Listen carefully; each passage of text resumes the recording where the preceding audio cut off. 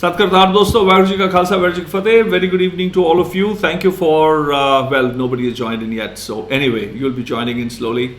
This is the 100th YaarAnād Virtual Baithak Series, Mēlā. And we've dedicated today to understanding the idea of Gurbāṇī Saṅgīta, the tradition, the advent, the current situation. Where is it? I mean, why is it that we've all had to collectively engage in the revival and conservation of this vidya, of this parampara? I will request my panelists not to speak anything now because your voices are heard. I'll try to mute you guys out anyway now. Today's panel, of course, you've seen me host these Baiṭhaks over the last 3 months. Today we're doing something interesting. Today's session is going to be hosted by theatre and film actor Ramanjit and Nihal Singh from Maryland. Ramanjit is joining from Kolkata, and Nihal is, I don't know why, joining from Trumpistan. Maybe his engagements today with, anyway, let me not go there. So let me introduce to you the panelists. I'll start with the younger felon called Nihal Singh. He began learning tabla at the age of 5. Growing up in Maryland, he enjoyed listening to Indian classical music and was mesmerized when he first heard the Kirtan of Bhai Baldeep Singh with the Taus and Jodi in the early 2000s.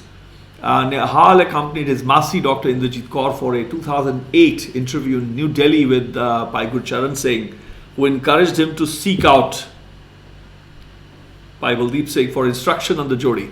Since that summer, Nihal has been studying Gurbāṇī Saṅgīta under Bhai Baldeep Singh, which is me. I mean, why are you making me read this, Nihal? Come on. This is cheating. Guys, Nihal, let me get your voice out. This is a conspiracy. This is a conspiracy. You're making me read about me in second tense of what this nonsense is. Look at this. I think this is Raman's badla on me, and I hate you both. What is this reading out? You know, since that summer, Nihal has been studying Gurbāṇī Saṅgīta under Bhai Baldeep Singh with a focus on Jodi, Pakhavat, Dilruba and vocals. Bhai Baldeep Singh, like I have to talk like this. Nihal profited from instruction in tabla from Sri Inayat Hussain and is fortunate to study under Ustad Zakir Hussain and Pandit Swapan Chaudhary. He has presented tabla, Jodi, Pakhavat and Dilruba in solo and accompanying capacities in sacred, performative, competitive and academic contexts in North America and India. Nihal attended the University of California at Berkeley. I'm responsible for that. He also served as founding president of the ISI Burke Society, a literary cabal devoted to the study and transmission of the principles of the American Republic. I mean, is it a republic? Nihal was honored with the Preston A. Wells Jr. Leadership Award at ISI's Dinner for Western Civilization, if at all they are civilized, in 2015, and graduated in 2016 with a minor in history and highest honors in political philosophy, as if politicians have a philosophy, for his honors thesis averting arbitrariness and rationalism, the US Constitution, and the pursuit of happiness. Oxymorons. Anyway, we'll talk about that with Nihal another day. Following graduation, he worked as a research fellow, is it? I thought he was a felon. At Paradigm Academy and Leverage Research, conducting independent studies in philosophy, as if history, well, alright, and theology, haha, as well as teaching seminars on the great books. Nihal is currently at work on an ambitious, multifaceted project to understand and secure civilizational flourishing. Oh, that was quite a mouthful, Mr. Nihal Singh. You are accused of giving me something to read with my name in it. So you owe me a nice cup of coffee. Remember that. By the end of the day, it's going to grow to a bucket. Huh? Be aware. Okay, and I come to this someone called Ramanjit Kaur is a Kolkata-based theatre and film actor and director. She is a graduate in music, dance, fine arts and literature. She also holds a gold medal in Masters in Hindustani music, sitar that is, Kaur trained in theatre under Padma Shri awardee Neelam Singh Chaudhary, pursuing further theatrical studies in the United Kingdom, France and Italy. Since 1986, she has been the lead actor in Neelam Singh's theatre troupe. In 2002, Ramandeep founded the Creative Arts and Art Academy in Kolkata with a particular focus on theatre training and exploring different genres in theatre. She has appeared in Deepa Mehta's Fire, Heaven on Earth and Anatomy of Violence and Samir Mihanovik's Mouth of Hell. She has directed a poetry film titled Silence, which won the Berlin Flash Film Festival Award 2018. I'm yet to compliment her for that, but anyway, we'll see. I'm still young. She founded an all-women theatre troupe in 2011, which won national awards for Baavare Man Ke Sapne. In 2019, her exclusively female group produced Dice of Desires, based on stories of the women in Mahabharata. Kaur is a recipient of Charles Wallace Award, the UK, 2003, the Saṅgīta Academy's Ustad Bismillah Khan Yuva Puraskar Award 2006, Sanskriti Award 2006, the Ladli National Award for Gender Sensitization 2013 and Uttam Kumar Award in 2018. So that was the mouthful I had to utter. People, you stand accused of making me undergo this trauma. Was that a revenge? Taking Ramanjit, was it your conspiracy? How pretentious. Oh. Nihal Singh, was it you? Well, as per my constitutional prerogative here in the United States of America, I will plead the fifth. You are being hosted from Delhi, and it's the Indian lawlessness that'll, sort of be applicable here. So I am the prosecutor, I am the defendant, and I'm the judge and the prosecutor, everything together, and you're condemned to offering me 2 cups of coffee now. I'll even throw in an affogato. Once Okay. this terrible pandemic Okay. breaks. Anyway, people, I'm so glad you're taking this burden off my very, unburdenable shoulders. But nevertheless, the microphones are to you, and here I go and gone. Gone with the winds, as Bhai Baldeep Singh. Both of you on the screen now. Welcome to the YaarAnād Virtual Baithak Series. How do I tell you? I mean, you're hosting it now, is it? You are the hosts. Wow. And I'm just the technician behind the screen. All over to you. A very good evening to everyone. A warm welcome, and I feel very privileged and honored to be hosting this very special 100th Baiṭhak of the Baithak series that Bhai Baldeep Singh ji has been hosting in honor and as a tribute to Gurū Nānak Dēv ji's 550th anniversary. Since the day I got a call from Baldeep ji to be a part of the Baiṭhak, I first couldn't believe it, and then he convinced me that he wants to map this journey. So since then I've been watching each and every Baiṭhak, and I think as an archive of preserving the intangible heritage, this is another very big step that has been taken, because we've had so many artists who've come and talked about their processes, their thoughts, their history, the history of the compositions or talas that they have delved into, and histories of their ancestors, and also the pace at which the Baiṭhaks have gone from 1 hour to 2 to 3, 4, 5, and some of the Baiṭhaks went on for 6 hours. It's a beautiful pace, a complete unhurried pace, very different from the kind of lives that we live, to delve deep into a thought process, delve deep into what an artist is thinking, and also reflecting, further what are the thoughts that are there in their minds ahead of this. Hence, when we were talking about the 100th episode, we all felt that it is very important to map the journey of this person who's been archiving so much of intangible heritage and has faced tremendous challenges throughout this journey, because it is always a very difficult journey to delve deep into history. Not only because it is history, but also because it is intangible history, and we may have lost a lot of people who were the repositories of this intangible history, and then hence it becomes more challenging and also much more precious. So we said that it's important that we look at this journey, and Baldeep ji was very kind. He said that he will share the films that he has made during this journey with the people so that they can get a look at what this journey has been all about. Today, we are very fortunate that a lot of people who've been closely related to this journey and connected to this journey have been a part of this journey of 33 years. I hope my numbers are correct. They have agreed to be a part of this 100th Baithak and share their views, experiences, thoughts, feelings with us today. With all the audience who's been watching and following the Baithaks for a very long time now. And here we are starting our session today. And I'm very happy that Nihal is joining us from Maryland. Nihal, thank you for being my partner in Intangible Crime. And I look forward to, hosting it together with you.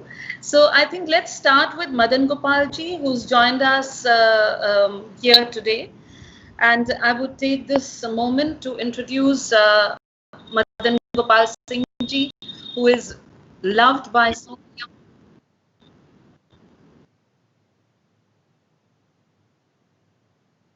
Okay. Madan Gopal Singh ji is loved by so many of us. And he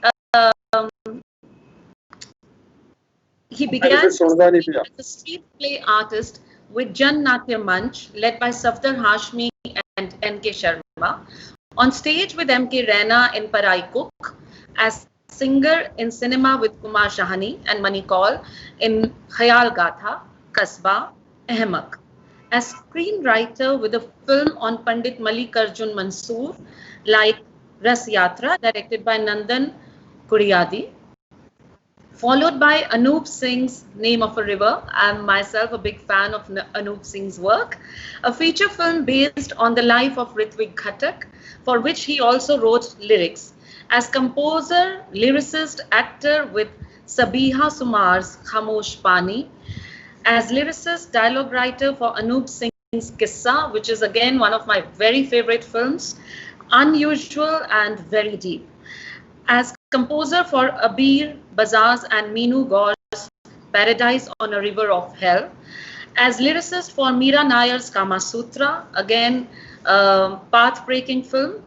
As composer, lyricist for Anoop's last film, Song of the Scorpions. All amazing work. Madan Gopal Singh ji has served as executive editor of the Journal of Arts and Ideas for almost a decade and was the consulting editor for Cinemaya, the Asian Film Quarterly, for a brief period. He has written, lectured, traveled and performed widely across the world, including Brazil, US, Canada, UK, France, Belgium, Italy, Spain, Germany, Switzerland, Iran, Pakistan, Bangladesh, Australia and Thailand. Madan Gopal Singh considers his two extended outings in Italy to have been very important for his creative practice and outlook. He thinks Umberto Eco, whom he had read as a student of linguistics, proved to be an unprecedented motivator in initiating exciting new ways of approaching a text. When he met him at the University of Urbino, his artist's residency at San Cesario di Lecce, Bari, Italy, proved to be a major shift. A very warm welcome, Madam Ji, and thank you. We are delighted to have you here with us. Over to you, Nihal, to introduce Ratan Singh ji to the audience. Thank you, and welcome, Dr. Saab. Dr. B.S. Ratan retired after serving for 40 years as professor of English and 2 years as acting principal of Sri Guru Tegh Bahadur Khalsa College and the University of Delhi. He remained actively associated with Bhai Baldeep Singh since 1992, as we saw in the films Let's Talk Rubbish, for a decade, and was a witness to the conservation work that was done by E100g. At present, Dr. Ratan is involved with Sarang, which is an NGO dedicated to Punjabi culture, Punjabi language, and Gurmat heritage. He is the grandson of Bhai Baldeep Singh of Sri Gurmat Press, Amritsar.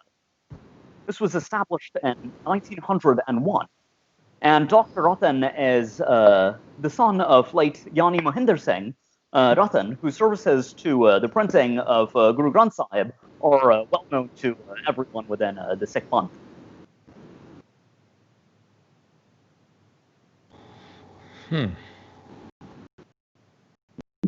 Dr. Madan Gopalji, I was astonished by just the proliferation of such nice things that you said about Bhai Baldeep Singh ji and Let's Talk Rubbish.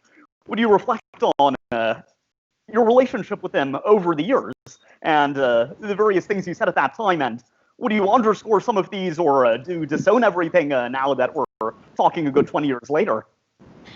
Well, this has been one of the most fascinating associations. And I got to know about Bhai Baldeep Singh via good friend, Professor Dr. B.S. Ratan, which then did. And we were trying to organize a kind of a New Year wake in Delhi. This is a cultural wake which continues all through the day, and it ends only in the night.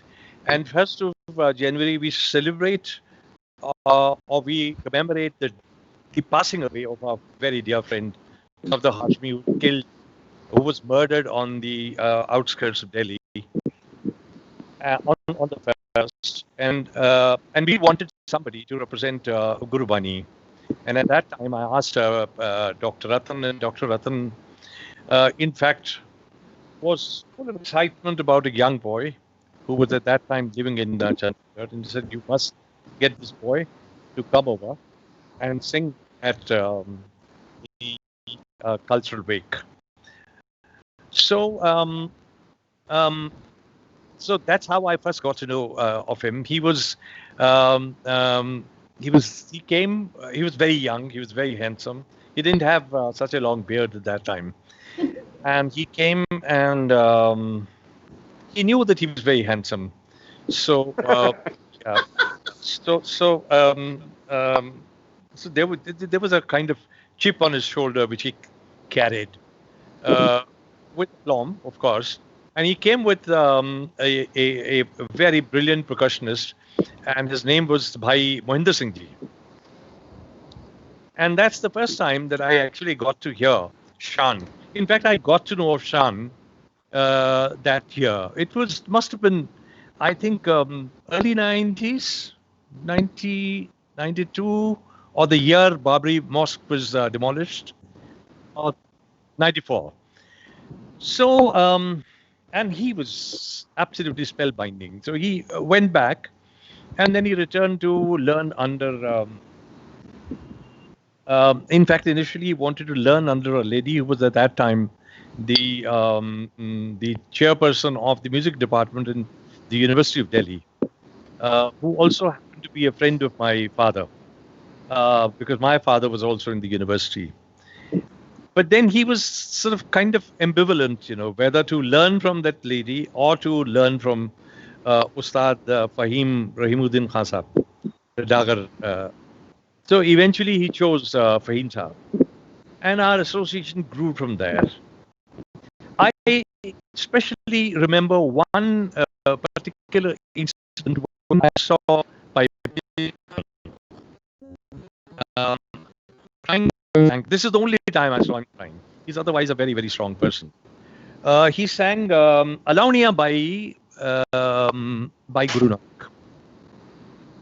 And there was a competition, Kataji, what was that? Kaya Hans Thiya Bichoda. And I thought he was amazing.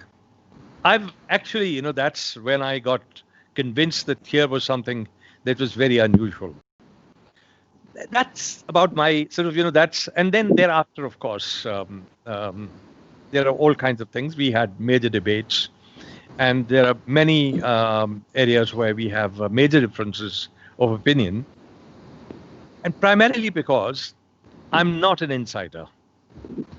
So I come from outside. I also come from the space of cultural activism. And when I come from the space of cultural activism, I have a few questions.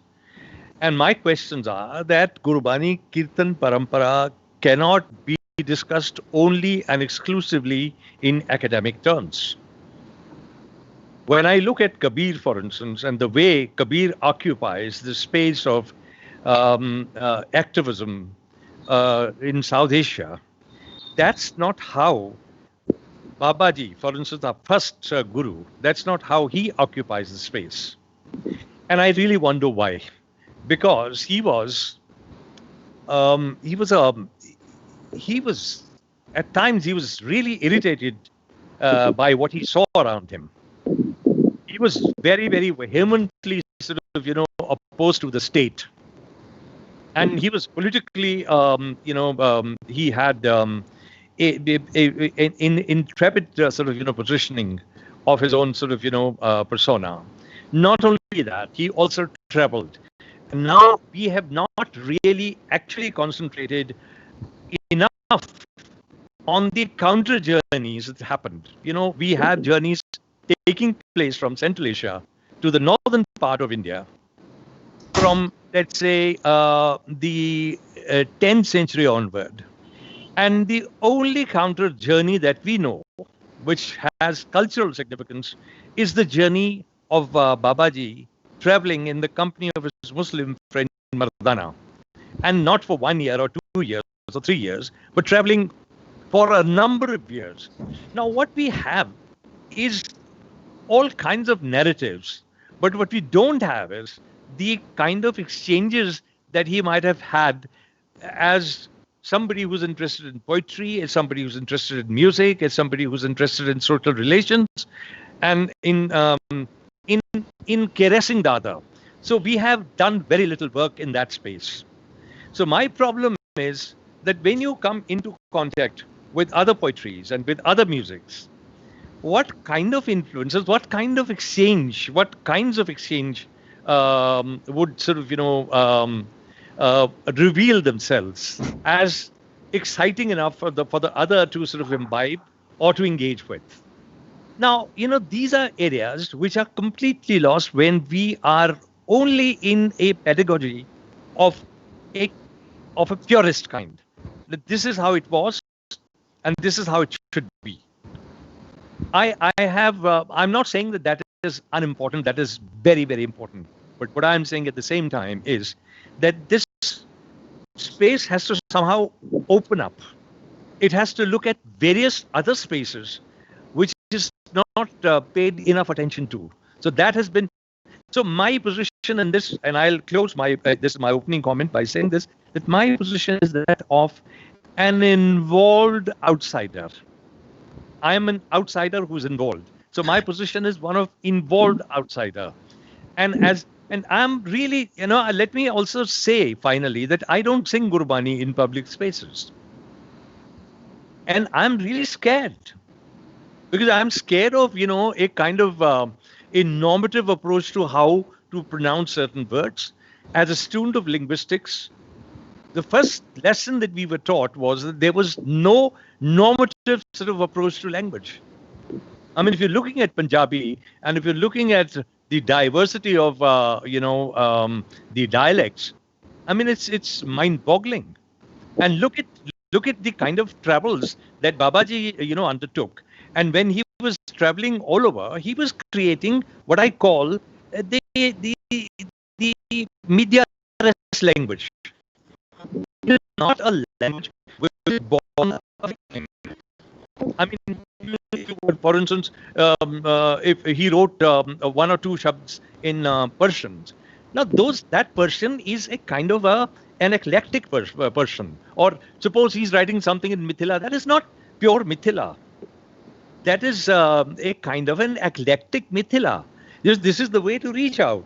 So, that is how many languages in India were born. For instance, Saraiki is one example. The other example is the example of Hazrat Amir Khusro, creating a language called Hindvi. So, and Guru Nanak was doing this all through. I mean, there is not a moment when he did not create a kind of an eclectic route to reach out to others. So I will sort of, stop it here. And then if there is time, then I'll return. This is my opening remark. Thank you.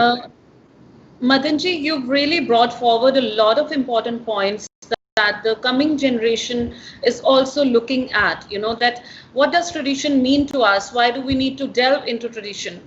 Yes, of course, we need to delve into tradition, because if we don't know our roots, if we don't know what culture I'm already carrying in my genes, in my heritage, in my, hierarchy, then I don't have a foundation to build on.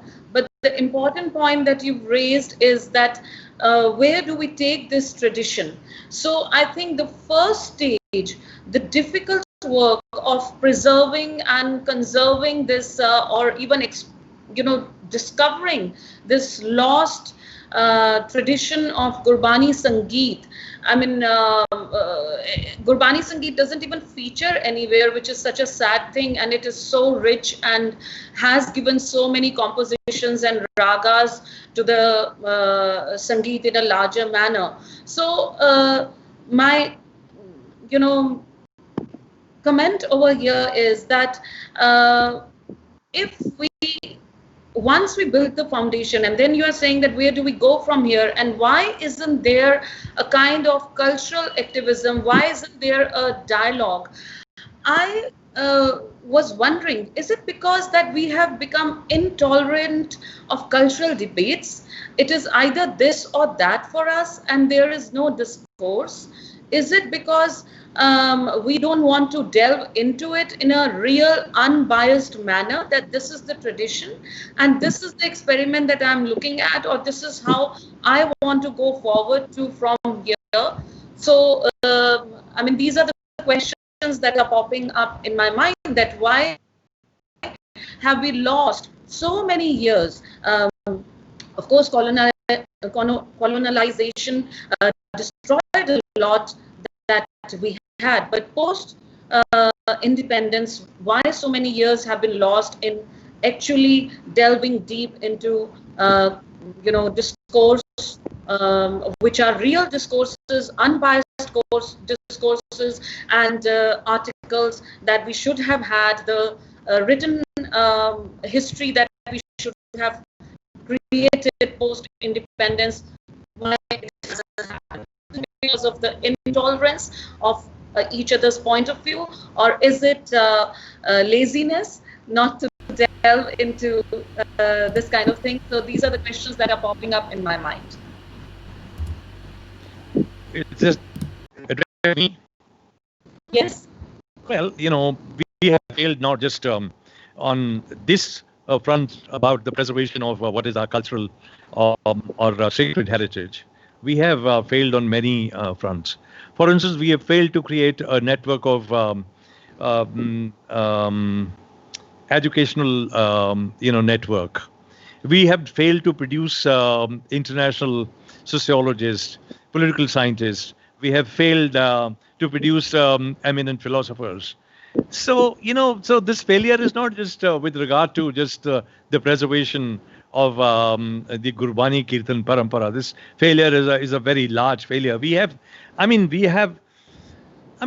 look back, in fact, in our universities, if there are 4 or 5 universities, there is more work done in our universities, whatever the quality of those work, on Gurbāṇī Kirtan than on Indian classical music. So let's not be under any illusion about that. Because, if you're looking at Punjabi University, That is one example. If you're looking at Gurū Nānak Dēv University, where Bhai Baldeep Singh was till recently the dean. So these universities have done far more work on Gurbāṇī Kirtan Parampara than they have worked on, done actual work on, let's say, on Indian classical music, etc. My point is very different. My point is that Gurbāṇī has to be sung in various ways. I mean, I want to sing Gurbāṇī. I want to, for instance, when Baba Nanak says, Vismad Rang Vismad Ped, he's talking about this, essential impulse of wonderment. He is talking about the diversity of color, and he's talking about the diversity of difference. Vismad Ped. When he's talking about that, how is it that we don't listen to Babaji? We, Vismad Ji, we have to sort of celebrate. What is, for instance, our stake at the level of ecology? Let me put it, as simply as that. When he says Vismad Ji, so he is celebrating the diversity of life. And Baba Nanak is writing ode to cosmos when he says, Gaganamay Thale Ravi Chanda Deepak Bane, Tareka Mandal Janak Moti. Dhoop Malyan Lo Pavana Chavaro Kare, Sagala Banarai Pulanta Jyoti. He is talking about that. You please tell me, how do we treat our land in Punjab? What is our relationship to water? What is our relationship to ecology? I mean, these are, we are fundamentally flawed. Number one. Number two, what is our how have we succeeded in bridging these, these fault lines in terms of the caste divisions in our society? We have not.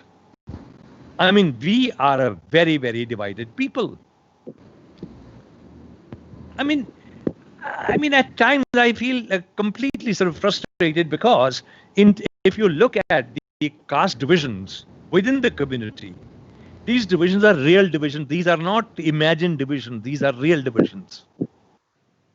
To the extent that you can then begin to see how one sect is singing a particular sort of, shabd, being so distinctly different from the way it is sung by the other sect. Why is it happening like that? Of course, I celebrate the difference. I have absolutely no issue with that. But that problem remains. But of course, the work that Bhai Sahab is doing is something that needs to be not just supported. It needs to be sort of, it needs to be respected. It needs to be sort of, respected at the highest level. So I have absolutely no issue with that. The kind of, I listen to Nihal Singh ji doing a little bit of, that I have heard on the internet. He is playing Jodi and he's playing tabla. I'm really, really, really impressed. But at the same time, I'm also saying that there has to be the other space as well. I want to sing Baba Nanak with guitar. I want to sing Baba Nanak with cello. I want to sing Baba Nanak with, with the Rajasthani folk musicians. And I do, actually. Last year I was in Vancouver, late last year, and I recorded there. I recorded with guitar and sarod. I was, recording in Woodstock, New York. I recorded with other instruments. I recorded with 3 guitars. But my problem is that I'm scared. I am scared of not releasing my recorded, Gurbāṇī. In fact, the little bit of Gurbāṇī that I've done is the Gurbāṇī of Baba Nanak and Kabir and Guru Arjan Dev Ji. That's all the Gurbāṇī I've done, but I have not released that because I'm a little scared. Madanji, I think you should, because you have no clue how many fans you have, including me. I have. I've heard your aarti, and we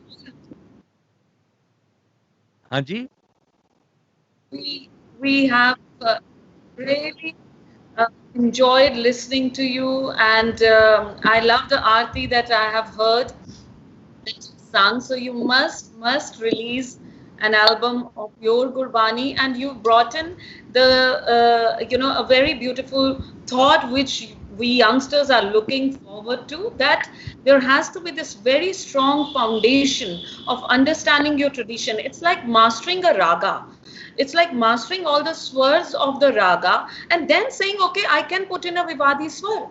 It's understanding all the tradition that you have and then say, okay, I want to try cello. So, no, I don't have. I don't have. Let me tell you that I don't have. I don't have that. I have done 5 compositions of the Aarti, 5 different compositions. And the only person with whom I have shared those 5 compositions is Bhai Baldeep Singh. Because, for me, that's the test. If he says you're useless, I'll be so thrilled. Because, then I would know that I'm on the right track. But I have a mind now to also share these compositions with Nihal Singh ji. I'm going to trouble you a little. But, don't you have your Aarti on Facebook? I've heard it on Facebook. Just one composition. Yes. I've done 5. I've done 5 different compositions. That shows us exactly, what's happening. So we really request you to release the album, and at least youngsters are thoroughly going to enjoy it. Why do you think I'm sort of, sending my compositions to Bhai Baldeep Singh? He runs a company called, Anād Records. Anād Foundation.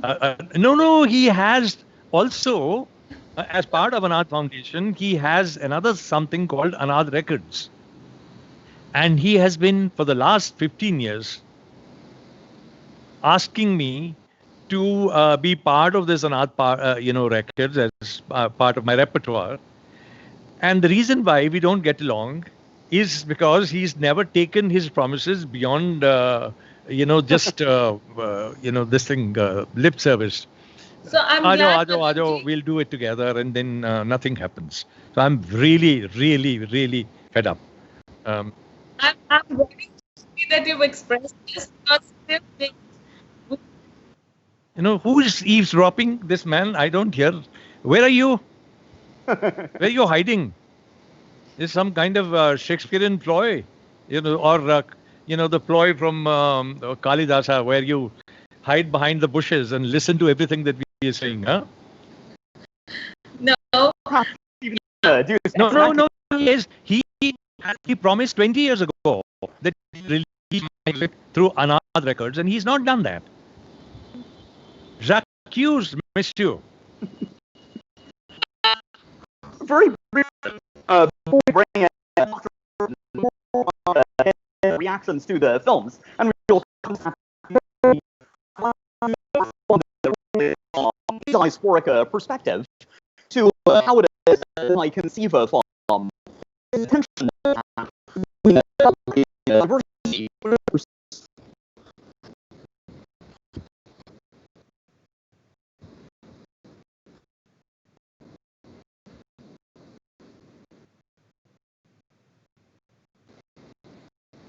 You mean my power of false teeth?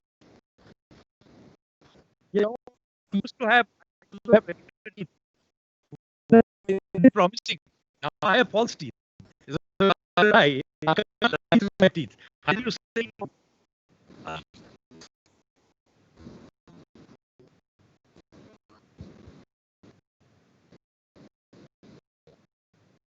See, I have access to his household. A very beautiful lady, and a very kind and gracious lady, named Marcia. And so mine is a kind of a flyover sort of relationship. What is under the flyover I ignore. So I go to the boss, the big boss. So I start from here and I go to Marcia.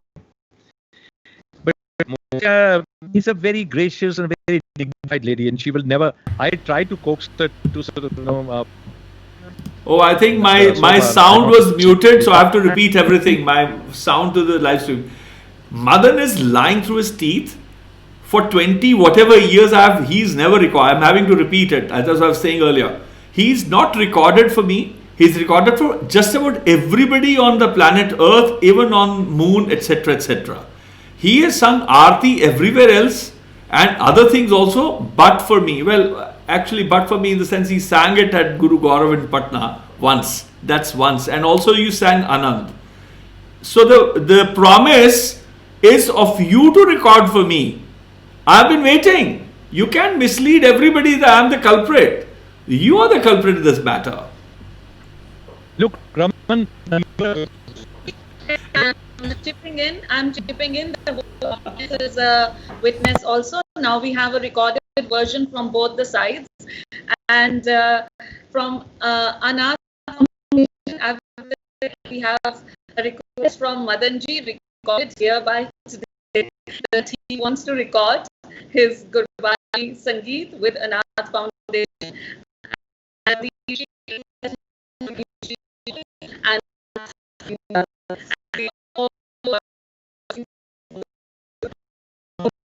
I'm really sorry. I'm so grateful.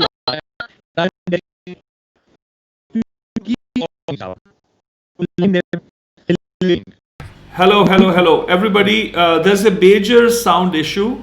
None of your voices are on. Can I request you to just close the call, shut your calls, literally, like don't like you have to go out of the call, and I will call you guys right back. Okay?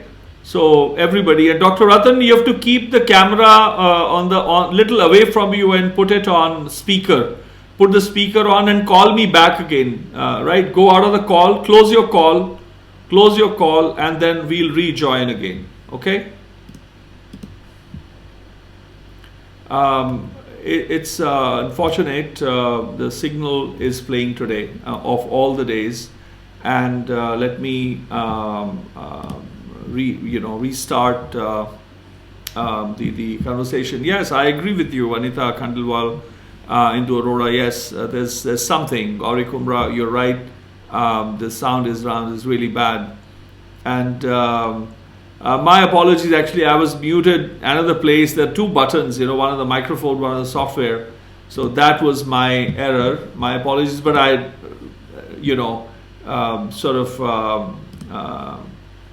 I repeated what all I was saying.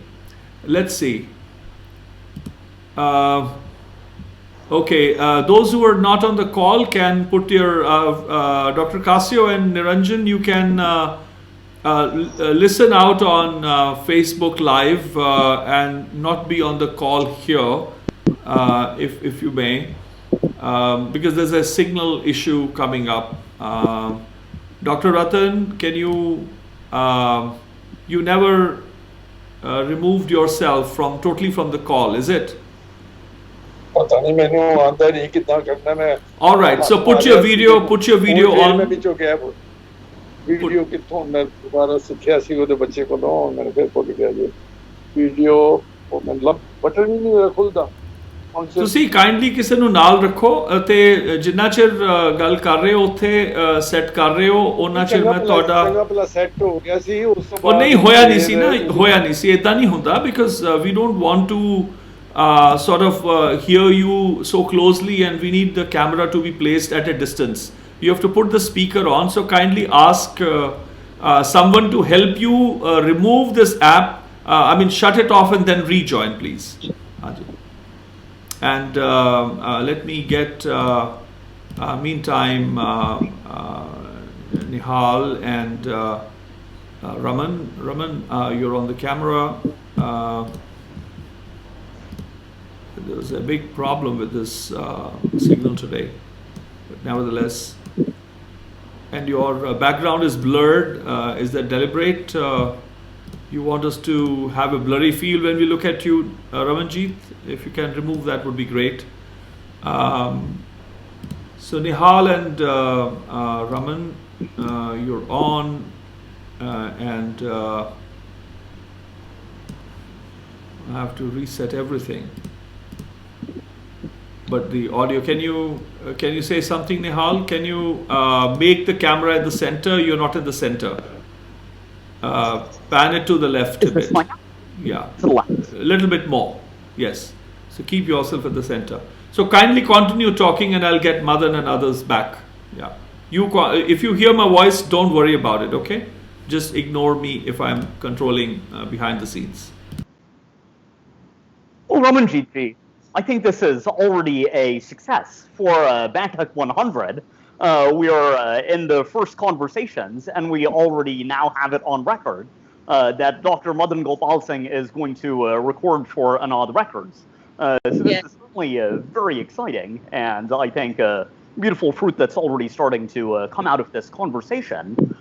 Very briefly, before we bring in Dr. Ratan, I did want to respond to some of the characteristically insightful remarks of Dr. Madan Gopal Singh. Speaking from my perspective in the United States, I'm 26 now. The way that I see this is, especially in the diaspora, but even within India, we Sikhs have a very distinct identity that we live with. And visibly, it's very clear that we're doing something different from what the majority of society is. And this is by design. We were given Bana so that we would be Nihara. And it's not the Bana, it's not the institutional or legible form that makes us Nihara. But when someone sees a dastar, at that point they have the right to ask, well, what do you remember of Baba Nanak? What do you have to show of his intangible wealth? So it's really when one's faced with these sorts of questions that I think about what distinctively Sikh excellence is. And the thing that I see again and again within the text of Guru Granth Sahib is talks to the effect Kal Jug Mein Kirtan Pardhana, that it's really Kirtan, both listening to Kirtan and oneself singing Kirtan, that is really the apogee of any Sikh's life, and that this is what's most distinctive and beautiful about our tradition. And there's a way in which things never really added up for me, listening to the sort of Kirtan that goes on in Gurdwara, because when one's growing up, one hears all of these Sakhis about the Gurus and about Gurū Nānak Udasis and just how phenomenal they were as individuals. And then as someone who has a love for Hindustani classical music, you go to a Gurdwara and one hears the sort of kirtan that's done with vaja and tabla generally, and one experiences musical crudity that just seems so incongruous with the rich history that we've inherited. And either it can't be that this is the true music, or perhaps what was said of Gurū Nanak and what was said of Bhai Mardana, somehow things have been exaggerated, just how wondrous they were. And it was really very... Just when you kind of shift from a Taus to Rabab to Dilruba, from Taus, Rabab, Dilruba, and suddenly we have a shift to harmonium, things change drastically. The whole experience changes drastically. And also from, a pakhavaj and a khula bol to a tabla, which is much gentler and softer sound. The whole experience for the person who's listening changes completely. So I can completely comprehend when you say that when we listen to today's Kirtan, how much does it resonate? How much does it go inside us? How much does it shake us? How much does it touch us? So those are the questions that a discerning audience of today will definitely reflect upon. And hence your experience, yes. Absolutely.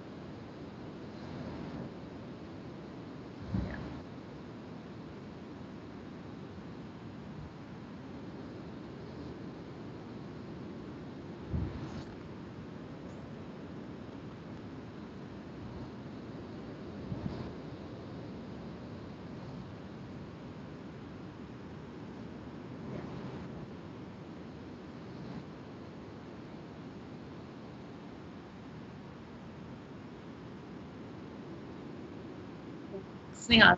Yeah. Absolutely. This is a composition by Bhai Sabji and Tal Pancham Swari. It's an antakshari.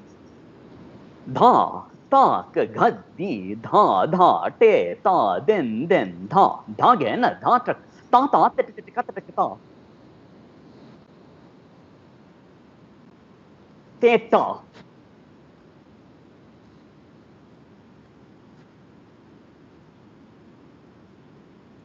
Dha.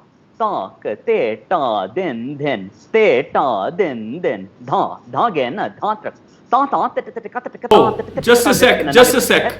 Again, my phone was muted. Manpal has just texted me. I have to repeat what I said. My apologies. I'm going to have to stop playing with the mute. Managing this whole thing with so many people has been something where I have to talk to someone, within that, and I have to mute myself.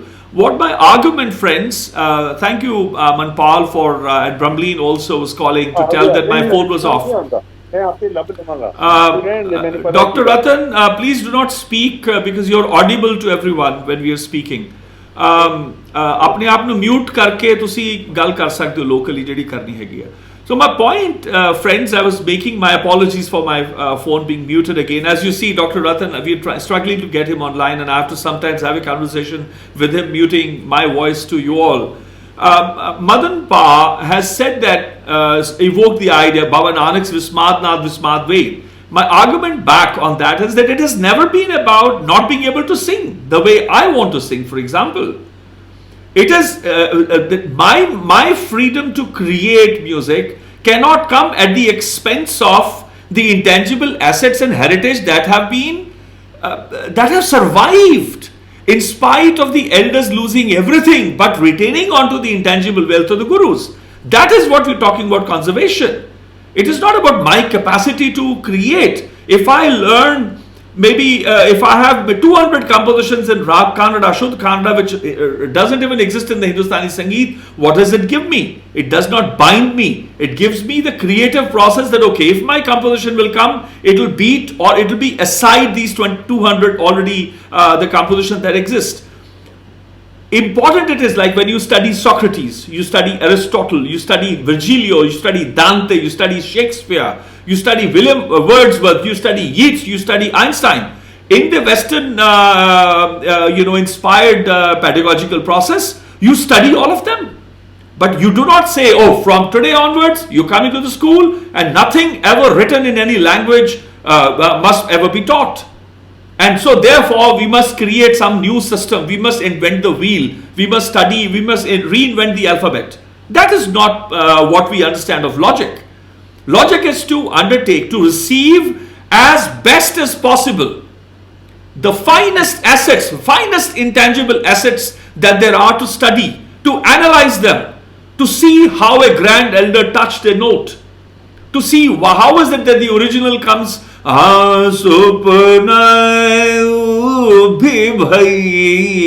What was happening at the Bhai? What is happening? How is this memory being brought to me?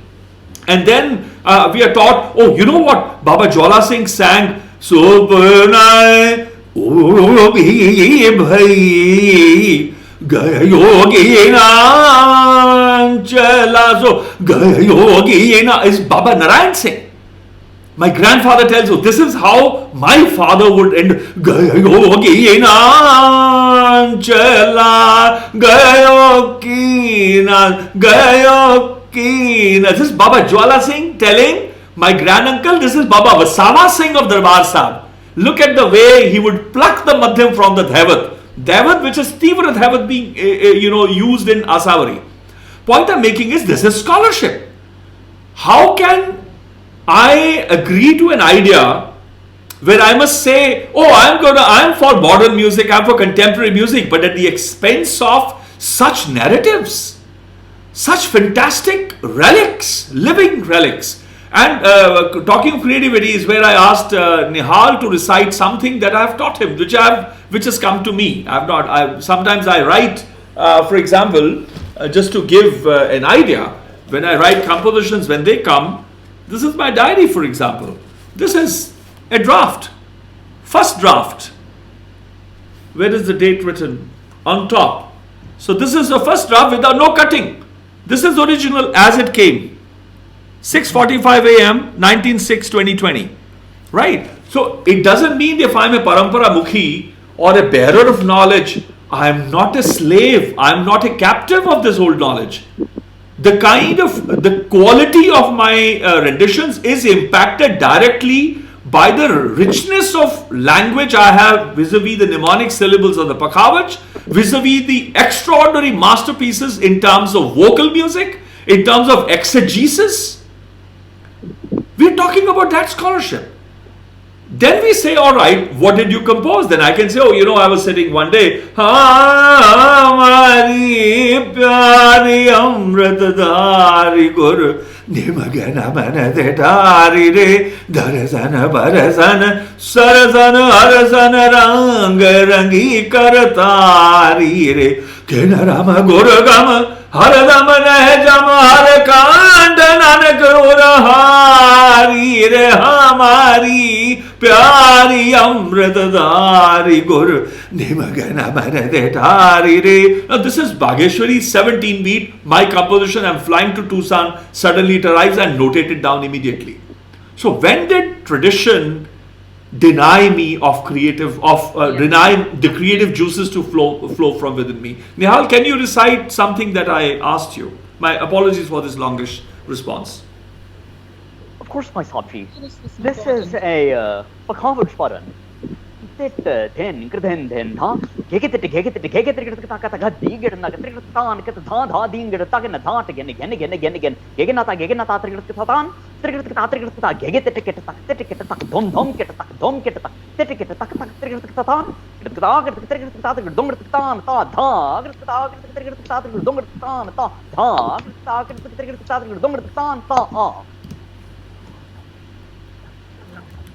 what I'm reminded of here is the sense in which Bhai Sahib has been talking about cultural renaissance and cultural resurgence. But if we think about the Italian Renaissance, it's really Francesca Petrarca in the 14th century that gives us this idea of Renaissance, even though the term, of course, is a later appellation. But what is Petrarch? He's a poet.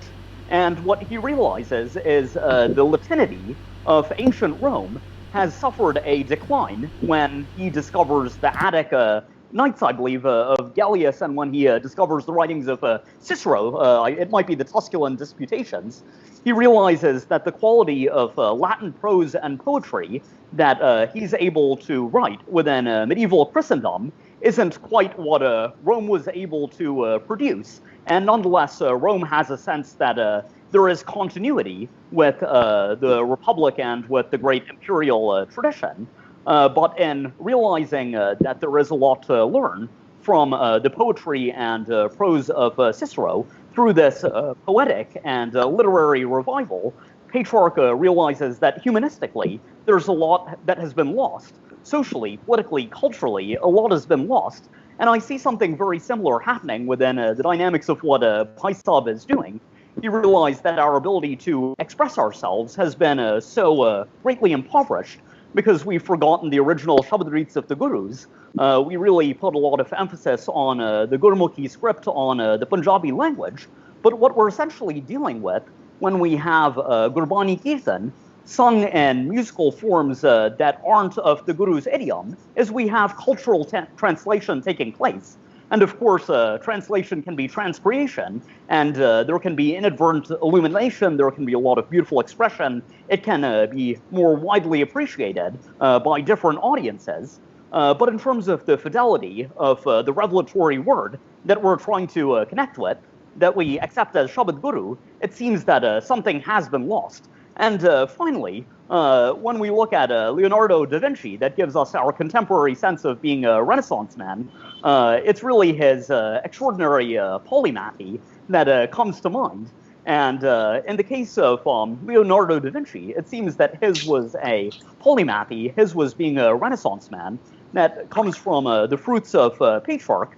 But in Bhai Sahib's case, if we look at the films he's making, if we look at the instruments that he's hand carving, if we look at the percussion, the strings, the vocals, the scholarship, documentation, all of these different aspects, that Bhai Sahib is doing all of these as a Renaissance man, comes from the fact that there, as Madan Gopalji was saying, wasn't institutional support for his work.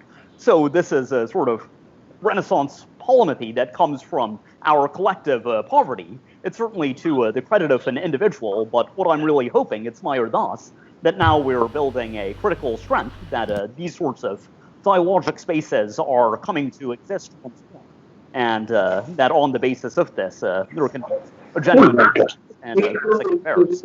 At that point, we'll be in a position to really celebrate excellence. And I think it's really Dr. Madan Gopal Singh's his etiquette that he isn't singing because everyone is singing as they please. It's because he has memories of Bhai Avtar Singh, of Bhai Gurcharan Singh, of the excellence that they represented, that he has some hesitation. But now that everyone has forgotten, there is no Tamiz within the field anymore.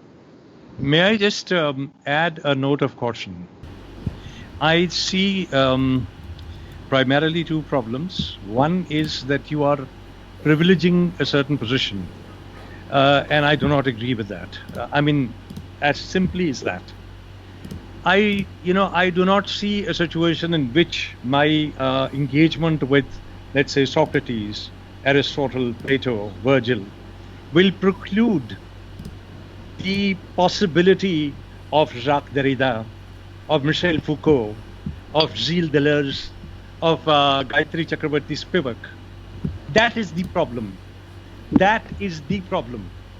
Because, this is here, the continuity of the dialogue. So we don't have to look at history as beginning, with the emergence of one kind of consciousness, and that consciousness, previous to that consciousness, there being no references to that history. And what follows, this is a hugely problematic position as far as I'm concerned. I'm saying that we are singularly multiple, and if we don't accept that, we are, I think, going down the wrong path. Shakespeare, when we are dealing with Shakespeare, we are not dealing with Shakespeare at the level of structures. We are dealing with Shakespeare at the level of multiple, layers of consciousness in which there is history, there are social relations, there is a kind of an enrichment of language. If I'm dealing with Iago, for instance, I am dealing with Iago as a particular product of the Renaissance, a commoner. And there is a disjunction between the knowledge that he possesses and the power that he has. So if I don't understand that paradoxical disjunction, I'm doomed. I don't understand Shakespeare at all. It's not just exegesis. And that is why people like Suvir Kaul and Anya Lumba are important today. Because this is how we are getting into the text and prizing it open. Otherwise we are just sort of into a hagiography. We are into a pantheon which may be very rich in its own, but which is precluding the possibility of traveling. That is a very, very major problem, and we have to deal with that. Thank you so much, Madanji. A lot of very important questions raised. I think we really need to bring in Ratanji now, who's been with us for a very long time. And I would request Nihal to kindly introduce Ratanji to the audience first. Of course, he's well known to everyone, but let's formally introduce him and then let's start the dialogue. Absolutely. Since it's been a while and we might have some turnover, I will read the introduction again. Dr. B.S. Ratan retired after serving for 40 years as professor of English and 2 years as acting principal of Sri Guru Tegh Bahadur Khalsa College, University of Delhi. He remained actively associated with Bhai Baldeep Singh since 1992 for a decade and was witness to the conservation work done by him. At present, he is involved with Sarang, an NGO dedicated to Punjabi culture, Punjabi language, and Gurbāṇī heritage. He is the grandson of Bhai Baldeep Singh of Sri Gurmat Press Amritsar, which was established in 1901, and son of the late Jnani Mohinder Singh Rattan, whose services to the printing of Guru Granth Sahib is well known within the Sikh Panth. So, welcome, Dr. Rattan. I'm so glad that you're able to join us today. Please share with us your memories of interacting with Bhai Sahib in the 90s and on your interactions with him since then, and how it is and what context you view his work. Thank you very much. I have been enjoying this conversation which has been going on, and especially how Anād Paul has been expounding his thesis. He is a great intellectual, one of the very few that we are blessed with in our community. And he is a widely read person and is an expert at academic debates. But somehow I feel that the subject today, I have always believed in this kind of thing. I have always believed for the last 30, 40 years that I have. I feel that Gurbāṇī, Guru Granth Sahib, this is not a subject for academic dissection. See, somehow I have never felt convinced of writing PhD theses on Guru Granth Sahib or expounding Gurbāṇī Kirtan or Gurmat Kirtan as a treatise. Somehow, you see, it has never appealed to me. It's not clicked with me. I feel it's an area which is autonomous, which exists on its own, and it has its own terms. It has its own rules. I remember early on when Baldeep once told me he had visited England and he was invited to do his PhD at he was invited to do his PhD by the School of Oriental Studies or something. When he came back from England, he told me that I had been invited to join this PhD. And I think at that time I said, no, Baldeep, you don't have to get into this hassle of doing PhDs. You don't have to. The path that you are pursuing is so fecund, is so fertile that it will lead to many PhDs. You don't have to indulge in this kind of exercise. No, don't, please don't. And he heard me. Those were the days when he used to ask me and also sometimes accept what I said. He heard me. He never enrolled himself as a PhD scholar in England. I don't know whether he is cursing me now because the formal degrees he doesn't have. But I at that time believed that he is going to be the storehouse for many a degree for many of people. He had to remain committed to the vision that had come to him about our Gurbāṇī singing. He was a blessed person belonging to a family, going back 13 generations. And I was great friends with Bhai Nihal Singh for 50 years. We have been great friends. And so has been the father of late father of Dr. Baldeep Singh. He was my senior colleague when I joined teaching.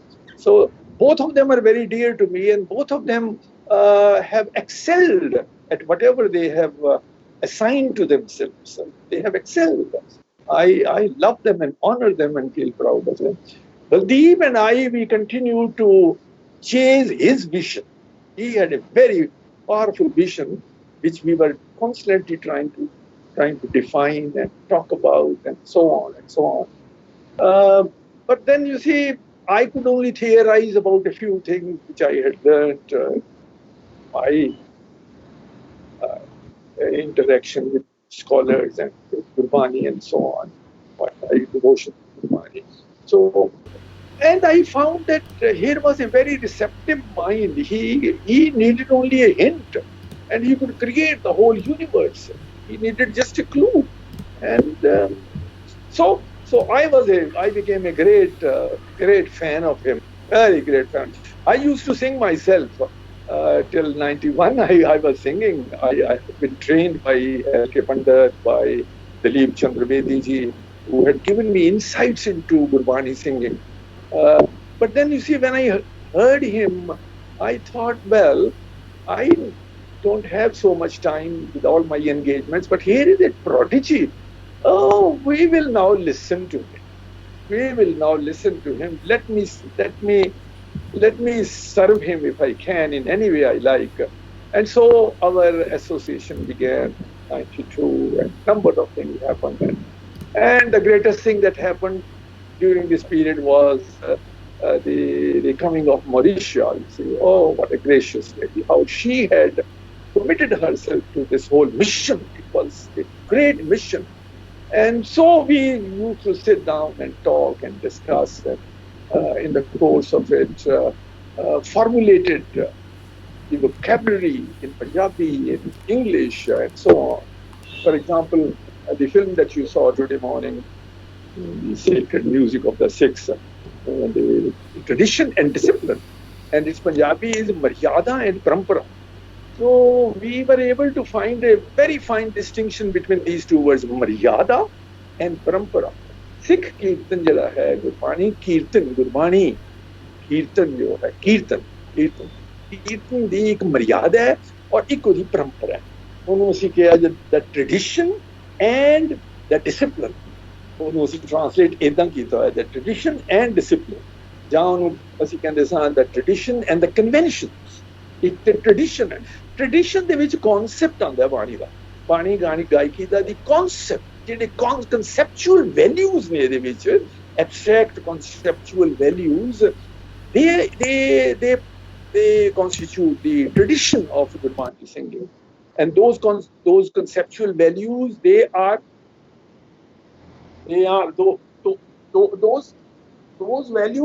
those values are given in Guru Granth Sahib. You don't have to go chasing scholars and theoreticians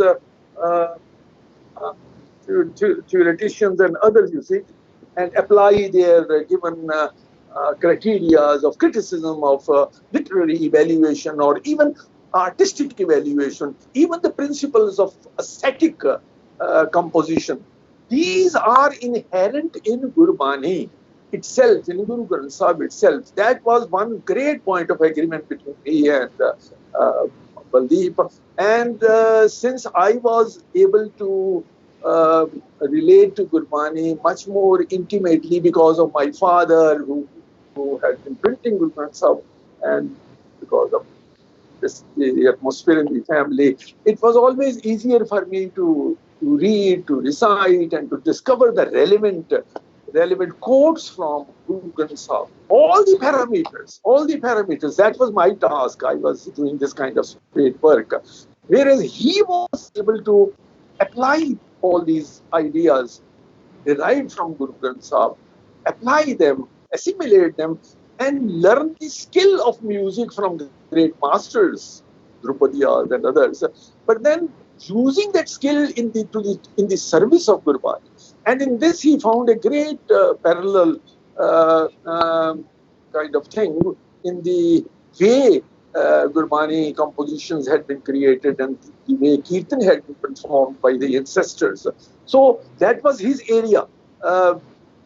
I was only a listener, but he began to practically adopt, get seeped into them from Avtar Singh ji. First of all, he trained himself in the subtle ways of modulating his voice in the Drupadi manner. And he learned all the Bānis, the Dagar Bāni, Khandar Bāni, Nohar Bāni, Gohar Bāni.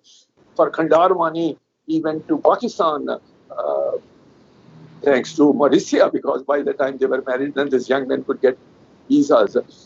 So that you see, he was learning from them Drupad singing, but he was taking the essence of Drupad singing, musical values of Drupad, and then comparing it with the way Gurbāṇī had been sung by our great Ragis, by our great performers. Bhai Baldeep Singh was alive at that time, and some others in some small ways, Hari Singh ji and so on. So, and then comparative studies. So he was engaged in this kind of talk, and I was always his sounding board. I was learning. My education was also going on this way. Whatever he learned, he shared with me. Whatever he learned, he shared with me. And my ultimate desire was, well, one day I will be able to listen to Gurbāṇī being sung in its most pristine manner, the way it was sung by Gurū Nānak. Gurū Nānak ਦੀ ਆਵਾਜ਼ ਸ਼ਾਇਦ ਸੁਣਾਈ ਦੇਵੇ ਕਦੀ ਉਨਕੇ ਫਿਰ ਉਹ ਬੋਲ ਕਿਦਾਂ ਬੋਲਦੇ ਸੀ, ਉਹ ਕੁਝ ਸਭ ਕਿਦਾਂ ਬੋਲੇ ਹੋਣਗੇ, ਕੁਝ ਸਭ ਨੇ ਕਿਦਾਂ ਇਹ ਸ਼ਬਦ ਗਾਇਆ ਹੋਏਗਾ, ਤੇ ਉਹਦੇ ਥੋੜੇ ਜਿਹੇ ਸਾਨੂੰ we had some vague ideas of it, but ਉਹਦੇ ਸਾਰੇ ਉਹਦੇ ਵਿੱਚ ਚੁੱਭੀ ਲਾਣੀ ਪੂਰੀ, that he was capable of it, and he did it over the next. Also, of course, which we made this film. This film was the first cut that you saw today. Actually, there is nearly 400 hours of recording in the archives of Baldeep. From that, we created this cut of about 70 minutes. The first cut, Shikha was at that time the editor, and we were taking professional help. And then we felt that these professionals, Dilip was a very, very good photographer, but he did not know really where to focus, how to pan camera, at what moment he should cut here or cut there. We were able to collect at least 50 or 60 shots from his photography and use it, you see. But then you see, Baldeep decided that even this has to be done by us. Okay? So he got a camera, and whenever he was performing, sitting with Bhai Saab, Bhai Baldeep Singh or elsewhere, or the other people, I was behind the camera. When these great people were talking, you see, anybody, just one sing Neki or Darzi or, we had 300 interviews. So Baldeep would hold the camera, and they would all be speaking to me. Whenever Avtar Singh is talking, you see, his eye to eye contact is with me. I'm sitting in front of him. We were great friends. Harpanjan Singh was a great friend. Jara Bedi was a great friend. See, and this youngster, you see, with Kali Dari Wale, Aluwa Ja Munda, people didn't take him seriously at that time. That was the problem. So he was also. So मेरा तो role इतना ही रहा कि I lent him my grey beard, and since I had association with these friends and they held me very dear and listened to me, so मेरा वो जरा एक विच हुंदा ना एक mediator दा कि एक prodigy है, वो great बंदे ने अपने discipline दे इकट्ठे होणगे गल करनगे, बड़ियां खूबसूरत गल्लां होईयां फिर ਉਹਨਾਂ ਇੰਟਰਵਿਊ ਜਿਹੜੀਆਂ ਅਵਤਾਰ ਸਿੰਘ ਹੋਰਾਂ ਦੀਆਂ ਇੰਟਰਵਿਊਜ਼ ਹੈਗੀਆਂ ਨੇ ਉਹਦੇ ਵਿੱਚ ਬੜੀਆਂ ਗਹਿਰੀਆਂ ਗੱਲਾਂ ਹੋਈਆਂ ਹੋਈਆਂ ਨੇ, ਉਹ ਕੱਲੀਆਂ ਇੰਟਰਵਿਊਜ਼ ਹੀ ਜੇ ਰਿਲੀਜ਼ ਕਰਨੀਆਂ ਹੋਣ ਤਾਂ that will be a great history, ਪਰ ਉਹ ਸਾਰਾ ਕੁਝ assimilate ਹੋ ਗਿਆ.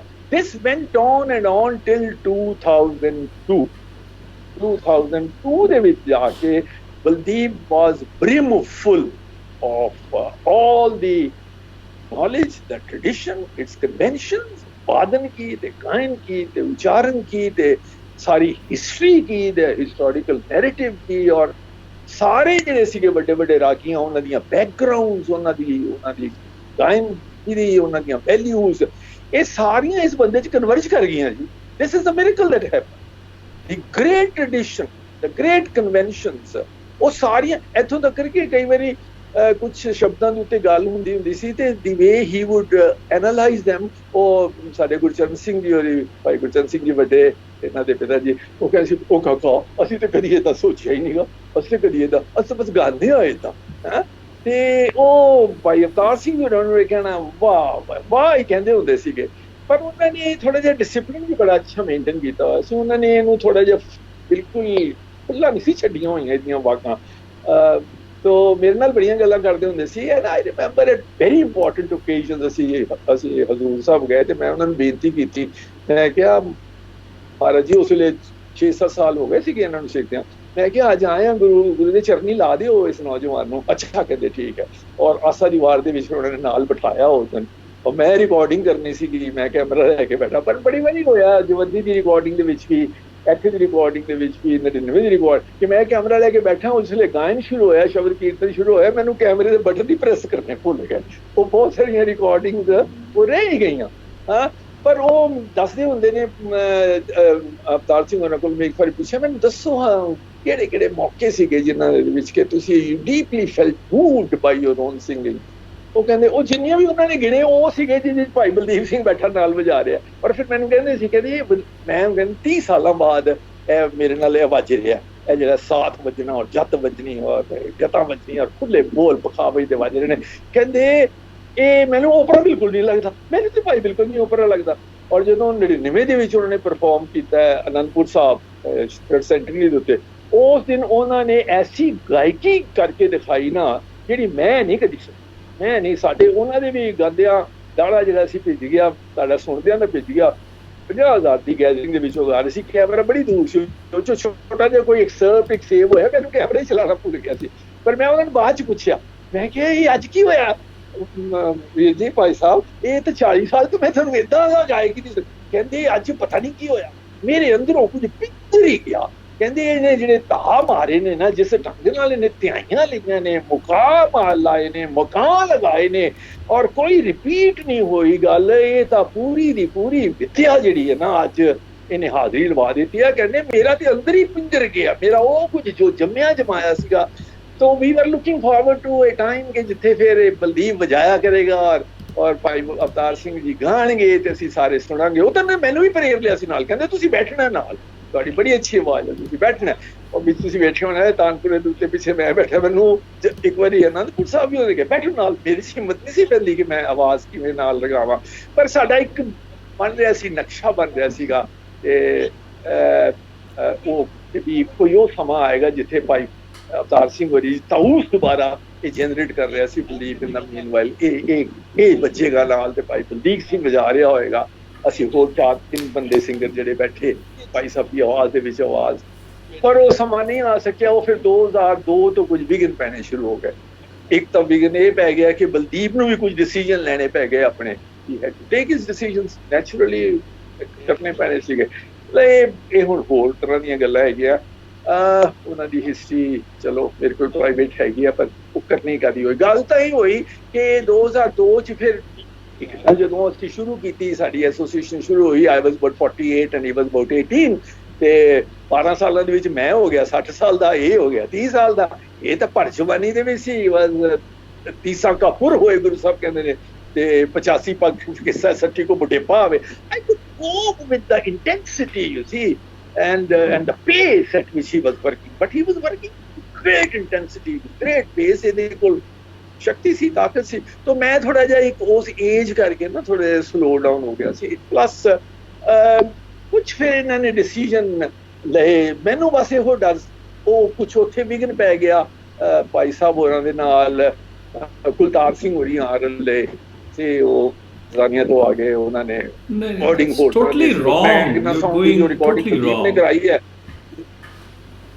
ਜੋ ਬਲਦੀਪ ਸਿੰਘ ਨੇ ਰਿਕਾਰਡਿੰਗ ਪਤਾ ਨਹੀਂ ਹੁਣ ਰੌਂਗ ਤੋਂ ਕੱਟ ਦੇਣਾ, ਜਿਹੜਾ ਮੈਨੂੰ ਜੋ ਯਾਦ ਆ ਰਿਹਾ ਬੈਠੇ ਨੂੰ 20 ਸਾਲਾਂ ਬਾਅਦ, ਉਹ ਜਿਹੜੀ ਇਹ ਮੈਗਨਾ ਸਾਊਂਡ ਦੀ ਰਿਕਾਰਡਿੰਗ ਇਹਨਾਂ ਨੇ ਕਰਵਾਈ ਬਲਦੀਪ ਸਿੰਘ ਹੋਰਾਂ ਨੇ, ਦੈਟ ਵਾਜ਼ ਉਹਦੀ ਕਲਾਸ ਹੀ ਹੋ ਰਿਹਾ। ਉਸ ਤੋਂ ਬਾਅਦ ਹੋਰ ਰਿਕਾਰਡਿੰਗ ਟੀ ਸੀਰੀਜ਼ ਹੀ ਹੋਈਆਂ, ਉਹਦੇ ਵਿੱਚ ਉਹਦੀ ਕਲਾਸ ਦੀ ਰਿਕਾਰਡਿੰਗ ਦੀ ਹੋ ਰਿਹਾ, ਕਿਉਂਕਿ ਬਲਦੀਪ ਸਿੰਘ ਦੀ ਸ਼ਾਇਦ ਪਾਰਟੀਸਪੇਸ਼ਨ ਬੜੀ ਘੱਟ। ਐਨੀਵੇ ਮੈਂ 2002-2003 ਤੋਂ ਬਾਅਦ ਥੋੜਾ ਜਿਹਾ ਕੂਲ ਡਾਊਨ ਹੋ ਗਿਆ, ਮੇਰੀ ਬੱਸ ਹੋ ਗਈ ਹੋਈ ਸੀ।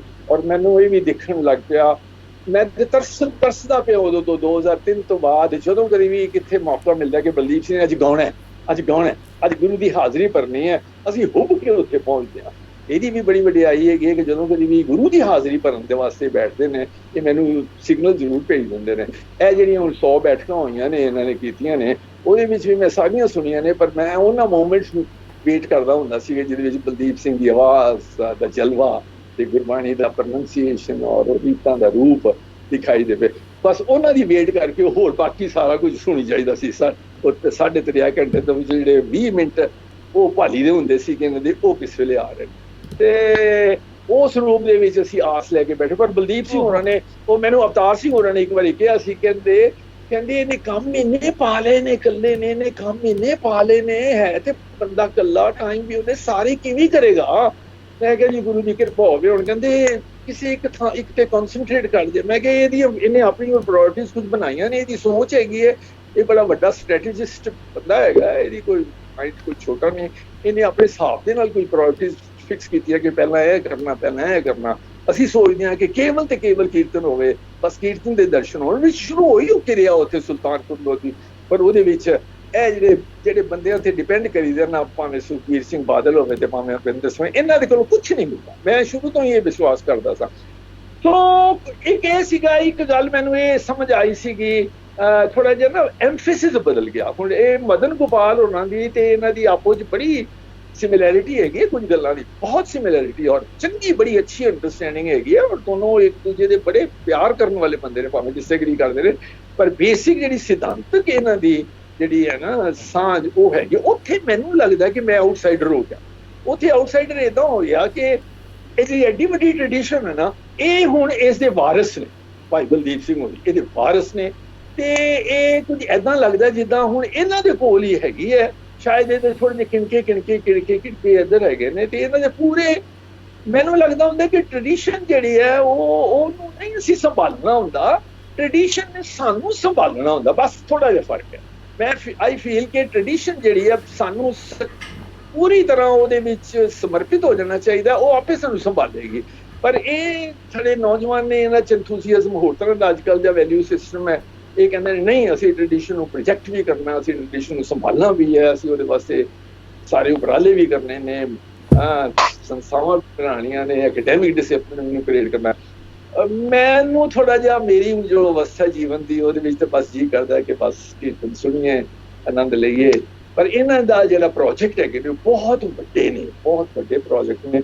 ਇਹਨਾਂ ਨੇ ਟ੍ਰੈਡੀਸ਼ਨ ਨੂੰ ਸੰਭਾਲਣ ਦੀ ਜਿਹੜੀ ਜ਼ਿੰਮੇਵਾਰੀ ਲਈ ਹੋਈ ਹੈ। ਗੁਰੂ ਕਿਰਪਾ ਕਰੇ ਉਹ ਸੰਭਾਲਣ ਦੇ ਵਾਸਤੇ ਜਿੰਨੇ ਇਹਨਾਂ ਨੂੰ ਔਖਿਆਈਆਂ 'ਚ ਲੰਘਣਾ ਪੈਂਦਾ ਨਾ, ਇਹ ਫਲਾਣੇ ਦੇ ਫੇਫੜੇ ਕਰੋ, ਫਲਾਣੇ ਨਾਲ ਮਿਲੋ, ਫਲਾਣੇ ਨਾਲ ਮਿਲੋ, ਉਹਦੇ ਕੋਲੋਂ ਪ੍ਰੋਜੈਕਟ ਕਲੀਅਰ ਕਰਾਓ, ਇਹ ਸੰਸਥਾ ਬਣ ਜਾਏ, ਉਹ ਸੰਸਥਾ ਬਣ ਜਾਏ। ਉਹ 'ਚ ਇੰਨੀ ਐਨਰਜੀ ਇਹਨਾਂ ਦੀ ਜਾਂਦੀ ਹੈ। ਮੈਨੂੰ ਤਾਂ ਇਹ ਡਰ ਲੱਗਦਾ ਹੁੰਦਾ ਕਿ ਉਸ ਐਨਰਜੀ ਕਾਰਨ ਜਿਹੜੇ ਕੋਰ ਹੈ ਨਾ, ਇਹਦੇ ਕੋਲ ਕੋਰ ਹੈ ਬਲਦੀਪ ਕੋਲ, ਇਹ ਬੜਾ ਮਿਰੇਕਲ ਹੋ ਰਿਹਾ ਕਿ ਇੰਨਾ ਕੁਝ ਕਰਦੇ ਹੋਏ ਨੇ, ਪੋਲੀਟੀਸ਼ੀਅਨ ਦੇ ਨਾਲ ਵੀ ਪੰਗਾ ਲੈਂਦੇ ਹੋਏ, ਪੋਲੀਟਿਕਸ ਦੇ ਵਿੱਚ ਵੀ ਜਾਂਦੇ ਹੋਏ, SCPC ਵਾਲੇ ਪੰਗਾ, ਸਾਰਿਆਂ ਨਾਲ ਲੜਾਈ, ਸਭ ਨਾਲ ਕਰਾਉਂਦੇ ਤਾਂ ਵੀ ਇਹਨੇ ਜਿਹੜਾ ਆਪਣਾ ਕੋਰ ਹੈ ਨਾ, ਉਹਦੀ ਪਿਓਰਿਟੀ ਕੰਪਰੋਮਾਈਜ਼ ਨਹੀਂ ਹੋਣ ਦਿੱਤੀ। ਜਦੋਂ ਕਦੀ ਵੀ ਇਸ ਪਿਛਲੇ 15 ਸਾਲ ਦੇ ਵਿੱਚ, ਮੈਂ ਹੁਣ ਜ਼ਿਆਦਾ ਨਹੀਂ ਇਹਨਾਂ ਦੇ ਨਾਲ ਉੱਠਦਾ ਬੈਠਦਾ, ਪਰ 15 ਸਾਲ 'ਚ ਜਦੋਂ ਕਦੀ ਵੀ ਮੌਕਾ ਬਣਿਆ, ਜਦੋਂ ਕਿ ਬੜਾ ਸਿਗਨੀਫਿਕੈਂਟ ਕੋਈ ਮੌਕਾ ਬਣਿਆ, ਇਹਨਾਂ ਨੇ ਮੈਨੂੰ ਬੁਲਾਇਆ ਤੇ ਮੈਂ ਗਿਆ, ਤੇ ਉੱਥੇ ਮੈਂ ਬਹੁਤ ਸਕੂਨ 'ਚ ਵਾਪਸ ਆਇਆ ਕਿ ਇਹਨਾਂ ਨੇ ਉਸ ਵੇਲੇ ਫਿਰ ਕੋਰ ਪ੍ਰੈਜੈਂਟੇਸ਼ਨ ਕੀਤੀ ਹੈ। ਉਹਦੀਆਂ ਵੈਲਿਊਜ਼ ਇੰਟੈਕਟ ਨੇ, ਸਗੋਂ ਵਧੀਆਂ, ਬਹੁਤ ਖੂਬਸੂਰਤ ਚੱਲ ਰਹੀਆਂ ਨੇ, ਉਸ ਰੂਪ ਦੇ ਵਿੱਚ ਚੱਲਦੇ ਨੇ। ਅਸੀਂ ਇਸ ਰੂਪ ਦੇ ਵਿੱਚ ਇਹਨਾਂ ਦੇ ਮਤਾ ਹੈਗੀਆਂ, ਇਹਨਾਂ ਦੇ ਦਰਸ਼ਨ ਕਰਕੇ ਖੁਸ਼ ਹੋਈਦਾ। ਹੁਣ ਜਿਹੜੀ ਇਹਨਾਂ ਨੇ ਕਿਤਾਬ ਲਿਖੀ ਹੈਗੀ ਹੈ ਪੈਡਾਗੋਜੀ ਦੇ ਉੱਤੇ, ਬ੍ਰਿਲੀਅੰਟ ਵਰਕ, ਇਹਦਾ ਕੋਈ ਮੁਕਾਬਲਾ, ਉਹਦੀ ਕੋਈ ਗੱਲ ਨਹੀਂ ਕਰਨ ਜੋਗਾ, ਗੱਲ ਕਰਨ ਜੋਗੀ ਕੋਈ ਹੈਗਾ ਹੀ ਨਹੀਂ। ਅਸਲ 'ਚ ਗੱਲ ਹੈਗੀ ਹੈ, ਗੱਲ ਉਹਦਾ ਰਿਵਿਊ ਕੌਣ ਕਰੇ। ਇੰਨਾ ਵੱਡਾ ਕੰਮ ਹੈ ਨਾ, ਉਹ 'ਚ ਜਿਹੜੀਆਂ 99 ਕੇ ਉਹ ਜਿਹੜੀਆਂ ਅਲੰਕਾਰ ਆਈਡੈਂਟੀਫਾਈ ਕੀਤੇ ਨੇ, ਫਿਰ ਉਹਨਾਂ ਦੇ ਰੈਫਰੈਂਸ ਦਿੱਤੇ ਨੇ, ਕਿਵੇਂ ਬਾਣੀ 'ਚੋਂ ਵਰਤੀਆਂ ਜਾਂਦੀਆਂ ਸੀ ਉਹ ਜਿਹੜੀਆਂ ਮਿਊਜ਼ੀਕਲ ਜੁਜ਼ਾਂ ਨੇ, ਮਿਊਜ਼ੀਕਲ ਜਿਹੜੇ ਟੱਚ ਨੇ, ਉਹ ਕਿਵੇਂ ਬਾਣੀ ਦੇ ਅਰਥਾਂ ਨੂੰ ਸਮਰਪਿਤ ਹੋ ਕੇ ਬਾਣੀ ਦੇ ਅਰਥਾਂ ਨੂੰ ਉਜਾਗਰ ਕਰਦੇ ਨੇ। Brilliant analysis. ਮੈਂ ਇਹਨਾਂ ਨੂੰ ਕਿਹਾ ਸੀ ਕਿ ਸਾਰਾ ਕੁਝ ਨਾਲ ਗਾ ਕੇ ਜੇ ਟੇਪ ਵੀ ਲੱਗੀ ਹੁੰਦੀ ਹੋ ਚਲੋ, ਪਰ ਉਹ ਵੱਡਾ, ਬਹੁਤ ਵੱਡਾ ਪ੍ਰੋਜੈਕਟ, ਪਰ ਬੇਸਿਕ ਜਿਹੜਾ ਤੱਥ ਹੈਗੇ ਨੇ ਉਹ ਇਹਨਾਂ ਨੇ ਬਹੁਤ ਅੱਛੀ ਤਰ੍ਹਾਂ ਸੇ ਹੱਲ ਦਿੱਤੇ ਨੇ। ਉਹ ਕਿਤਾਬ ਲੇਟੈਸਟ ਇਹਨਾਂ ਦੀ, ਔਰ ਇਹ ਜਿਹੜੀਆਂ 101 ਮੀਟਿੰਗਾਂ ਹੋਈਆਂ ਨੇ, ਇਹਦੇ ਵਿੱਚ ਬਹੁਤ ਅੱਛਾ ਬੜੇ ਮੌਕੇ ਮਿਲੇ ਨੇ, ਬੜਾ ਆਨੰਦ ਆਇਆ ਸਾਨੂੰ। 11 ਚੌਕ 44 400-500 ਘੰਟਿਆਂ ਦੀ ਜਿਹੜੀ ਮੀਟਿੰਗ, ਉਹਦੇ ਵਿੱਚੋਂ ਜਿਹੜੇ 3-4 ਘੰਟੇ ਮੈਂ ਵਿੱਚੋਂ ਵੱਖਰੇ ਕੱਢ ਕੇ ਰੱਖੇ, ਉਹਨਾਂ ਨੂੰ ਸੁਣ ਕੇ ਬੜਾ ਆਨੰਦ ਲਈਦਾ। ਸਾਡੀ ਤੇ ਭਾਈ ਇਹੋ ਇੱਛਾ ਸੀ, ਇਹੋ ਅਰਦਾਸ ਹੈ ਕਿ ਇਹ ਹੋਰ ਇਹੋ ਜਿਹੀਆਂ ਘੜੀਆਂ ਬਣਨ, ਬਹੁਤ ਜ਼ਿਆਦਾ ਟਾਈਮ ਇਸ ਪਾਸੇ ਆਵੇ ਜਿੱਥੇ ਭਾਈ ਬਲਦੀਪ ਸਿੰਘ ਬੈਠਾ ਆਪਣੇ ਆਨੰਦ ਵਿੱਚ ਗਾ ਰਿਹਾ ਹੋਵੇ, और ਅਸੀਂ ਸਾਰੇ ਬੈਠੇ ਹੱਥ ਜੋੜ ਕੇ ਸੁਣ ਰਹੇ ਹੋਏ ਬਾਬੇ ਨਾਨਕ ਦੇ ਵਿਚਾਰ ਦੇ ਨਾਲ ਇੱਕ ਵਾਰੀ ਫੇਰ ਜੁੜ ਜਾਈਏ, ਆਪਣੀਆਂ ਜੜ੍ਹਾਂ ਦੇ ਨਾਲ ਫੇਰ ਜੁੜ ਜਾਈਏ। ਕੁਝ ਗੱਲਾਂ ਆਪਣੀਆਂ ਕਵਿਤਾ ਦੇ ਵਿੱਚ ਵੀ ਕਰਦੇ ਨੇ, ਕੁਝ ਤੇ ਗੱਲਾਂ ਭਾਸ਼ਣ ਦੇ ਕੇ ਕਰਦੇ ਨੇ, ਵੈਰੀ ਆਰਟੀਕੂਲੇਟ, ਤੇ ਪਰ ਜਿਹੜੀਆਂ ਗੱਲਾਂ ਆਪਣੀ ਕਵਿਤਾ 'ਚ ਕਰਦੇ ਨੇ ਉਹ ਮੈਨੂੰ ਜ਼ਿਆਦਾ ਪਸੰਦ ਆਉਂਦੀਆਂ ਉਹਨਾਂ ਦੇ ਭਾਸ਼ਣਾਂ ਨੂੰ, ਕਿਉਂਕਿ ਭਾਸ਼ਣਾਂ ਵਿੱਚ ਨਾ ਡਿਲੇਟੈਂਟਿਜ਼ਮ ਹੋ ਜਾਂਦਾ, ਰੇਤੀਓਸੀ ਨੀਤੀ ਵਸੀ ਹੁੰਦੀਆਂ ਨੇ ਜਦੋਂ ਉੱਥੇ ਵਾਦ ਹੀ ਵਿਵਾਦ ਪੜ ਜਾਂਦਾ। ਹੁਣ ਦੇਖੋ ਨਾ, ਹੁਣੇ ਇੱਕ ਮਸਲੇ ਉੱਤੇ ਵਾਦ ਵਿਵਾਦ ਨਾ ਪਾਇਆ ਜਾਏ, ਵਾਦ ਵਿਵਾਦ ਨਾਲ ਕੋਈ ਗੱਲ ਕਿਤੇ। ਇਹ ਗੁਰੂ ਗ੍ਰੰਥ ਸਾਹਿਬ ਜਿਹੜਾ ਮਸਲਾ ਹੈ ਵਾਦ ਵਿਵਾਦ ਦਾ ਨਹੀਂ ਹੈਗਾ, ਇਹ ਖੋਜੀ ਹੋਣ, ਖੋਜੀ ਉਪਜਿਆ ਵਾਦੀ ਬਿੰਸ ਹੈ, ਵਾਦ ਵਿਵਾਦ ਨਾ ਪਾਇਆ ਜਾਏ। ਗੁਰੂ ਸਾਹਿਬ ਨੇ ਕਿਹਾ ਉਹਦੇ 'ਚ ਫਿੱਕਾ ਬੋਲਿਆ ਜਾਂਦਾ, ਉੱਚਾ ਬੋਲਿਆ ਜਾਂਦਾ, ਹਾਸਾ ਪਾਇਆ ਜਾਂਦਾ, ਵਨ ਬਿਕਮਸ ਫਲਿਪੈਂਟ, ਐਵੇਂ ਛੋਟੇ ਛੋਟੇ ਜੋਕ ਇਹ ਉਹ ਨਹੀਂ। ਗੁਰਬਾਣੀ ਜਿਹੜੀ ਹੈ ਬਹੁਤ ਹੀ ਅਦਬ ਮੰਗਦੀ ਹੈ, ਬਹੁਤ ਹੀ। ਇਹਦੇ ਵਿੱਚ ਸਾਡੀ ਕਿਸੇ ਤਰ੍ਹਾਂ ਸਮਾਈ ਹੋ ਜਾਵੇ, ਇਹੋ ਬੇਨਤੀ ਹੈ। ਇਹਦੇ ਵਿੱਚ ਹੀ ਬਲਦੀਪ ਦੀ ਸਮਾਈ ਬਣੀ ਰਹੇ, ਇਹ ਬੇਨਤੀ ਹੈ, ਇਹ ਮੇਰੀ ਸਾਡੀ ਬੇਨਤੀ ਹੈ। ਮੈਂ ਬਸ ਇੰਨੀ ਗੱਲ ਕਰਨ ਵਾਸਤੇ ਆਇਆ ਸਾਂ। ਇਹ he is a mountain, huge mountain ਇਹਨਾਂ ਦਾ। ਤੇਰੇ ਕਿਆ ਗੁਣ ਆਖੋ ਖਾਣਾ, ਤੇਰੇ ਕਮਣ ਗੁਣ ਆਖੋ ਖਾਣਾ, ਤੇਰੀ ਕਿਆ ਵਡਿਆਈ। ਲੈਟ ਮੀ ਨਾਓ, ਮੈਂ ਇੱਥੇ ਦੋ ਤਿੰਨ ਗੱਲਾਂ ਦੱਸ ਦਿਆਂ, ਕਿਉਂਕਿ ਕਈ ਗੱਲਾਂ ਕੀਤੀਆਂ ਨੇ। Of course doctor sahib has tried to share by way of ਐਸ ਵਿੱਚ। ਹੁਣ ਨਹੀਂ, ਇੱਕ ਮਿੰਟ ਮੈਨੂੰ ਲੈਟ ਹਾਂ ਕਹੋ ਬਲਦੀਪ, ਇੱਕ ਗੱਲ ਪਲੀਜ਼, ਇੱਕ ਮੇਰੀ ਗੱਲ ਮੈਂ ਰਮਨ ਨਾਲ ਵੀ ਗੱਲ ਕਰ ਰਿਹਾ ਸੀ ਕਿ ਮੈਂ ਇਸ ਡਾਇਲੌਗ ਦੇ ਵਿੱਚ ਪਾਰਟਿਸਿਪੇਟ ਨਹੀਂ ਸੀ ਕਰਨਾ ਚਾਹੁੰਦਾ। ਨਾ, ਮੈਂ ਨਹੀਂ ਕਰਨਾ। ਮੈਂ ਕੁਝ ਕਹਾਂਗਾ, ਸ਼ਾਇਦ ਮੈਂ ਕੋਈ ਵਧਾ ਕੇ ਕਿਹਾ ਹੋਵੇ, ਕੁਝ ਘਟਾ ਕੇ ਕਿਹਾ ਹੋਵੇ, ਉਹ ਫਿਰ ਉਹਨੂੰ ਕੱਟਣ ਪੈ ਜਾਏਗਾ, ਪੈ ਗਿਆ ਨਾ ਵਾਦ ਵਿਵਾਦ। ਨਾ ਇਹ ਕਰੋ, ਇਹ ਨਾ ਕਰੀਏ ਨਾ, ਇਹ ਸਵਾਦੀ ਨਾ ਕਰੋ। ਬਸ ਜਿੰਨਾ ਮੈਂ ਕਹਿ ਗਿਆ ਜੋ ਠੀਕ ਹੈਗਾ ਉਹਨੂੰ ਇਦਾਂ ਨਹੀਂ ਹੁੰਦਾ, because you have to no you have to understand also some things. It is not about ਵਾਦ ਵਿਵਾਦ, it is not ਵਾਦ ਵਿਵਾਦ, it is getting the facts right. मैं correct करना है, मैं history correct करनी है, मैं फलाना fact correct करना है। और ये क्यों हो गया? ये जो correct कर लेगा तो हो जाएगा। क्यों गावा? परंपरा बचेगी। It is not about individuals. It is not about my singing. You must understand that. No. ਭਾਈ ਅਵਤਾਰ ਸਿੰਘ ਹੋਰਾਂ ਨੇ ਮੈਨੂੰ ਮਰਨ ਤੋਂ ਪਹਿਲਾਂ ਪੁੱਛਿਆ ਆਪਣੇ, ਮੈਨੂੰ ਕਹਿੰਦੇ ਇਹ ਬਲਦੀਪ ਕੀਰਤਨ ਕਰੇਗਾ ਹੈ, ਇਹ ਕੀਰਤਨ ਕਰੇਗਾ ਕਿ ਨਹੀਂ? ਮੈਂ ਕਿਹਾ ਜੀ ਤੁਹਾਨੂੰ ਕੀ ਲੱਗਦਾ? ਕਹਿੰਦੇ ਮੈਨੂੰ ਲੱਗਦਾ ਕੀਰਤਨ ਨਹੀਂ ਕਰੇਗਾ, ਮਿਊਜ਼ਿਕੋਲੋਜਿਸਟ ਬੜਾ ਵੱਡਾ ਹੋ ਜਾਏਗਾ, ਇਹ ਥਿਊਰੀਟਿਸ਼ੀਅਨ ਬੜਾ ਵੱਡਾ ਹੋ ਜਾਏਗਾ, ਇਹ ਟੈਕਨੀਸ਼ੀਅਨ ਬੜਾ ਵੱਡਾ ਹੋ ਜਾਏਗਾ, ਇਹਦੇ ਕੋਲ ਮਕੈਨਿਕਸ ਬੜੀਆਂ ਪਾਵਰਫੁਲ। ਪਰ ਗੁਰੂ ਦਾ ਕੀਰਤਨ ਜਿਹੜਾ ਕਰਨਾ ਨਾ ਬੈਠ ਕੇ ਗੁਰੂ ਦੀ ਹਜ਼ੂਰੀ 'ਚ, ਉਹਦੇ ਵਾਲੀ ਇਹਦੀ ਰੁਚੀ ਘੱਟ ਲੱਗਦੀ ਹੈ। ਉਹਨਾਂ ਨੇ ਮੈਨੂੰ ਕਿਹਾ that is an assumption. No, I also had my conversation with Bhai Avtar. Anyway, Dr. Madan Gopal, I'm glad you're back. I am now quitting. I have a project to submit anymore. No, that's why I left. But I mean, Dr. Ratan is just amazing. What to say. Did you actually do? I remember you did something for Music Today, and that was with the Bagadiyans. Isn't that the project? No, that was you worked on? No. That was later. Music Today? That was not me. It was you see. That's a long concept. I mean, it's a. No, but you were part of that. No. I remember. Now, I mean, there are certain claims that have been made. देखो, रतन साहब ने एक जड़ी गल कही है, मैं agree नहीं करता बिल्कुल भी। ਉਹ ਇਹ ਹੈ, ਉਹ ਕਹਿ ਰਿਹਾ ਕਿ ਟ੍ਰੈਡੀਸ਼ਨ ਜਿਹੜਾ ਹੈ ਨਾ, ਉਹ ਤੁਹਾਡੀ ਜਿਹੜੀ ਹੈ ਨਾ, it will look after you. I mean, firstly, this is ਇਹ ਇੱਕ cliche ਹੈ। I really don't understand, how to even interpret, how to, open this kind of a statement. It makes absolutely no sense to me. ਮੈਂ ਗੱਲ ਕਹਿ ਰਿਹਾ ਕਿ ਜਿਹੜੇ pedagogy ਦੇ ਸਟਰਕਚਰਸ ਨੇ, ਉਹ ਸਟਰਕਚਰਸ ਉਹ ਜਿਹੜਾ ਬੰਦਾ ਕੌਣ ਸਾਹਮਣੇ ਲੈ ਕੇ ਆਏਗਾ? How will you bring it out into the open? And if you, for instance, I can't teach music because I have no training in music. There are many people who come to me asking me to teach them music, and I tell them that I do not have a structure. I need a structure. I need not one lesson which is a structured lesson, but I need a series, and I need my structures to be then generative structures, so that with a limited core of knowledge that I have, I can then generate infinite amount of possibilities. So I do not agree with him that you just sit back and everything is hunky-dory. And I don't agree with that at all. I think there is the need to preserve whatever structure that you are engaging with. This is a very, very important thing to do.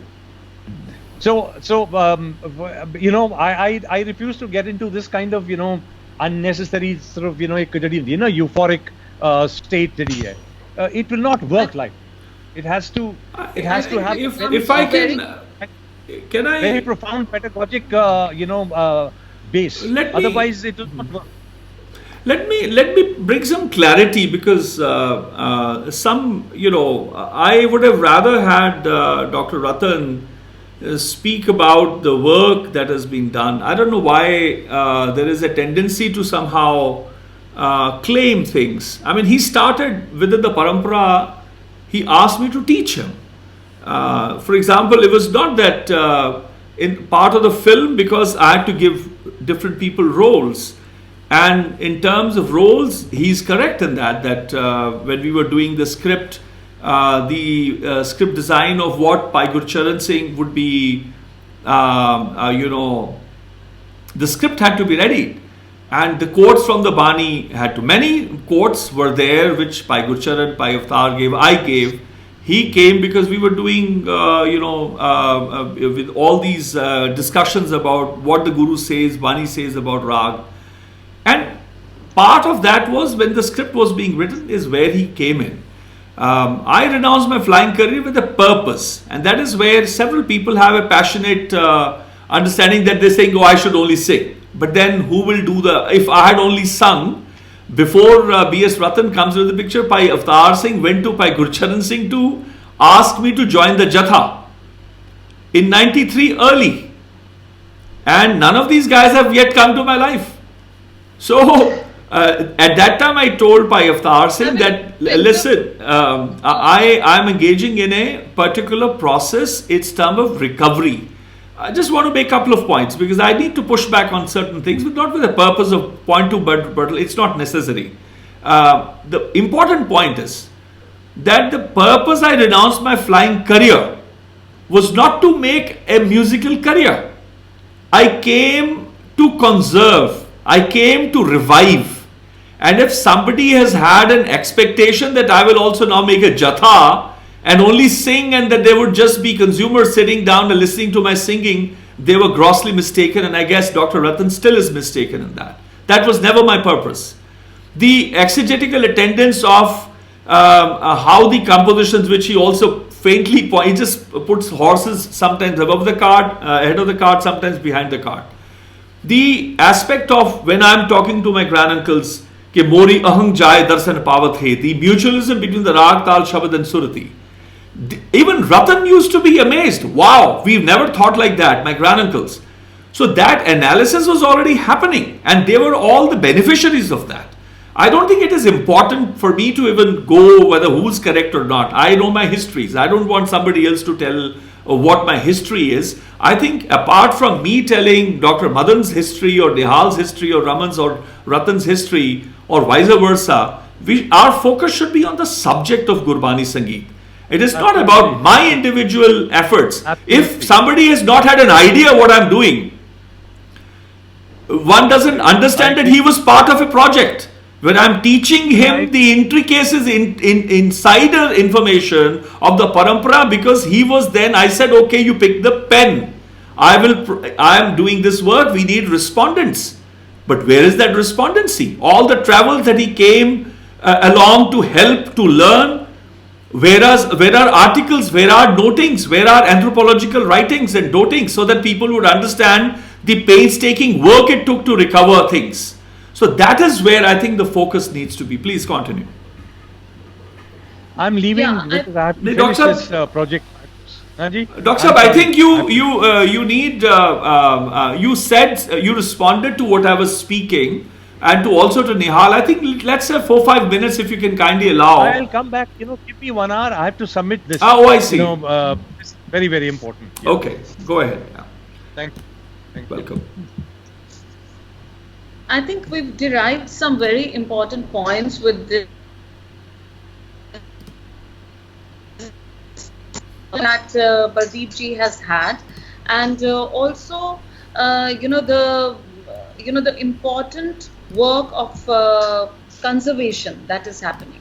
Of course, the point has been raised that are we looking at building on the tradition? Are we moving forward? And Nihal and I were trying to bring forward, and everyone together, that it is a beautiful, intersection where tradition meets the future. If you don't that is strong enough, that is seeped enough skill, whether you are a dancer or a musician, then you don't have anything. You do not have a foundation.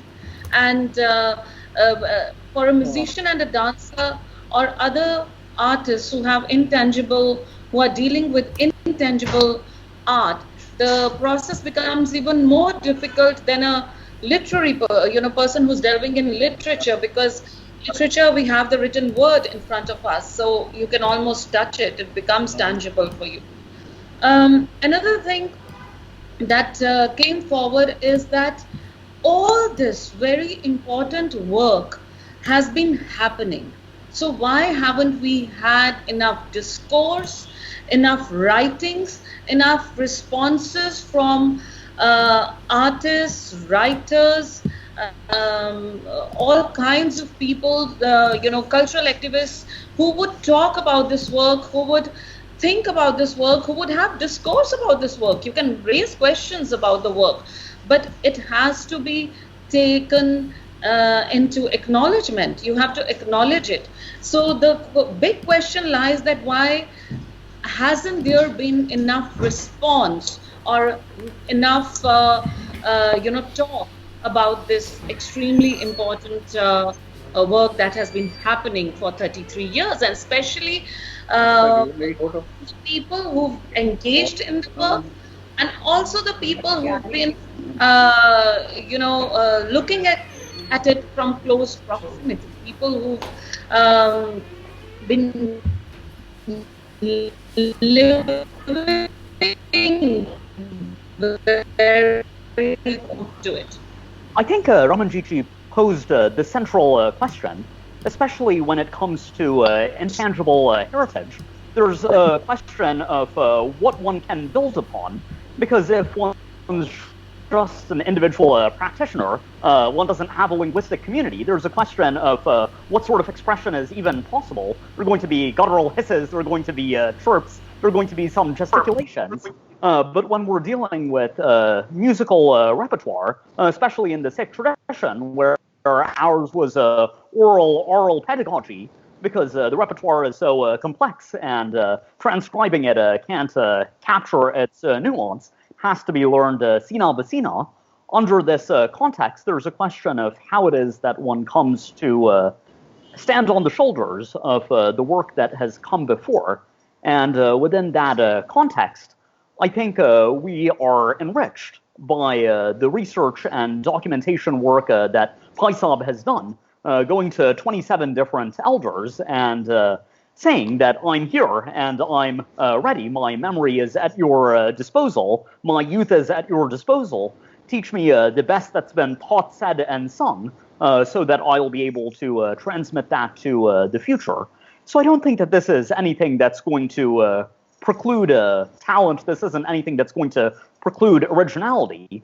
Bhai Sahib, as a composer, it only shows that his expressive capacities are enhanced by his conversancy with the best that our elders have produced. So within that context, I think the focus on the intangible assets, on the shabadrits, on the percussive silsila, on the pedagogical approaches, this is really what's key. And this makes for even a more egalitarian future, where the Guru is empowering everyone to take this vidya, that's our collective patrimony, and with this collective expressive spiritual excellence to go forward and be worthy of revelation and of receiving ourselves.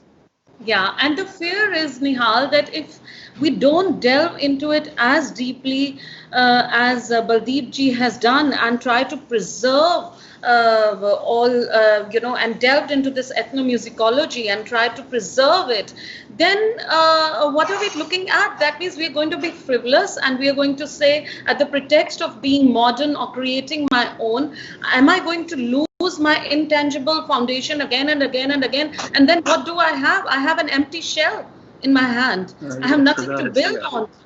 So, what am I looking at? What is the future on an empty shell that I hold in my hand that was almost lost? I saw these films and so many luthiers we've lost, so many composers we have lost. So, in case, as Baldeep ji has reiterated many times, that in the past 75 years, if the work had been done properly, then we would have had that preservation of old compositions, and the old musicians were still living at that point of time. We could have, done something about it if we were careful. So the fear is that if we do not become careful even now, and we do not put in a collective effort for conserving this, then we are clearly looking at losing a lot of our foundation and becoming empty, becoming absolutely folklore. I completely concur. I see that artists Siddharth and artist Prem Singh are now with us. So let's bring them onto the stage so that they'll be able to reflect on their association with the parampara and how they conceive of cultural transmission. So Ramanjit ji, would you begin with an introduction of Prem Singh ji? Sat Sri Akal, Prem Singh ji, and hello Siddharth ji. Lovely to have you all join us here at 100th Baithak of this Baithak series by Baldeep ji. It's quite a phenomenal archive that he has created. And it's amazing that all of you who've observed his journey all through his life have taken out time to be with us today and share your points of view, experiences of this very important ethnomusicological journey. I would take this moment to introduce Prem Singh ji. Born 1943, Patiala, Punjab. He is the former principal, Government College of Art, Chandigarh, and we all have very beautiful memories when he was the principal. Ex-member, General Council, Lalit Kala Academy, New Delhi. Ex-member, Advisory Committee, National Gallery of Modern Art, New Delhi. 30 one-man shows since 1966. Participated in several national and international art exhibitions held in India and abroad. Awards and honors: Trinale India International Award 1994, Lalit Kala Academy, New Delhi. The Saatchi Gallery, London, Yo Studio Award 2007. Punjab Kala Ratan, Punjab Lalit Kala Academy, Chandigarh 2014. Amrita Shergill Samman, Chandigarh Lalit Kala Academy, Chandigarh 2015. Shri Gurū Nānak Dēv ji Achievers Award, Government of Punjab, Chandigarh 2019. Amrita Imroz Samman, Punjab Sahit Academy, Ludhiana, Punjab 2020. Jury, Lalit Kala Academy, National Exhibition of Art 2001 and 2011. Commissioner, 11 Trinale India, Lalit Kala Academy, New Delhi 2003. Commissioner and Curator, Art India Exhibition, Colombo, Sri Lanka 2008.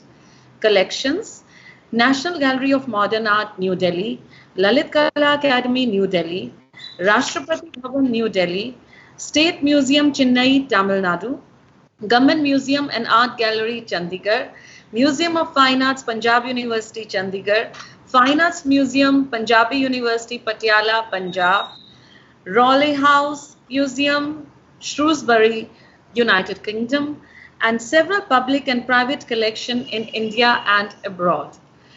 So this is what we have here. And Prem Singh ji, it's a personal privilege and honor to host you here today, because my memories of Chandigarh and while you were the principal of Government College for Arts are very precious to me. And I've been watching you at every Baiṭhak, giving your very valuable comments. And so thank you for coming here. And we would really like you to share with us your thoughts and views and feelings about this journey that Baldeep ji has taken for 33 years to preserve our intangible heritage. At this time, I'd also like to introduce Siddharth ji. Of course, Yes. really requires no introduction. But for those who are joining us, Siddharth was born Harjinder Singh to a Sikh family in Raipur, Punjab. His artistic training began during his boyhood in Raipur, where he learned how to paint murals and friezes from Tara Mistry, a talented mason and craftsman. As a teenager, he apprenticed at the Andretta studio of Sardar Sobha Singh, where he studied Western classical painting and augmented his knowledge of historical portraiture gleaned during middle school from Ustad Hakikat Premi. Is using a device that... His new proximity to the Dalai Lama's headquarters resulted in his admission to Namgal Monastery, where he completed a diploma in painting at Chandigarh's College of Art. Siddharth established himself as an artist of international stature, featured in 27 solo exhibitions, and participating in 410 group shows across India, Europe, and North America. Siddharth's considerable artistic output ranges from representational to abstract, calligraphy to filmmaking, and textiles to musical composition.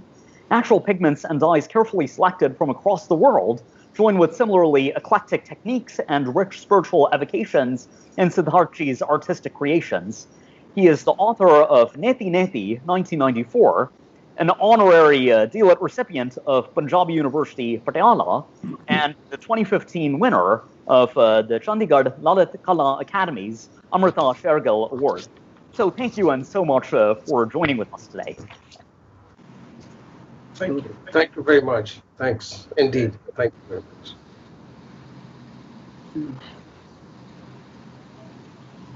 So Premji, can we start with you, and if you could start sharing your experiences and thoughts about the whole journey?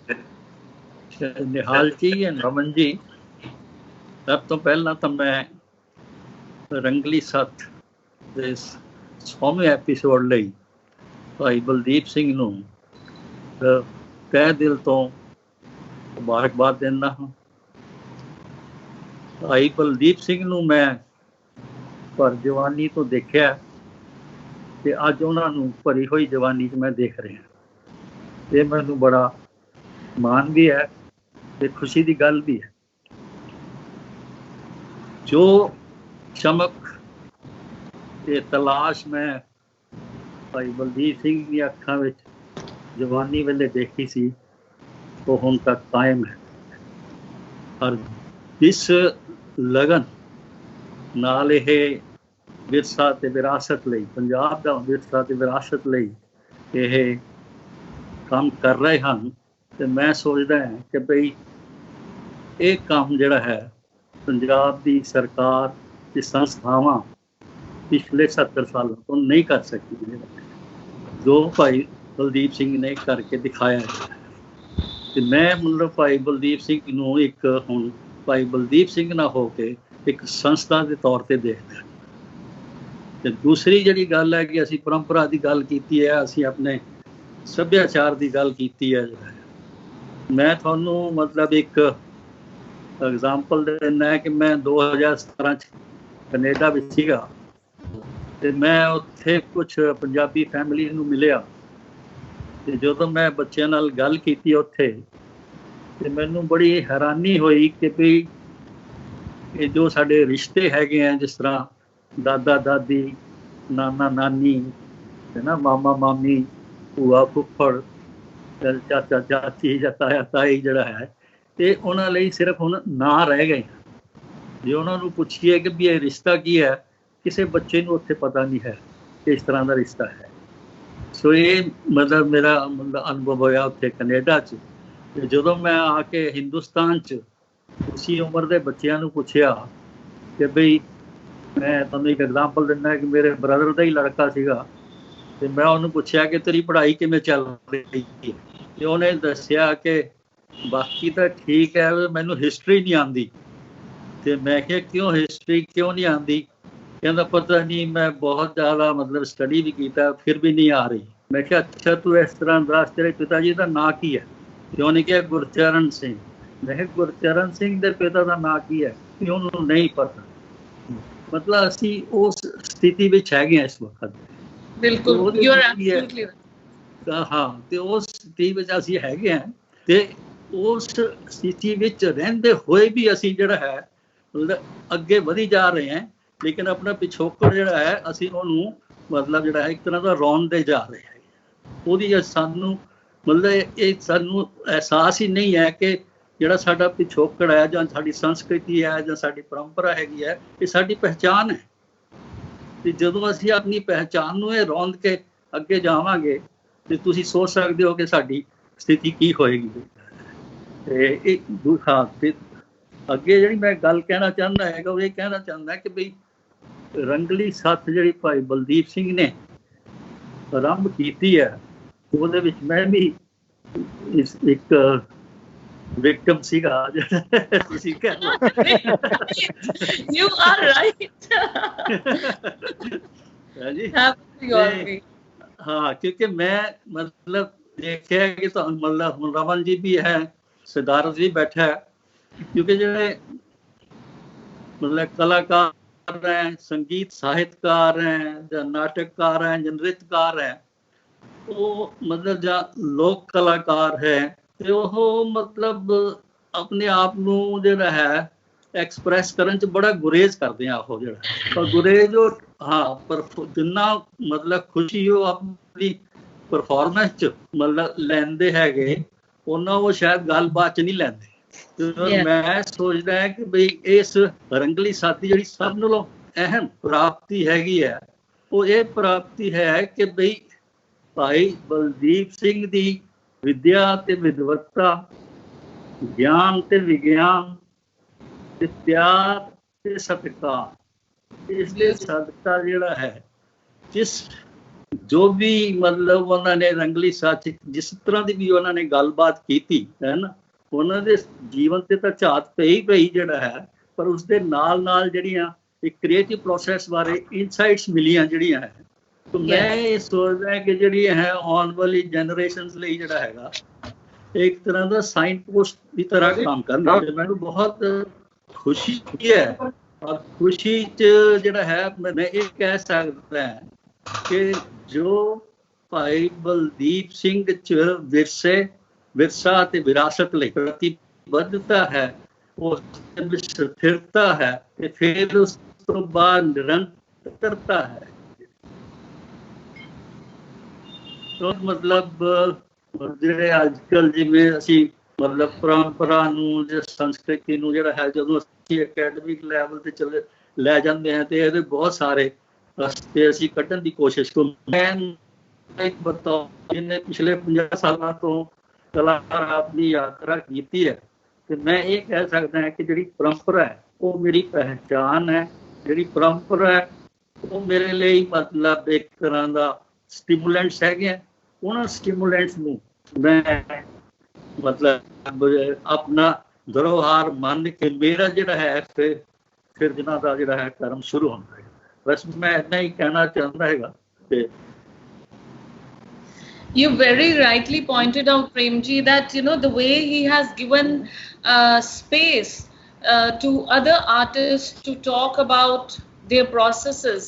I think this is a rare moment that happens, in our lives. I mean, we've rarely had anyone. ਇੱਕ ਗੱਲ ਮੈਂ ਹੋਰ ਰਮਨ ਜੀ ਕਹਿਣਾ ਚਾਹੁੰਦਾ ਹਾਂ ਕਿ ਮੈਂ ਅਸੀਂ ਮਤਲਬ ਬਚਪਨ ਤੋਂ ਦੇਖਦੇ ਆ ਰਹੇ ਹਾਂ ਕਿ ਦੇਵੀ ਦੇਵਤਿਆਂ ਦੇ ਬਹੁਤ ਸਾਰੇ ਸਿਰ ਹੁੰਦੇ ਆ, ਬਹੁਤ ਸਾਰੇ ਹੱਥ ਹੁੰਦੇ ਹੈਗੇ ਆ ਤੇ ਮੈਂ ਪਹਿਲੀ ਵਾਰੀ ਦੇਖਿਆ ਵੀ ਕਿਸੇ ਮਨੁੱਖ ਦੇ ਵੀ ਇੰਨੇ ਸਿਰ ਹੈਗੇ ਆ ਤੇ ਹੱਥ We will all agree with that. So is he the Ravan with so many is he the Ravan with so many sirs, or is he a new Devta with so many sirs? That is a interesting head to with so many मतलब मेरा विद्वत्ता तो है yeah विद्वत्ता तो है I think ਦੇ ਮਤਲਬ ਅਸੀਂ ਜੇ ਦੇਵੀ ਦੇਵਤਿਆਂ ਚ ਇੰਨੇ ਹੱਥ ਦੇਖਦੇ ਹੈਗੇ ਆ ਪਰ ਮੈਨੂੰ ਇਹ ਪਹਿਲੀ ਵਾਰੀ ਅਹਿਸਾਸ ਹੋਇਆ ਕਿ ਇਹ ਮਨੁੱਖ ਹੈਗੇ ਆ ਜਿਹੜਾ ਹੈ ਸਿਰਫ ਦੇਖਣ ਵਾਲੀ ਅੱਖ ਨਹੀਂ ਹੈ ਸਾਡੇ ਕੋਲ yeah and ਕਹਿਣਾ ਚਾਹੁੰਦਾ ਹਾਂਜੀ yeah so I mean basically you pointed out very rightly that he's talked with so much knowledge and information about so many artists that it's very rare that one person will take out so much time and effort. Right. It's so much effort to talk to other artists and delve deep into their processes. So if we all learn from this, amazing, I tell you. Sorry? It's really amazing. Yeah, true. I mean, if we all learn from this kind of, project that he has shown us the way for, that it is extremely important to indulge in these kind of delving deep into the processes of other artists without any bias. That is very important. Without any bias, without any prejudices, but just delving deep and having a healthy debate. It's commendable. Siddharth ji, can we have a comment or a sharing of feelings, thoughts, views from your end about this beautiful journey?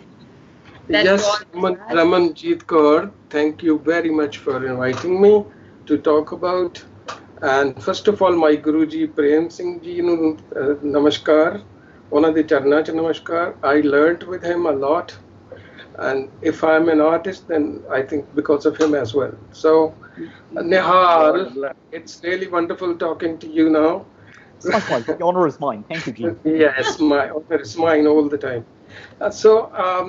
First of all, congratulations for the 100th episode of this Rāñgalī Satth. बेड़ा बंद न सक्यो बंधन की वेला पर server जब उछले तब तरण दहेला हाथ न लाई कसुंबड़े जल जासी धोला सुधा थनी न आवई फिर होई न मेला वाह क्या बात है Bhai Baldeep always say that this was the Shabad which really provoked him to do all this, and I think this is real good time, and it was a great time when everybody is sitting at home in a real loneliness and trouble and so many kind of fears around and so. So he took out time and given such a great insight. He's given such a great, he's done such a good, wonderful job that it's a continuity. It's a kind of, you can say, the traditional continuity. Baba Nanak traveled so many years, 42 years. He was traveling around all over the world, and he collected poetry from different saints who they were elderly to him sometime, and their contemporary, his contemporaries as well. And he collected all their poetry, brought home, handed over to second Guruji, and his vision to create his own script, Gurumukhi, and then write all these things, collect all these things into Guru Granth Sahib. If he would have not done that, how would we have got this Guru Granth Sahib? Such a great insight, such a great thing happened to our lives. I am so lucky that I was born in a Sikh family and especially in a Gurdwara, listening to Guru's Vachan all the time, since morning 2:30 till night. So Bhai Baldeep has done such a great work, I'm telling you. I equally adore him. I equally put him on the same space that Baba Nanak's medium was that Akshar, Akhar, Shabd. And now this new media, you can say a very new media, and this virtual space, he's done wonders on the virtual space. Now everybody want to do this. Everybody.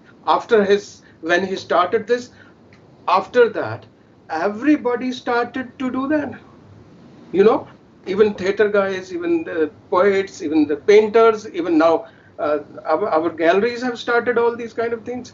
So I rate him, not rate him. I am nobody to rate him. I will only say thanks to him. I'll only say he's into the same line which Baba Nanak taught us. And thank God he's here. And okay, now Prem Singh ji ने एक गल कही सी कि बड़े सारे सिर, वो दरअसल कथा इस तरह की है, वो बुद्धिस्ट कथा है. I was a monk for some time, so सानू सब तो पहला वही कथा सुनाई जाती सी कि Norbu, a painter, went to Avalokiteshwara and met him for some time and came back and painted his portrait with 1,000 hands and feet. Brought this portrait to Avalokiteshwara and said, Guruji, this is the portrait I've done for you. This is you. Avalokiteshwara laughed on it. He said, wow, this is very right. No one is alone, number one. And you all my friends and everybody, even small little ant, even the trees, even a simple leaf, even the blade of grass, even the sky and the air, the floating rivers and so, and everybody. I am everybody and in everybody. So all these hands are your hands. So this is wonderful. फिर तुसी हुन कह रहे थे कि भी ਇਹ ਏਡੀ ਕਿ ਡੇਅਰ ਚਾਹੀਦਾ ਕਿ ਜਦੋਂ ਇੱਕ ਬੰਦਾ ਇੱਕ ਆਪ ਆਰਟਿਸਟ ਹੋਵੇ तो फिर दूसरे आर्टिस्ट ਦੀ ਜਿਹੜੀ ਉਹਦੀ ਗੁੱਡਨੈਸ ਹੈ, ਉਹਦੀਆਂ ਜਿਹੜੀਆਂ ਸਾਰੀਆਂ ਅੱਛਾਈਆਂ, ਉਹਦੀ ਸਾਰੀਆਂ ਬਿਊਟੀਜ਼ ਹੈ, ਉਹਦੇ ਬਾਰੇ ਪੂਰੀ ਸਟੱਡੀ ਕਰਕੇ ਗੱਲਬਾਤ ਕਰ ਸਕੇ, ਉਹਦੇ ਵਾਸਤੇ ਡੇਅਰ ਚਾਹੀਦਾ. ਮੈਂ ਆਪਦੇ ਬਾਰੇ ਦੱਸ ਸਕਦਾ ਕਿ ਮੇਰੇ ਚ ਡੇਅਰ ਉੱਡਾ ਹੈ ਨਹੀਂ ਸ਼ਾਇਦ, ਹੈ ਨਾ. ਸ਼ਾਇਦ ਅਸੀਂ ਨਾ ਕਰ ਸਕੀਏ, ਪਰ ਫਿਰ ਵੀ ਅਸੀਂ ਕਿਉਂਕਿ ਗੁਰੂ ਕੇ ਸਿੱਖ ਹੈ, ਅਸੀਂ ਤਾਂ ਗੁਰੂ ਨਾਨਕ ਕੇ ਸਿੱਖ ਹੈ, ਤੇ ਅਸੀਂ ਤਾਂ ਕਰ ਲਈਦੀ ਹੈ ਇਹੋ ਜਿਹੀ ਡੇਅਰ, ਕੋਈ ਐਸੀ ਗੱਲ ਨਹੀਂ ਹੈ. ਅਸੀਂ ਸਾਰਿਆਂ ਨੂੰ ਸਟੱਡੀ ਕਰੀਦਾ. ਪਰ ਜਿਸ ਤਰੀਕੇ ਨਾਲ ਭਾਈ ਬਲਦੀਪ ਨੇ ਸਾਰੇ ਜਿਹੜੇ ਮਿਊਜ਼ੀਸ਼ੀਅਨ ਸੀਗੇ, ਹੁਣ ਜਿੰਨੇ ਵੀ ਹਜੇ ਹੋਰ ਵੀ ਆਉਣੇ ਨੇ, ਹਾਲੇ ਕਿਹੜਾ ਖਤਮ ਹੋ ਗਿਆ, ਤਾਂ 100ਵਾਂ ਹੋਇਆ ਵਿੱਚ, ਹਾਲੇ ਹੋਰ ਬਹੁਤ ਗਿਆ. ਮੇਰਾ ਤਾਂ ਕਹਿੰਦਾ ਕਿ 550 ਹੀ ਹੋ ਜਾਣ ਜੀ, ਜ਼ਿਆਦਾ ਹੀ ਹੋ ਜਾਣ ਤੇ ਹਾਲੇ. ਸਾਨੂੰ ਕਦੇ ਕਦੇ ਲੱਗਦਾ ਕਿ ਭਾਈ ਬਲਦੀਪ ਕਦੇ 100 ਵੀ ਲਿਆ ਕਰੇ, ਹੈ ਨਾ. ਤੇ ਉਹ ਪਤਾ ਨਹੀਂ ਉਹ ਕਿਹੋ ਜਿਹਾ ਬੰਦਾ ਹੈ, what kind of person is. ਤਾਂ ਗੁਰੂ ਦੀ ਬੜੀ ਮਿਹਰ ਹੈ ਉਹਦੇ ਤੇ, ਉਹ ਮੈਨੂੰ ਲੱਗਦਾ ਸੌਂਦਾ ਹੀ ਨਹੀਂ ਹੈ, ਤੇ ਉਹ ਨਾ ਗੁਰੂ ਹੀ ਉਹਦੇ ਚੋਂ ਬੋਲਦਾ ਰਹਿੰਦਾ ਆਪੇ. I met him, you know, very first day when I met him. I need to share this thing with you. Nihal, it was a wonderful time, you know, it was a wonderful day. And Ramanjit, Prem Singh ji, मैं अपने है ना अपने क्या ना निर्मल वर्मा दी जड़ी death का कोई प्रोग्राम सीगा, he left his physical body. So Bhai Baldeep Singh ji was asked to sing for something from Gurbāṇī. So he was there and we were listening to him. First time I saw this young man, I said, my God, such a beautiful, good human being. And the way he was sitting, the way he was conducting, he was performing. And he started to play on Jodi. And Jodi, he played such beautifully, he played the Jodi. I was transformed. And when he started to sing Guru Arjan Dev Ji's Bani, फिर तो believe me, I tell you, I told him, I said, मुझे तो दर्शन हुए हैं, आज तो मेरे गुरुओं के दर्शन हुए हैं.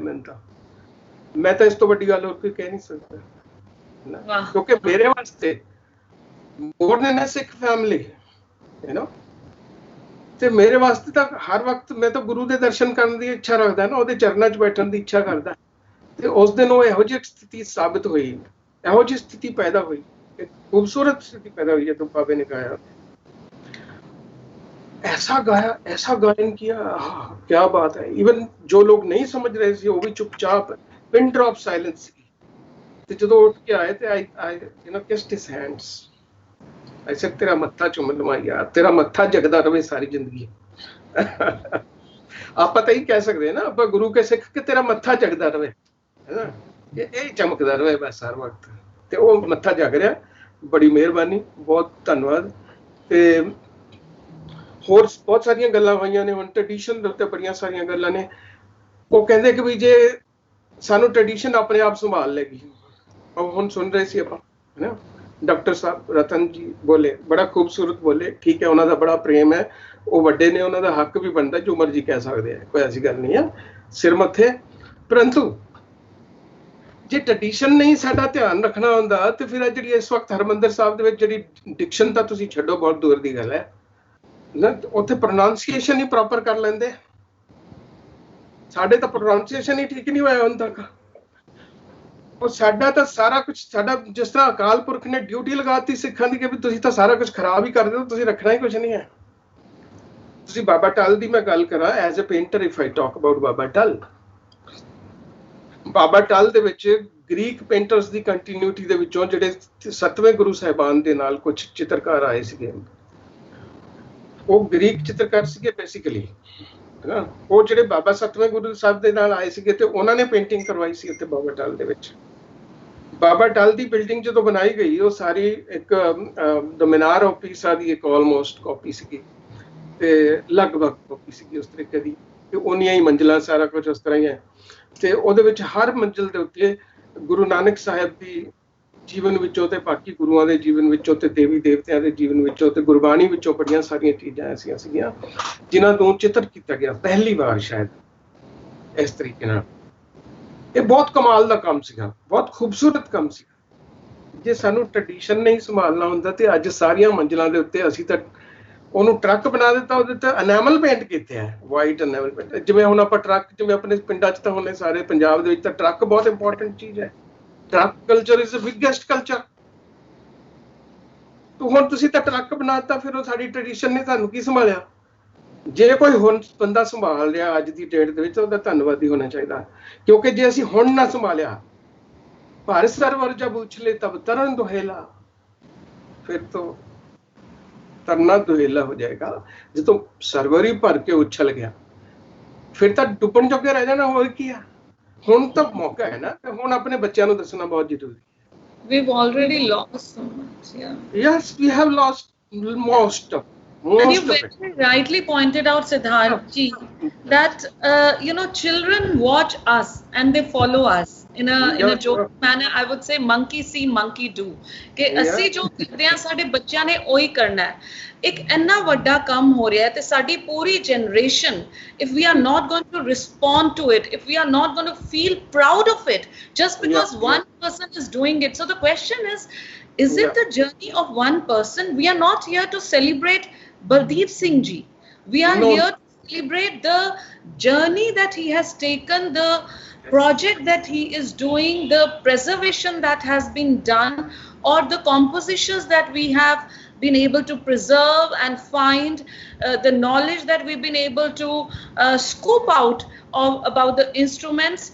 That is the thing that we need to celebrate. So the moment we say that this is a collective project, this is a collective journey that someone took initiative to start, and we all are a part of it, whether by talking to our children about it, talking on a discussion like this, writing about it.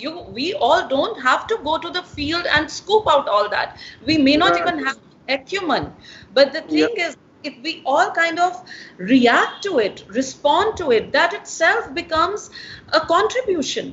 So my question, it's been overwhelming listening to both of you, and my question to both of you is that why do you think that there's been extreme silence from everyone and all over? I or when younger generation looks at it, we feel, of course, there must be personal prejudices, personal histories, personal baggage, political histories, political agendas. Given all that, we are still a very big community. We are a very sensitive community. We are the community who produced Guru Granth Sahib Ji. Our gurus produced it. Our gurus wrote it. So where is our sensitivity? We cannot all be carrying the baggage. We cannot all be having personal prejudices. We cannot all be having personal agendas that will not be fulfilled if we talk about this project. So my question to both of you is that we, Nihal and I, are actually Nihal listening to both of you with the love, affection, and belief in this project, the way you've spoken. So why do you think there is this very uncomfortable silence about it since such a long time? That is my question to both of you. Nihal, if you want to add to the question, kindly go ahead.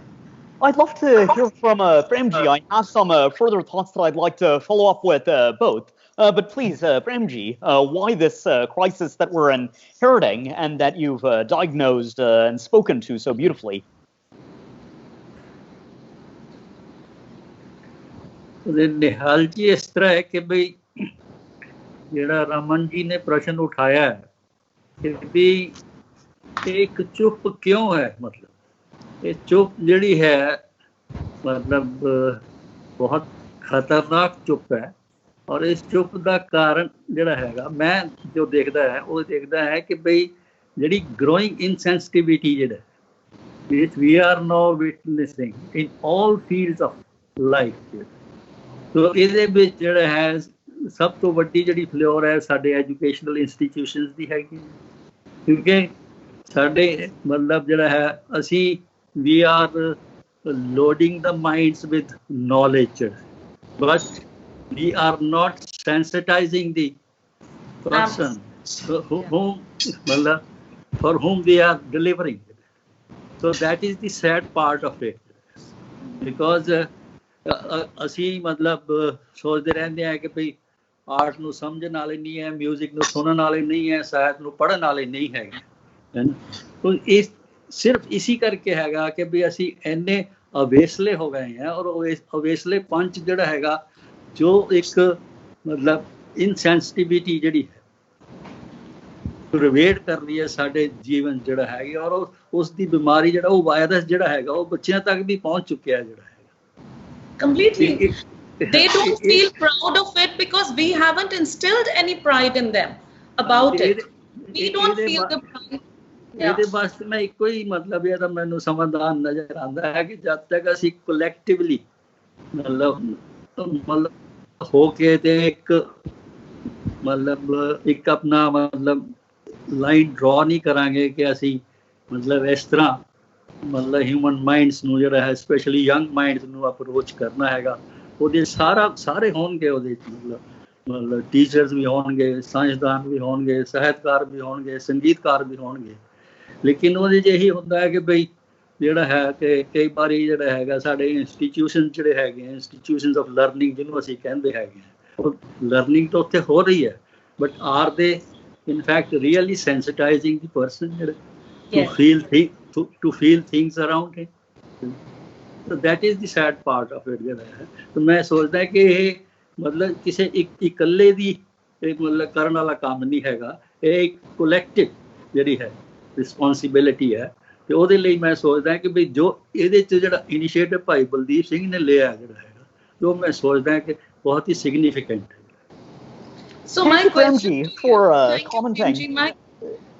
My question to you, Siddharth ji, is that you, I think, are the founder, one of the founder trustees of Anād Foundation. So you've been connected to Anād Foundation right from the beginning. So what do you think, taking Premji's conversation further, what do you think, what kind of collective effort we need to look at?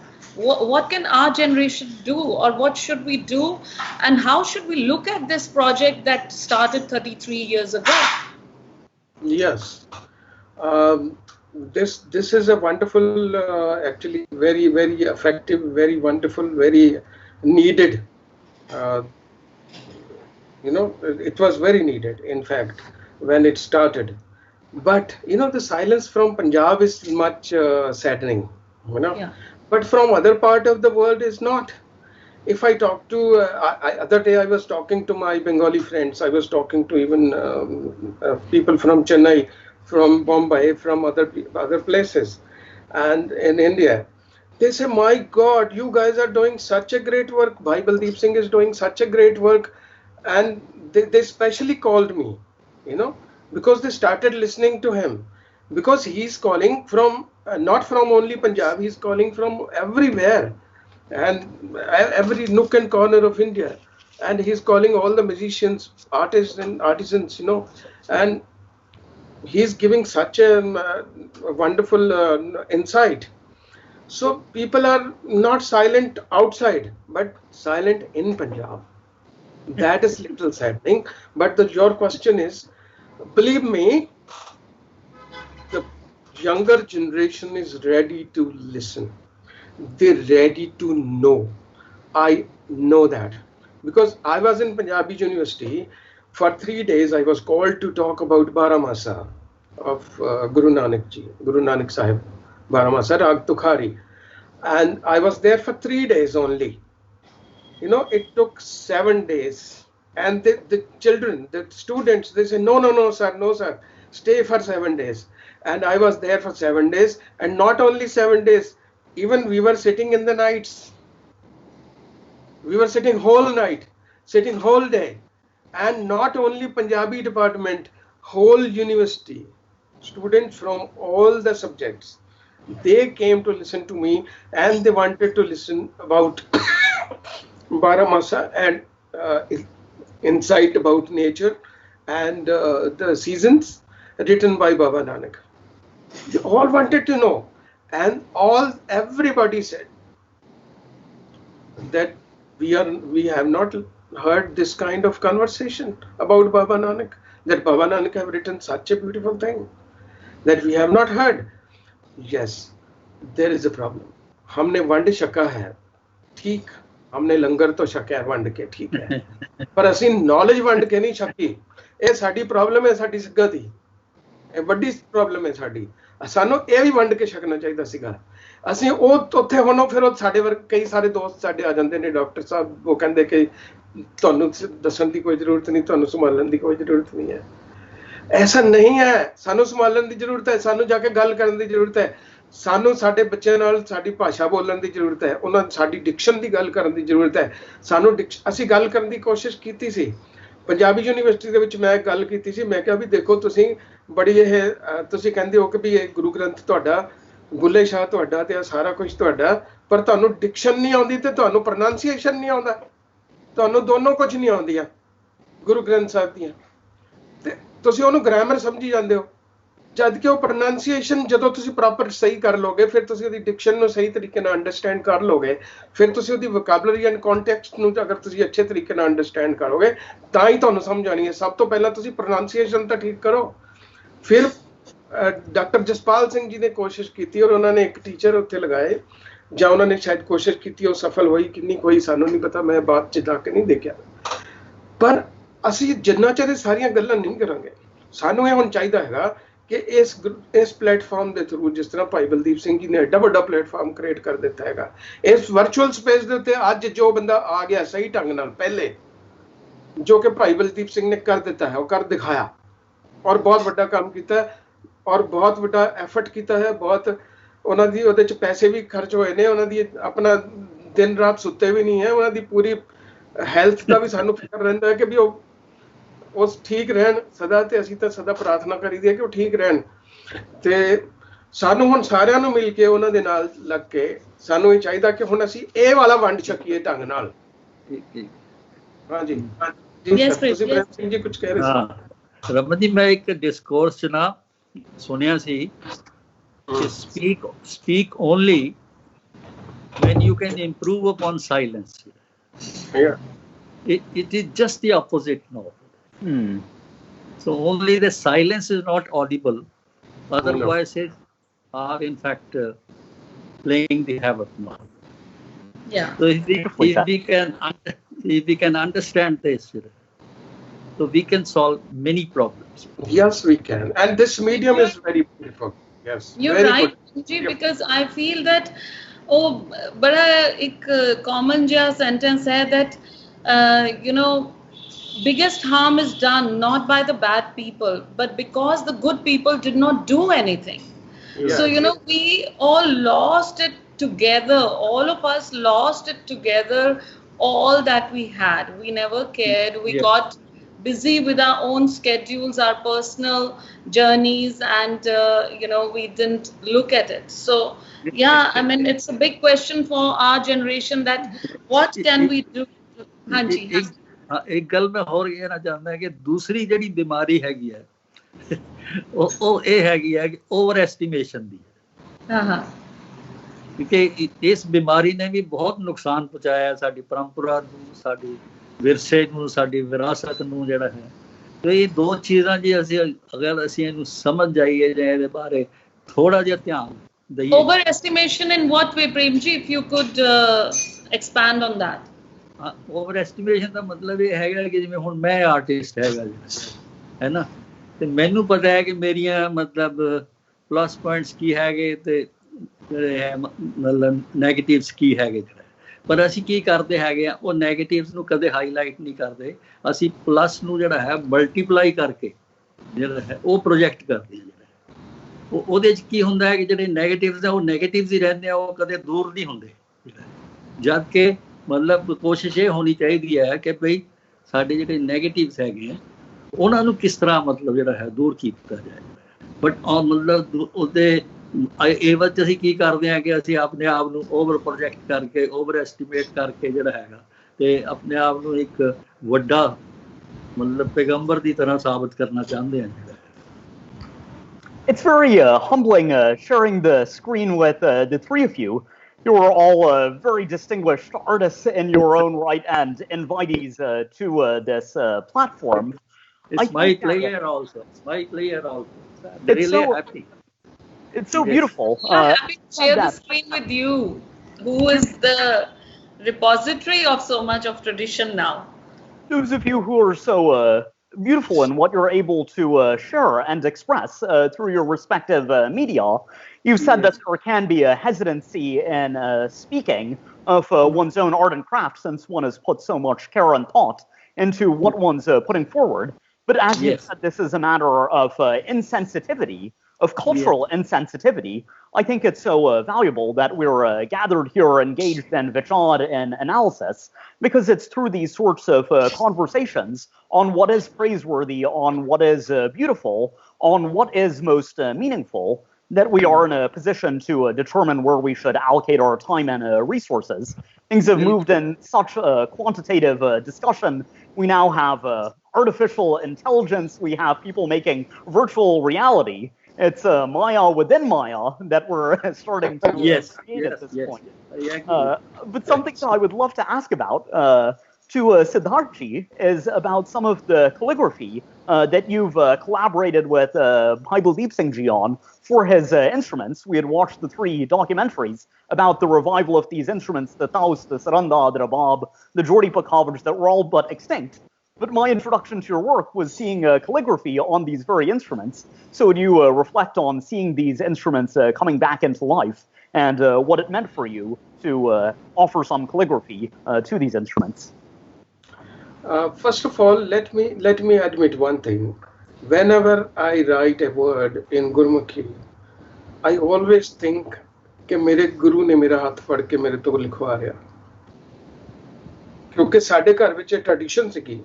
मेरे पिताजी ने जदों मैनू गुरमुखी लिखानी सिखाई तो वो मैनू कलमसर ले गए, गुरुद्वारा कलमसर, जिथे बाबा गुरु गोबिंद सिंह ने अपने बरशे दे नाल ऊड़ा आड़ा लिखिया ते उथे बाबा दीप सिंह ते मनी सिंह नू लिखना सिखाया, गुरमुखी लिखनी सिखाई।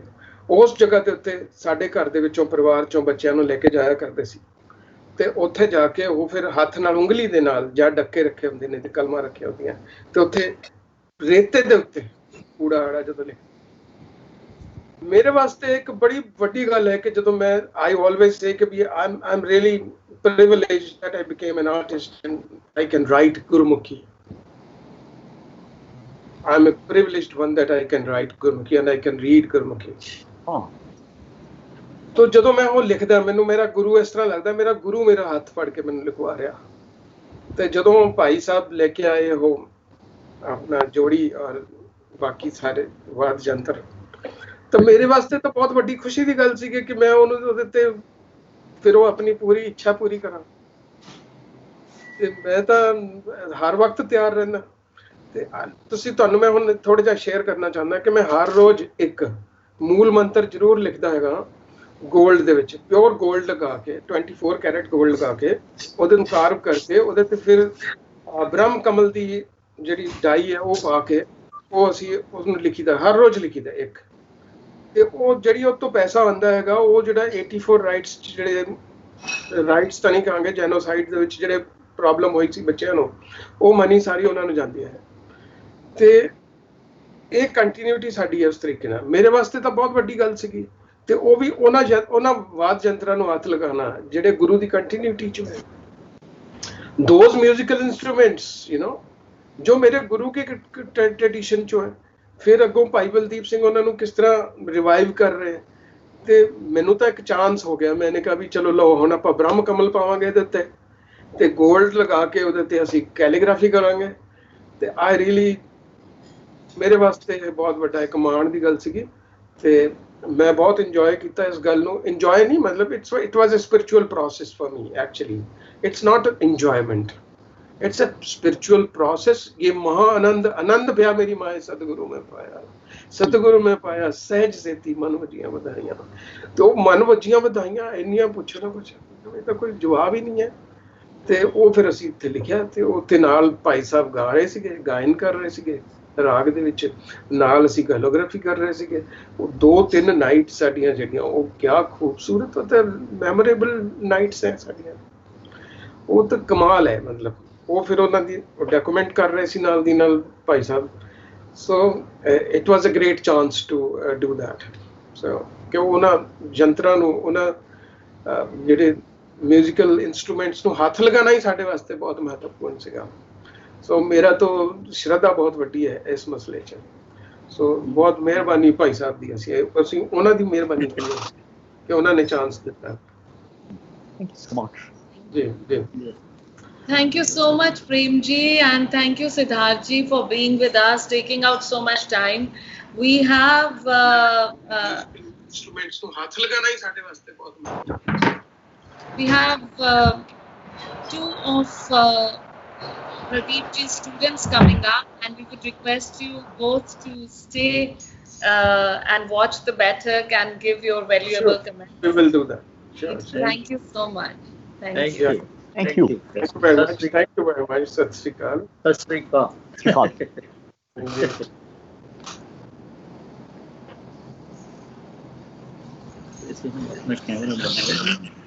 So Nihal, we have Professor Francesca Cassio and Niranjan joining us.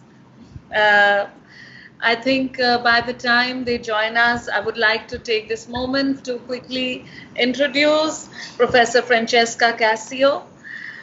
Francesca Cassio is full professor of music at Hofstra University, New York, and since 2011 serves as the Sardarni Harbans Kaur Chair in Sikh Musicology, the first academic position of its kind in the United States. MA and PhD in ethnomusicology from the University La Sapienza of Rome. In affiliation with the Banaras Hindu University, Dr. Cassio has conducted extensive research in India, where she lived for several years and was trained in vocal music by Ustad Rahim Fahimuddin Khan Dagar, who also happens to be, Baldeep ji's guru. Professor Ritvik Sanyal and Dr. Srimati Girja Devi, senior disciple of Bhai Baldeep Singh, the 13th generation exponent of Gurbāṇī Kirtan. Dr. Cassio specialized on the history and the musicological analysis of traditional Sikh repertoires. Prior to joining Hofstra, Dr. Cassio was lecturer of ethnomusicology and Indian vocal music at the University of Toronto. Conservatory of Vicenza, Conservatory of Adria, Italy, and visiting professor at Vishwabharati University, Shantiniketan, India, which is close to my house. Dr. Casio is the author of a monograph on Drupad titled Percorsi della voce, storia e tecnique executive del canto Drupad dell'India del Nord, 2000, and is currently working on a volume that explores the history and practice of Gurbāṇī Kirtan through decolonial lenses. Her essays are published in edited volumes and international academic journals, and her research interests cover several areas in the field of South Asian music, ranging from music history to music and gender, music of underrepresented traditions, post-colonial and decolonial studies. In 2015, she was awarded the Stetson Prize with the article Female Voices in Gurbāṇī Saṅgīta and the Role of the Media in Promoting Female Kirtaniye. Accomplished Drupad singer and Kirtaniya, Dr. Casio has lectured and performed in India, Europe, and the USA. Welcome, Francesca. Sat Sri Akal. Sat Sri Akal. Thank you very much.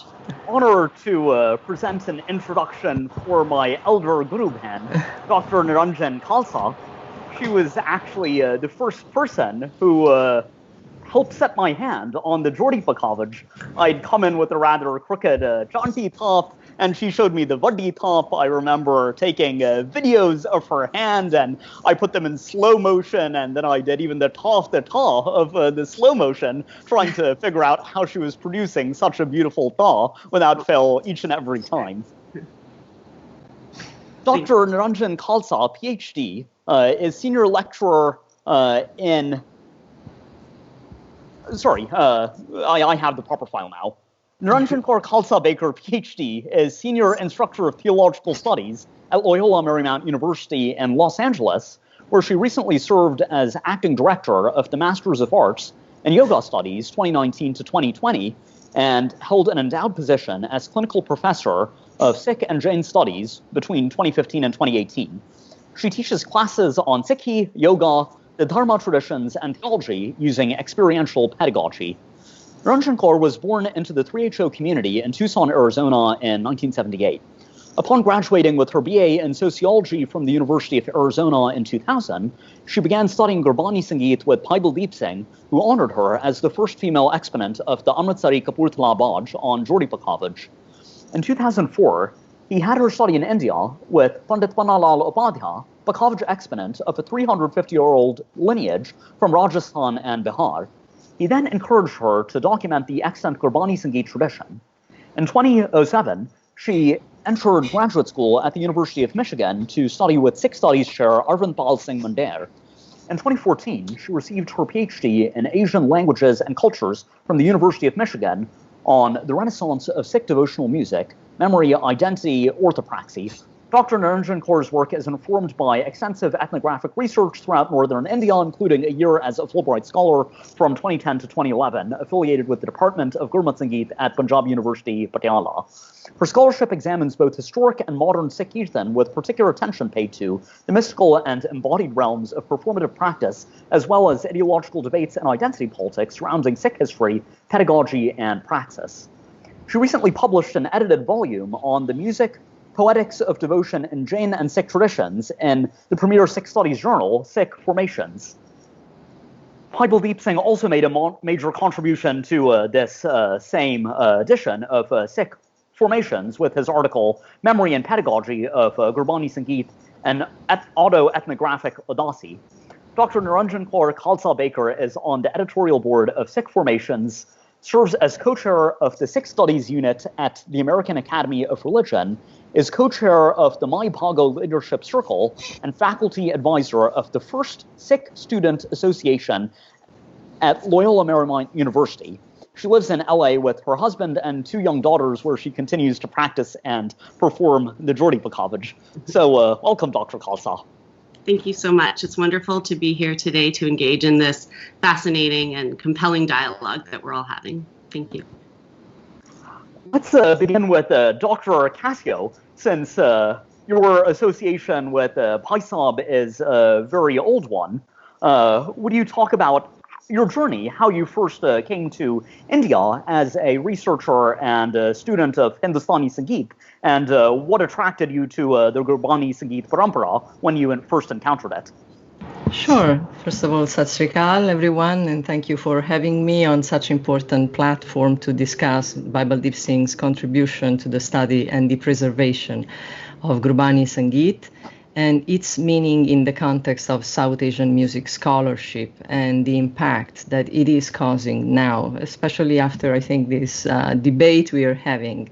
Just a note that was read was not my updated biodata. Anyways, I'm also the founder. Not a problem. I'm also one of the founders of the first degree course of Indian music at the Conservatory of Vicenza, and part of my work also focused on gender issues in Hindustani music. Anyways, if I had to give a title to this talk, that would be the Millat, the encounter.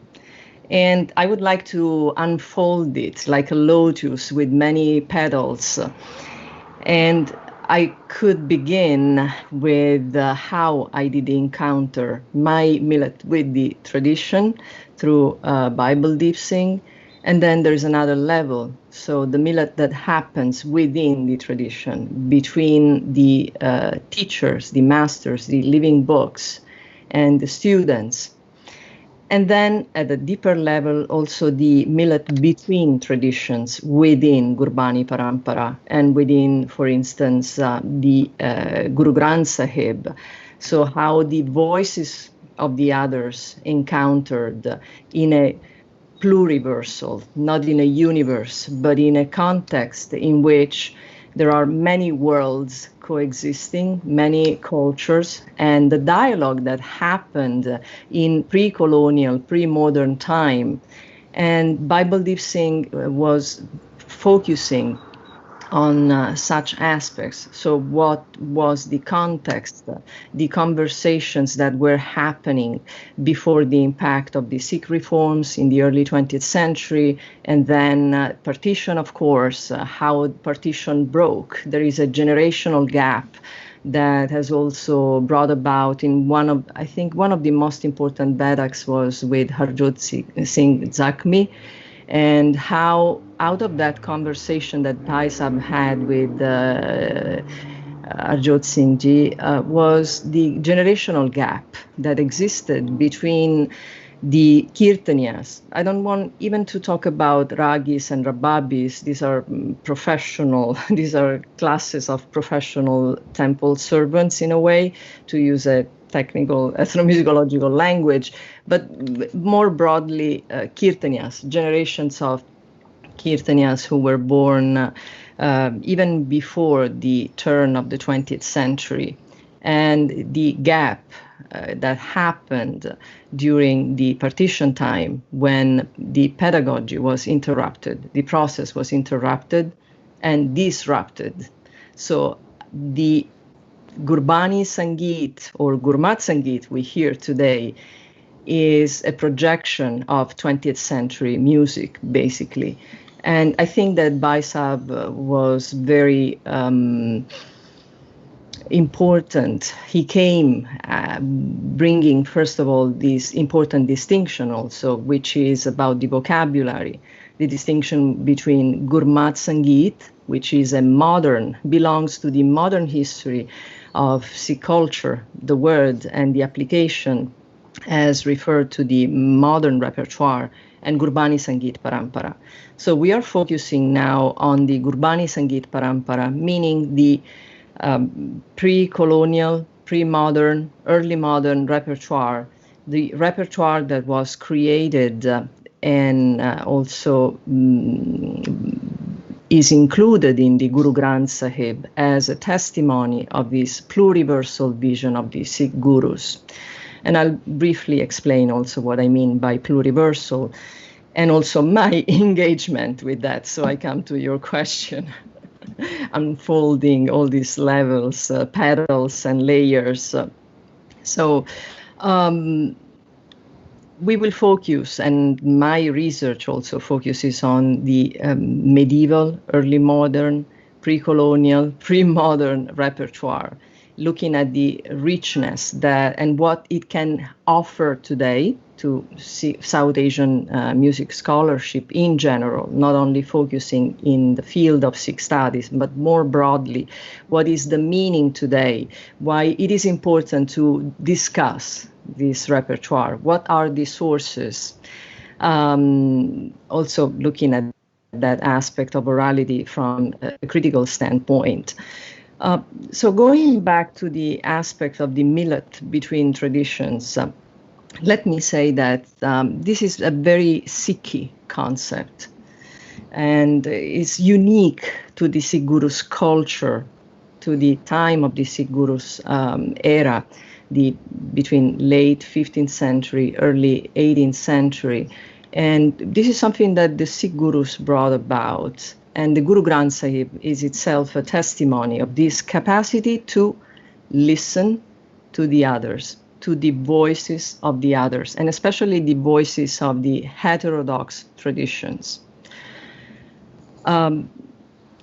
So how the tradition met and virtually conversed with the other, looking at the world in its multiple expressions, not through a universal lens, but through an approach that shows diversities, respect for diversity. So when we think about a universal concept, we entail a notion of a unifying vision that dismantles diversities according to one paradigm, which is actually a colonial one, set to a Eurocentric episteme and knowledge. So very often we hear the motto that music is a universal language. But what is that universal paradigm we are talking about? This universal paradigm also, according to Stephen Feld, ethnomusicologist, speaks about cultural imperialism. So the discourse about coloniality, pre- and post-coloniality, is very important when we approach Gurbāṇī Saṅgīta parampara and also the contemporary repertoires. So while Gurū Nānak speaks of ek, anek, one, many, he speaks of not of a universal perspective according to one paradigm, his paradigm, but he discusses a transversal perspective. As I said, a world in which many other worlds coexist, dialogue, and this is something that is happening also in the Baithaks. I think it's a benefit of the Baithaks that Bhai Sahib has set.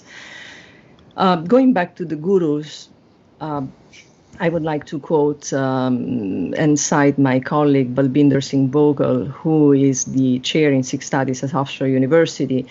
And to explain this pluriversal notion, he said that the Gurus heard the voices of the others as a song, echoing pluriversal values, forming them into melodies and compositions that could express the complexity of the truth as a sonic form, as a song, for all to resonate with, not as an ideological truth to convert.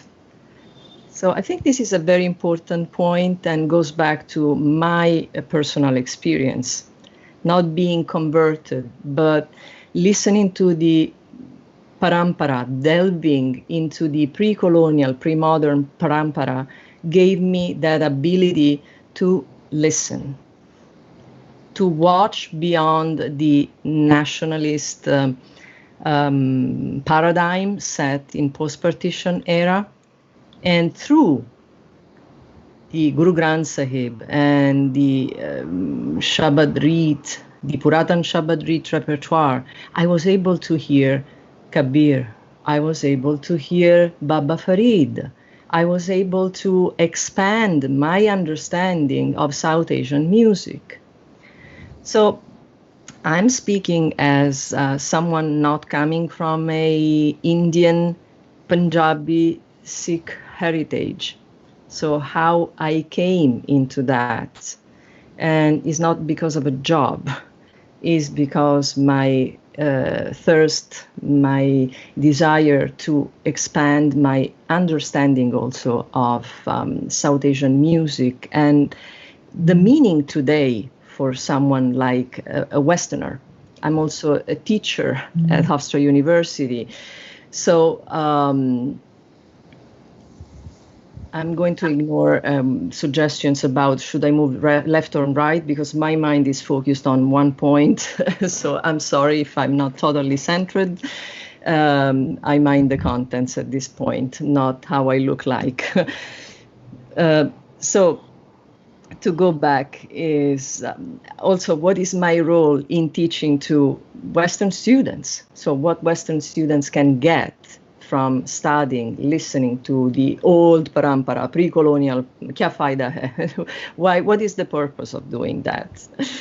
So, as I said, the Gurbāṇī, the Guru Granth Sahib, and the Gurbāṇī Saṅgīta parampara constitutes a comparative archive of heterodox voices, of other voices. So we can hear a lot through carefully listening and going through the voices, as I said, of the Bhagats, the many Bhagats, and Baba Farid, for instance, even Bhagat Jaydev, who actually is the first author, in the oldest author in the Guru Granth Sahib.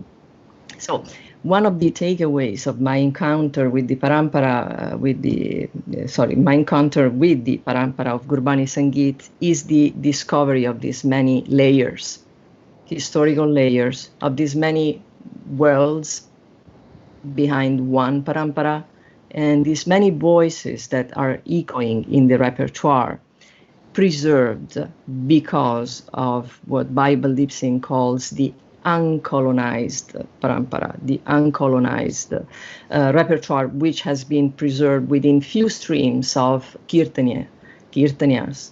I'm not talking about the ragis and rababis here. I think it's easier to talk about broadly of kirtanyas. And also it gave me a different way of thinking about the others in general, and really breaking this idea of universalism, also as a musicologist. But also I learned how in the 20th century, the voice of Gurbāṇī Parampara has been neglected, has been colonized and assimilated into external paradigms to be silenced. So once it is assimilated, is also silenced. Is just monolingual, as Professor Mandir points out. All this pluriversality is over. So points today is also the contribution of Gurbāṇī Saṅgīta Parampara, the uncolonized Gurbāṇī Saṅgīta Parampara, to South Asian music scholarship. And as I said, for me was a journey from stereotyped Orientalist notions of Indian music, which I had when I was a kid, to the mainstream scholarship that I learned when I went through the process of my MA in ethnomusicology and even PhD.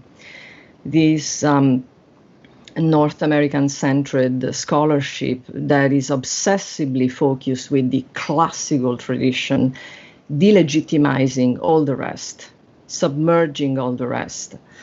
And so I would like to refer also to something that Ramanjit was mentioning. So why this tradition has never been rediscovered, what is the responsibility of scholars?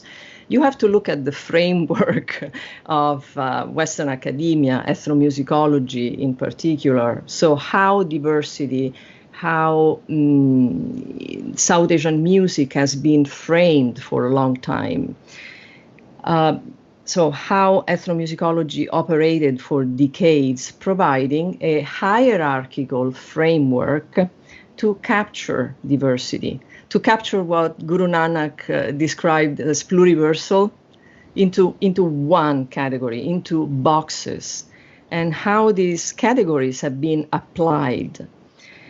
So, for instance, a very famous framework which had a huge impact on ethnomusicological works and thinking is what Professor Harry Powers created in the 1980s, the distinction between the great tradition, which is the classical tradition, mainstream, and the rest, which he called little.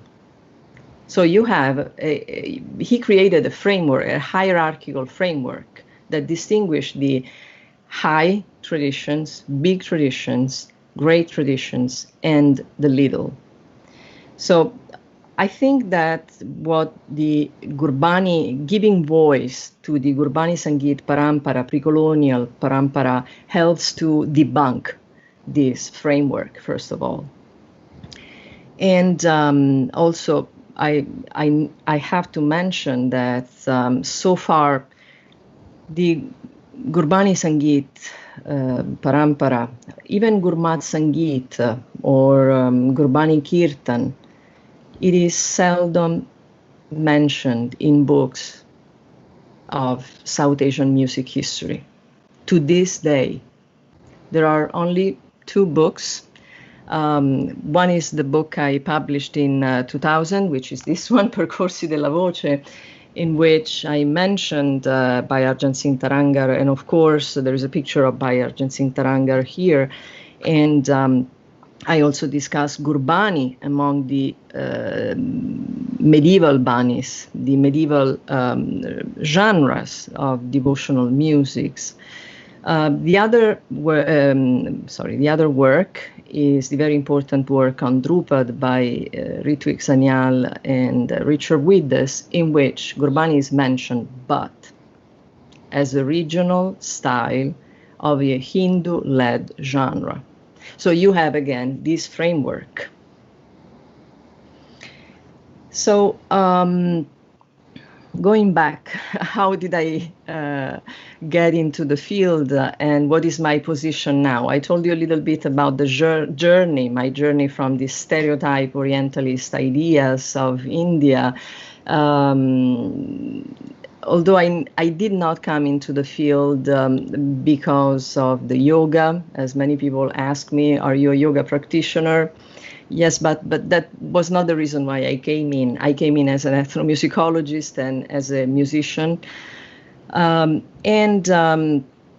Also, I always engaged in my research through an emic approach, by doing it, by singing, by sitting with my teachers and by singing. During my early fieldwork in the early 1990s, when I was working on my MA, which was focusing on Drupad, and that was one of the very first works on Drupad. Drupad was not yet so popular in Europe at that time. So I traveled, no internet, and so no access to internet sources. So I traveled to India to interview Ustad Rahim Faimuddin Khandagar, who then became my teacher. And then I met Bhai Baldeep Singh, who was also studying, senior to me, who was also studying with Ustad Rahim Faimuddin Khandagar, and it was crucial having his help in understanding and unearthing many concepts that Faimuddin Dagar was discussing. I did not speak Urdu at that time, so it was not only a language barrier, but also was the understanding of a completely different world approach. And so since then, Bhai Baldeep Singh also introduced me to the other form of Drupad, which has been long neglected, and he introduced me to the Gurbāṇī Saṅgīta parampara. So he introduced me to Bhai Avtar Singh, and then later to Bhai Gurcharan Singh. But also, I lived in India for several years, and over those years, I was able to document being an ethnomusicologist. I have the obsession with documenting as well, taking pictures, recording as much as I could. So I think here in this context, I can also offer my testimony to the work that Bhai Baldeep Singh has done since the late 80s, but I could witness from 93 onwards, I could actually witness what he has done to unearth concepts and also debunk this idea of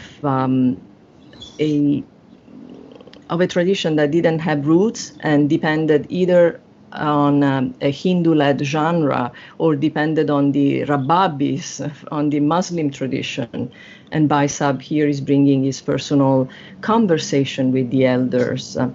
And what I wanted to point out here now, and we are going to soon watch some pictures I prepared.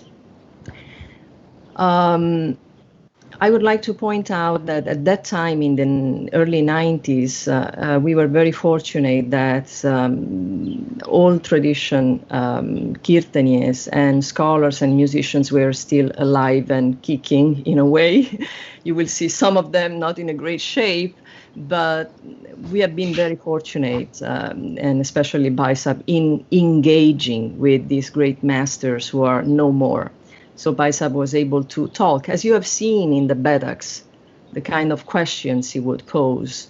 And he tried to unearth and also reviving their own memories of compositions, of the context, of the instruments. So what I can bring in this context today in our conversation is the testimony of what I have seen, a very tireless effort in documenting.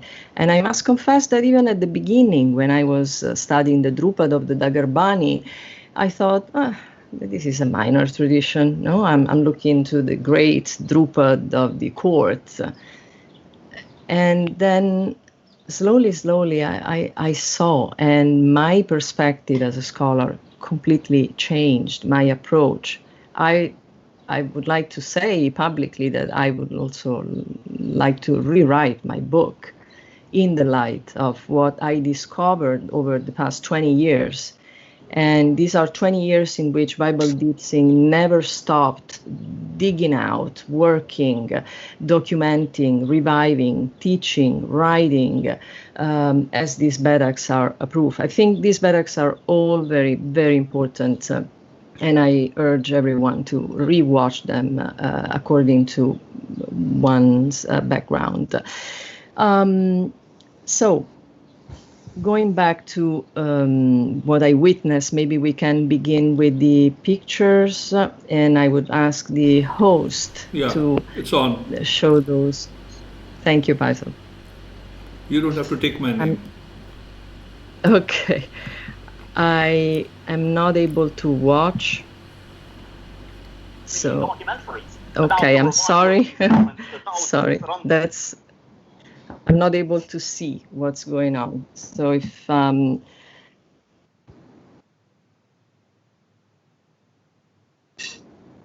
okay.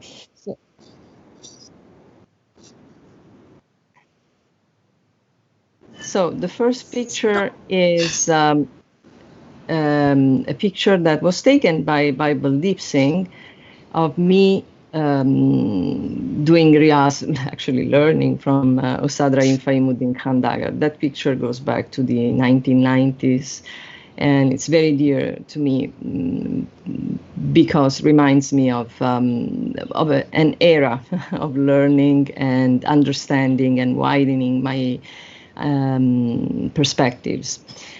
The second picture is Bhai Baldeep Singh with in conversation. So we are talking about millets, and so the second picture is Bhai Baldeep Singh in conversation with Asad Ali Khan and with Ustad Rahim Faimuddin Khan Dagar. This picture was taken during the Jashan event that Bhai Baldeep Singh curated to honor the two legendary brothers, Bhai Gurcharan Singh and Bhai Avtar Singh. And you can actually see at the back Bhai Avtar Singh speaking with someone else. Then the photo number 3 is Bhai Baldeep Singh with Ustad Rahim Faimuddin Khan Dagar. And I witnessed many of these talks that they had at home. This was taken at Ustad Rahim Faimuddin Khan Dagar's house, and I do remember that moment.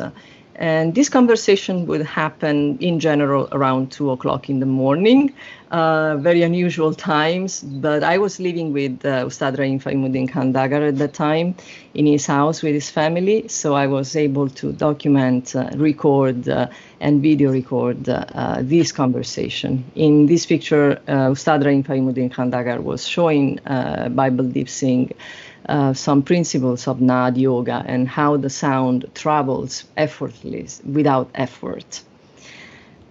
Picture number 4 was taken more recently in 2012. And you can see Bhai Baldeep Singh engaged in a conversation with Professor S.K. Saxena, who died a few months after this interview. I believe this was our last interview with Professor Saxena. And in this interview, which I video documented, Saxena said something very important. First of all, that he had to rewrite his books according to the knowledge that Bhai Baldeep Singh was carrying. And also, the other thing that struck me was that Saxena said, and this is video documented, so you can watch the video if you want to contact me and see that documentation. He said, Gurbāṇī Saṅgīta was made by exceptional human beings. Something has an exceptional quality, has a supernatural quality. And that coming from a musicologist, that was very striking, with a very important musicologist of the time. Talking about musicologists, picture number 5 he was also a philosopher and an aesthetician, and his books are still today revered as milestones in the field, especially of rhythm. In the analysis of rhythm. Picture number 5 is Ustad Rahim Faimuddin Khan Dagar with Sumati Mutatkar.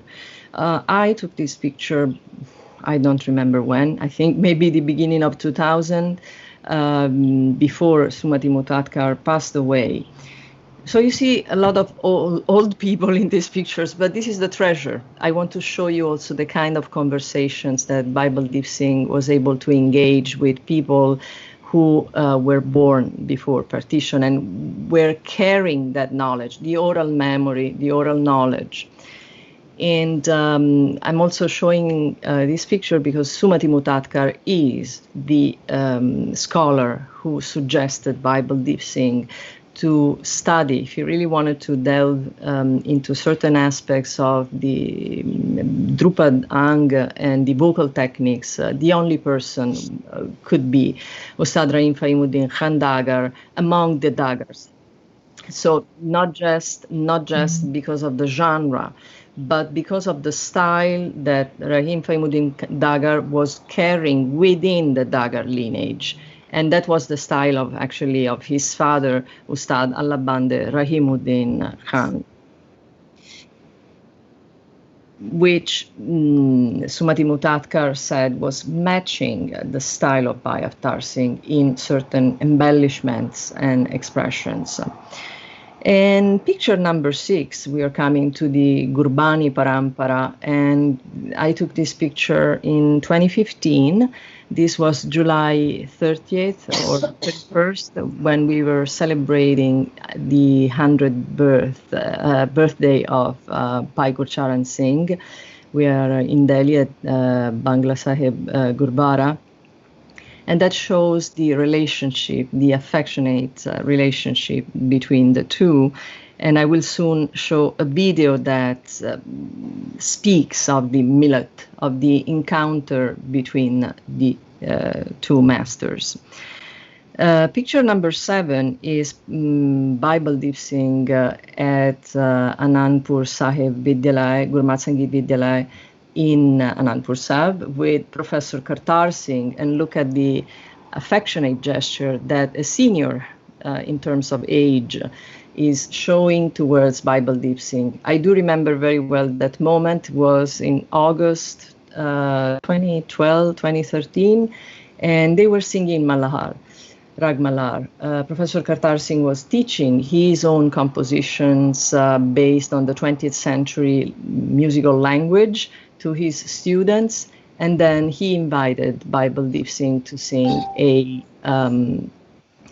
short passage of a traditional Shabad Reeds from the Gurbāṇī Kirtan Parampara, from the uncolonized. So here you have a senior person, Professor Kartar Singh, who is teaching a modern style, what we call today Gurbāṇī Saṅgīta, and showing affection and respect to a person who is younger in age but elder in terms of knowledge, of paramparic knowledge, if I may say. And talking about paramparic knowledge, picture number 8 was taken in 1999 at the Indira Gandhi Center for Performing Arts in New Delhi, and it speaks for itself. You see Ustad Rahim Faimuddin Khan Dagar singing, of course, a Drupad, exceptionally accompanied by Bhai Baldeep Singh under the request, actually, of Ustad Rahim Faimuddin Khan Dagar.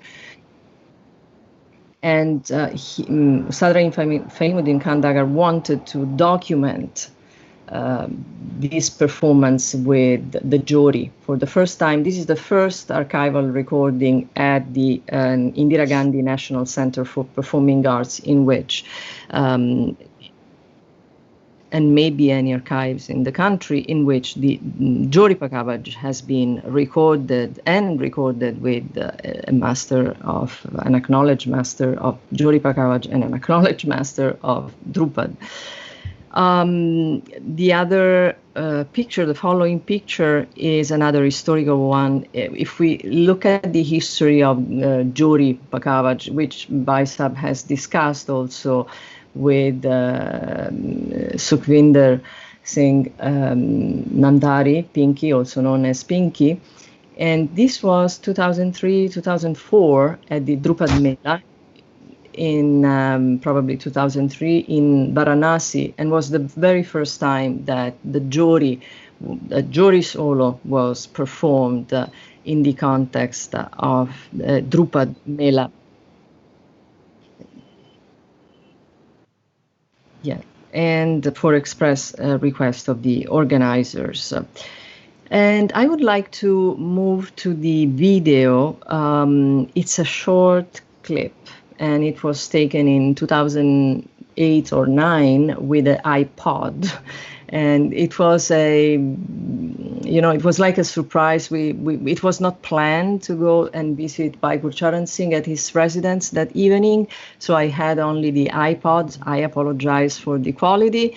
It's a short clip of 1 minute in which you can actually see the millet, the interaction between Bhai Baldeep Singh and Bhai Gurcharan Singh singing a partal in Rag Bilaval.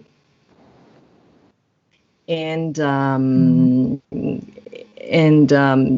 I think it speaks for itself, again, looking at the interactions, the gaps. And there is a moment in which Bhai Gurcharan Singh, who was 90 plus at that time, also is trying to remember. And then he was 95, I believe, at that time.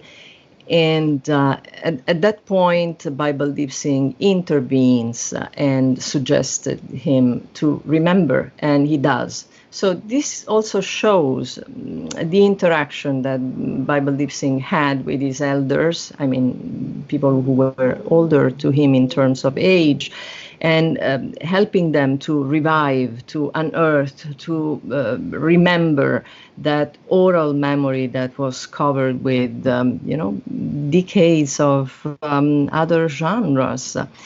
And as also, let me say that how Bhai Gurcharan Singh has written in this book, I hope it's visible. This is a book that Bhai Gurcharan Singh published in 2008.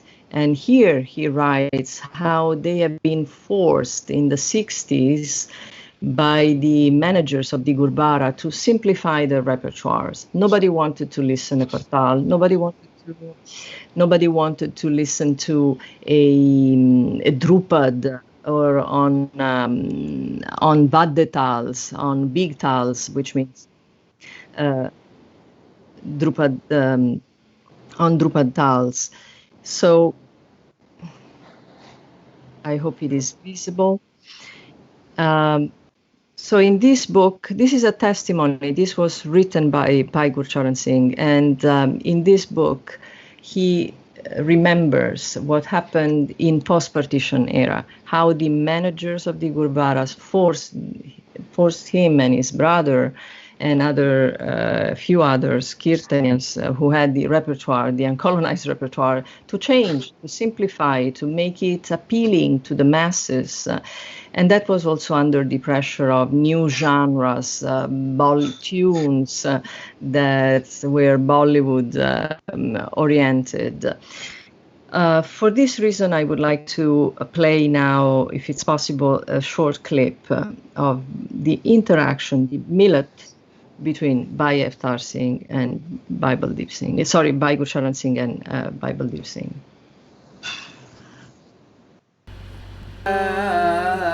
We can start from 3 minutes 50. Yes, thank you. It's just a minute and a half.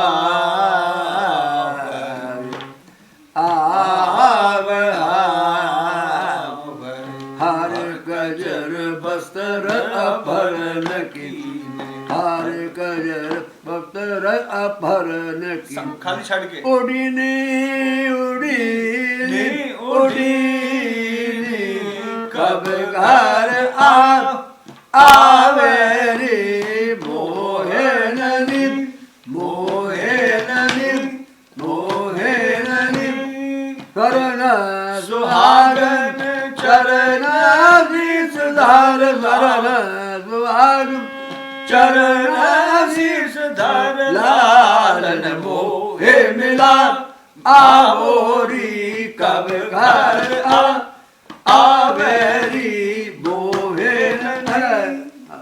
सुनो सहेली मिले न बात कहो सगरो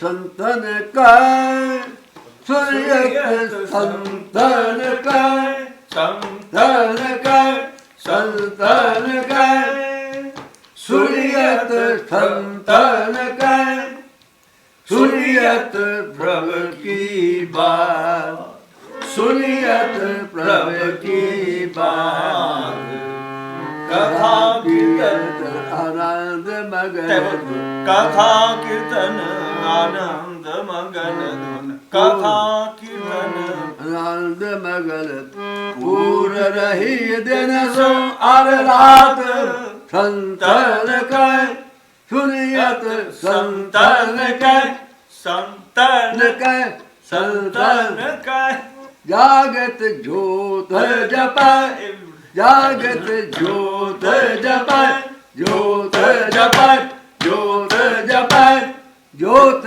जप निस्बात ज्योत जपै निसबास एक बिना मान नैक ना आने ज्योत जपै जागत ज्योत जपै ज्योत जपै ज्योत जपै पूर्ण प्रेम.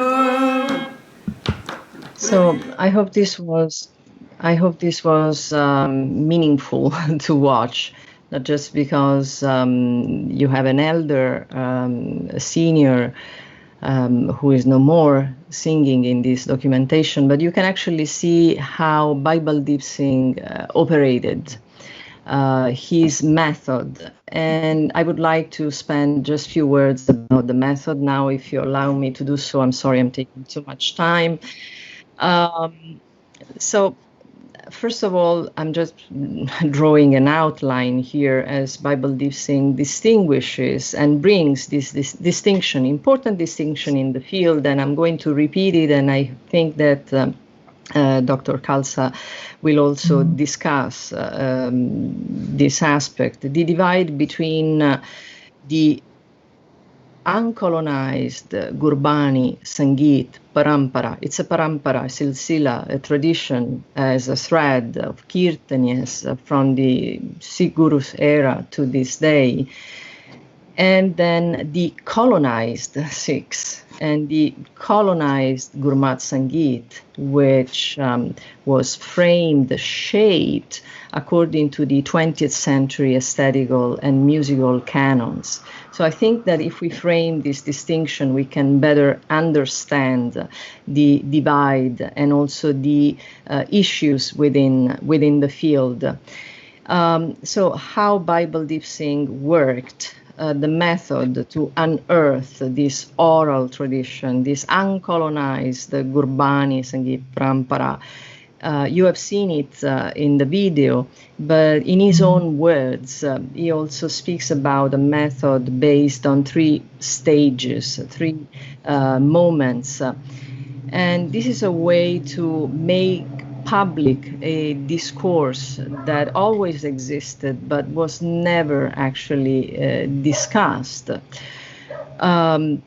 So in order to revive the uncolonized tradition and also access to an epistemic reconstitution of the Gurbāṇī Saṅgīta, Bhai Baldeep Singh has summarized this method in 3 stages. The first one is Pal, then you have the Sam and Sampal.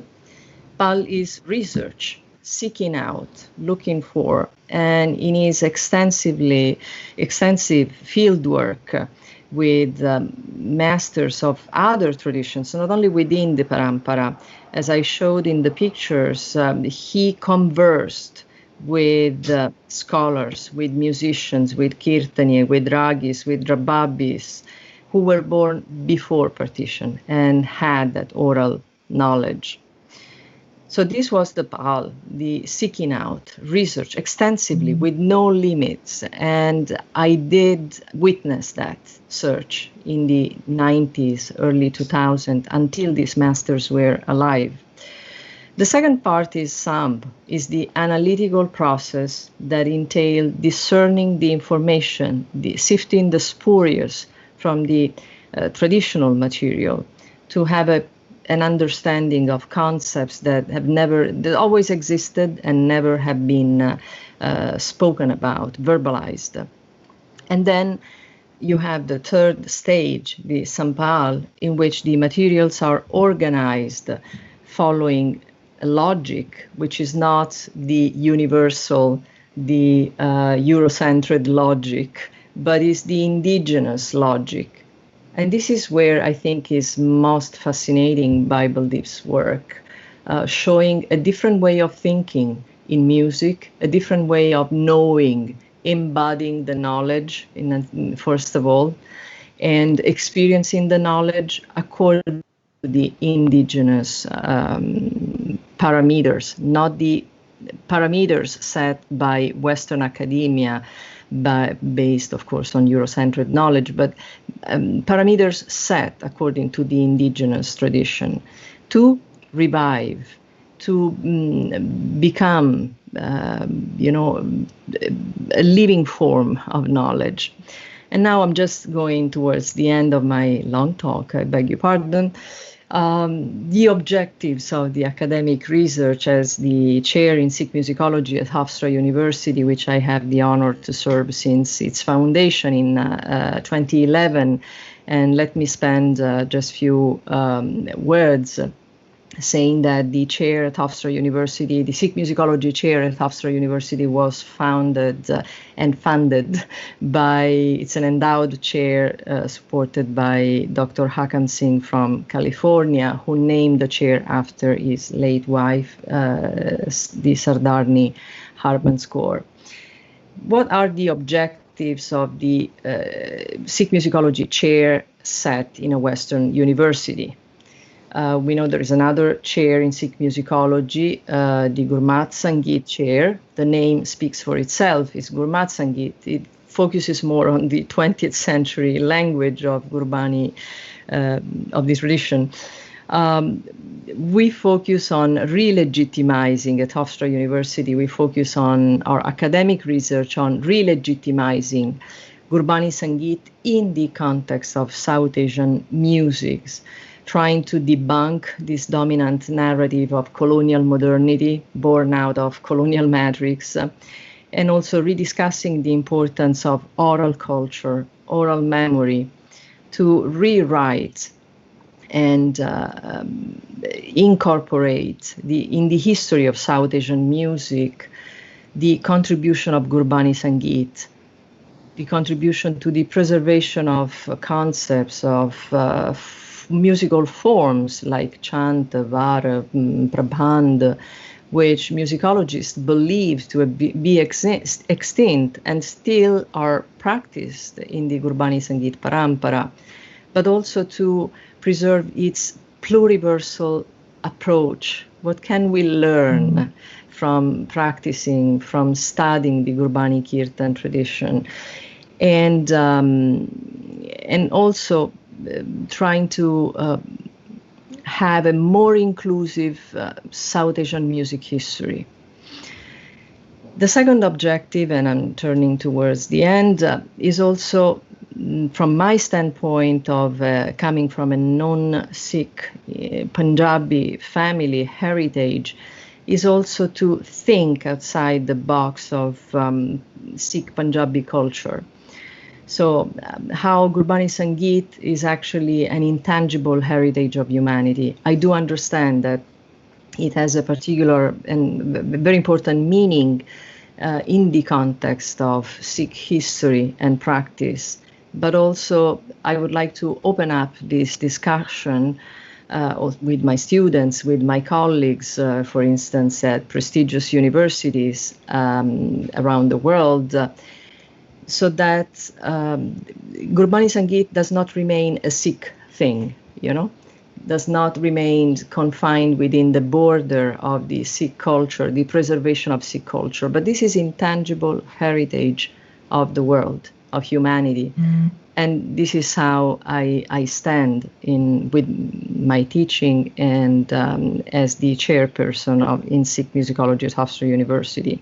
So how this pluriversal nature that I discussed at the beginning of the talk is for everybody. It's not just, does not speak only to Punjabi speakers, but it really speaks to the hearts of all. I would like to end also watching a couple of pictures, if that is possible. And in October 2019, to celebrate the 500th birth anniversary of Gurū Nānak at Hofstra University, we held an international and interdisciplinary conference in which for the first time this pluriversal approach was discussed.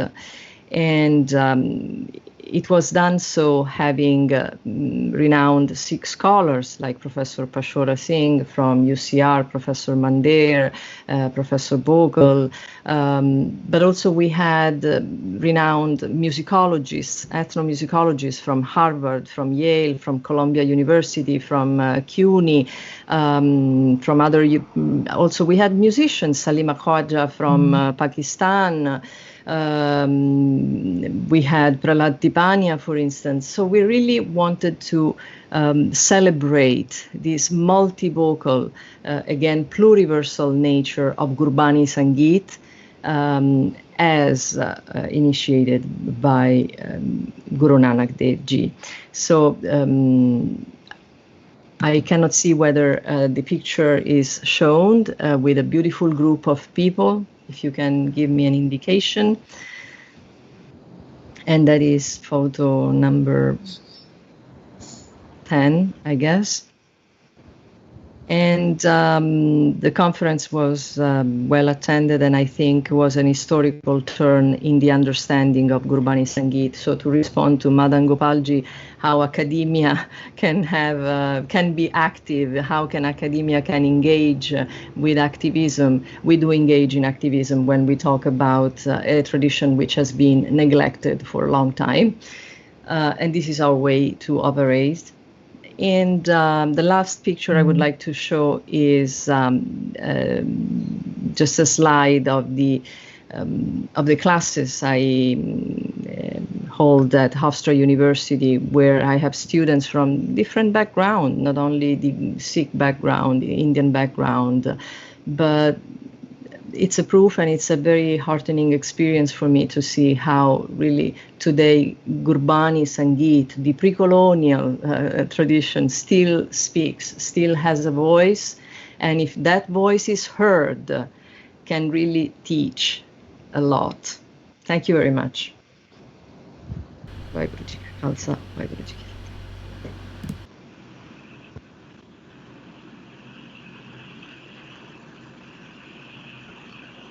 Thank you so much, Francesca. Nihal, I think you take over because I see my own image frozen on the screen. So if you could, begin the conversation with Niranjan, that would be very nice. Absolutely. First off, thank you so much for this informative and necessary presentation, Dr. Cassio. I think that the distinction that you reiterated several times between Gurbāṇī Saṅgīta as colonized or a neo-colonial reality and between the Gurbāṇī Saṅgīta Parampara as uncolonized is going to be critical in the coming discourse. I'd now like to turn the platform over to Dr. Khalsa. She will present on her experiences in coming to the Gurbāṇī Saṅgīta Parampara, her journey, and I hear that she also has some wonderful multimedia to share with us, so looking forward to seeing those pictures. Thank you so much. Thank you, Nihal, and thank you, Professor Francesca Cassio. That was a beautiful foundation that you have given us to really understand why these conversations are happening today, to understand the work that Bhai Baldeep Singh has been undergoing for these many, many years, and why we are here to continue to discuss tradition. So what value does it have, and why continue to practice it and learn about it today? So I'm going to start with my own personal story. I was born into the 3HO Kundalini Yoga Sikh Dharma community in Tucson, Arizona in 1978. And being born into this tradition, I had, I go to Gurdwara and hear kirtan being played, but I had only heard it played on the tabla and harmonium, the vaja. And why is this? It wasn't until my mother Nirvarkar started studying with Bhai Baldeep Singh in 97, 98, that I started to learn about the Jodi Pakavij and the Rabab and the Taus and the Saranda. and why, having been raised in Sikhi, was this not made aware to me? So that initial interest that I had, I heard the Jodi Pakavij being played, and I fell in love. I was completely enthralled by the encompassing sound that it had. For it to be able to really move one's physical being and bring one into a state of meditative awareness. And this is also what I found from the old Shabad Reets that Bhai Baldeep Singh was singing, that could be of such a meditative quality, though there are many also that are in praise and not necessarily just slow Drupad forms, and Drupad can also be in other styles. The pace in other paces is what I'm trying to say.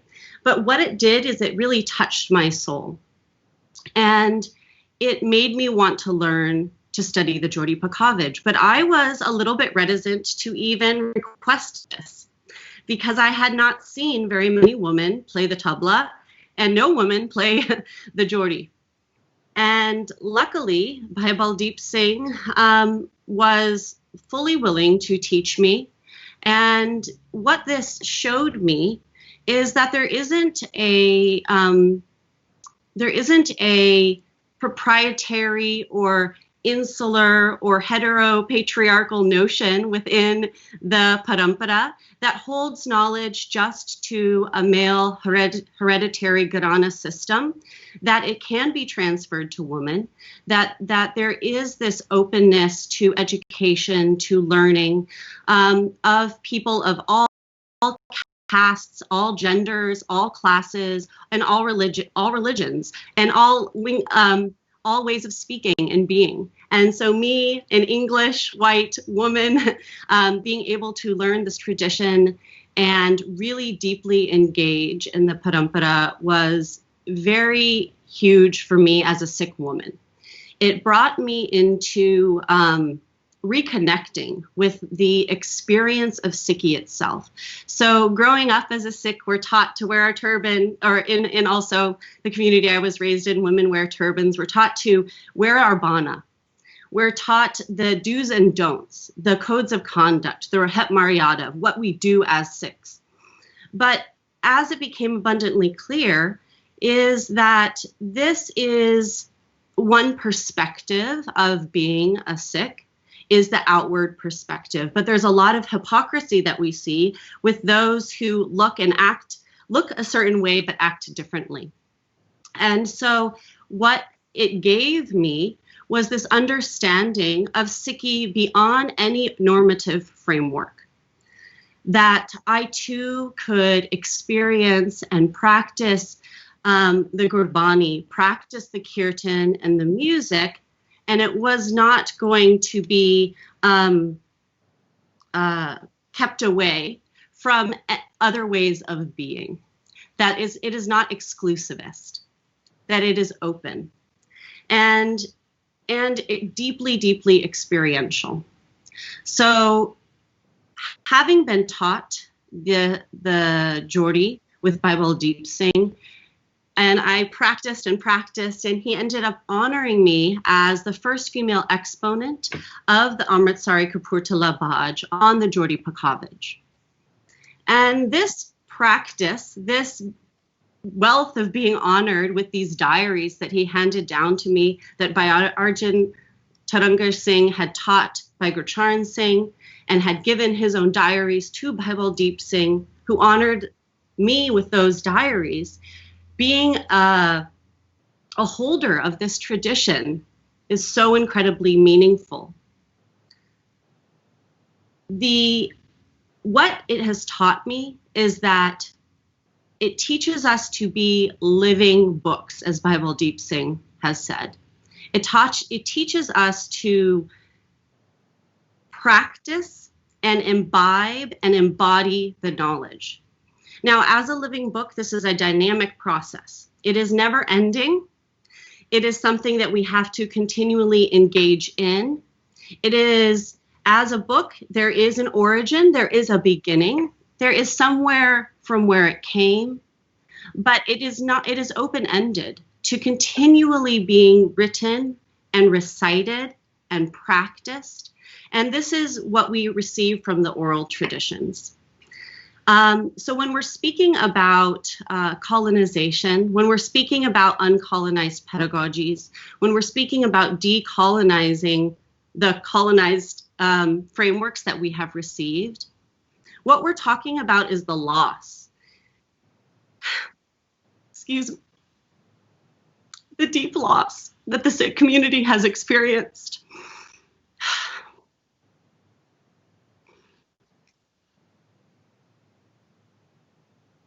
The martyrdom of the Sikh gurus, the Sikhs having to go into the jungles with their instruments on their backs, being hunted like dogs. Forgive my tears, but the pain is real. The pain of partition, of the Muslim Rababis who are part of the Sikh community, who were also the musicians, the memory bearers, going to Pakistan, never able to return, the amount of memory that has been lost, the institutionalization, the British colonization of India, of reframing the knowledge and the pedagogy within Western frameworks, within Western contexts. Within these frameworks that we try to categorize and define what is religion, what is practice, notating the kirtan, but how much has been lost? What is lost? The value that the notations bring, the value that the recorded memory brings, is indispensable. And in Bhai Baldeep Singh's opus, I like to call it a 200-page article that he wrote for Sikh Formations, the memory and pedagogy of Gurbāṇī Saṅgīta and autoethnographic Udasi. This article that I was fortunate enough to be able to edit and include in a volume that we had on the music and poetics in the Jain and Sikh traditions. This demonstrates the value that notation and the recordings that we have, the value that it brings, that we can look to the sources, the textual sources that we have. We can look to the Guru Granth Sahib. But we also need to remember that within the Sikh context, it's the Guru Granth and the Guru Panth. That it's both the text as it lived and embodied and recited daily by the Sikhs in Gurbāṇī Kirtan. It's also then the Guru Panth that is doing the reciting, the oral memory and that is transmitted over time. So the value of being able to recognize this holistic perspective of Sikhi, the Miri and the Piri, the Nirgun and the Sargun, being able to appreciate a holistic version of Sikhi that is not bound to one normative definition, that is open to all identities, all castes, all creeds, all genders, all religions, as we get in the Guru Granth Sahib itself. That I was able, again, a white woman, to be able to learn this pedagogy. There is a large beauty that I have found in it. And it's this beauty that I've been able to share with my students, that I continue to speak about and write about. And it's the colonized logic then is the problem that we're kind of facing. So it's a particular logic that says that there is only one way to practice. The tradition doesn't teach us that there's only one way to practice, to sing.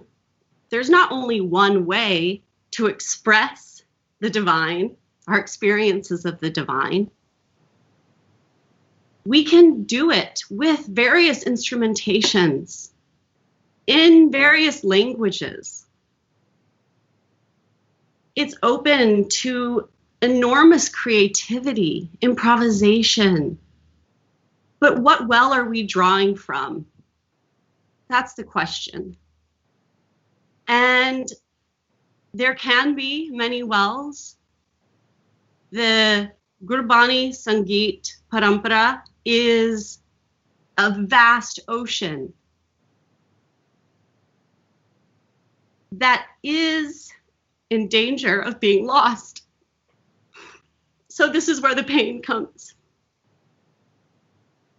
And the value then of being able to understand the amount of work that Bhai Baldeep Singh has put into maintaining it, continuing it, so that it can live on. Because oral memory, oral pedagogy, it's taught generation to generation. It only lasts as long as there are people to teach it and learn it. And so the call to the next generation is to value it for what it is, use it, and make your own creations as well. There is so much that can be gained when we acknowledge what there is and what there has been lost, and that is not afraid to question. In Japji, we get near bho, near ver. There is no fear, there is no enmity, but it is about this exactitude that Bhai Baldeep Singh speaks about in his paper, the Memory and Pedagogy paper, through Sikh formations. It's about the repetition. It's about the reiteration of knowledge. So how can we carry knowledge through over time? And how can we imbibe it and embody it in ourselves? And we all have different roles to play. So if that's not your role to be a kirtaniya, if your role isn't to sing or to play an instrument, there are many, many roles to at least share the knowledge, to help support it, to allow this documentation work to continue, allow these conversations to continue to happen. So in the spirit of Gurū Nānak Dēv ji on this 550th anniversary, this is what I see this beautiful Baiṭhak series is doing, is it's honoring the pluriversal, as Professor Francesca Cassio was mentioning, the pluriversal reality that we have, this birth, this wide dearth of music that we have. And I feel truly honored to be here today and to be part and to witness the engaging conversations that are happening that are so important. The conversations may not be comfortable at times, and that is part of the process. This is part of the debate. This is part of unearthing. There's so much to be unearthed, and there's a lot of colonization to be uprooted. So it's not a comfortable process, and it's something that we all need to engage in and go through and appreciate. So thank you all for having me, and our conversation can continue. I think that's all I have to say for now.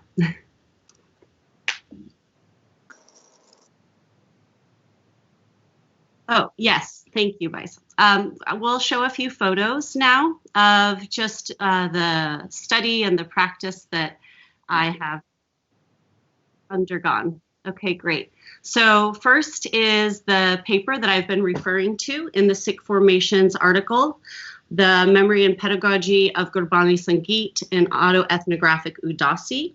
And I would love to hear from Bhai Baldeep Singh later if he could expand upon these ideas about the value of oral knowledge and also the value of notation and audio recordings, as well as the problems that we may encounter with these.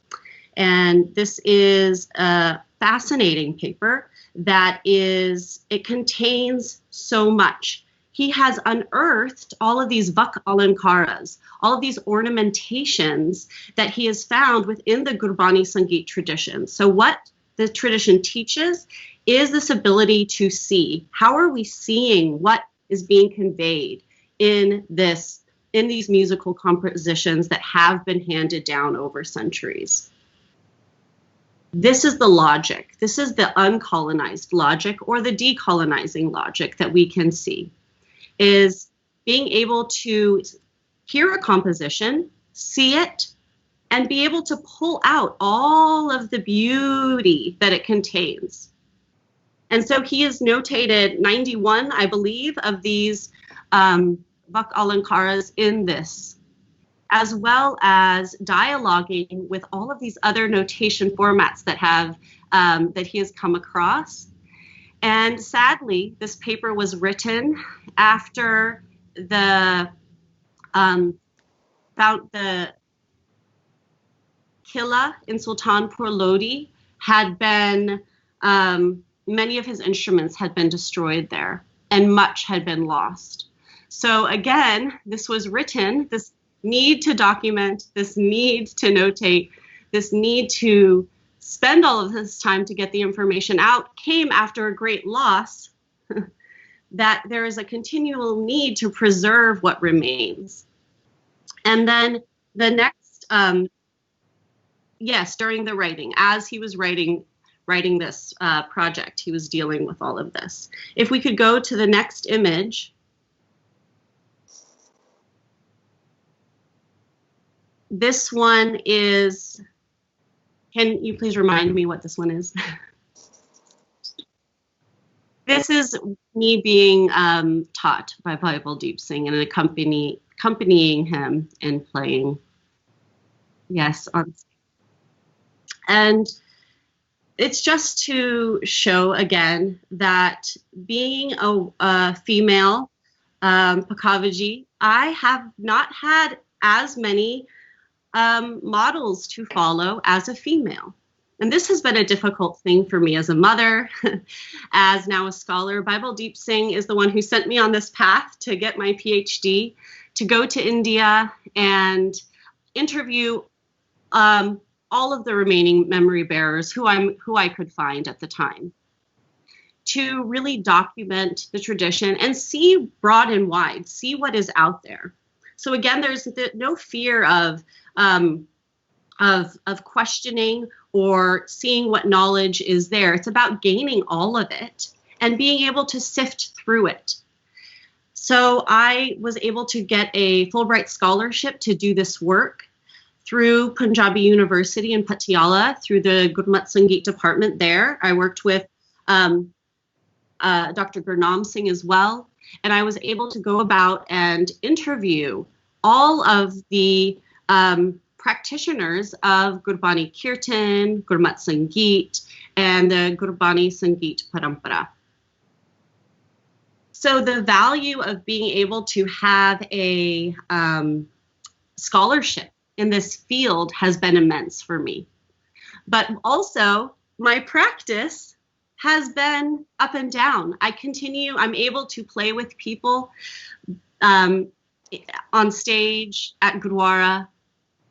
But what it continues to remind me of is that it is a living practice and that we have to practice it to keep it alive.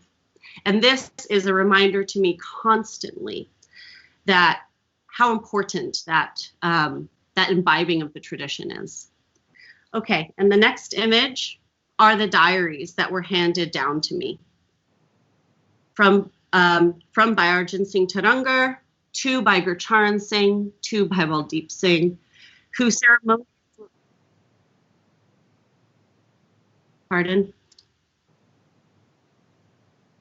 they were from Baba Harnam Singh, Jammuwale. They were also his diaries, who were then passed to Bhai Arjan Singh Tarangar, Bhai Gurcharan Singh, and then to myself. These were ceremoniously handed down to me. As a female, as a woman in this tradition, being able to value it and to honor it and to keep it alive. So I thank you so much. I again, am very honored to be here, and I would like to open it up to further conversation. Dr. Khalsa, thank you so much for your powerful and heartfelt presentation. Both of you recently co-authored a book chapter. It's entitled Singing Dharam, Sonic Transmission of Knowledge in the Sikh Path. In it, you spoke of the dynamics that traditionally have existed within the Indic Gharana system, and you've spoken about the openness within the Gurbāṇī Saṅgīta parampara, and how one didn't find the same patriarchal or insular tendencies, but instead an openness and willingness to share knowledge very widely, as instanced in the sharing of these diaries ceremoniously. I'd like to ask both of you to reflect a little more on the concept of millet, both how scholarly, in a scholarly sense, this is essential to the dissemination of tradition over time, but also how experientially this helps reinscribe within every Sikh their love for Bani Guru and the source from which it originates.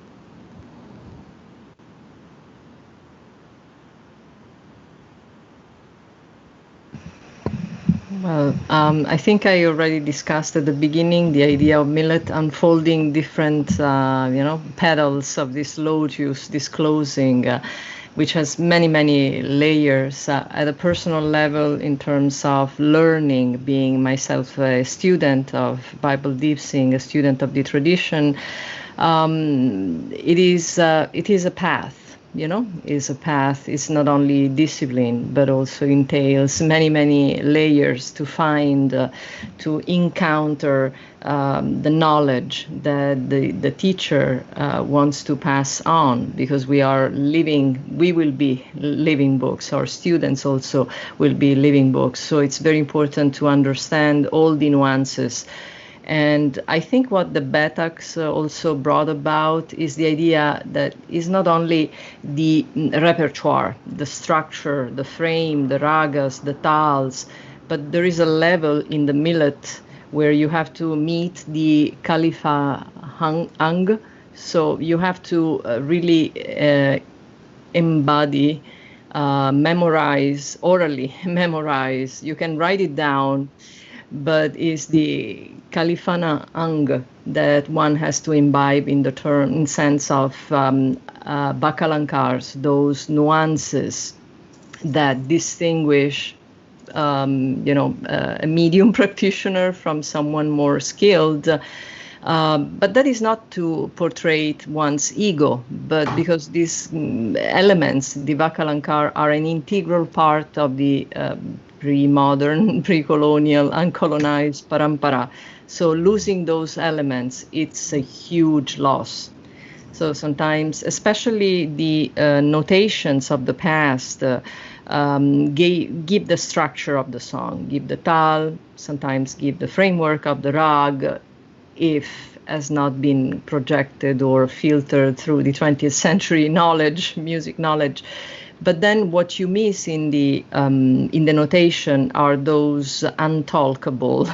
In ethnomusicology, we call them something that cannot be described in words, but you need to hear it. That's why the process of orality is also very important, to have that millet, that understanding, that experience of listening and being able to repeat and be wrong, be corrected. So I think that is also a very important point in the pedagogical process, whether it's learning how to project the sound, the akar, ikar, ekar, or how to place the hands on the instrument, whether it's a percussion or a string instrument. So that also is part of the millet. It's not just the song to repeat the concept. It's not just the structure of the tal, the rag, the placement of the words, but it's also how the pronunciation, as Madan Gopalji was mentioning today, the ucharan. So the details are extremely important, and the details always distinguish a great jeweler from, a cheap imitation. Dr. Khalsa? Yes, very, very well said.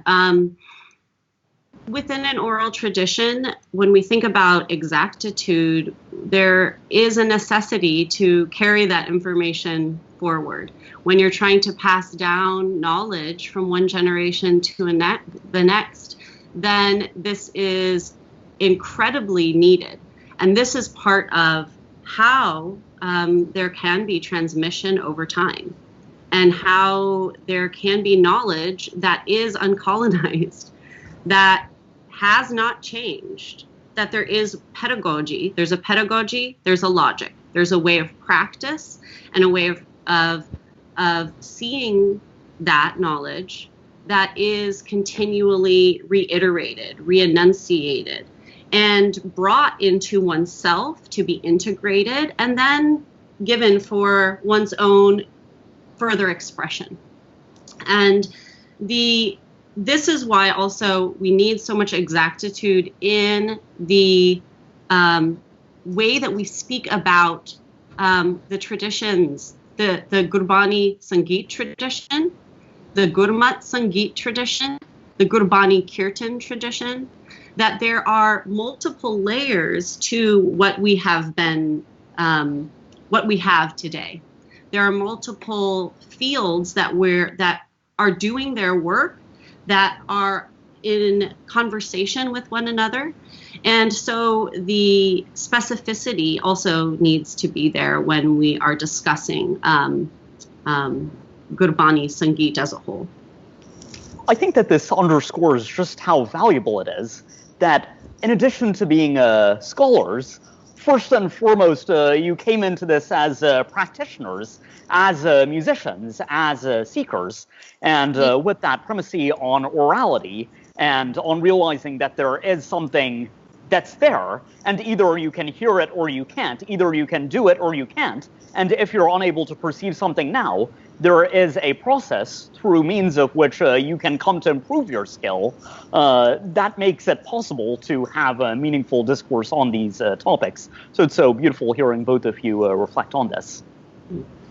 I would, at this point of time, thank you so much, Professor Francesca, Dr. Niranjan. It's been really delving deep into the processes, the thoughts that make this work so crucial, important, and precious.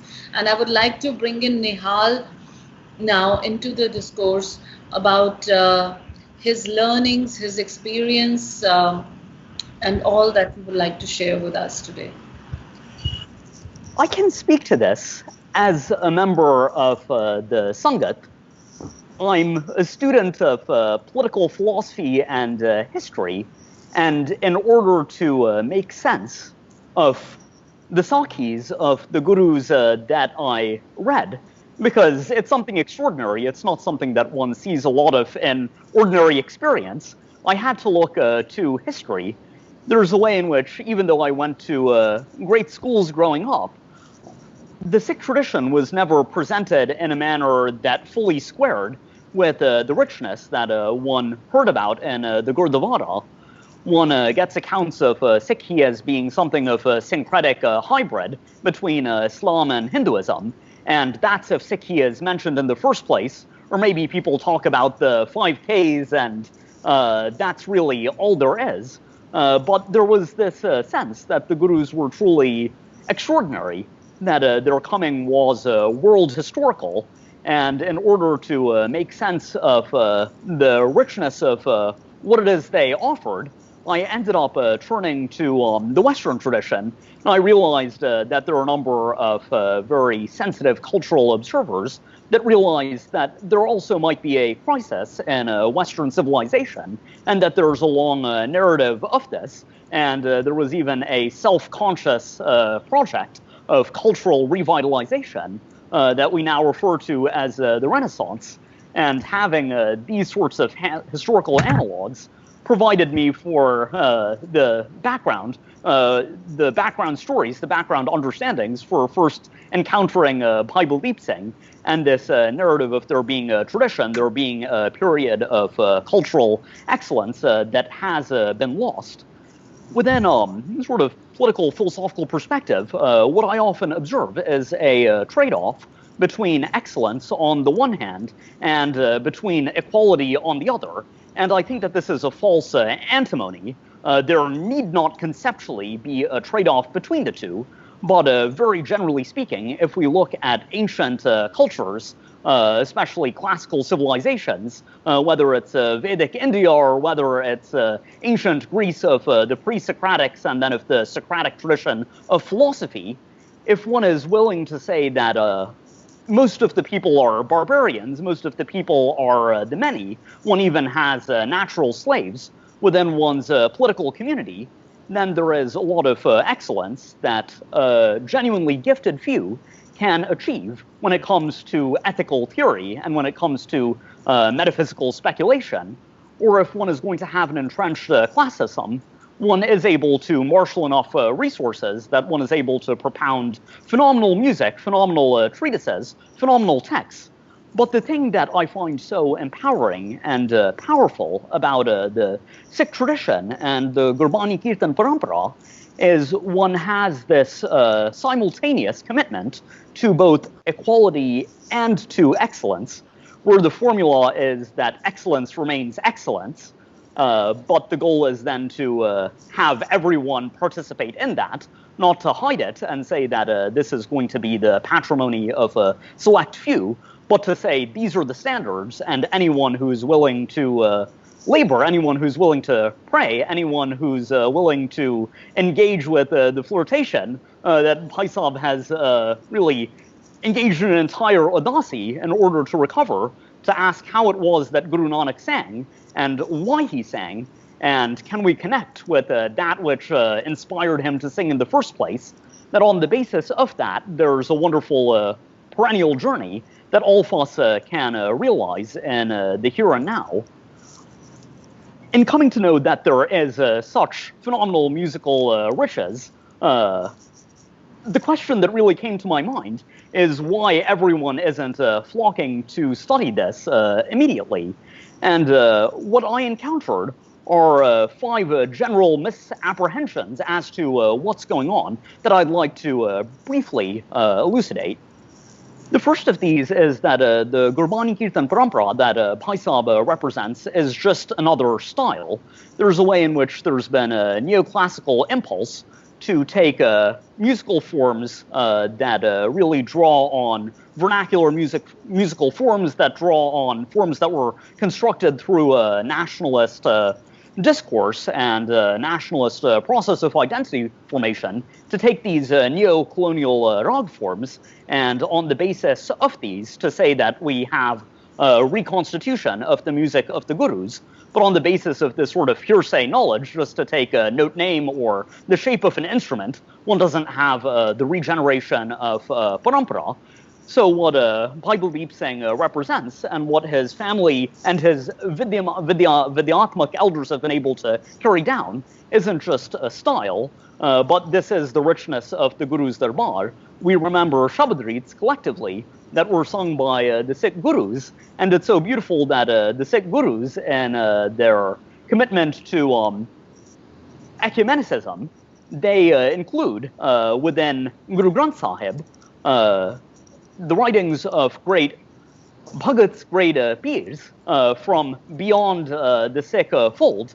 And this isn't a hegemonic power grab to somehow appropriate them, but to say that revelation could take place in languages other than Punjabi, other than Arabic, other than Aramaic. It's really a move to empower everyone. And within the parampara, we remember originals of Sheikh Farid, we remember Bhagat Kabir, and we can sing as they sang. So this is something that collectively gives great dignity, not just to South Asia, but to humanity. This is world heritage, and there's nothing insular, there's nothing communal about this. This is everyone's heritage. This is everyone's responsibility. Secondly, there's a notion that the parampara is itself something of a problematic construction, that tradition itself isn't something that can be taught, that this is something that is claimed as a rhetorical power move in order to secure patronage networks, in order to somehow stake out a claim within a field, and it's just rhetorical bluster. But I think what the narratives and the scholarship of Professor Cassio and Dr. Khalsa make very clear is that there is something actual, there is something beautiful there to be understood, to be learned, to be relived, and to be celebrated. And we're all richer for engaging with this. And what's extraordinary about Bhai Baldeep Singh Ji's work is he's gone to unprecedented lengths in order to make this vidya accessible, whether it's using the latest technology, be it film, be it getting on the internet, be it these live streamings, or revisiting the idea of notation and identifying vakalankars, but then also creating special notational systems to identify particular alankars, particular vocal elements. He's really going out of his way to give this knowledge that his family has preserved so ably back to the Sangat, and now say the ball is in your court. Do with it what you will. We have done our job to make sure that you have access to it. This brings me to the third challenge that's often raised. I think it's a pseudo-challenge again, that somehow the parampara is something elitist. You have this beautiful saying that comes from the end of Baruch de Spinoza's Ethics. He says, all things excellent are as rare as they are difficult. So there is a way in which there often is this trade-off between excellence and equality. But again, the Gursik answer is to put excellence in front of the community, and insofar as people fall in love with that excellence, they then have every opportunity to themselves become custodians of that, and in turn to share that with others. There's another notion that has made problematic rounds within the West. I think it's one of these recurring notions that you have a false antimony between originality or tradition and between creativity and individual expression. And I think that, again, this can be solved very easily. What the Gurus gave us is a revelatory word that is expressed through the Shabad. And the Shabad itself has Rag, it has Tal, it has Shabad, and it has Chit as its necessary elements. This sort of clarity that Bhai Sahib asked when he was going around asking what Kirtan is and what we should understand by it and what has to be done to preserve it. I think this sort of semantic precision, that these are the necessary elements of what Kirtan is so essential. Essentially, one has the Shabad having all of these multifaceted aspects, each of which one can zero in on and one can attain milith on. There's something that just is there. It's eternally extant, and it's just a question of whether we're able to silence our own five thieves such that we're able to hear this Shabad that does exist. So when it comes to tradition versus individual talent, I don't think that there is any real problem there. By learning what the originals are, we're making ourselves richer for our own expression. Perhaps we can ask Bhai Sahib to recite some of his Bakhavaj compositions. Perhaps we can ask him to sing. He's a prolific composer, and what he's able to generate is something that takes one back in time, because like a Francesca Petrarca, he's able to understand the idiom in which our elders have expressed themselves. And by gaining the same linguistic, by gaining the same axiological, by gaining the same aesthetic abilities, he's in a position to sing and to create compositions that his elders have in turn viewed as heritage. So the parampara itself has a process of taking people from darkness to light, and then saying that now, Bhai Lena, you are Guru Angad, and the compositions that contemporary Kirtanyas compose, these in turn can be heritage, these in turn can be for the ages. Finally, I think there is this reflexive phobia, at least in the contemporary era, to normativity. And I think that in part this is something that comes from a genuine oppression that has existed. And this desire, now that there is a social, now there is a political movement for various groups that have undergone genuine adversity, to ensure that these groups now have the cultural, the social, the political space to feel fully valued. But I think that this notion of there being a parampara of Gurū Nānak singing in a particular way, and the Sikhs saying that it is important to remember that, this doesn't in any way cut against our ability, our freedom, and our imperative to take the Guru's message forward and to share it in whatever means most resonates with us. This is something that is our responsibility to engage in contemporary terms with what we've been given. But insofar as we do maintain this outer form that the Gurus have endowed us with, I think we can be asked whether we have any of the inner attainments, any of the inner excellence, any of the intangible fruits that our Gurus have given us. And I think that that's where the parampara is so invaluable. So far, this has seemed like the story of an individual, and it is really to Bhai Sahib's credit that he has done so much single-handedly in order to transmit so much forward. But at the end of the day, that an individual had to do so much that he is sleeping like 2 hours a night in order to produce these back-to-back Baiṭhaks. I think that's also a community's failure.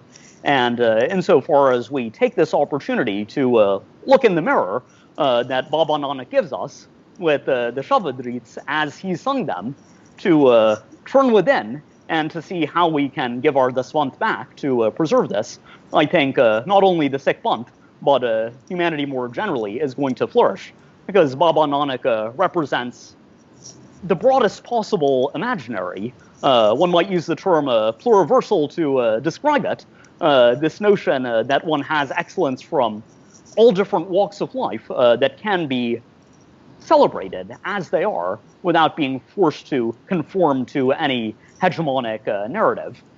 Within this beautiful space, there is room for diversity, and that diversity all of a sudden is meaningful because everything does have its place within the orchard that the Karta has endowed us with. So I'll conclude here.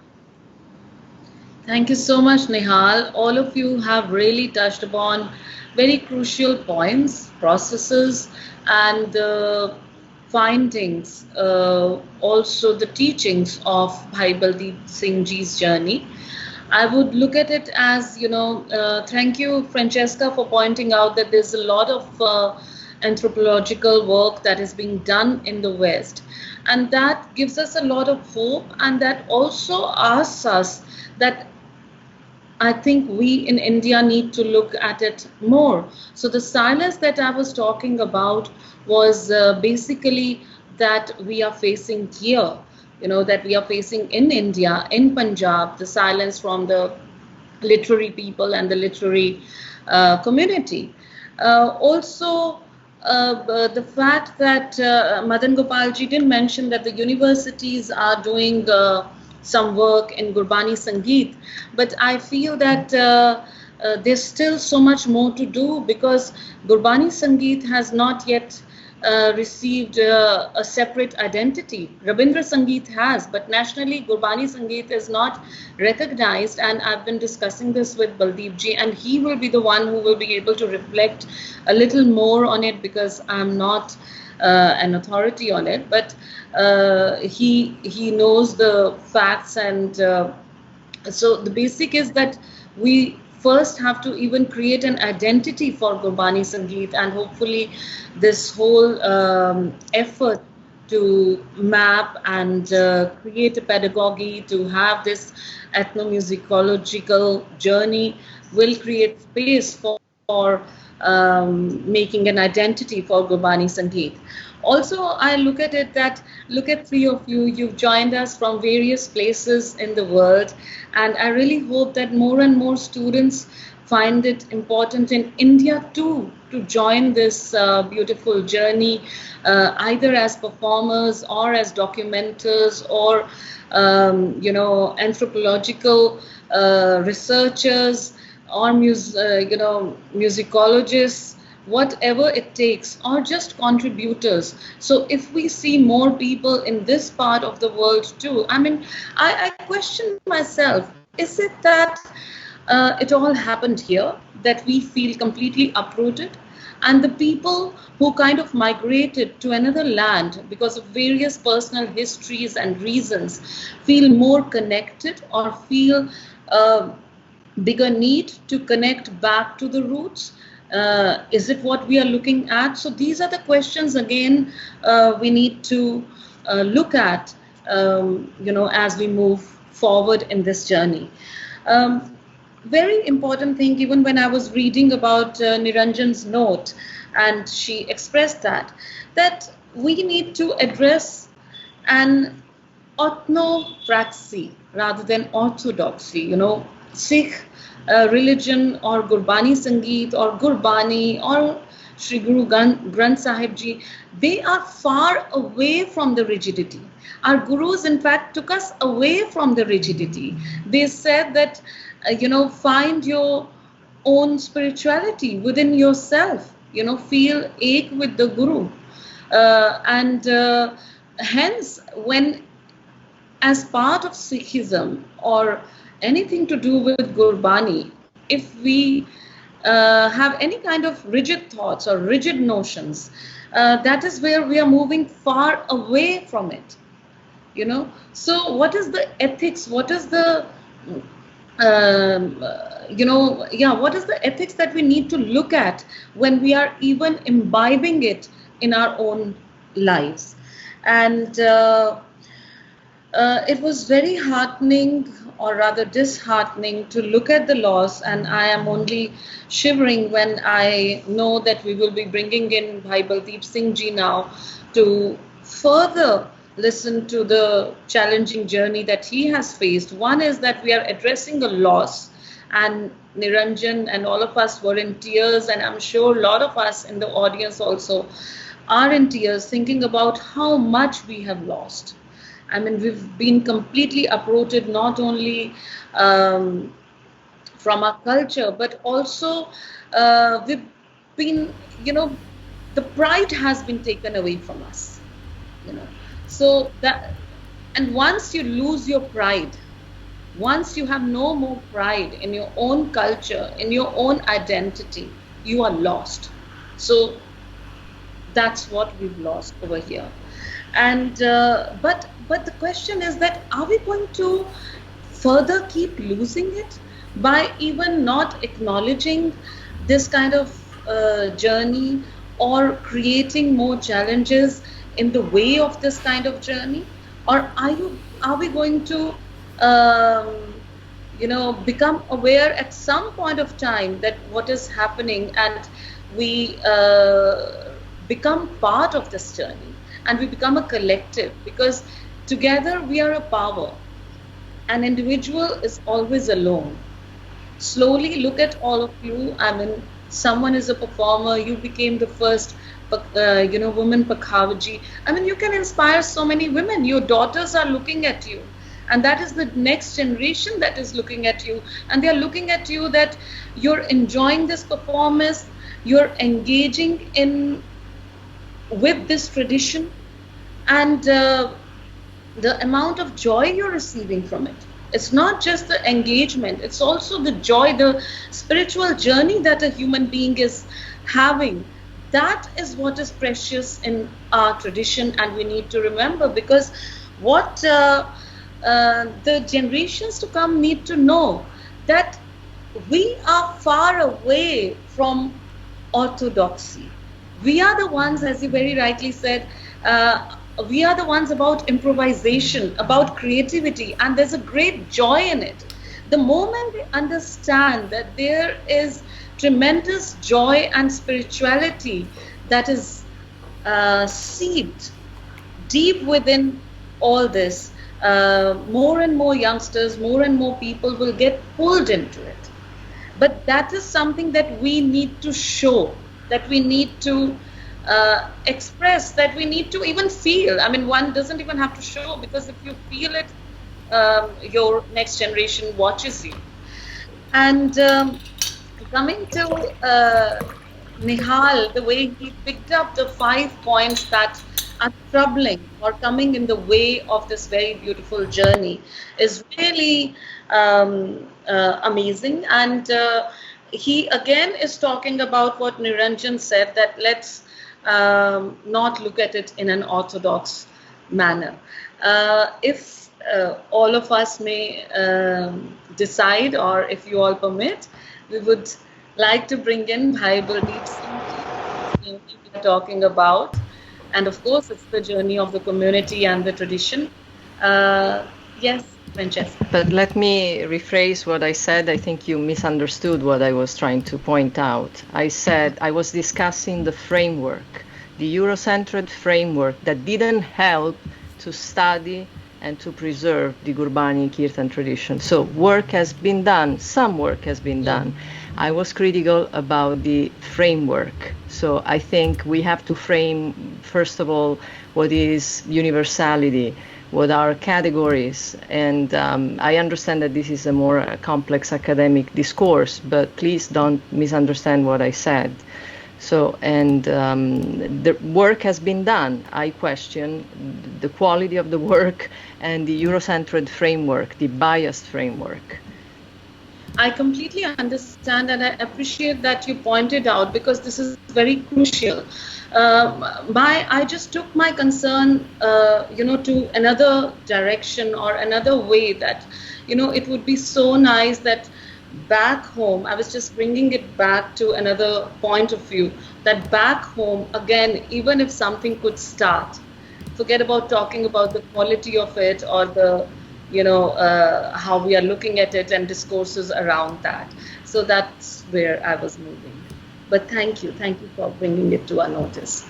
So I can see that Bhai Baldeep Singh ji is already here, and Satkartar. Satkartar ji, Satkartar. Here I am. People have been watching your journey, your films. They've been discourses, hot discussions. Oh yeah, plenty hot. Lovely discussions, lot of enlightenments, or delving deep from all your students. But thank you for even coming on board to share this very important and crucial journey that you've been having since last 33 years, if I'm right.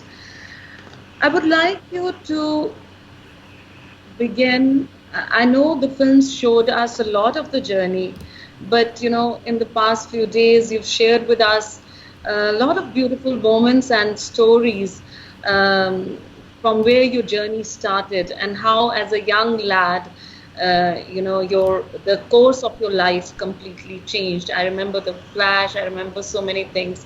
So if you could start your journey right from the beginning for us, we would be grateful. Well, my story. To begin, it'll take a long time. It's 10:47 here. I don't know how long, how much stamina you all have. Yes. Pradeep ji, you pointed out in one of the sessions that this is not for the audience who's there with us right now, and I'm sure some of them have been there for a very long time. So big thank you, and we feel deeply touched, that you are present here with us and in this journey today. But also, as you very rightly pointed out in one of the Baiṭhaks, that this is for generations to come. Here. So, later when people want to know about it, that's where it is very important for us to hear it. Well, I appreciate that, and I'm grateful to everyone who's been present here. The journey is long. I've written some about it just briefly, that the kind of journey, let's say, I have had, many people would have had. So there's nothing much as such in that. Wouldn't be anything unique, perhaps. But then there is another idea. The reason why we are all conversing today is by way of the conservation work that has been undertaken. If I was another Fauji kid, another military boy, you know, as so many others, it would be of no consequence, my story.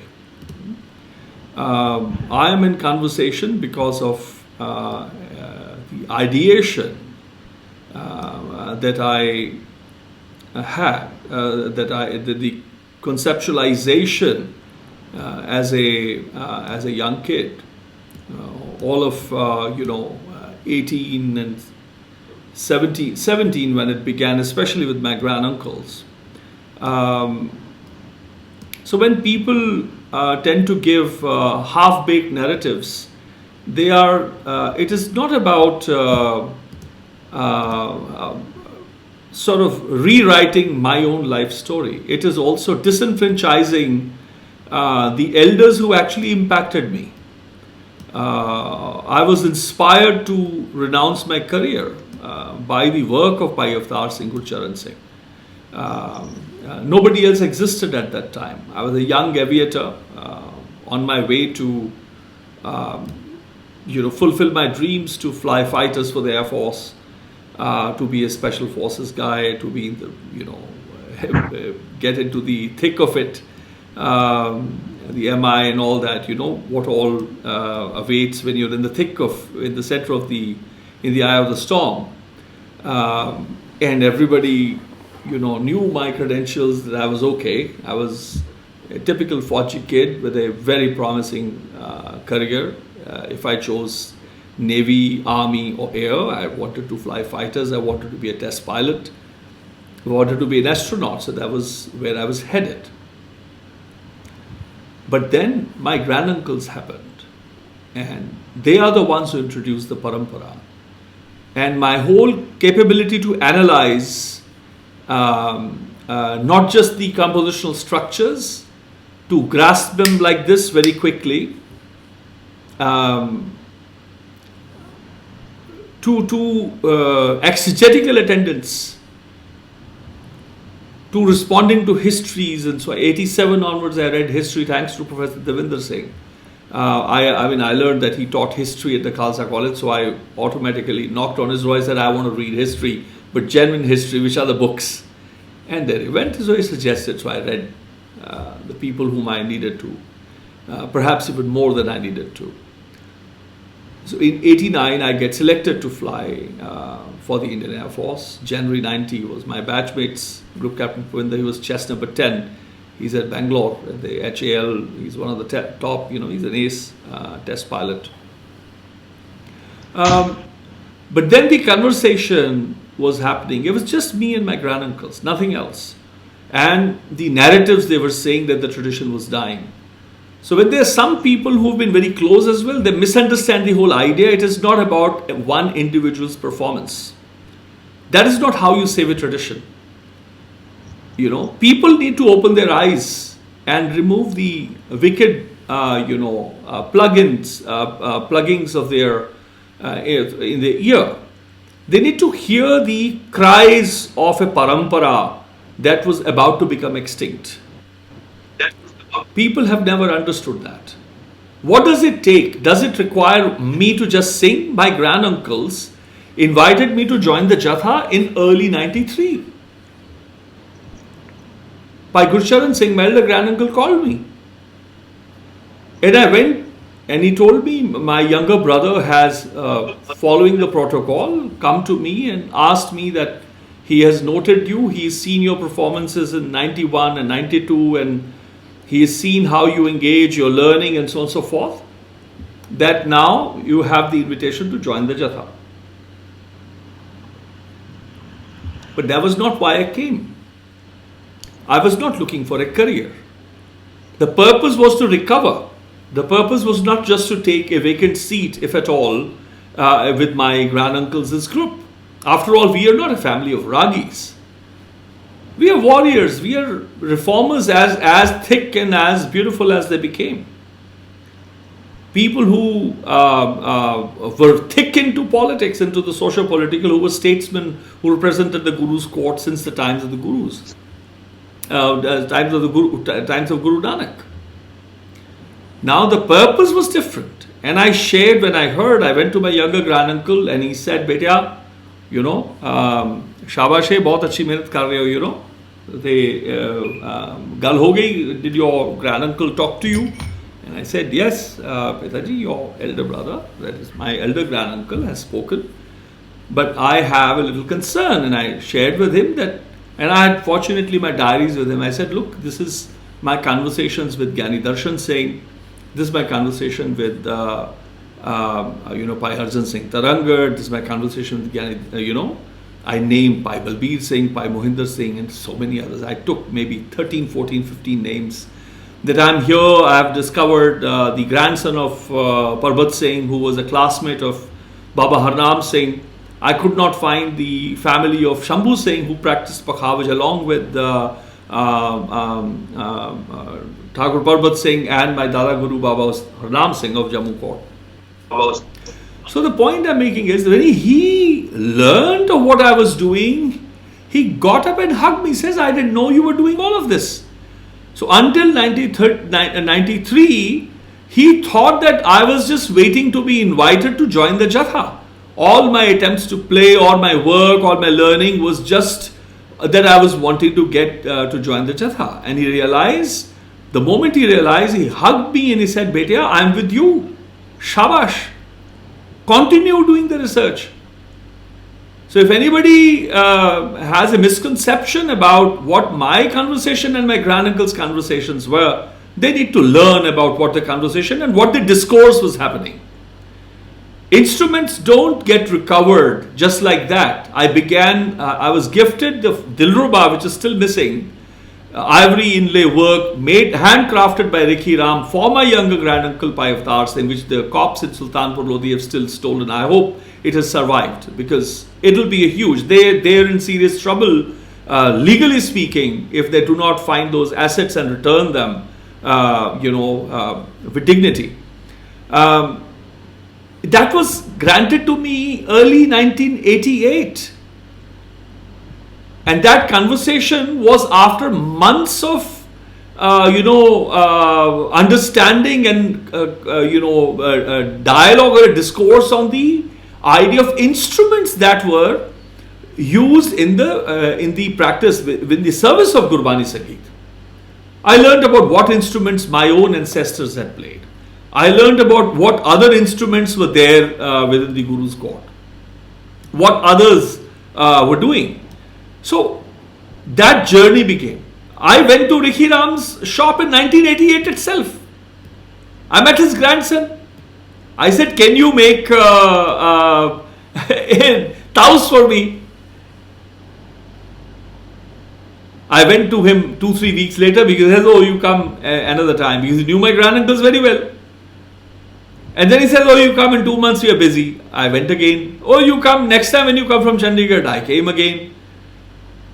And after 2 years, no, that was after 6 months had gone by, he says, "I know your granduncles and your everybody. I thought, you will stop coming.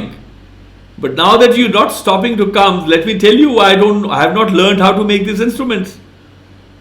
So I said, "Well, if you've not learned, you could have told me the first time." My granduncle said that maybe you would be a good person to see if you can make a taus. He says, "No, but if you bring an old instrument that you have from your family elders, I'll make a replica." So I am a champion arrow model at that time. I versed with the idea of hand carving arrow models. I had made a 12 feet wingspan plane.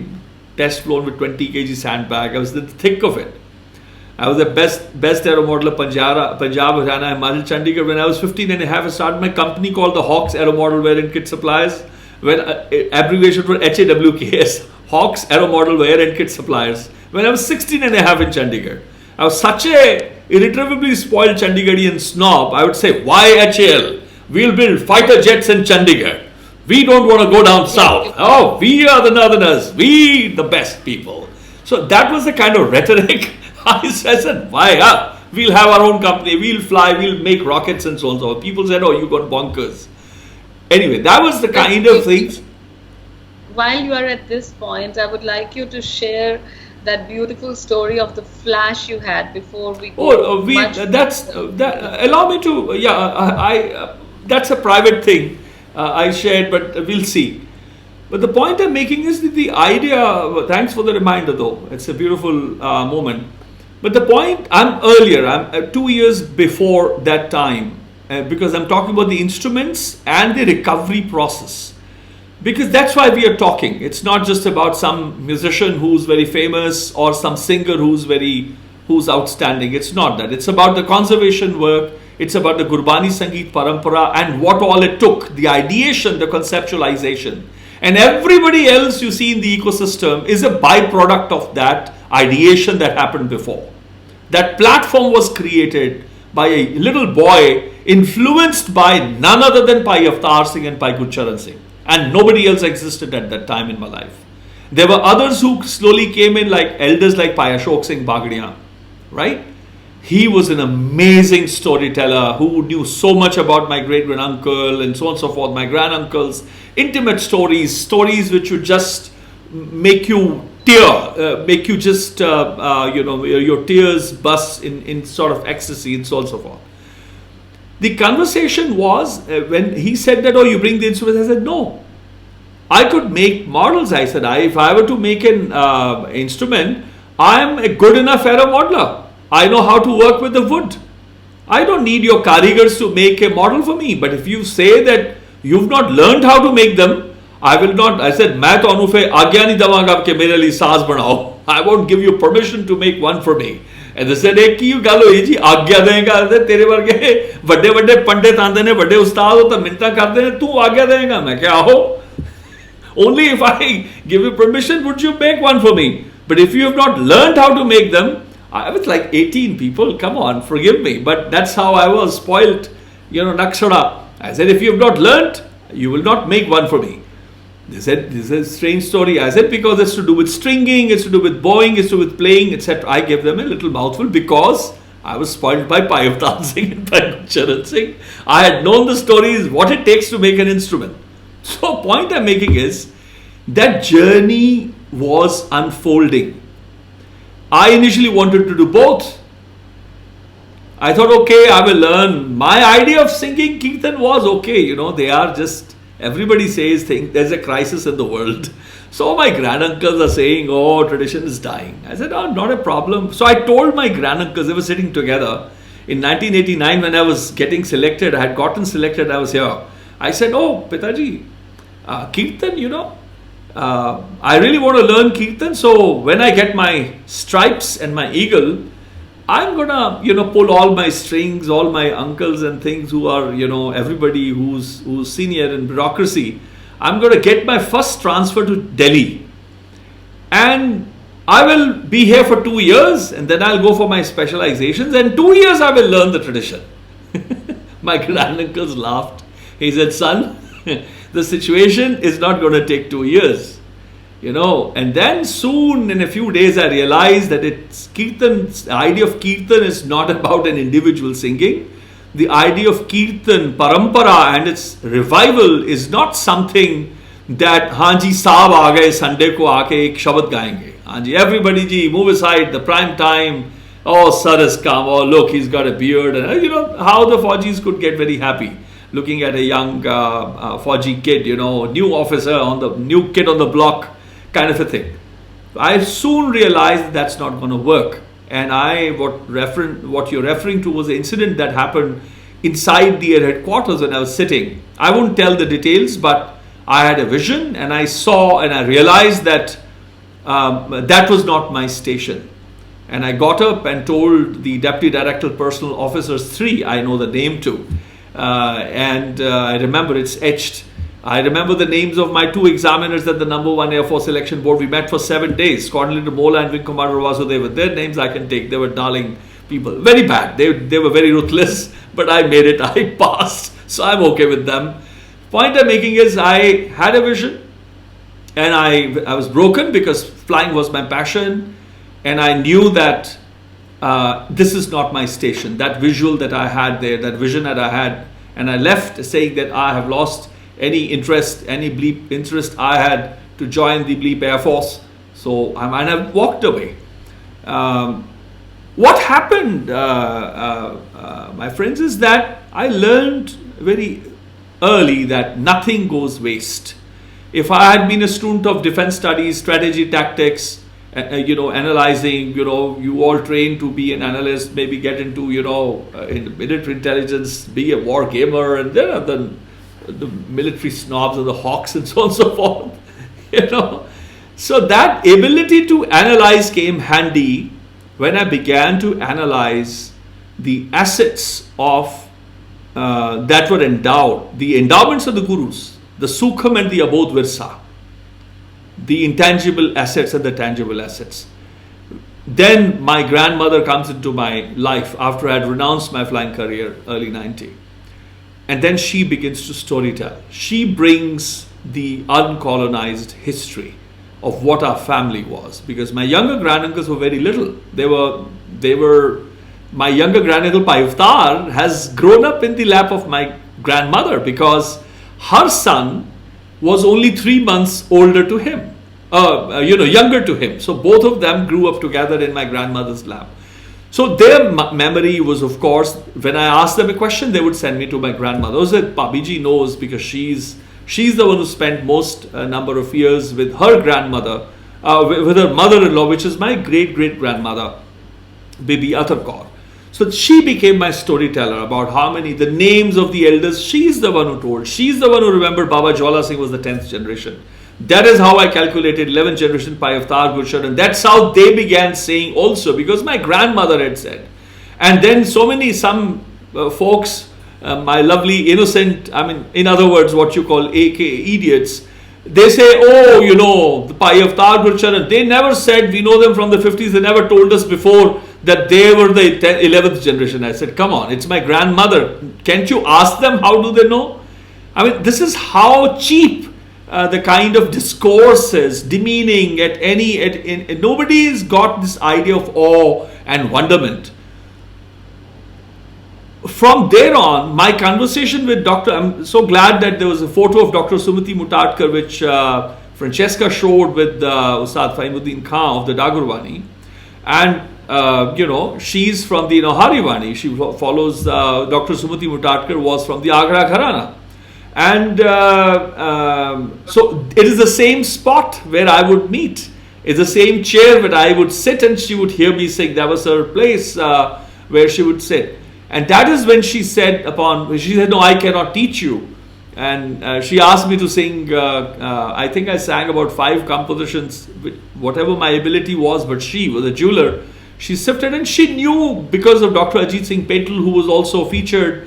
He did his PhD on Gurbāṇī Saṅgīta which was under her supervision. So she knew about my granduncles, of course, radio and blah, blah, blah. They lived in Delhi since 52, 53. Dr. Sumati Mutadkar knew very well my granduncles. And Payavtar Singh singing, she was a great admirer of that. So the moment she, heard me sing compositions like Jap Man Nar Hare Nar Har Swami, Jab Man Nar Hare Nar Har Swami, Hare Madhav Re Mab Mare Zani Sav Sare Mani Zani Madhav Mare Re Pama Re Zani Zare Pama Re Mama Re Zani Zari Zav जब मन नर हरे नर हर Swami. This is my younger granduncle. And my Arjun Singh Taranga telling me how Bapuji, Baba Jwala Singh also rendered Jab man nar man nar hare nar hare Swami. And both, Avtar also is remembering how it is sung. That's how I benefited. 3 narratives, 3 storytellers of my great-great-uncles is singing. So I saw my great-great-uncle Baba Jwala Singh from 3 different, very distinct angles, from 3 different memory banks. I sang this, it was a beautiful composition. Ajab man nare hare nare Swami har sagal dev deva Sri Ram Ram. This is Baba Vasava Singh. Har sagal dev deva Sri Ram Ram Nama har pritam mora pritam mora jab man nar hare nar har Swami. And then that stanzas go. Baba Jagjit Singh wanted Sukhdev and Mohan Singh to come to study this composition, for example, among others from my granduncles. आज गुण गावते हर के गुण गावते राम गुण गावते तद ग्रह बाजे पांच शब्द वड भाग मथोरा. And those who question that I don't know how to sing or I'm not singing, come and listen. I'll first teach you how to be a jeweler. Then only you will be able to evaluate the jewels I'm sharing here. Before that, you don't know how to even hear. Nevertheless, Jidagraya gun gavate, Hare ke gun gavate, Ram gun gavate, Tidagraya vaje pancha shabad vad bhag mathora, vad bhag, vade bhag. Jidagraya gun gavate, Hare ke. This celebrative lehak and gamak. If I hadn't been on the roads the way I have been, these narratives would not have come. This is the importance of, as Ramanathan says, Professor Ramanathan says, these are not only alankars. These are part of the composition. They are limbs of a composition. And I think Francesca and Ranjan would especially note this. It's assurance. Because all of this which is being said, Guru Ramdas is saying, oh, it's happening inside me. There's a joy. There's that relief, that release. And then there is an instruction too. It's a blend. It's an extraordinary blend. Jidagraya gun gavate, Hare ke gun gavate, Ram gun gavate, Tidagraya baje panch shabad vad bhag mathora. Tin jan ke sab paap gaye, sab dokh gaye, sab rog gaye, kam krodh lobh moh abhaman gaye. Tin jan ke har maar kade panch chora. This is Baba Jwala Singh. And first listen, then you say I sing or not I sing. Huh? Look at this. What is happening?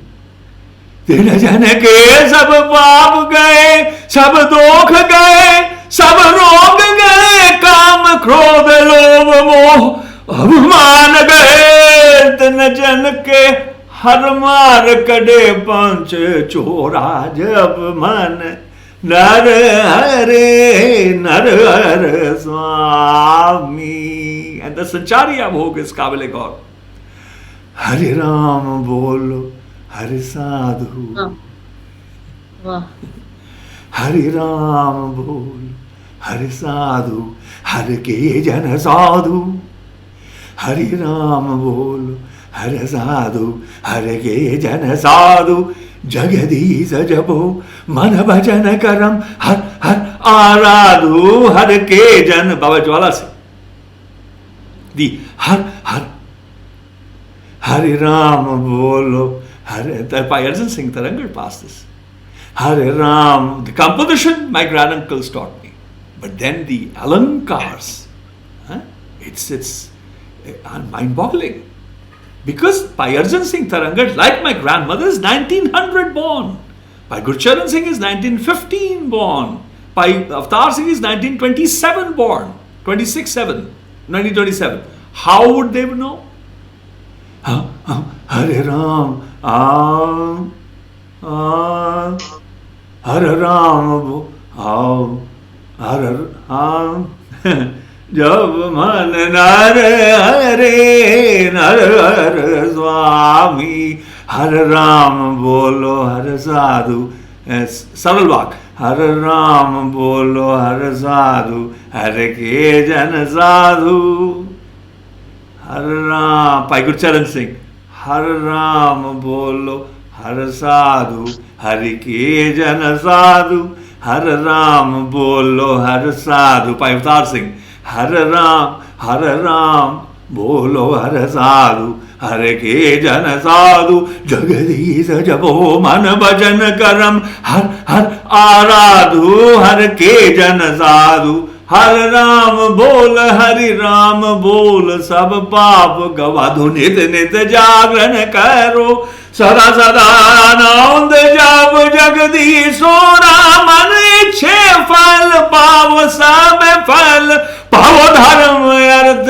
काम मोक्ष, जन नानक हरि स्यो मिले, हर भगत तोरा जब मन, नर हर स्वाम. This is one, I didn't sing, as it took years for me to polish all of this. And Bhai Arjan Singh Tarangar was yet to come in my life at that time. But I sang more flat, imitating, would have some imitation of my granduncle, younger granduncle. I would sing, Preeta Preeta Guriya Mohan Lalana Jayabama. I would imitate the gamaks and legs. And times I would say, when I eventually was introduced by Dr. Sumati Mutar, she said, "No, ऐसे नहीं gamak होती है." Then he would hear to the recording of my granduncle. I said, "देखो ये है लहक, ये है gamak." So that whole process began. But when Sumati ji heard me, she says, "You cannot be taught by me." I said, see, you don't want to teach me. I teased her. He says, no. Then she told me something very precious. She says, your style will change. And she introduced to me that idea of the style. For the first time, I understood that it was not everything was not Drupad, everything was not Pade or Chant or Khayal. You know, my elder cousin Baldeep Singh Kalsi ji was the prime disciple of Sardar Padma Shri Sardar Sohan Singh, who was a disciple of Ustad Fayaz Khan. You know, the Agra Gharana school. So I was learning all those things. The composition, More mandir ablo nahi aayi, More mandir ablo nahi aayi, Kaasi bhool bhayi mosoali. You know, all of this I was learning. But then, or the, what was that?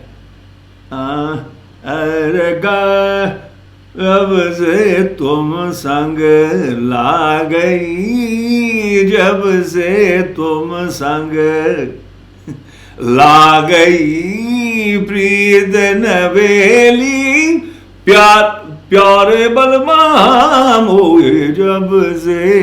I don't know, singing after 30 or whatever years.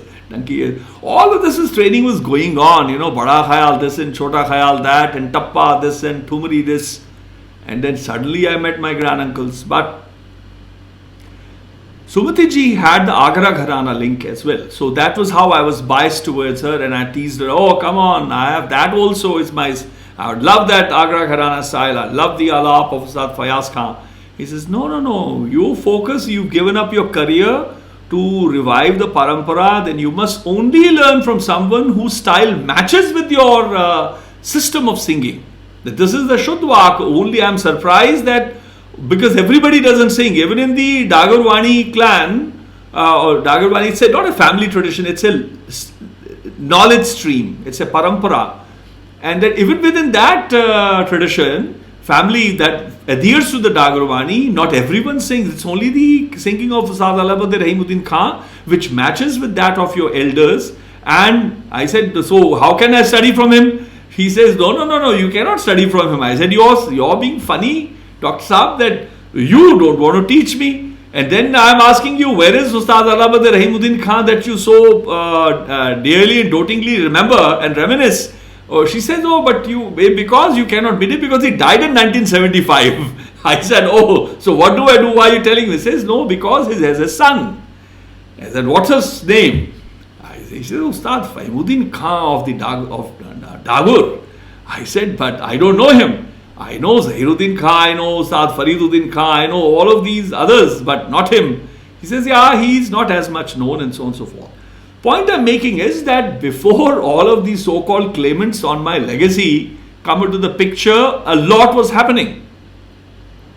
There was these dialogues which were enlightening me to the idea of the stylistics of that aesthetical percept, I don't know if I can say like that, but that particular way of attending to Naad.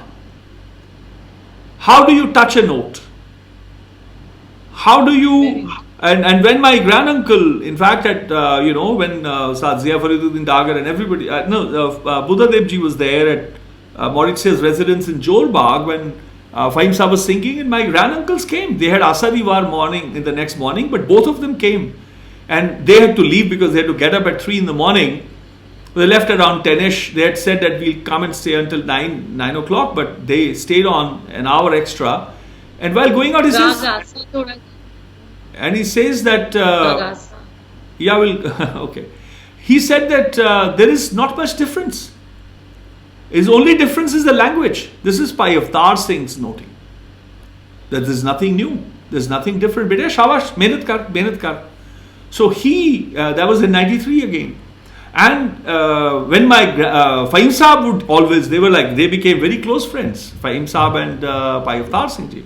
And they enjoyed, and they would analyze, Fahim Saab would analyze compositions. And of course, he took so much interest in my learning from Bhai Arjan Singh Tarangar, which then built my spine in terms of information. As I sang to you the details, for example, the compositions in Asa, for example, there was one of the compositions of Guru Arjan Dev Maharaj, which my granduncle so very beautifully taught me, elder granduncle, then Chote Pitaji worked, and by Arjan Singh Tarangar asked me, have they taught you? It was almost like the seal that I was actually being taught authentic music and not being just taken for a ride by my own granduncles. Even my eldest granduncle was testing whether his younger brothers are teaching the grandson of the eldest of all the brothers. So that was very funny. But I was always learning. That when composition goes, Bapar Woman Nice, I also sang that to Dr. Sumati Mutatkar. Babar Govind Naim Sad Sant Manaye Priya Paye Gun Gaye Panchanad Turb Jai Bapar Govind Naik. And then Vade Pitaji got that 4 little palat, that Murchana Bhed, sorted it out for me. It's by Gurcharan taught me this. And then I was stuck at the stanza. Kir Baba Jai Dar Zai Abradya Govind. So this Abradya Govind Sound Sev Preet Naad Ranglalan Lai Bapa So, Nima Pani Dapa Magari Sadhari. Typical Guru Arjan Dev's original, and it is the oldest form of Raga Sa. So these are all narratives. It's not just a learning of a composition, a musical structure. They're narratives. Compositions. At times, they're living in the Kalukaras. There was a river crossing, and this composition was taught, or this composition was done. This is how the narratives came. That Logar Kila, the elephant has been felled, and then in the night there was singing, and this was what was sung. So this kind of narratives was where I gained the idea of the tradition and what I was embarking upon recovering. It was not just about the musical system of my granduncles. It is the entire endowment of Guru Baba Nanak, the gift of Kirtan. And Guru Amar Das says, Aavo Sikh Satgur ke pyare, o gavo sachi bani. You see, that was the purpose. And the whole idea of renouncing the flying in 90, setting up of the Vidyasar Trust, thanks to my very dear big brother in the sense that he's been like a great family elder, Ravi Tejpal Singh Tulsi in Chandigarh. He is the one who saw my first drafts in the year 90. And then later on, I was about to register it. Then I realized, I said, but who am I? I have no credentials. If I really want to earn the right to represent the tradition, or even to do it, I need to learn it. I need to be an expert. And so I went in search of elderly masters. And that is how the whole idea of recovery, of instrument making, documentation I was already doing. And it's just that the gadgetry went on changing hands and so on and so forth. So that somehow is I'll pause here in response to what you said, the story, because stories are very many. I can go into great detail, but that's not relevant. The relevant is, what are we talking here today? What are we? I'm not here as the child of a Fauji, of an Air Force officer. I'm not here as the son of my mother. I'm not here as a brother of my siblings. I'm not here as just a nephew or a grandnephew of my granduncles, or grandson of Gyani Bhagat Singh, or great-grandson of Baba Narayan Singh, or the great-great-grandson of Baba Deva Singh, or the great-great-great-grandson of Baba Tehal Singh, or great-great-great-great-grandson of Baba Mehtab Singh, or the direct descendant of Bhai Sahab Das, the childhood friend of the 10th Guru, built all forts, or the direct descendant of Bhai Sadharan, who served and learned from Gurū Nānak along with Bhai Lehna. That's not the point. I'm interested in talking about the parampara, which is near extinct, as Ramanjit very importantly pointed out. The parampara which is sung across Asia. Guru Nanak traveled people. According to one count, he's the second most traveled person in history. According to some, he's the most traveled person in history. He traveled and he was sung everywhere. There were dharamsals or abodes of learning wherever he went. He left behind disciples. That tradition is not even recognized in India. And Hindustani Sangeet, quote unquote, a music system, Darbari music system of 2-3 of Gwalior and Rampur and Delhi, Mughal Darbar, that is somehow something. In Karnataka Sangeet sung in its local area, again Rabindra Sangeet authored only by one author and sung in a local. They are approved Indian musical systems. Gurbāṇī Saṅgīta authored by 36 authors. In 24 languages, 120 dialects, it finds no mention as a major system. Wow. This is amazing. So it is still not recognized. Oh, right? no. Oh, you want light music? Gurbāṇī Aavji Kirtan. So you must copy some filth song now and sing it there, okay. Or even if you sing it ragas, they say, oh, what do these Sikhs know? इनको क्या राग आता है?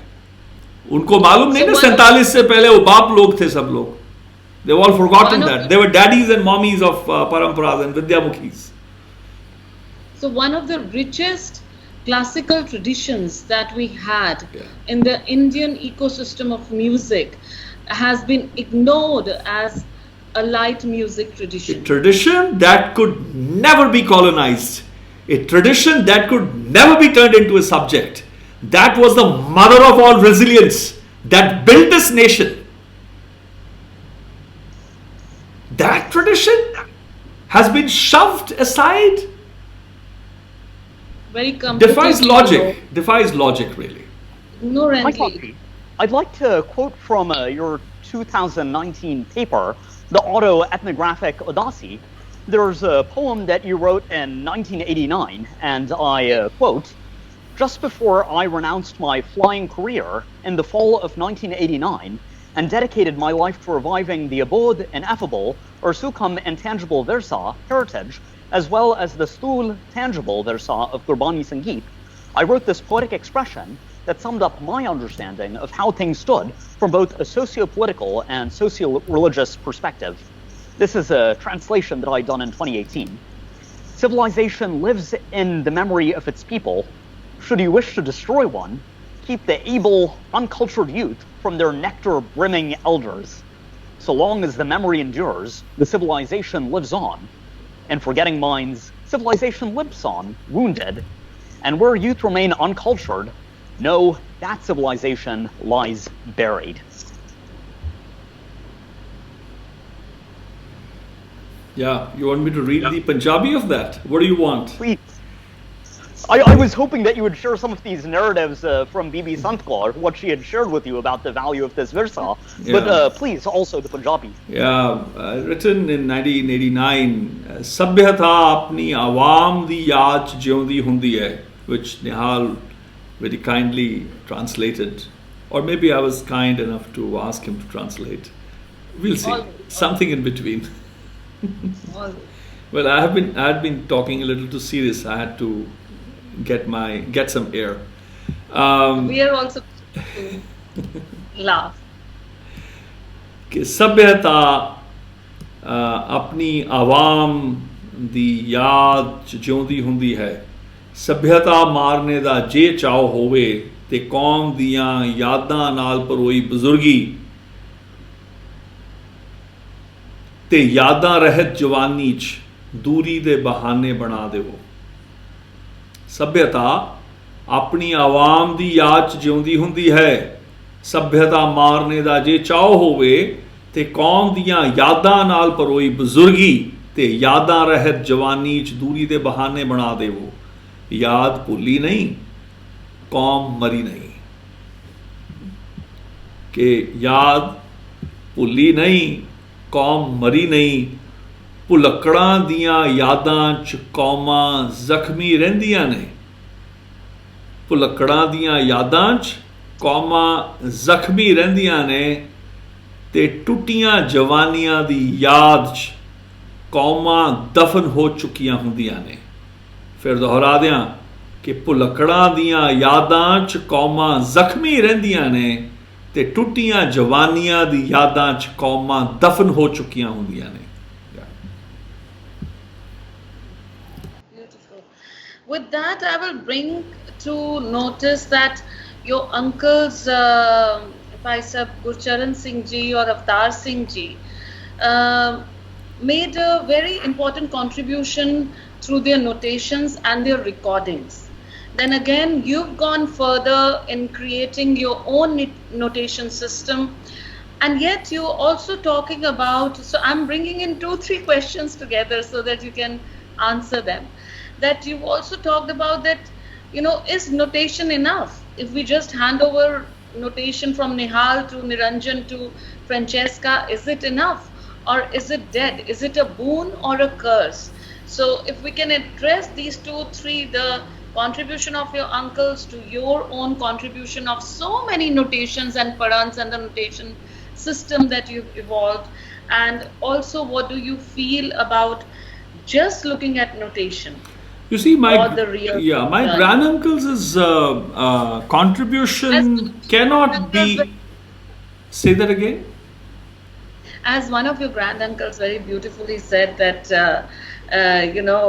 kahaniyan bol, zinda kahaniyan suna, something like that. Zinda Kataba. The actual thing which dissuaded, it was not Ratans or anybody. They all said don't go, but it was by Arjun Singh Tarangar's story of Zinda Kataba je Barkhurdar Kataba likhan da bada shauk hai, te Zinda Kataba likhniyan sikho. And that is what did that. It's by Arjun Singh Tarangar said that. And Fahim Saab, in fact, loved that idea of Zinda Kitab. And then he says, I asked him, I think one of your books he named that. Any one of his books. No, if I may just ape his narcissism, well, I am already one. So I'm already written by these grand elders. Anyway, the We point. need more. 1 million more. Yes, we need a few more at least in my lifetime. And I'm in the process. These are three, you see, are my works underway. These are my, I'm writing them.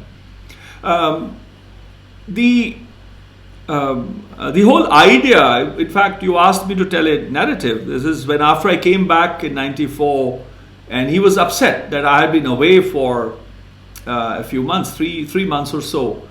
And by urgency, Tharagar again sitting in Thatiya Manta, he said, where were you and why were you? I said, I went and I met Dr. Richard Widdis and so on and so forth, because he had met at the same concert, in fact, where, no, he came when I was asked to sing after, in early 94. After my Sehmat event, I sang in Jorbagh at Moritz's residence and everybody had come. Farid Saab was there. Bhai Mohinder Singh had come also. I think it was immediately after I came on the 1st of January when I sang at Sehmat, where Madan and everybody had invited me. So I told him that Parampara revival, I'm engaged, I'm studying from you all, but I'm noting everything down. And some of the notings I've done are from 90, 91, you know, or 89, 90. People were not there in my life at that time. Many so-called heroes. He said something very beautiful. He says, Karega ki. I said, but to recover the tradition, we need two-pronged effort. One is the performance, the performative part, and the discourse within of the pedagogy, the pedagogical discourse. Because in order to sustain a tradition, we need the pedagogy. We need the original pedagogical process. Otherwise, you cannot own. There can be no ownership of the tradition. Wherefrom you draw a pedagogy, that pedagogy wherefrom you've copied or taken inspiration, then owns that process, then owns that parampara. So to have an original tradition, you need to have original systems of education. As Fahim Saab once asked me, "Acha beta, aapke yahan kaise hota hai gaane ka system?" So I sang some of the tikas. I said, "Yeah, wonderful, Papa Saab, it's like this." And I sang tikas. I said, the one there was in the film Baba Gurbāṇī Singh of the Sekhwa and the Girvadi Taksals.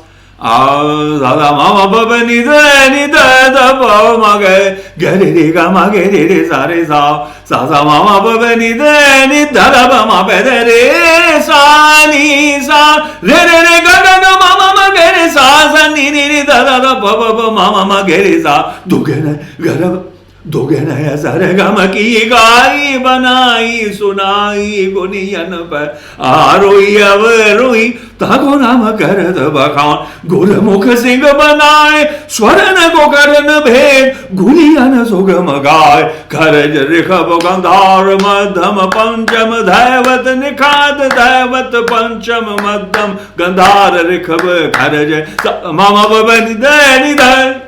So it's a whole tika that, for example, was the Rag Devgandari of the Bilavalang. And I sang one after another. And then I sang Hindol.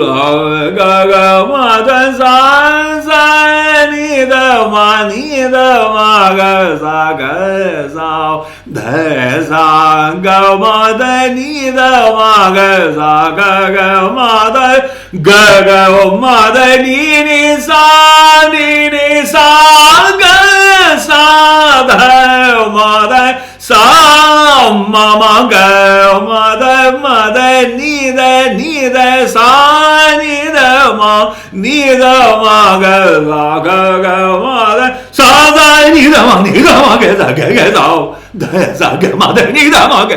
The gamak, putti gamak, siddhi gamak, all of these, and I started singing. Oh, this is amazing.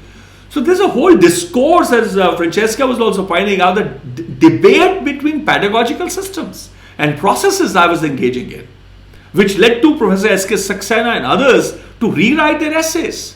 Fahim Saab was such a darling. I mean, he shared, 95 I've noted all the alankars with, and people, Francesca is a witness. So many big people, he never opened up. If that was the discourse I was having 95, imagine what the conversations were already from 91 onwards, right? So this aspect of how we say the what was the question in the So the question was that through these very precious contributions of notations and recordings that Gurcharan Singh ji allow me to now I thank you for that, remembering the elders sometimes. I'm also growing old. The point I wanted to make is that by Gurcharan Singh's recording that we all heard, which Francesca so very kindly shared, there is something that happens, and for me to see it after that time now when she sent it to me, it was very poignant for me. Huh? And when the composition, when he sang, which was the one that Mohan Neendana, Katha Kirtan Anand Pura Hidrisa Santanakai. Santanakai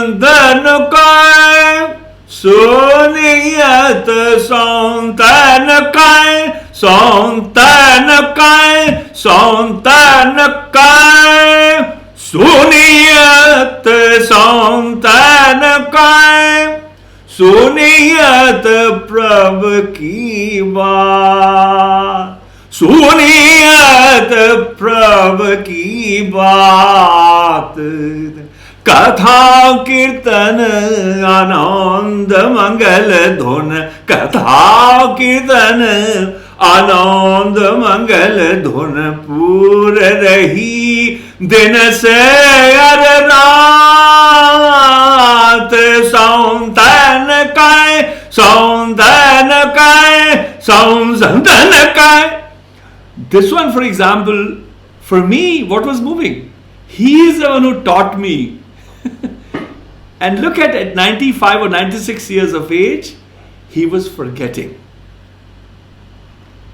So if my granduncles had not been inspired by Pai Sahab Ardaman Singh of Bagdiya and Pai Sahab Samun Singh to undertake one of the most important academic mappings of the Gurbāṇī Saṅgīta parampara, initiated by a university in the entire world, Punjabi University Patiala, under the Guru Granth Sahib Adhyan Kendra. Imagine my granduncles would have forgotten so much by the time I came into their life.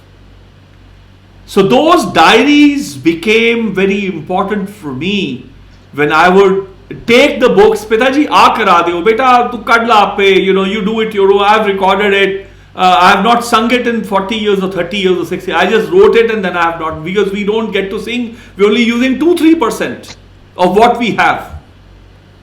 Compositions like, there's so many which, like for example, Har Jas Gao Bhagwan, how many times did he sing? In actual concert live, there's so many compositions I could go on singing, you will have never heard them. In fact, when Principal Dayal Singh came, he talking, little thought of boast. He says, oh, I know the music of your granduncles. When I started singing, he says, oh, what are you doing? I said, I was looking at this composition and I started singing a composition. He says, oh, where is this from? I said, oh, you don't know this from my younger granduncle taught me. He says, oh, acha, I have never heard that. I said, oh, you said that you know their music. So we would tease each other and we would laugh about it.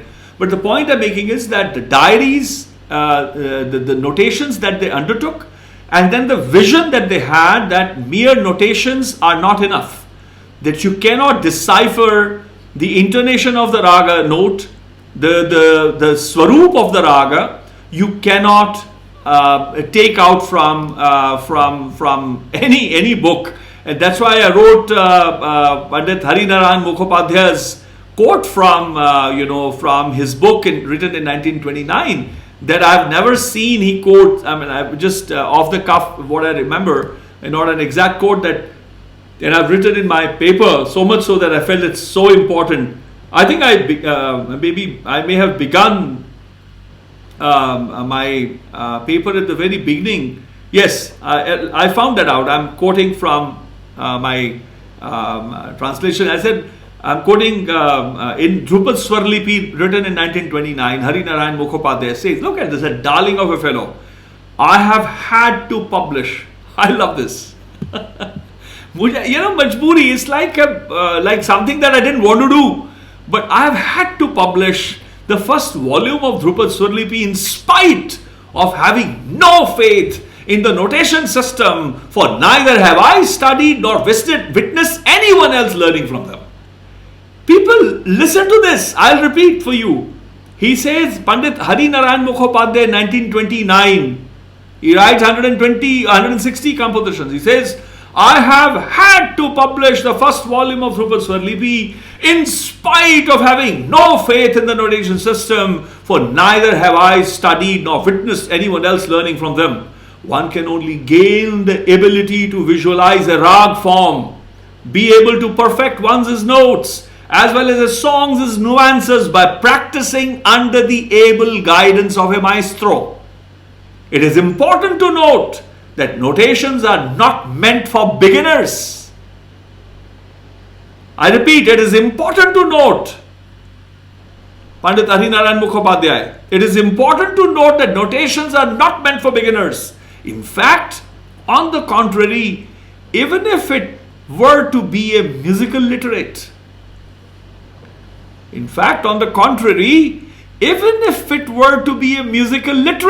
the learner will have to source a new rag from a maestro and not from a musical notation. Notations done after having gained exactitude for future references and to enable a recall would most certainly prove to be useful. This is a grand elder of the Ragna traditions writing in 1929. Of their work of identifying the fact or realizing that and sharing with everyone concerned at the Punjabi University, Dr. Taran Singh, whose contribution is extraordinary. He went around the country to record and brought systems which sadly were also stolen or lost by the Punjabi University. They recorded all that they sang and they became important diaries. In fact, the diaries which Niranjan showed, the photocopies of those which are with her as well, the diaries from my grand teacher Baba Harnam Singh of Jammu and by Arjun Singh Tarangar's own writing and my granduncle's writing, by Charan Singh's writing, they came handy when I was sitting with Pai Arjun Singh Tarangar, because he was 91 when I go to him, 71 years his junior, 69 or 70 years his junior, and that was the age gap. So there are many compositions which he could not recall, right? There are many hissas or parts of the composition, there are tons of things which I have noted only like that because it has its own anthropological value. So the contribution, I think, of my granduncles and the fact that it was a work undertaken by the Punjabi University Patiala, I think the value is yet to be ascertained. There are many contemporary composers who have been misleading themselves and thereby also their students and fans and friends, as if contemporary music can come at the cost of tradition's memory or the memory of the parampara. It is not so. The memory, the hindsight only enriches the experience that we can draw upon from the present moment. And when we sit down to visualize or conceptualize how the future shall be or maybe or could be for our coming generations, the lessons from our grand elders are the greatest tools, greatest munitions to have under your arm, in your belt. I would, like to talk about over here the new notation system that you've created, and it would be very important to record it here. You talking about it and share something about it. Yeah, the point is that my granduncles, of course, used the prevalent system, but then there were certain. I was always, even my granduncles' times, early days, as B.S. Ratan also pointed out, that even my granduncles would be surprised about the kind of analysis, and so was Ratan. I mean, they all learned a lot from my analysis. People have short memories, it seems. But the fact that the analysis was happening, I was very quickly known as the grammarian within the tradition, as a pedagogue, as a person who's sifting through systems, and now my writings also show what all I was after. If people didn't know or understand what the grip was, of course the idea was very big and it needed a different kind of attendance, and people who walked a few miles with me, but not all the miles, never got it. And that's how people fail to respond to the gravity of the situation as well. They fail to do the right things that they must have. They could have contributed. People did not. Now, notations as they are very minimalist. They really keep very scant information, and if you do not have, a way, if I were to write the same way, for example, as I sang with Dr. Ritvik Sanyal and others, when I was discussing one example I gave and I analyzed it, the Bihagad and the Suhi composition about the Madhyam Nikhad, and the two notes are there, but the gaman from one note to the other, how is that gaman or the travel? Gaman simply means to travel. Okay? How is that travel happening? That is the key. And is there a way that I can record? What if I am the last person with the memory and there's nobody who can somehow become a pedagogue? What would happen to that knowledge? One is to either to write it down or to record it. But even when I'm writing the notation systems, in 2006, I was at the Conservatory of Hamburg visiting my very dear friend Burkhard Kering, who teaches piano, that is to do with the accompaniment with the opera at the Conservatory of Hamburg, is when I had written the first notation symbols with in my diary. And I've shared that in the appendix as well of the Routledge paper, or the first notings that I did. But I then abandoned several because people like Professor Saxena and Professor N. Ramanathan was also of the view that the notation system evolved by Subburam Adikshita in 1903 has not been followed. And then I noted later on when I was doing this, a published article, still not published, but I addressed this in this book, in my paper, near book length article, 201 pages, which you all have been talking about. And in that I append the whole notation system evolved by the Sangeet Nada Academy, Rashtriya Sangeet Academy, in the 1950s. 1956 or 57 it was then published as well. And everybody was there, Pandit Arvind Parekh and Alan Denelu, everybody was there, but that system was never, they tried to create a uniform notation system for the entire country. The people who were in the committee themselves never adhered to that system. So those aspects are there, and the complexity, if I write a very complex symbol, it will soon be forgotten. People wouldn't know how to deal with it, and so on and so forth. So that is something which needs to be seen. Have you given it a name? Oh no, I have not. I said notation system is notation system. Yeah. No, a lot of, okay. And also I've seen that at the drop of a hat you create a new padhan. Would you share a couple of examples of your Kamali padhan or Farmaishi padhan? Yeah, I mean, Nihal, can you maybe recite something? I think electricity is gone. I'll just quickly see if the inverter needs that. Can you recite something that you recall? I'll just have a check and come. Yeah. Somehow in the course of this Baiṭhak series, Bhai Saab has had the chance to compose not one, but a series of maybe 9-10 Kamali Chakradars that he's recently shared with me. So this is one of them in Madgati Tental. Tit din krdhin din dha kirtkata kirtkata dhitata dhite dha krdhadi natataken dhidrikirtkata kirtkdingrdha dhidrikirtkata dhidrikirtkdingrdha dha dhidrikirtkdingrdha dha dhidrikirtkdingrdha dha dhidrikirtkata kirtkdingrdha dhidrikirtkata dhidrikirtkdingrdha dha dhidrikirtkdingrdha dha dhidrikirtkdingrdha dha dhidrikirtkata kirtkdingrdha dhidrikirtkata dhidrikirtkdingrdha dha dhidrikirtkdingrdha dha dhidrikirtkdingrdha dha kirtkata kirtkata dhitata dhite dha krdhadi natataken dhidrikirtkata kirtkdingrdha Natataken, not natataken. Kritkada dhittata dhitte dha krdadi natatakan. Like that. So anyway, that's the Kamali which I wrote anyway. Yeah. Natatakan. Millet. Yeah. How about the Farmaishi Padant that you rendered one day? Farmaishi, yes. There are many which... something. It was quite something. Yeah. I don't know which one was it. You remember any Farmaishi that I've written? Nihal Singh? The first that I've learnt from you, this one is ancient, on the basis of which you've shown me many ways of expanding it, but the one that comes to mind right now is hold on.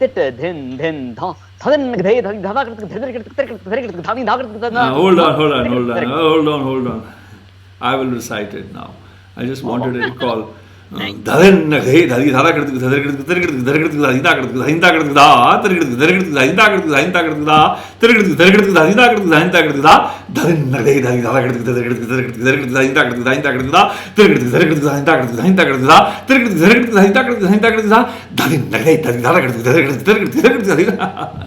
Fantastic, huh? Composition. What a movement! It's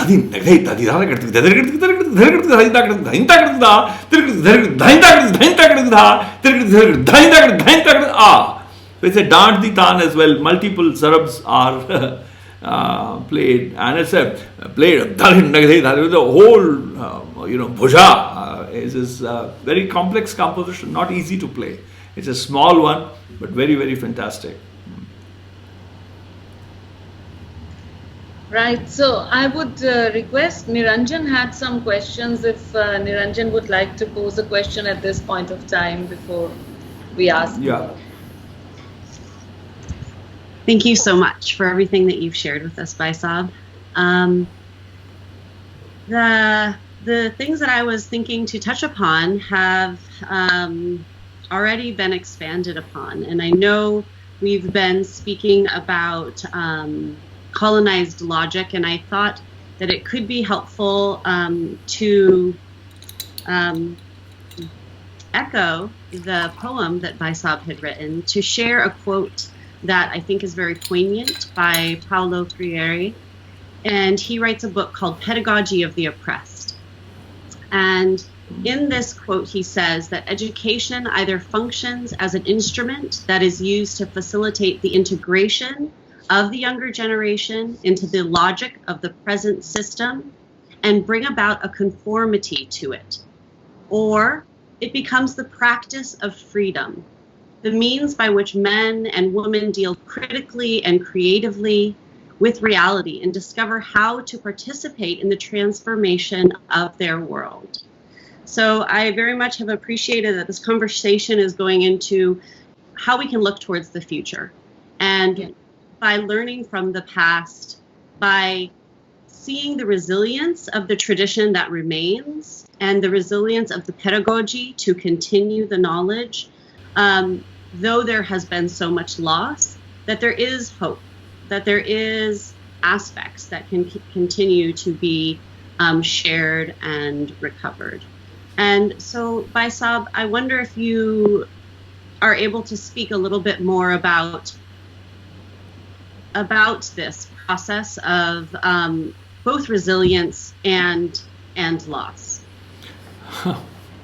Very. These are difficult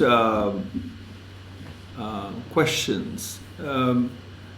You see, I represent one of the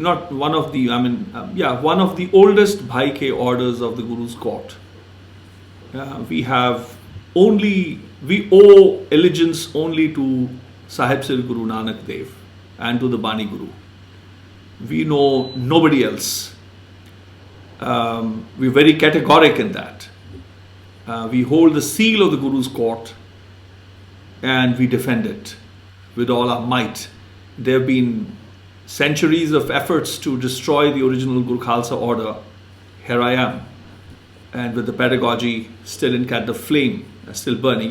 It's just the spark, the ember you need to save. The fire is the same.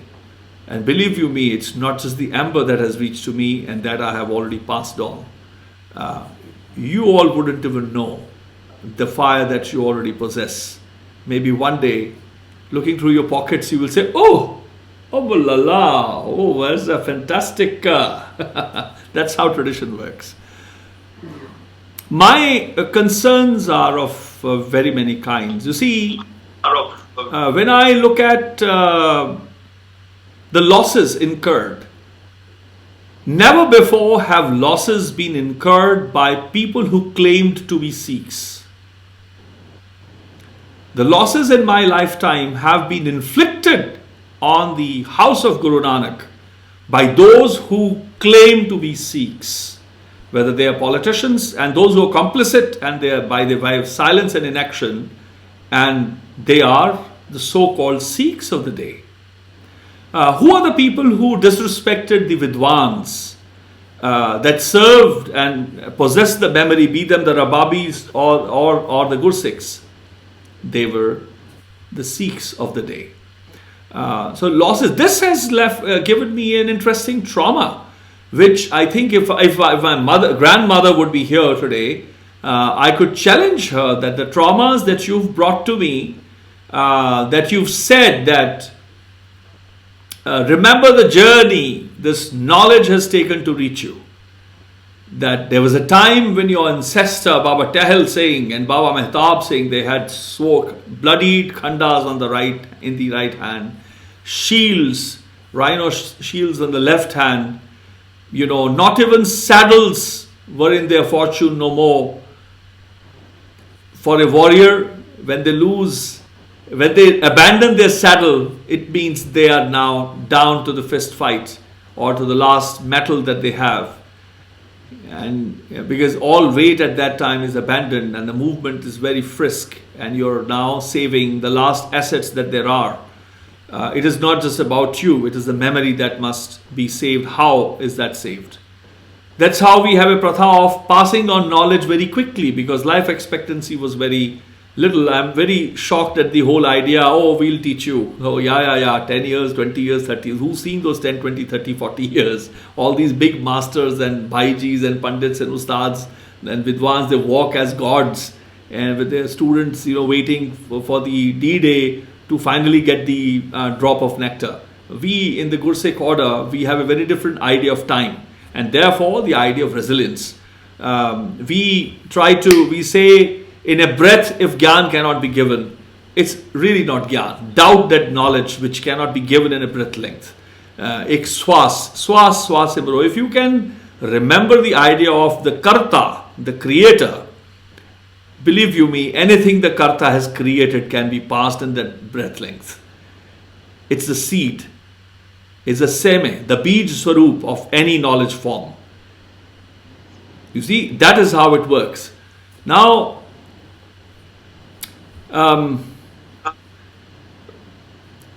the future has to be stakeholders. Unless there are people who realize that this is our inheritance, it's a collective inheritance. People who have no roots, when they start commenting on Vidwans, that Vidwans are the one who are arrogant. Just because a Vidwan is not a pliable doll, they claim that, these people are intimidating, that they don't know the ways of the world, and so on and so forth. That's not how futures can be built, or a beautiful, world can be left behind for our coming generations. I think people around the world have to understand that wherever we are born, that's what my vision has been. That's how the World Music Heritage Series, my purpose has been throughout the decades now that have been fortunate. Nobody can take away the time I have lived, but nobody can give me the time I don't have yet, or I have not lived yet. So it's a very catch-22 kind of. It's not a catch-22. It's a catch, but I've solved it. It's not a problem for me. I'm all right with that. It is. If the time for me comes now, I don't have to tell you, oh, say this message. I'm at peace. I can leave now if it is the time to leave. So those theorems are done. But if we want to ensure that invaluable, precious, intangible heritage, indigenous pedagogical processes around the world. I cannot be born in a small village in Tanzania. I'm not born in East Africa. I'm not born in a small village in north of South Africa. I'm not born in a small tribe in the Scandinavian part of the world, which has a very particular folk instrument in its tradition or some musical form. I'm not born to parents who are versed with the Gregorian chants. I am born here. And I am just trying to tell, I have been trying to tell with everyone who's born in their own respective places, learn to be responsible custodians of your respective systems, knowledge systems. That you must honor the process, the knowledge systems that have come to you, that are still available for you to learn, for you to imbibe and assimilate and inherit and analyze and then sustain and propagate. So these are not done without joining hands with conscious and responsible stakeholders. So loss, as I said, it's a trauma for me. The fact that I could have never believed that Sikhs would go and destroy with their feet, as some idiot SHO would break locks with his own feet, the boots which are purchased with the money of the taxpayer, that they are destroying the assets of the very civilization that has given them a platform and ensured dignity for them. That is a sad loss, because it's a sad loss of dignity. It's a sad loss of responsibility. It's a sad loss of humanity, and it's a victory for ego. It's a victory of the evil, victory of the animus towards the endowments granted to us by the Bhakti Marga, by the Guru Sikh Marga, and by the Sufi Peer Marga, Piro Murshid Marga. It says backstab on Gurū Nānak. So that is a loss. That loss of dignity and the loss of a dignified discourse is a loss. The loss of not taking responsible action upon learning that such a loss has been incurred is a loss. Loss is when you fail to prevent such a tragedy to occur. That is a loss. Loss of face is a loss. Loss of compassion and love for all beings beautiful, all beings worthy custodians, all beings virtuous. That is a loss. Because if they cannot respect my kind of an attendee, who's the sole kind of attendee now that my granduncles have gone, who else will you honor? These so-called Sikhs did not even know the meaning of Bhagavati. They think it's either a Kripan or a Bhagavati. It was reserved for a Bhai Baldeep Singh to even awaken them to what the actual word meant. And that is just a proof how uniquely placed I am by virtue of the grants of the 27 elders who have somehow converged and made me responsible of their respective knowledge streams. I'm just a mule of the Guru's court. I'm no Vidwan. I'm a Khatchar. I'm a Dangar. But I carry pure gold. That pure gold belongs to Guru Baba Nanak. Do you have the courage to come and take it? Take it off. If you don't like the mule, become the mule. I'm tired. I want to go vacation. I've done so much good work. I want to try what is it to be nonsensical. I like to do something stupid, like pick up a glass, and throw the water. I just did it, right? I just threw the water down. That's like so stupid, like cold water. And, the glass, shatter it. Wow, like things like this, small things. And Sit with the kids, Niranjan's kids, Dhyana and, Prem, your kids.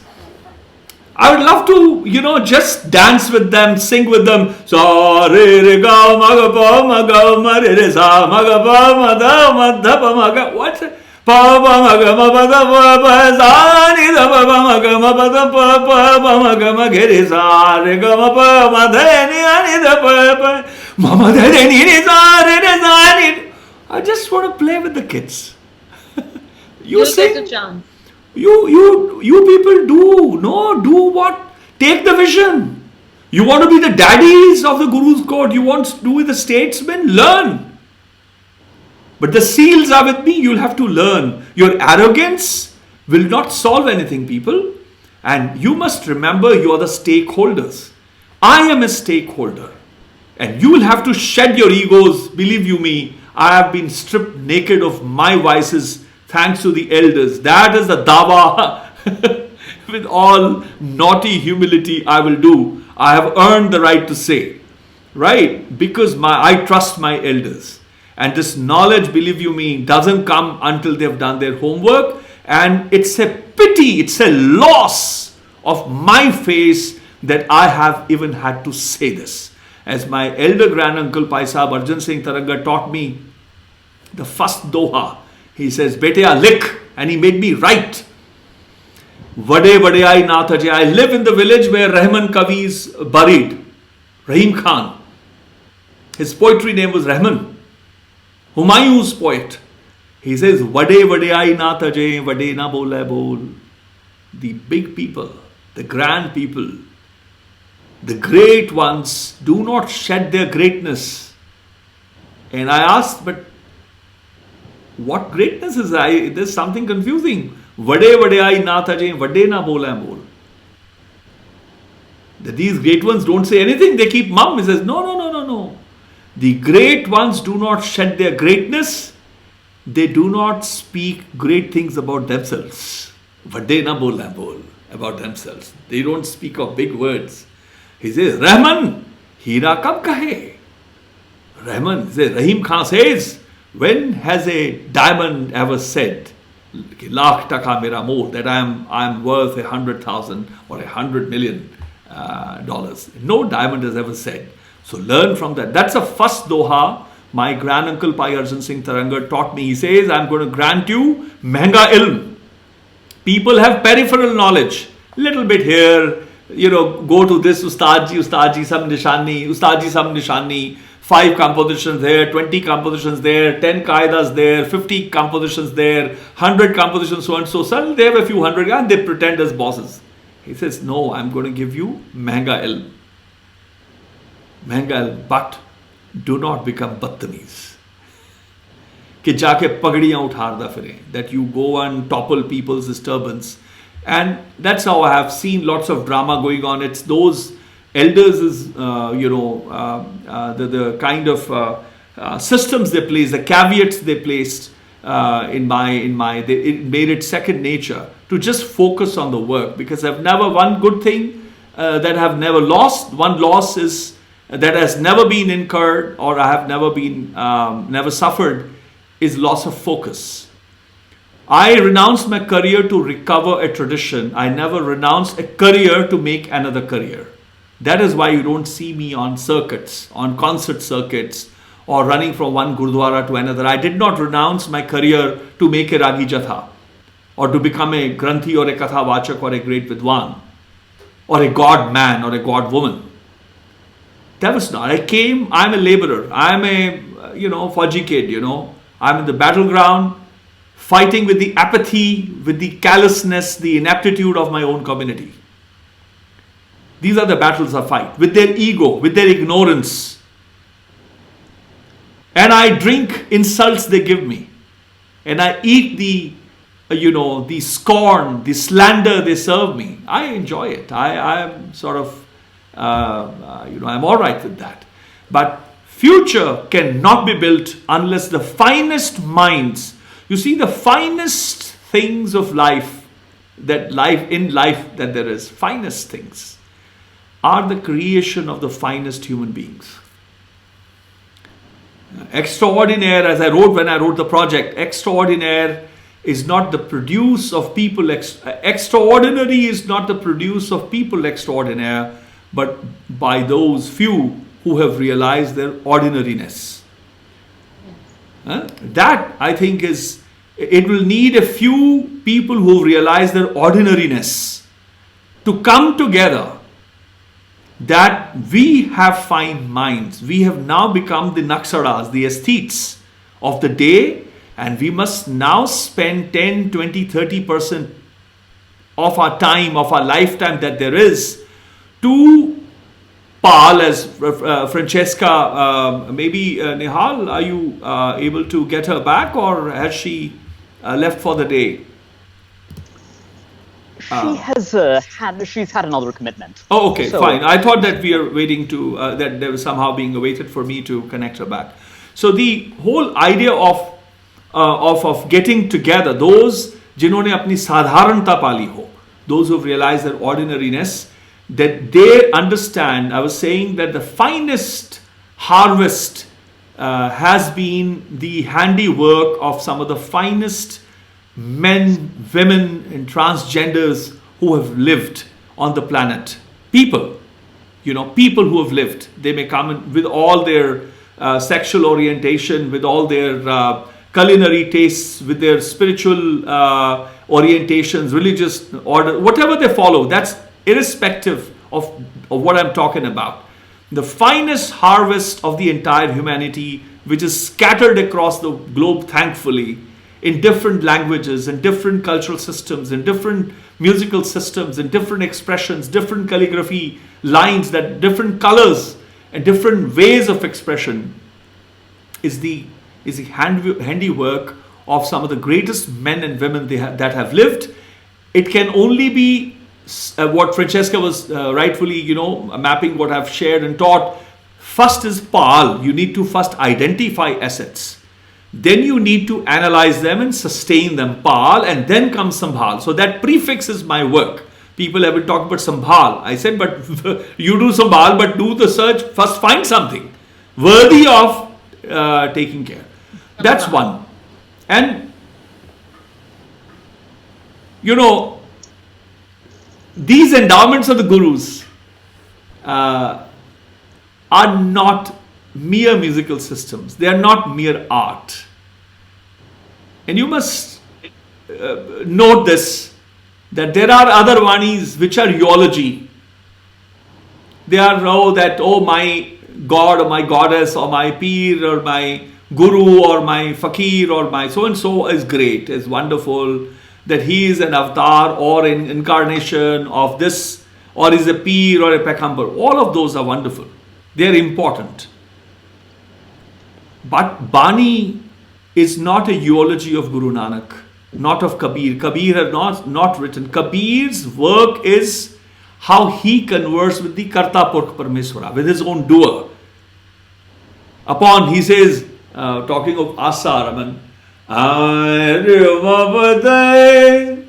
गाँव गाँव री दुल्हनी मंगल चारा, गाँव गाँव री दुल्हनी मंगल चारा, मेरे ग्रह आए राजा राम भतारा, मेरे ग्रह आए राजा राम भतारा, गाँव गाँव री दुल्हनी मंगल चारा, कबीर मोहे ब्याहे चले हैं,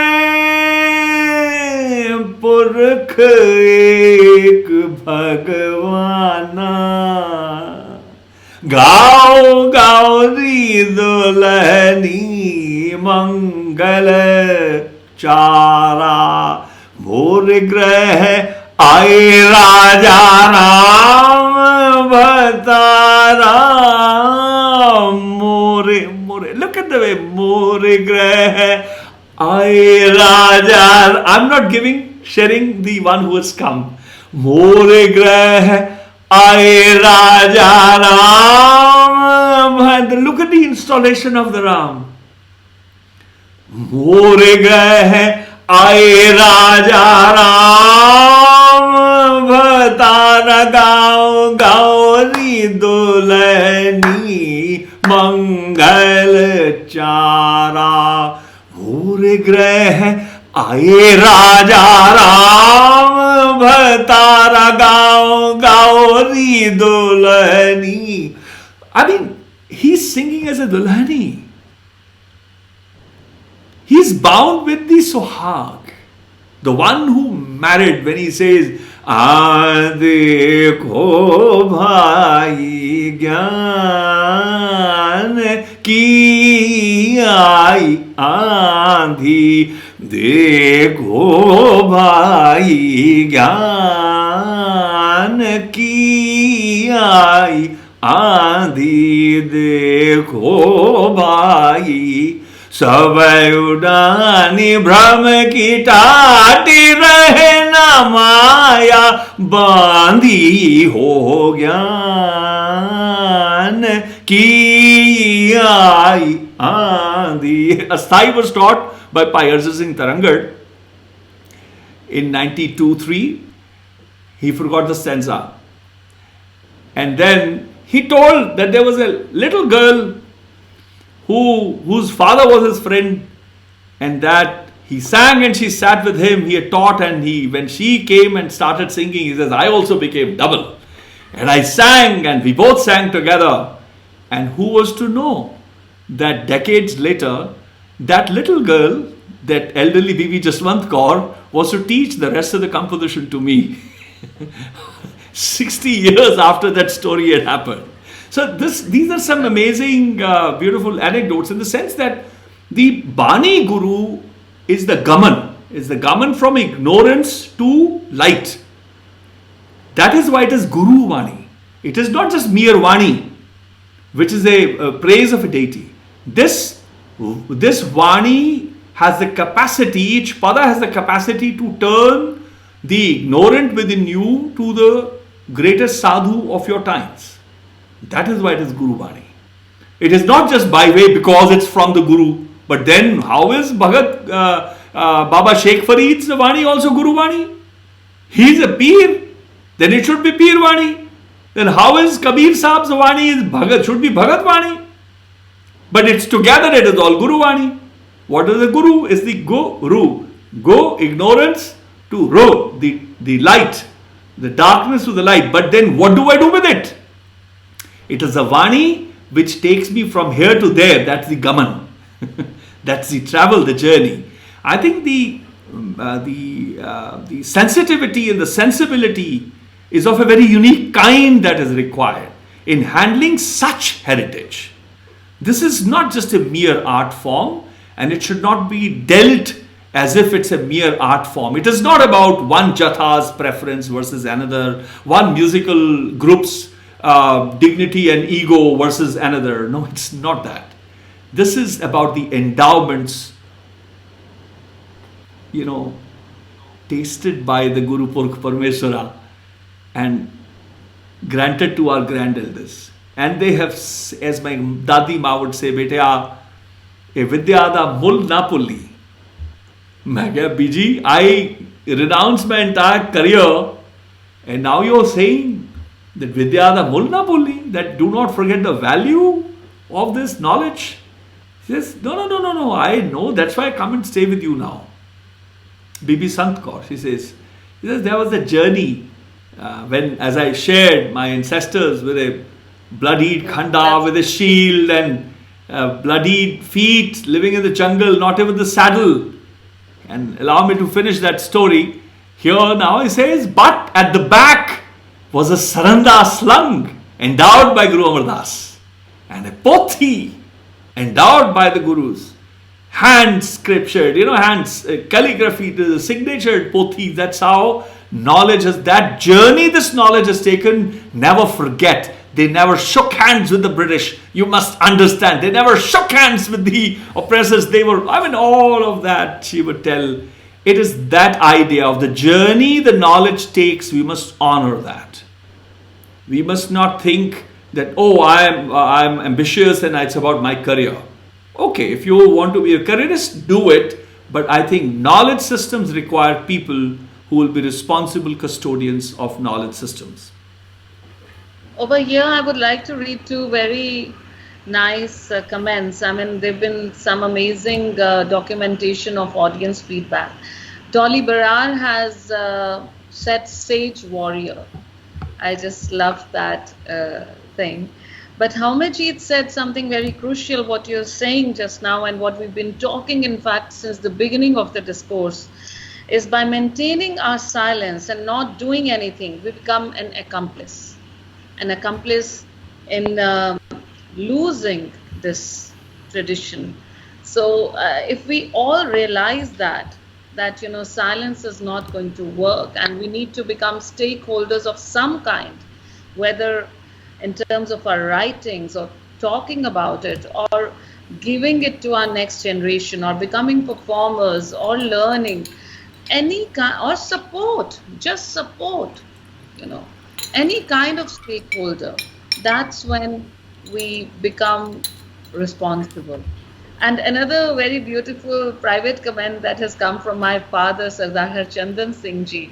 He's requested. Oh, private message from Papa, doting daughter to the doting daddy. Come on, tell us. Now we are hearing gossip, people. It is for you, actually. Oh. So he has requested you to think of writing Gurbāṇī Saṅgīta Shastra. Well, I'm the process of, it's in the process. I've written already the 201. I think these are all steps one needs to undertake, and I've written now about 200 nearly over 300 pages of research papers length. Niranjan, publicly I want to tell you're very bad. She's such a culprit. She went on, continue writing. I said, now it's 10,000 words. No, let it continue writing. But how she started? Oh, Bhai Sahab, can you just write 2,000 words? 2,000. Hey, listen. She said, just comment. Forget about the paper. 2,000 words. I said, okay, let me sift. Then I said, but the paper that the thoughts I had put together were already 8,000. Okay, but maybe you can just sort them out, yeah. By the time I sorted, it's 10,000. And she, not a problem, continue. Then it became 13,000, then it became 17,000, then it became 23,000. Then in the end, it became 52 or whatever, I don't know how many thousand, 201 pages. She is the culprit. Shame on you. Thank you so much for doing all of that. We hold you responsible, and for this crime, you will get an award, not a punishment. But come coming on, to that, don't take her side. The beautiful part about those papers is that it's auto-ethnography, and how I enjoyed reading them, and thank you, very grateful that I got to read them, is, it's in the form of a story. So we are mapping the journey, we're mapping the personal journey that you had, and the auto-ethnographical journey that you have, the musicology, the new creations. So it's like, if you continue in that way, in fact, the Shastra will be unique because it will be an auto-ethnography. So we get the stories, the narratives, everything in the course of, discussing the important aspects of music, like the Vak Alankaras. Yes, in the sense that so it's a process. The uniqueness of the work I've undertaken is not just to not to do translations of existing texts. That has never interested me. My focus has been the Gurbāṇī Saṅgīta tradition. Why we use the term Gurbāṇī Saṅgīta? Many people use Gurmat Kirtan, which is okay. Gurmat Kirtan is okay, that you do Kirtan by way of Guru Mat. But that Guru Mat is not Ragic Mat. It is the Guru's wisdom. As my granduncle, the film reiterates that, when he's talking about you cannot be engaging in filthy lifestyles and then be singing Gurbāṇī. There has to be some parity. But then when I analyze, some of my life-changing courses, when compositions like way back in 89, 88, long before all these Johnnies and Santas and Bantas of the later years that joined in. But look at this composition. को बिघुमगार तोरे, को बिघुमगार तोरे, आस बयास धो मोह भरम ही ते हो रे, को बिघुमगार तोरे, को बिघुमगार तोरे, काम क्रोध लोभ मान. Look at this mutualism of काम क्रोध लोभ, लोभ, too much of लोभ. See the dirgha, rasva dirgha pulita, the emphasis, yeah. काम क्रोध लोभ मान, the मान ए व्याधि छोड़ है. Look at the haste. वो छेती छेती छाड़ो है, ए व्याधि छाड़. It's amazing. Original of Guru Sahib. And what is it? Why am I sharing? Allow me to just share with this. What is this? Guru Mat.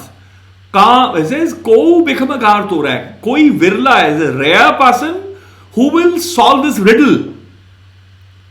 Tangle or unentangle or disentangle, what you call, open up this. Ko bikhamagar to hai. Ask, what is that? Difficult, that's impossible or very difficult riddle to solve. Aas, pyas, dhoh, moh, bharam, hi te ho raha. 5 vices. The one who can escape, refrain from these. Stay away from these. Evade these. Then, काम, क्रोध, लोभ, मान, eh vyadi chho raha hai. 9 vices have been counted. This is Guru's mati. And then what happens next? Sant sang naam rang gun gobind gaavo anadino prabh dhyaavo bharam bheet jit mitaavo nid naam nanak mora ko bikhamagar tora. Sant sangi naam rang is this. In the company of the Sant sangi namo.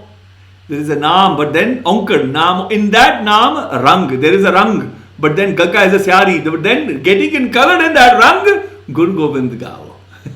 Sing the virtues of the one Purkh Parameswara. Anadino Prabhu Dhyavo. Day in and day out, sing the Prabhu. Do the dhyan of the Prabhu. Bharam bhiti. The bharam, the illusion, the deceit that is within. Jiti mitavo. Win over it and erase it. Eradicate it. He says, Nidhi Naam Nanak Mora.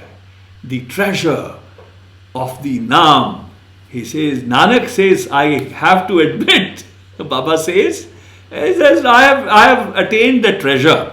This is Guru Mat. So it tells us what to do. Or you can look at Mohan Needana Avai Havai Har Kajar Vastar Bharan Ki Ne Udini Kab Ghar Averi. This is the analysis which transformed everybody. All the people who were associated with my work. They were shocked, as we've never seen like this. But what was I doing? Aviator, analysis, and exegete like Pai Singh Taranga teaching coming together. Mohan Needana Avai Har Kajar Vastar Bharan Ki Ne Udini Kab Ghar Averi. First question. Sarani Sohagan Charanasi Sadhara Lalan Mohe Milavo Kab Ghar Averi. Reiteration of the question. Then the Guru comes. सुनो सहेरी मिलन बात कहो सगरो अहं मिटावो तो घर ही लालन पावो तब रस मंगल गुण गावो. So until you have done the whole mile, you have not eradicated your last vice, the king of all vices, the ego. Andar घर ही लालन पावो. And it says tab. Look at this term tab in the Bani, jab and tab. Je te ta. These are the first analysis solves I did. People, anyway, I don't want to go again and again there. I've been sort of disappointed with some of the narrations that I've heard today. But je te ta. Such hove ta sach pai. If there is suchata, then only. There's no automatic, oh, Guru Sahib is very dayal. Paramatma is very there. No, there's no dayalta. Guru Nanak says, Jao tao prem khelan ka chao, sir tar tari gali muri aao. It's conditionality. Nothing is free. Baba Nanak has no interest in meeting me and you. Until if you have the chow enthusiasm to learn the game of love and compassion, jao tao, first that is it, jao tao, if at all you have. That means if you don't have, forget it, don't even come here. But if you have it, sir tar tali, your place your bloody egotistical head on your hands, and then you enter my street. He's not even giving you the address of his door yet. These are points to be noted. That which he's saying, that which he's not even saying. He's keeping his door silent. That's another vidhi how you find the door. That's sodar. Jao tao prem khilan ka chao sir tar tari gali mori aao. It marg pair tari jai sir dija kaan na ki jai. If you dare step towards this side, you offer your egos, and there's no question, no choo choo mama, no chicken like, no cat like meows and purrs and hers and burrs. Nothing works. So it's all conditionality. And nothing comes for free. Nothing comes for free. This is the Guru Mat. But Guru Mat is in the Bani Guru. There is no Raga title, no Raga Sargam given, no Tal structures given. So what is the Guru's Mat? When we don't know the Rag form from the Guru Granth Sahib, that is why we need the memory of the Guru Panth. Because there are two Gurus in the Guru Sikh order. One is the Guru Granth, which is the Rahat, and the Maryada is formed by the Guru Panth, the Guru Khalsa order, the Guru Sikh order. They are the ones who can from time to time, write the Maryada. That can be changeable. Bani doesn't change. So the memory of the Guru Panth Khalsa is the one where from you say, oh, did Kabir Sahib sing? Then somebody would say, oh yes, he sang like this. When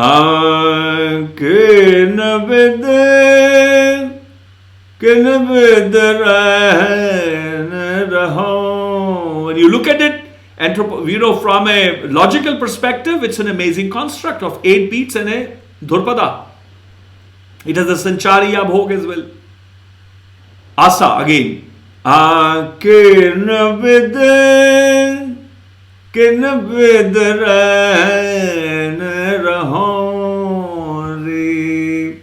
Sakhi mai kin bidran raho re, meri mat bauri maram bisaryo, kin bidran raho re. And the last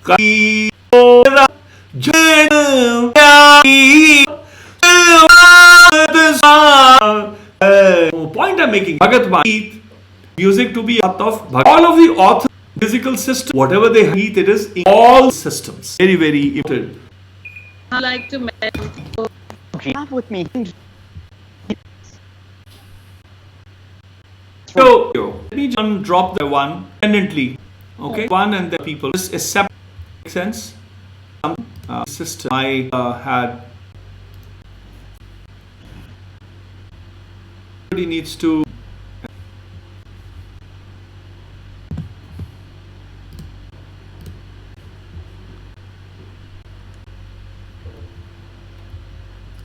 I think the electricity had gone. And my computer may be very sluggish or something, I don't know why, but it doesn't seem to be. But there is something silly going on here. I'm now trying to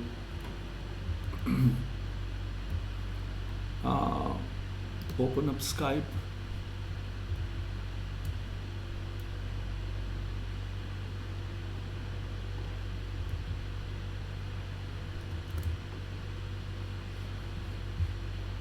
Something funny.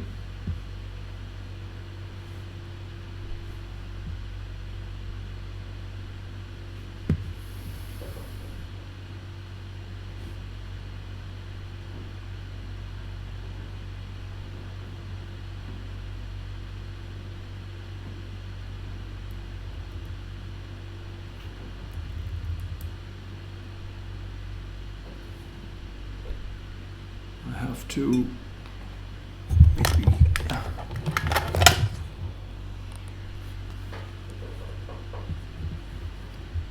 some sort of a jugaad.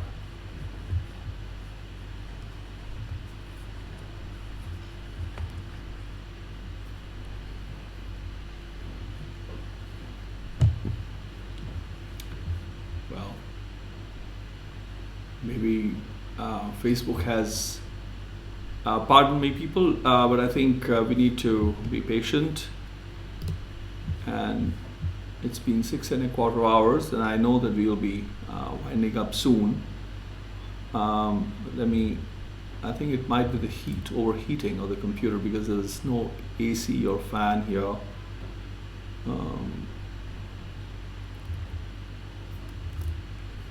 The Skype is not working. Let me force quit it. Give me 2 minutes. Be patient.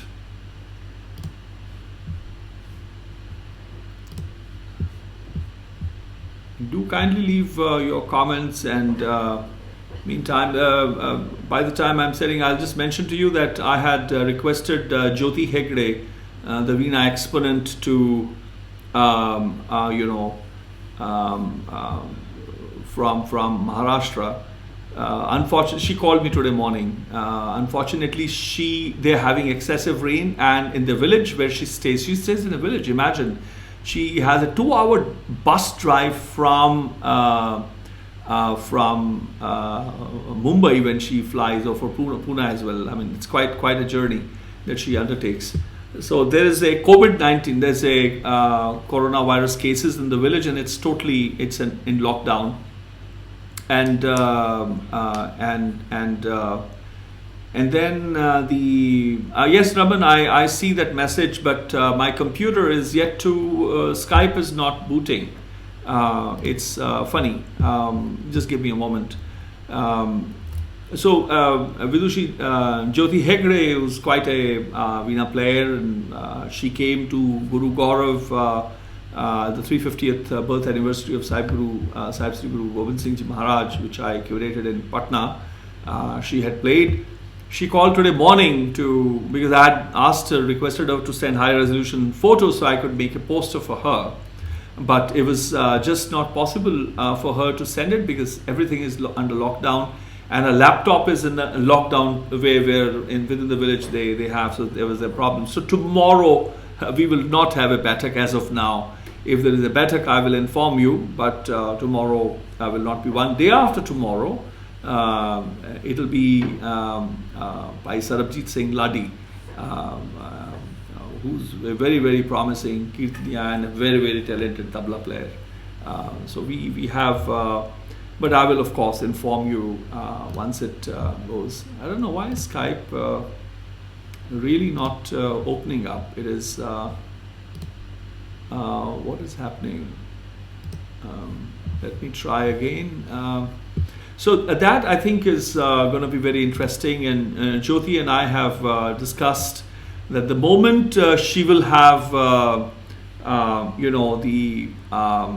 how we say, this thing sorted out, she will inform me, and we will schedule her Baiṭhak immediately upon that. So let me try. I'm trying to open up Skype. I think it's the heating of this. Must be that. But we'll just wait on for a couple of minutes. This talking of the paper that I wrote, there was a conversation with Fahim Saab in I think 95 or so. He said, "Oh, beta, we need to go to to Bihar. Oh, sorry, to Jaipur, where his his ancestral diaries were." So I said, "All right." So we went and addressed the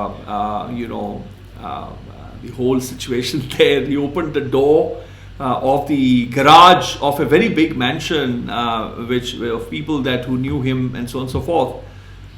And lo and behold, all the boxes inside that storage were eaten up by termites. Everything gone. His personal diaries, his ancestral diaries were all gone. Imagine. I've seen that in 94. I think it was even before, it was in 94 itself, not even 95. And then I sifted through things. There was one small piece of paper, and in that there was just one word in that, Sancho Pir, two words actually, small, eaten. Rest of the page is all eaten up by the termites. He saw it, he says, "Beta, you have a paper or something?" I said, "Yes, I have." He says, "Write down, I am remembering this Drupad of Deshkar from Baba Behram Khan, Behram Khan Sahib, Jai Inayat Khan Sahib Da." He says that either it was of Behram Khan or Inayat Khan, and this was Sancho Pir mein payo jaake, where is that PDF gone? जाके देखे से दुख जाए हमारो सारो, साचो पीर मैं पायो जाके देखे से दुख जाए हमारो सारो, दीन दुनी में दो राखो शर्म, देओ दिलाओ तू ही ईमान सारो. This was the composition. And then I was speaking to Bahauddin Khan, my very dear friend, and I asked him, I said, "Hey, do you remember this composition?" But he only remembered the asthai of the bowl, so I passed on the full text, and he remembered the asthai as well, but not the second line. So I shared the antra of that composition with him. There was another story which I wrote in my, here it is, join call. I'm able to open up there. It's very sluggish, but we'll see if this gets pressed. The button is very, very slow, very sluggish. I think the internet is having a story. The paper, Sandeep Dugal, you're very kind in asking that. It's a paper which is online. It is by Routledge, Taylor and Francis, and so you need to. It's by subscription, So either you need to subscribe to Taylor and Francis online, and if you were to go there and type Bhai Baldeep Singh, I think you will find the papers by Taylor and Francis. I'm pressing join, and it's very slow. The processor is really, really, really hard pressed right now. I don't know why. Is it somebody hacking my systems? Somebody not happy? It says, "Oops, something went wrong." And so let me call, at least I can open up. Let me see, Khula. Here is Nihal. Oh no, that is different.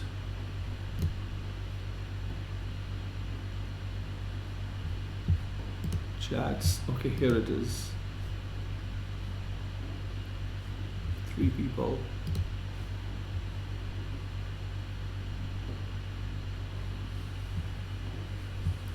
Hello. Oh, your Bhai Sahib is. Yeah. What was that? I really can't understand what was wrong. I deleted. Perfect. Yeah. So you guys are online, and I'm bringing you back on. Here where we were. You purposely threw us out. Did I? You didn't get your solo piece today, so you threw us out. Look at that. No, we tried to stage a coup. It was a good effort, Ramanjit ji, but Bhai Sahib has his defense, his strategy and all. He took control again. Absolutely. What do you think? It was a good run. Enough of us. He had enough of us, and now he needed a monologue, a solo piece. Is Niranjan joining, or? She had to. She has to. Okay, fine. She had. So finally, it's us 3 in the end, huh? End of the day. So.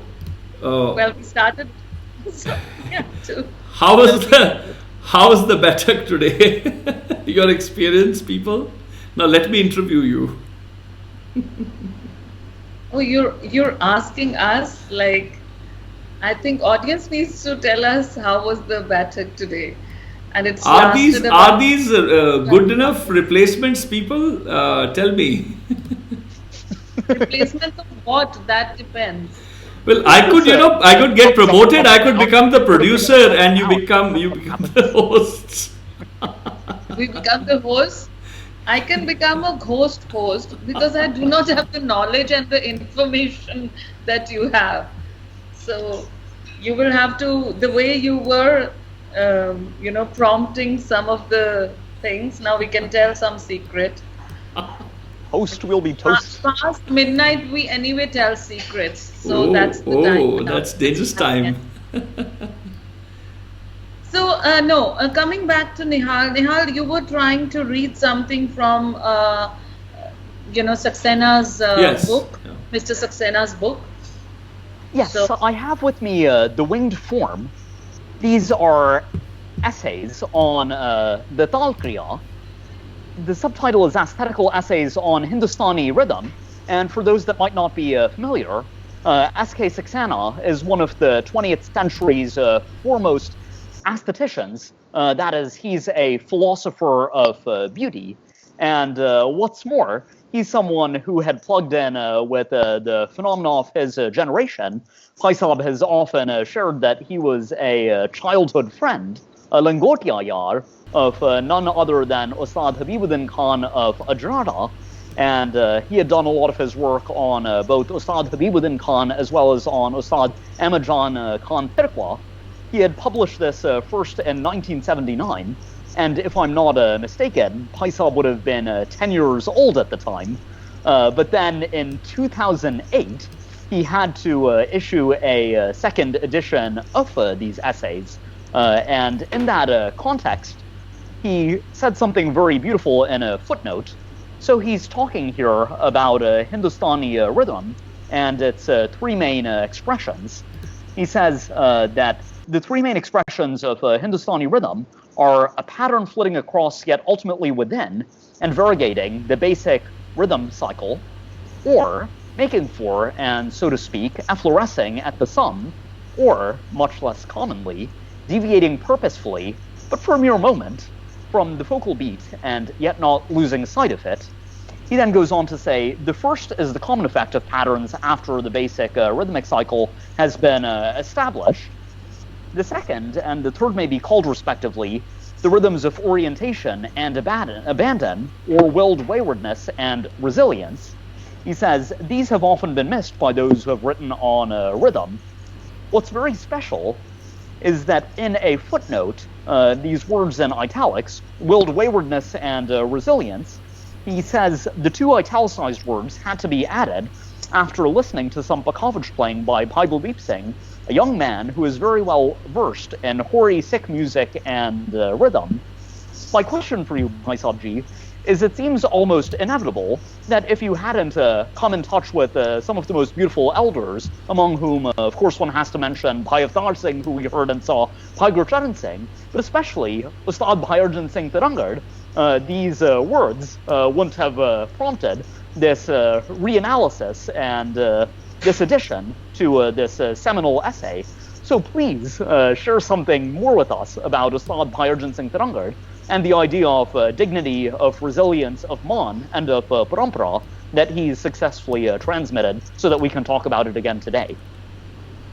Oh, so you want me to tell some trade secrets? That's that was not part of the deal, Mr. Singh. Well, this is the time for secrets. That's what we started with. Yes, this is, after all, the Virtual Baithak Series of YaarAnād. This is where we reveal all and tell all. No. I can pretend like one of my colleagues from another tradition said that we don't sing publicly. So that would be say. I got you know that there's so much of stuff that I tell never even recite. You can only play because there's so many people who are copycats of the tradition. They learn it and then they pretend that they are bigger than the parampara itself. So that has been somehow, a little problematic. So, and then there is some things that I must teach, which if there is anybody playing some nautanki and challenges you, for example, I must leave behind some serious material that you would be able to evade and defeat. if there is a dual culture, you never know when traditions fight again, or people duel again. Anyway, but to come to the, you see, Bhai Arjan Singh Tarangars was someone who had an extraordinary memory. He remembered, of course, the entire Guru Granth Sahib by heart. He remembered the entire Dasam Bani by heart. He remembered the whole of Sarblo Granth by Nandlal and by Gurdas. Like, taken. He remembered Ramayana and Mahabharat. He still remembered almost half of Quran Sharif towards the end. And when he used to teach me, it was total. And as I've noted earlier, that N.S. Ratan and Shashi Ratan and B.S. Ratan's, Rama Ratan's father, Gyani Mohinder Singh Ratan, was only 7-8 years younger. But when I witnessed the debate between the two, it was like huge, light years gap. It was one person had undergone in the original exegesis, other person had written sources only as that, and not the actual memory had come down. And therefore, many questions he was asking about how contradictory is Bani, and Tarangar Sahib was able to just, respond extraordinarily well.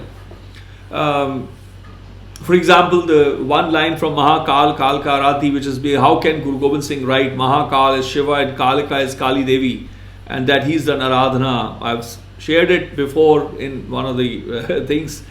People still, they learn from me and then they pretend that they are my teachers. But this I will share as I've shared it earlier, some weeks back. Mahakal is simple. Bahut Kal, Lamba Kal, for a long time. Mahakal, Kale Sihari, choti E ki matra. Kal is time. Kale means of the time. Ka is a sambodhan of Kale ka, what ka, what? Kal's what? Kal's Rachayata. Because whoever is devoured by time is not of any interest to Guru Gobind Singh. But that which time doesn't even cause an itch, that idea, that entity who is the ideator of time itself, that is of interest to Guru Gobind Singh. So, Ka Lallenu se Hari Ka Le Ka. Ka Le Ka. So, is the khasam of time.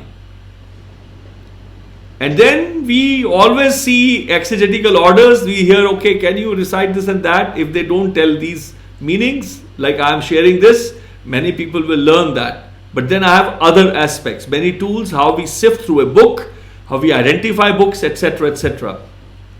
So the idea of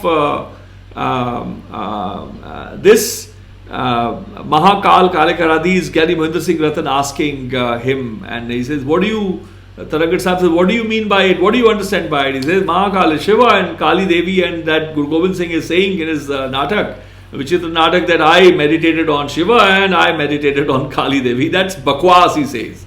So, Gyani Mohinder Singh Ratan, very bit of sarcasm, but lot of, he was amused by that, because he says, Buzurgo, to see, you're 93 and you still got the fire. He says, to see the sofa, you tell me what the meaning is. He said, Mahakal is for a long time which is not possible to count. Mahakal, Kale Ka Aradhi, that I did the Aradhana of the one who is the creator of time. So these are extraordinary carriages that Tarangar Sahib did. It was not just about rare parans and compositions, which there's one very beautiful Durpada of Shuddh Kalyan. They say, Aaye Gajad Bhi He Narad Bhi He Karant Sev Hai Sada He Gajad Bhi He Narad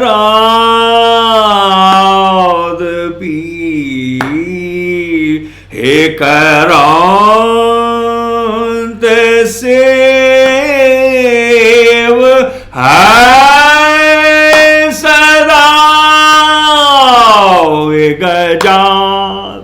This is, for example, taught to me by, and I notated it in 93 or something, and I've given that little anecdote in the 3rd volume or something. So learning from him was quite extraordinary. His sense of humor was, he says one day, beta, his takiya kalam, his figure of speech would be, oh, beta Barkhurdar, you're my big brother Gyani Bhagat Singh's grandson. Pau Bhagat Singh da pota hai, mera bhi pota hai, you're also my grandson. So he would sort of lay claim on me like that and say, एक चीज याद आई है, I just recalled something, एक काम आ जाएगी. So I said, अच्छा. And I got ready with my notes, with my audio recorders. He says, मेरा बांका बर खुरदार, मेरा बांका बर खुरदार. I said, हाँ पिताजी, wow, wonderful. That's a fantastic composition. मेरा मेरा मेरा मेरा मेरा बांका बर खुरदार, मेरा बांका बर खुरदार, मेरा बांका बांका बांका बांका बांका बांका. ओ मेरा बांका बर खुरदार, मेरा बांका बर खुरदार, बांका बांका बांका मेरा बांका बर खुरदार. So even, and I said, ah, Pitaji, Aaj you're in such a good mood. And he says, oh, mera baanka bar khurdar. And then he came, he says, हाँ, क्या हो गया? He says, रात चांदनी रूढ़ी उते खड़ा होके. I said, ah, Pitaji, how fantastic. I said, रात चांदनी, that's beautiful. I said, what a beautiful Chandni Raat, Pitaji. Raat Chandni. I said, what an ascent to the Sa. And I took me for such a ride. I was doing an aesthetical analysis in the year 1992 at age 22-3. And he saw that he had me. And he took me like I said, come on, baby boy, let me take you for a ride. And I'm writing, Mera baanka bar, and I'm noting, that's improvisation. He will tell me now, maybe it's Bapuji who did it, or my great-grandfather who did it, or somebody, or Pairuda, somebody will tell me. I'm reading myself right that. Mera baanka bar khurdar, mera baanka bar khurdar. Then, Raat Chandni Rudi ute khada. I said, what is Piraji Rudi? Why is this gamak? I said, Rudi bete. Then he knew that now he has to reveal. He says, outside the villages, where the sewer water goes. I said, what do you mean sewer water, gutter water? Oh yeah, where the swamp, outside the village where the dirty swamp is. They usually build it where the winds don't come from. I said, okay. He says, next to that there is a little mound. I said, I see. There's a little mound, Rudy. He says, I see. That's a mound. I see. Now, see, I'm a Fauji kid, right? Coming from the cities. He's taking me. So I don't know what Rudy is at that time, right? I said, there's a mound. Maybe there's a mountain. Wow, a village with a mound. Wonderful. Next to the swamp. Okay, wonderful. He says, no, but Rudy is a garbage dump. I said, but what are you teaching me, Pidaji? He says, mera baanka bar khurdar, mera baanka bar khurdar. रात चांदनी रूढ़ी उते खड़ा होके करदा बांका बर खुरदार, मेरा बांका बर खुर is a donkey, रात चांदनी रूढ़ी उते खड़ा होके करदा बांका बर खुरदार.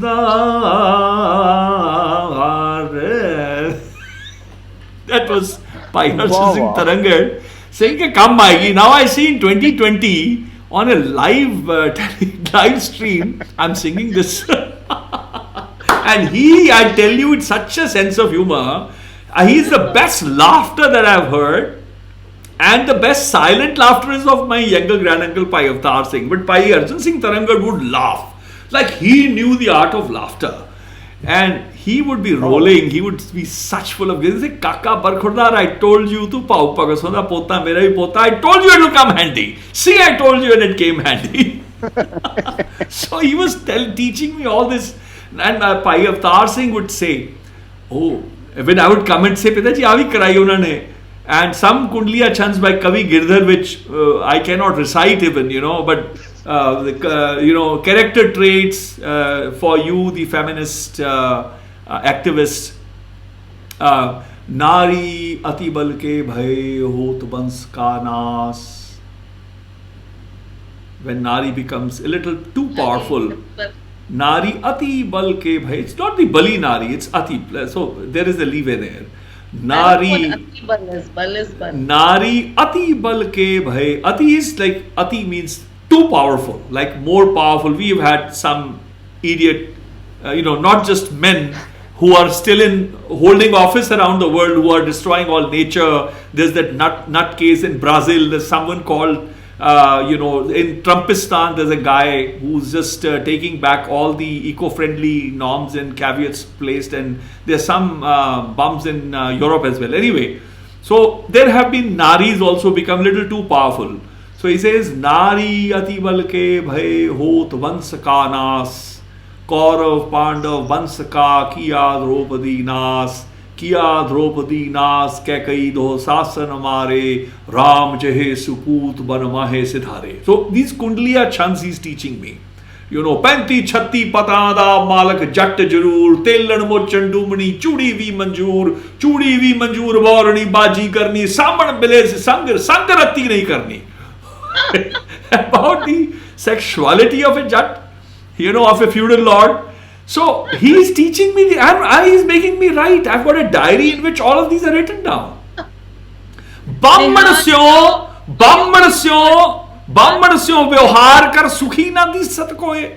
He is teaching me that be careful from a Brahmin. He says anybody who dealt with a Brahmin who never was seen happy ever after. So Brahmansyo vyavhar kar sukhi na di sat koe. And then he was teaching me Arif Hakam Singh's Kavita, 2 poems. One is all full of questions, the other is the answer to those questions. That's why I was teasing Malkit Singh the other day, Gud Naro Ishq Mitha. In that poem, Arif Hakam Singh says, he begins with Kaun Paun Te Tej Kaun Tikha Shamshiro. Pawan Sit, who's faster than the winds, and these are like electric winds, not just these winds. Because these winds, they say, look at the katha. They say, eh havaਵਾਂ ਤਾਂ ਕਦੇ ਚੱਲਦੀਆਂ ਨੇ ਕਦੇ ਨਹੀਂ ਚੱਲਦੀਆਂ, ਪਰ ਜਿਹੜੀ ਆਕਾਸ਼ੀ ਹਵਾਵਾਂ ਨੇ ਕਹਿੰਦੇ ਚੱਲਦੀਆਂ ਰਹਿੰਦੀਆਂ, ਕਹਿੰਦੇ ਸੂਰਜ ਦੀ ਰੋਸ਼ ਲੋ ਪਖਦੀ ਰਹਿੰਦੀ ਹੈ ਤੇ ਵਗਦੀ ਰਹਿੰਦੀ ਹੈ. Look at the tasavvur, as Saxena and Francesca was mentioning, that these people had massive ambits. They were big people and their ideation was very big.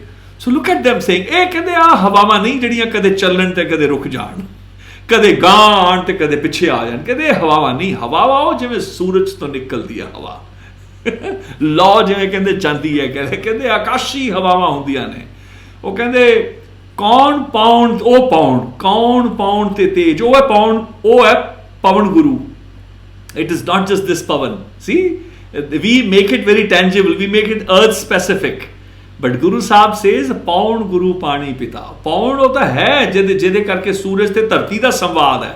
ਇੱਕ ਧਰਤੀ ਦਾ ਆਪਣੇ ਆਪ ਵਿੱਚ ਸੰਵਾਦ ਹੈ, ਇੱਕ ਧਰਤੀ ਦਾ ਸੂਰਜ ਨਾਲ ਹੈ, ਉੱਥੇ ਦੂਜੀ ਪਵਨ ਹੈ. ਉਸ ਪਵਨ ਦੇ ਬਗੈਰ ਇਹ ਕੁਝ ਨਹੀਂ ਚੱਲ ਸਕਦਾ. ਔਰ ਫਿਰ ਜੈਨਰਿਕਲੀ ਹੀ ਸੇਜ਼ ਖੇਲੇ ਸਗਲ ਜਗਤ, ਹੈ ਜੀ, ਦਿਵਸ ਰਾਤ ਦੋਏ ਦਾਈ ਦਾਇਆ. So what is the pavan which is relevant to days and nights? It's the pavan that comes from the Suraj, from the sun. So it is that pavan. Then there is the pavan that comes to the sun. That sun connects with other suns. So there's a interlock of weave of that pavan. That is the Guru. That pavan is the Guru. Pavan Guru Pani Pita. Then if you need a life form, you need then water too. If there is no atmospheric condition to have water, there's no possibility of life. Pavan Guru Pani Pita Mata Dharat Mat. And then you have the Mata, the soil. If you have water, then there is the earth where there can be life form. Then Devasarat Due Dai Daya. They'll become days and nights, therefore will become your mid husband and midwife. Khela Sagal Jagat. So these, why I was telling this, I don't know, I got lost. Good. Nihal, any recall? Why am I telling this to you? You were speaking of Ustad Bhai Singh Tarangad and what it is that he conveyed, without which we wouldn't have the idea of parampara, of such dignity that we possess today. Yeah. So now we know. So in the sense that he, the key is that his attendance was of a very unique kind. He was telling, Man Pond, Araf Hakam Singh, he says, who's faster than the winds? Kaun Paun Te Tej, Kaun Tikha Shamshiron. Sharper than the great grand warrior's sword's edge. Shamshir is that in the hand. I mean, you see, old masters, they never talk of a sword. He says the sword in the hands of an idiot means nothing. It may have the greatest sharpness. It's of no use because in the hands of an idiot. So the sword's edge, which is the most lethal, is not just because it has got a sharp edge. It is because it is in the hands of a very sharp mind. So that, look at the idea. This is the Gur Khalsa. That the ideation is different. Anyway, he says, Kaun Paun Te Tej, Kaun Tikha Shamshiro. He answers in the second voice, he says, Man Paun Te Tej. Mind is faster than the galactic winds. Man Paun Te Tej, Nain Tikhe Shamshiro. The eyes are sharper than. You see, you can say, Ekvar Akh Vaji, Banda Othe Lodk Jata hai. गोडे पार इस तरंगड़ साहब कहते अख वजी नहीं ते निगाह पई नहीं ते बंदा गोडे पार हो जाता है जी हुजूर इत्थे आ जाता है जी हुजूर मैं गुलाम हुजूर अख कहते इन्नी तिखी है it doesn't need to strike tangibly, it strikes from far. Nan tikhe shamshiro. Then he says, I'm not going to recite the whole, but he's teaching me this, like, he's passing on these knowledge systems. Then there's comes, says, Kaun gudte mitha kaun. Then he says, Kaun bikhte kuratta. Kaun agni te tarta. These are questions Araf Hakam Singh is saying. He says, Gudte mitha kaun. He answers, he says, sage, gudte mithi sage, bed, sleep, sleep, but on a good bed, when you're really sleepy, is sweeter than jaggery. It's not ishq, it's a bed, sleep. Look at that, which I don't really get to, enjoy, but anyway, gudte mithi sage, he says, kaun bikhte kudatta, what is more bitter than poison? He says, Tana bikhte kudatta, insult. Tana bikhte kudatta is more bitter than poison. And then he says, Kaun agni te tarta. He says, what is hotter than, than a fire? He says, Kubol agni te tarta. Ill spoken. So, Bhai Singh Tarangad is teaching me exegesis, analysis, which I began to do, but from an exegetical. He turned me into an exegete, whatever worth I am. But the problem studying with him was, be it percussion, the way everybody is talking padal, we have Dhatan, Digan, Natata, all these padals. But he taught me repertoire in the padals. Nobody else has. So it was impossible to study with anybody after he went in 95. And believe you me, I missed him. And I was just beginning to come to grips with learning from him. But his education was very comprehensive. He taught me scriptures. He taught me as much as I could in the short time that I had. But believe you me, it was full time. And then my elder granduncle's diaries that came handy because Pitaji was always trying to recall "Ah bete aa 7 lay di parant si, oh 5 lay di mishrit si, oh 3 lay, 4 lay di si." You know, sometimes he would recall Baba Poop Singh, you know, the son of the legendary Baba Maya Singh. He was the greatest percussionist in Asia at the time. He was dedicated by Baba Maya Singh, who was from the court of Maharaja Ranjit Singh, to Darbar Sahib Amritsar. He was donated, the eldest son. And so these are the narratives that he brought as well. Narratives without him, for example, no other school that I researched with and I have conversed with, not the students of other traditions. I have looked for the Khalifas or the Pagdi Nasheens of the other traditions. And as a bearer, as a head of the tradition, I have tried to converse at that level because I don't want peripheral knowledge. Because people have compositions, it's okay. You enjoy a composition. Sometimes they say, "Oh, I can give you this and can you give me that?" It's okay.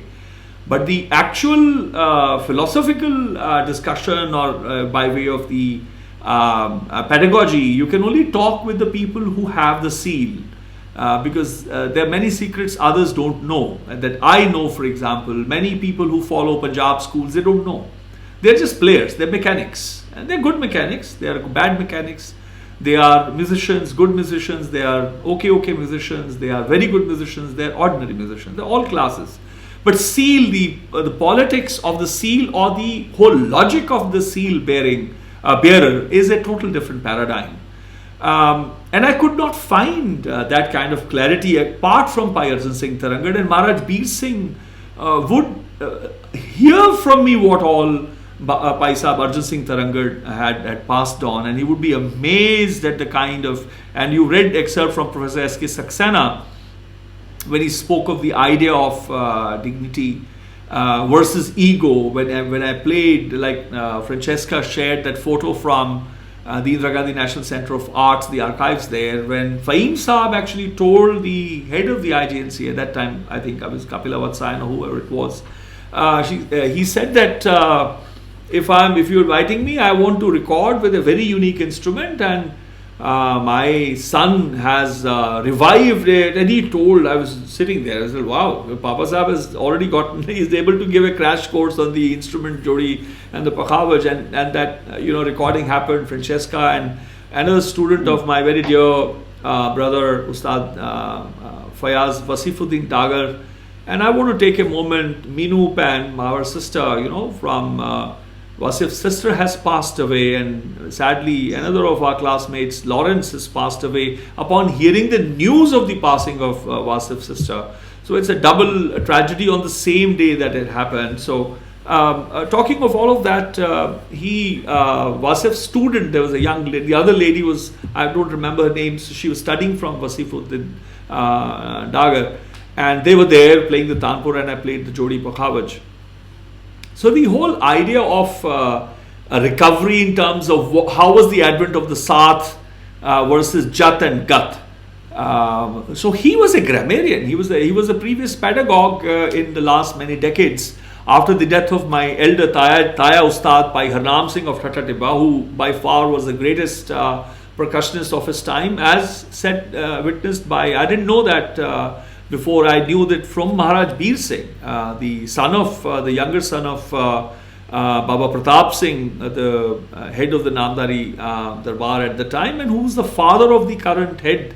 There are two, schools now between the two brothers. They're both wonderful people, and I have close relationships over the years. I've had that with both of them. And Maharaj Bir Singh is the father of both Thakur Uday Singh and Thakur Dalip Singh, and they are both beautiful people. But anyway, that's it's their school and their house. I don't venture into their internal, family matters or Namdhari, school or Namdhari order matters. But I am fortunate to know them both very well. Their father, Maharaj Bir Singh, was also always very moved by that because he himself he was interested in the grammar of it, and he would understand. So the idea of the Sath, that both hands are open, the Jat is open hand, left Tama is open handed, the right hand Pura becomes the South Indian Mridangam is mostly Jat that they play, and bit of Gat because they also have the Dholak hand, which is the Gut da Vajana. So that aspect, this is all by Arjan Singh Tarangat's contribution. The solo playing of Punjab is not just a peshkar, it is the fatkiyan to shuru hota hai. They start playing with the fatkis. The original repertoire that he would say, what is everybody playing? They're just playing the Jhoot of Punjab. As Ustad Pajarlal also reported, heard directly from Ustad Ratan Singh and also from Tarangat Sahib directly when at Harvallabh they had gone, somebody from Varanasi had, he just, when they started playing, he says, oh, I don't want to hear this.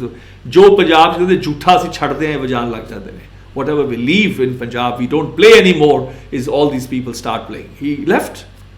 And from the front row, that was a huge thing. Oh, Tarangat Sahib has gone. That means it was and the gentleman playing on the top was like small-faced at the time, that he was very, very happy that someone with the stature of Tarangat Sahib. But post-partition, some of the greatest Sikh legends, they lived in anonymity. You can see now, you can see how I am being insulted.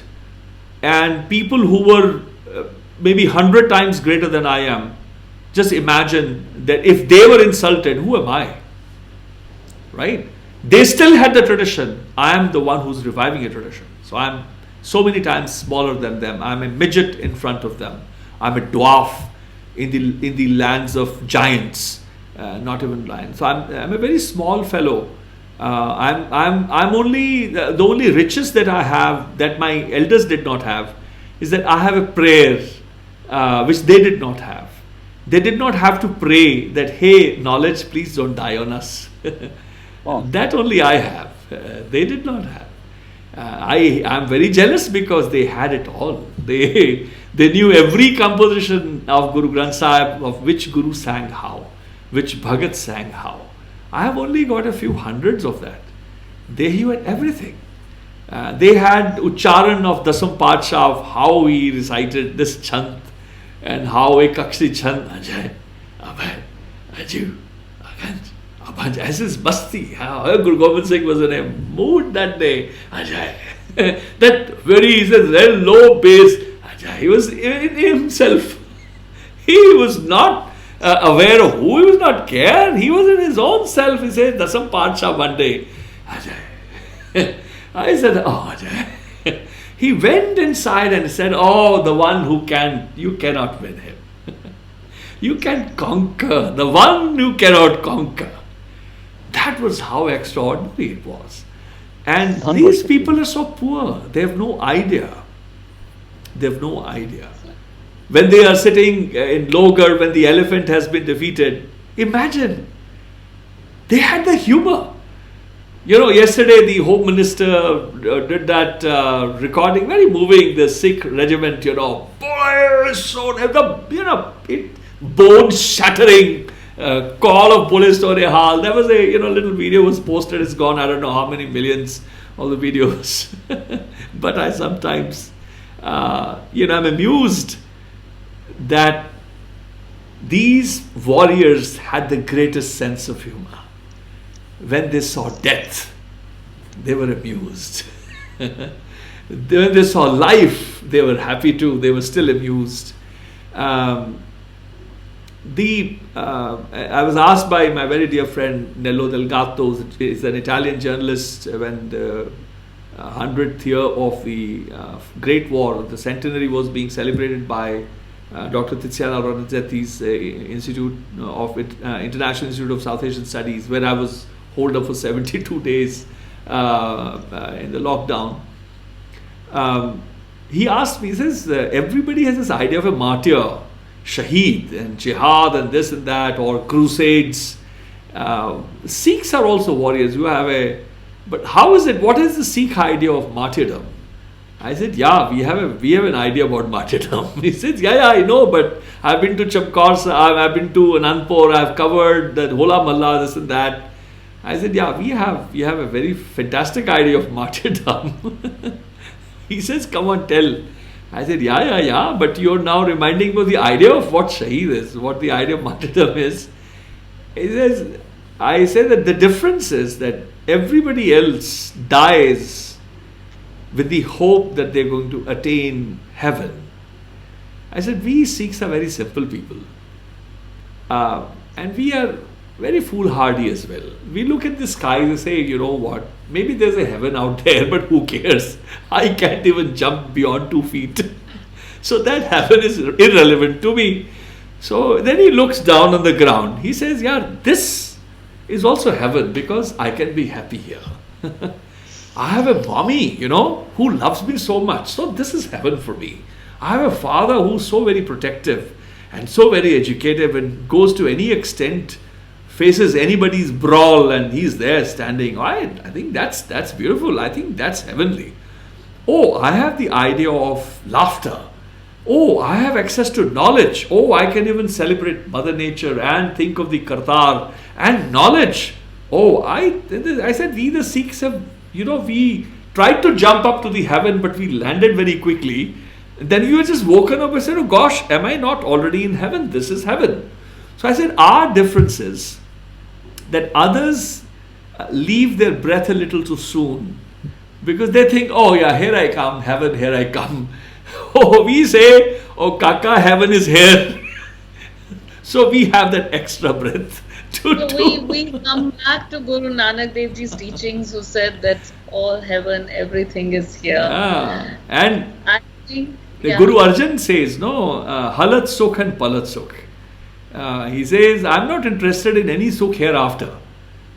If you can promise me, if your knowledge can promise me sukh here and now, then I will be interested and I accept that it's possible, sukh is possible after.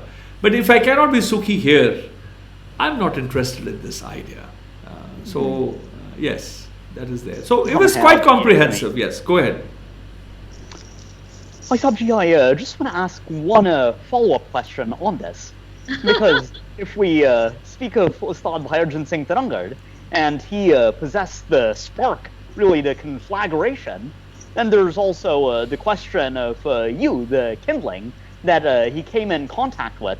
And I'm thinking of those young and old who are watching this, and those that caught the bug of the parampara. What sort of virtues, what sort of qualities did you possess that made you, to use Prem Singh Ji's language, such a sensitive and such a responsible attendee of that which these 27 elders loaded upon you? And what is it that those that are moved by these narratives, by the excellence that you showed from the films, what virtues should we cultivate so that we can help move this knowledge forward? That's a very very interesting question. I was looking at the most crucial question probably. Yeah, I was looking at one Shabad in particular the other day. I don't know if I can recall that. It was about Kahe Poot Jhagrat, and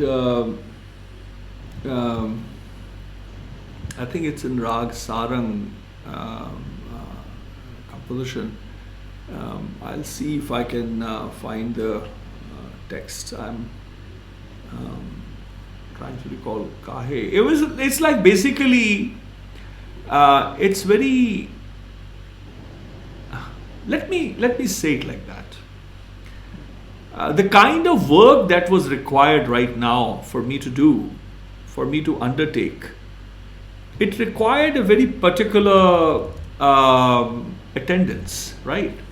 It needed particular skill. What is the skill that has come handy is that if I had not had the capacity to withstand such insults and callousness and slander and ill will, that people can go to the extent of critiquing somebody whose only objective is to conserve knowledge. It defies logic for me. You know, I think I'm not thick-skinned. I'm very thin-skinned. By a couple of very unfortunate and untrue formulations affected me. I thought, well, that was very odd. My purpose was to discuss about the process of documentation, blah blah blah, the journey, and someone does not even have the audacity to say, well, I'm grateful to the Guru that I got a chance to even witness, blah blah blah blah. I don't have a thick skin. Maybe I'll never talk to this gentleman again, but okay, thick skin is that, so you can get under my thin skin, but then I have a heart.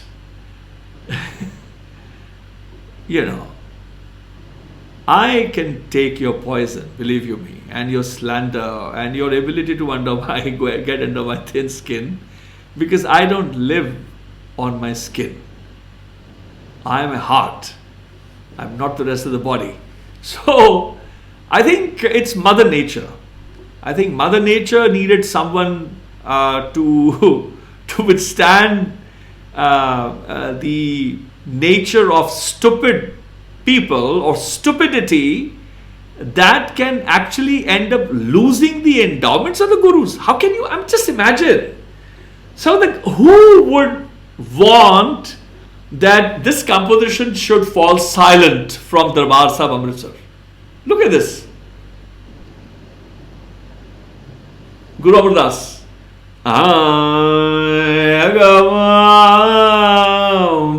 Bhagati na chodaun tere bhagati na chodaun tere bhagati na chodaun kya ko hasai. So see, हमका क्या को hasai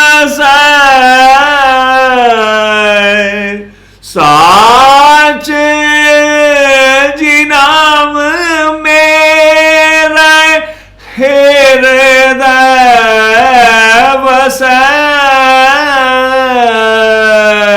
भगति ना छोड़ाऊं तेरी. Original Shuddh Basant of Guru Amar Das. Who can let this knowledge die? Who can allow the purification process of the Sarovar of Darbar Sahib to die? It is these, as I wrote in 1999 for seminar in that magazine when Tejveer Pai Sahib asked me to write a small note, and it was published as part of the comments. I said that, that these Thekedars and Jathedars of Gursikh Panth have ensured that their names will be written in golden and bold letters as destroyers and annihilators of the Guru's Vidyas. That they have ensured that they will be remembered as destroyers of Guru Nanak's endowments. I just can't understand.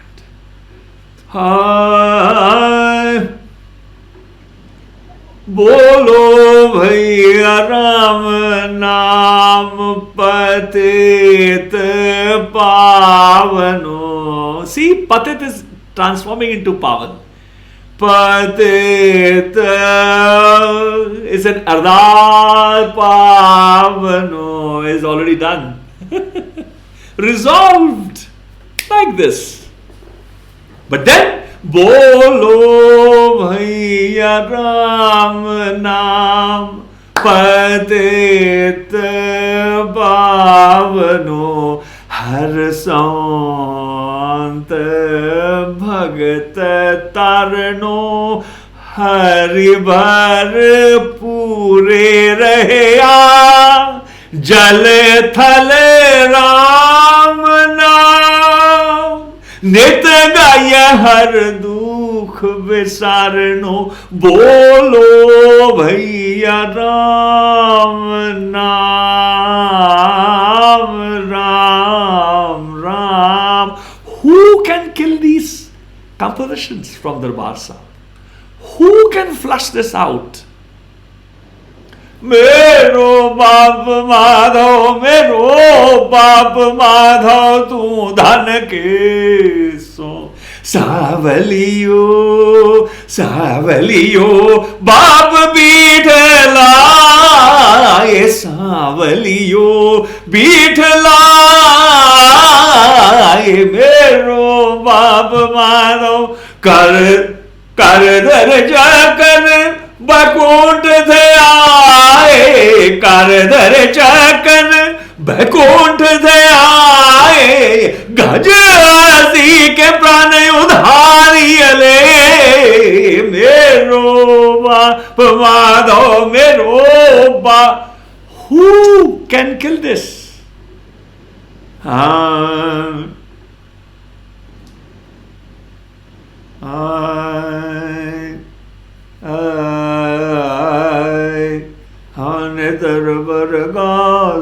Nether Vargas, see, Nethan is less, Nether Vargas, and the moment I prayed, and it illumined, my eyes are illumined. I mean, the one, my eyes which were short-sighted, far-sighted, they were blind actually. He says, Prakash kiya Gurudev, my Gurudev has illumined them. Anād Vargas kiya Gurudev. See the intimacy.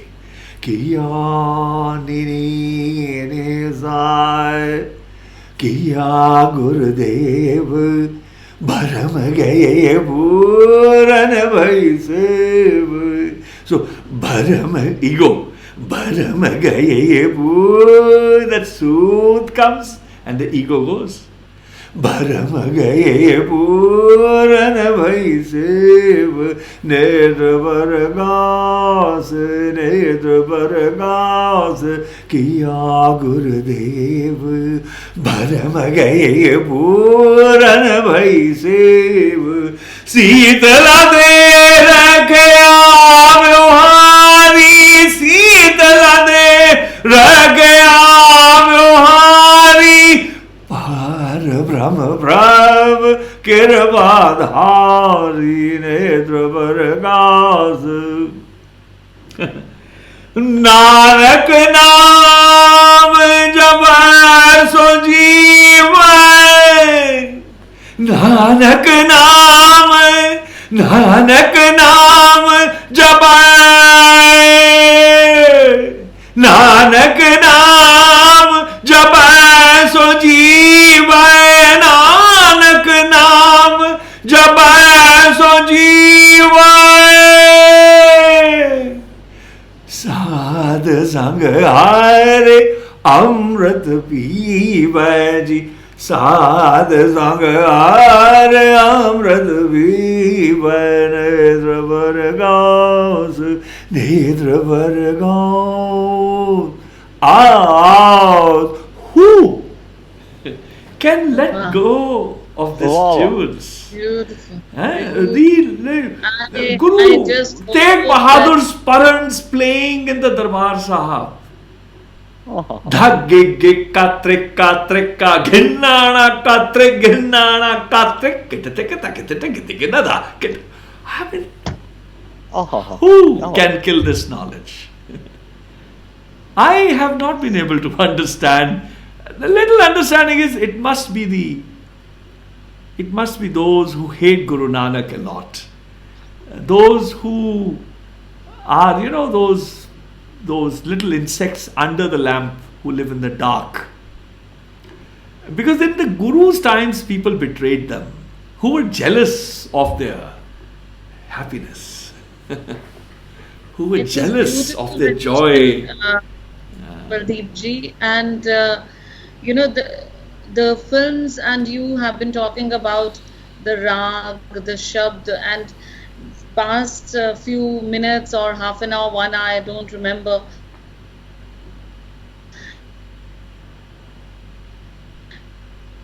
really show that how the Shabad, because they were all spiritual, and how the Rag and the Swar has been woven into it, and it just evokes, it just pulls your heart, or it just goes deep into you, and you, I mean, it is so evocative. And I just hope that this tradition lives on through the repositories that you are preparing and the generation. I don't know. Who knows, but I just hope. I am hoping. I'm hoping. Raman, that is why that is now, here is the, I'm on an edge. It took 33 odd years to build something, to rebuild and revive Punjab, and they don't value time. These people who are these imposter rulers, people who think they are bigger than Baba Nanak, they're bigger than Krishna, they're bigger than Ram, they're bigger than Shiva, they know they're bigger than Ravan, the great scholar, they're bigger than just about everybody in history. They walk as if they're bigger than Guru Gobind Singh, that they have gotten Guru Gobind Singh in their stride now, they understand what Guru Gobind Singh was. When you are dealing with such petty attitudes, and that they can inflict such damage, which is a war crime, which is a crime against humanity, destruction of intangible wealth, especially the process, one is to destroy that is flourishing, to destroy the only attempt to revive. I don't know if I have 33 years, you see, and if I had 3 years more, would I just be now redrawing, remaking the instruments and so on and so forth? I don't know what future it is. SGPC, this beard of mine, you see, if you see, is growing white. And these guys who walk like gods are sitting in hospital beds now. All this hanker, this egos they carried. Oh, I am God, I am the cabinet minister, I am the chief minister, I am the chief secretary, I am the home secretary, I am the culture secretary. Idiots, they wasted time. Someone who doesn't value the time of their own, value the time of the entire state, value the time of the Vidwans of the state, value the time and energy and vision and potential of the greatest assets of the nation. These are enemies of state. And when you have to deal with these kind of bums, I don't know, I'm being so kind. I've got a very slippery time. I'm a Fauji kid. I'm being so gentle. I'm being so civilized. I only call them idiots and stupid and bums. See, it's one of the biggest tragedies not only you have faced, because we don't see this journey as only yours. You became the repository for the community, so we see it as the journey of the community, and whatever has happened is one of the biggest tragedies that any community or cultural heritage could face. And hence the question that those who are listening or who have heard the story during these Baiṭhaks or today, the question is that what are we going to do about it? Are we going to sit and say that the powers that are, and they are ignorant, or they are, what are we going to do about it? That's my question, and that is where the hope is going to lie, and that is where we need to look and also ask for support, and everyone to not just, that we are here and we are giving this feedback, we are enjoying the Baiṭhak. Are you going to talk to 20 more friends? Are you going to have a discourse about it? Are you going to talk about that what can be done about it? Are you going to talk about that can we become a collective? What kind of support can you bring forward, or what kind of thing can you bring forward, so that something, the loss that has happened, it cannot be, I'm sorry to say, but it cannot be reversed. As you very rightly say, it's 33 years. Those instruments, how? I mean, are you going to You make see, them you see the tools. My tools are all gone. Tools of 5 elders. You know, they are precious tools which have a history of the revival. You wanted them to be in a museum. That's what we were setting up, an important living heritage, you know, museum where the youngsters would come, and they were coming. If you look at the images on, on the website of anadfoundation.org, for example, what do you find? You find children, looking at instruments that have been recovered. They were touching the tools that belonged to some of the greatest vidwans. And what has happened now instead is very unfortunate. And if I, the composition that I was mentioning is now I am able to recall that. It says, it's Guru Ramdas. He says, Kahe poot jhagarat ho sang baap? Why, O son, you're fighting with your father? Kahe poot jhagarat ho sang baap? Jinke jane badire tum ho? Tinsyo jhagarat paap? So I'm like a father too. I mean, my role is of a mommy and a daddy. I'm the one who's giving birth to the idea of cultural resurgence and Renaissance. Everybody's playing these instruments and blah, blah, whether they know it or not. They're making it. See, so much of what do you do was a successful model when you are able to provide sustenance. Look at the hundreds and hundreds of people who are playing the Jodi and the Taus and the Sarandas, even fakesters. They're making money. So it's a great model. Yeah. And then Guru Sahib says, just to finish the Shabad, it's a Dopada, it's not a Ashtpada, fortunately, it's a short one. He says, Kahe poot jhagarat ho sang baap, jinke jane badire tum ho tinsyo jhagarat paap, jis dhan ka tum garat karat ho, sodan kisena aap, khir mein chhodi jaye bikhyara satao lage pachutap. All this power, as I said, all these people who are those power mongers, I am the greatest. Even this coronavirus has smacked the faces of these so-called superpowers and supermen and super girls and so on and so forth. And look at this. Just dhan ka. Dhan is wealth. Wealth is not just money. Power is also wealth. If you have it, then you have, then you are in you have the right to be garb, abhimani. जिस धन का तुम गर्व करत हो सो धन किसी ही ना आप. That wealth knows nobody as its own. खिन में छोड़ी जाए बिखिया रस्ताओं लागया पछताप. In a moment that power can leave you, that wealth can leave you. जो तुमरे प्रभ होते स्वामी हरि तिनके जापो जाप. उपदेश करत नानक जन तुमको जो सुन हो तो जाए संताप.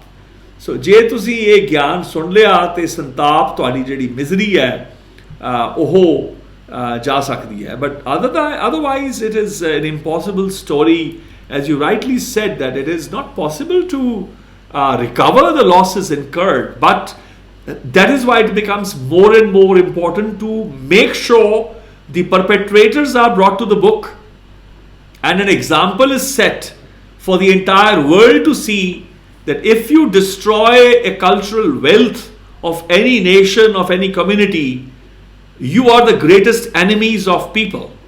That's why it's a war crime. It's a crime against humanity. And if these examples are not set, more damages in the future will incur. Because these people they become bold and brazen. They think they can get away with any crime, with any sin. That is actually going against they are sort of betraying the salt they eat, as they say in Bani also says loon harami and namak haram jise kehte hain, ehsan faramoshi jise kehte hain. So it is a difficult story to deal with. Story. If I may, I really have to speak with candor. I've been wondering whether I should say something or not say something over the course of this conversation that's now a very lengthy and a very important one. But I've already mentioned the name of Francesca Petrarca. I've mentioned the name of Leonardo da Vinci. But the sort of statesmanship, and there's really no other word for it, that Bhai Sahib exemplifies really brings one other elder to mind. And he is an elder that in the 20th century refused to accept a defeat when France was experiencing her darkest day in 1940 with the fall of France to the Third Reich. It was Charles de Gaulle who started giving broadcasts from London. And this is what he says. The leaders who for many years have been at the head of the French armies have formed a government. This government, alleging the defeat of our armies, has made contact with the enemy in order to stop fighting. It is true we are overwhelmed by the mechanical ground and air forces of the enemy. Infinitely more than their number, it is their tanks, the airplanes, the tactics of the Germans which are causing us to retreat. It was the tanks, the airplanes, the tactics of the Germans that surprised our leaders to the point of bringing them where they are today. But has the last word been said? Must hope disappear? Is defeat final? No. Believe me, I who am speaking to you with full knowledge of the facts and who tell you that nothing is lost for France, the same means that overcame us can bring us victory one day, for France is not alone, she is not alone, she is not alone. It's really this unwillingness to accept defeat. It's this Nyara sense of being savalak that really is what Bhai Sahib has exemplified throughout this entire beautiful Adasi that he's shared with us. Actually, that's happening, savalak. The call now really is up to us, the Sangat. The call is to the world, what are we going to do? Our institutions are besieged. Those that hold them, they think that this is the end, that they can continue running them as if they're personal fiefdoms.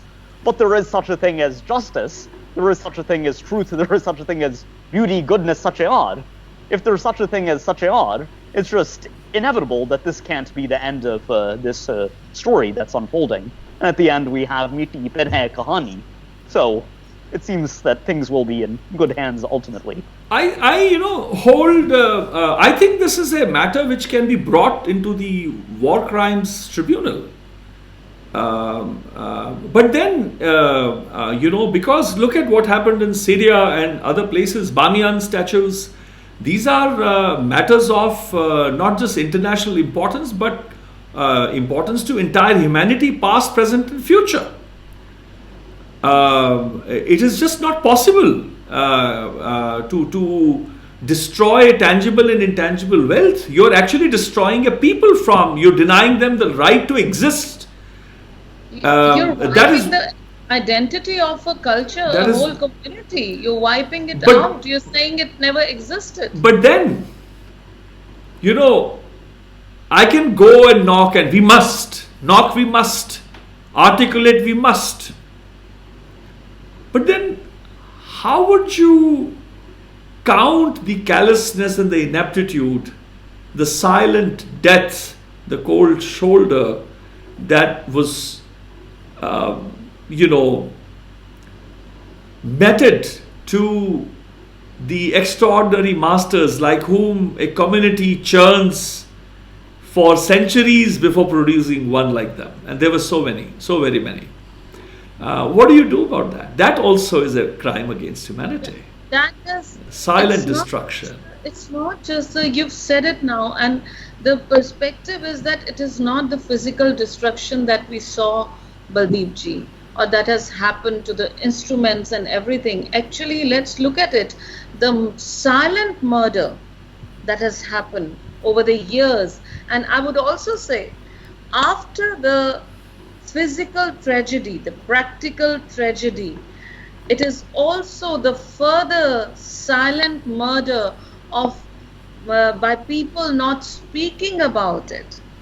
You see, this is again intangible we're talking about. That it's almost like intangible. Let me add something which is now, having heard what you're saying, I think you will appreciate, and also that you will note that this is important, more important than the other kinds of deaths. How is it that there is not a single Vidwan in the world of note? Others, those who have personally conveyed to me, they know that I'm not talking about them. But people who matter, none of them have understood and therefore spoken a single note of concern that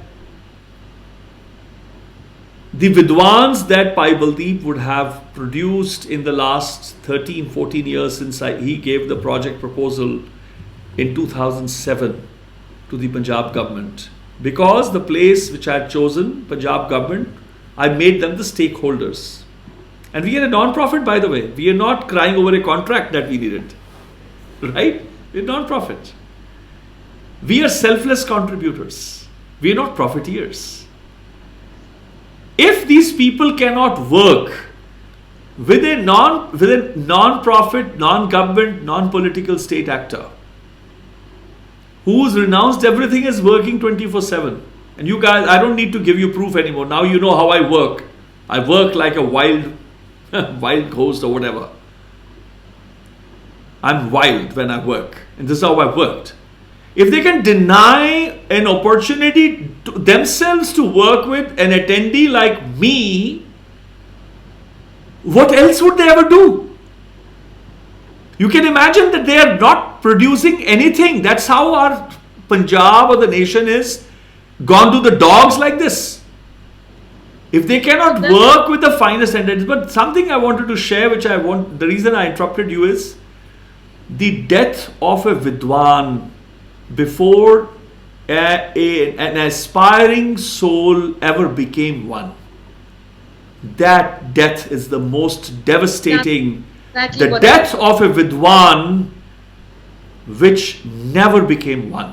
That death, the death of a potential, the denial of an aspirant to become a Vidyadhar, who would have brought dignity to his or her village, to his or her kul, her clan, his or her state, his or her nation, and to the entire humanity, who would have carried potentially the knowledge well into the future. That song, I'm reminded, that film from Safar, Zindagi ka safar hai ye kaisa safar, जो फूल ऐसे भी हैं जो खिले ही नहीं. Baldeep ji, you have to sing it. I don't sing those songs, but I just remember the text. Why? They are just I songs. don't remember. No, they are beautiful songs. I don't know. Zindagi, zindagi ka safar. Look at this economy. One note. Zindagi ka safar. See the journey from Sadhu Re. Even this will sound Gurbāṇī from your voice. No, it's an analysis. I admire good composers. Even if this Johnny who would have composed it wouldn't have known. Zindagi ka safar. Again, ye hoga. Hai ye kaisa safar. Koi समझा नहीं कोई जाना नहीं. सही है ये कैसी डगर. What I don't want to sing. I don't take a risk. But the point I'm making is, फूल ऐसे भी हैं जो खिले ही नहीं. There are flowers that never attain bloom. You see? There are flowers who never attain bloom. जिनको जीने से पहले मौत आ फिजा जिनको जीने से पहले ही मौत आ गई. So that death, who will compensate for that? Who will compensate for about 80-90 Vidyadhars who would have been who would have almost formed by now? These people are so lowly. They're so ignorant. No one. They So have the no question idea is what that damage they've caused. are we still going to learn our lesson, or are we going to be I silent? think people, the responsible attendees, they are the ones who've caused revolutions. The finest minds. It's not about hatred. You see, Raman, let me reiterate here. My jid, I'm very obstinate. And my obstinacy is, my adamance is that I will disallow, or I reiterate, I hereby disallow hatred, anger, blood, slander to be the foundation of the conservation efforts. So I want, Gurū Nānak ki values of daya, kapa, santokh, sukh, jat, galdi, satvat. Eho janiu ka haita pande kat. Daya, kapa, santokh, jat, restraint. These values. And if I have to take a difficult course, so be it. If I have to offer my blood, so be it. My blood and my soil, Punjab, my bloodline is no alien. They know each other very well. So if mine is to be shed and I am to bled, bring it So on, bleed. my lovelies. keep on bleeding, but let's see if there's someone who's going to come and A few people maybe have to get together. The finest attendees in arts, in script, in literature, in politics, in bureaucracy, in policy writing, in government and non-government sector. All of us who are the fine minds of this era, we need to look out for each other and we need to join hands. Yes, most important. And we cannot think that this is an individual journey. That's where we're making a mistake. You see, the artist community, the intellectual community might be making a mistake, and they need to think about it, that this is the individual journey of a lone person. It is not. It is the journey of a community, and as we've been saying right from the beginning of this chat, that we all need to become a collective and join hands. And I think that's a good culmination to today's beautiful Baithak. I don't know if it was beautiful, but it was quite dynamic, quite colorful. It's quite long. It was quite long for sure. And but I'm not going to. Nihal and I are not going to let you go. No, but we can also be naughty. Nihal, do you have your tabla? I do, Bhai Sahib. Let's play some. People are sleeping. Let them sleep. Let the sleeping dogs lie. Babar सोए रहे, बाबर सोए रहे, बाबर सोए रहे. Let the sleeping dogs lie. We won't wake the fools who sleep. I'm just going back to the earlier conversation. You had asked that, so can I retire and these two can take over as hosts? So I'm going to be the host. But there was voting going on. You can go back and check. Oh. And some people, of course, your fan, I can't remember her name now. She said that we've been missing you as a host today. But there was a lot of voting for you and me, Nihal. Nihal, we got some voting and they said the new hosts are doing just fine and we love them, like them. So we did get some votes today. So I'm out of job. I'm okay. It's a payless job. So it's take it. Tell us about it. Tell us about it. And I'm reminded of, when I interviewed Khushwant Singh, and I was with Manleen and for Dr. Gunita Palla's 1947 partition archive.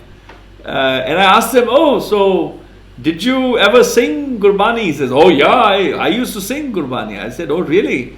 So, Khushwant Singh, at 7 o'clock he would like to meet and he would have a single malt in his hands.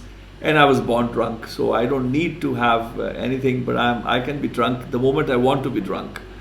So, and then I said, oh really, so you knew how to sing compositions. So what was your favorite? Then he started humming a bit. I said, who was your favorite ragi or a singer or a classical musician? He says, oh, my favorite was Bhai Santa Singh. I said, oh, that's quite a fantastic choice. He was beautiful. I've enjoyed his work. He says, yeah. I said, which one did you like? Is there any particular composition? And imagine what he started to sing. It was mind-boggling. I'm still trying to trace that recording. I think I've lost one hard drive. We'll see if we can recover something from that. But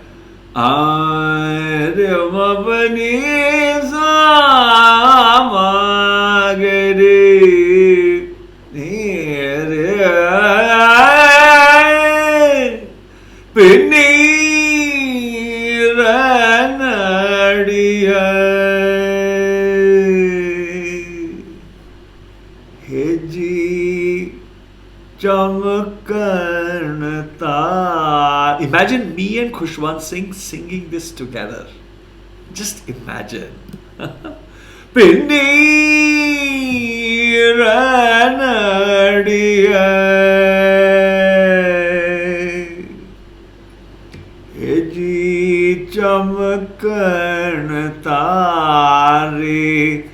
जागे संत जना मेरे राम प्यारे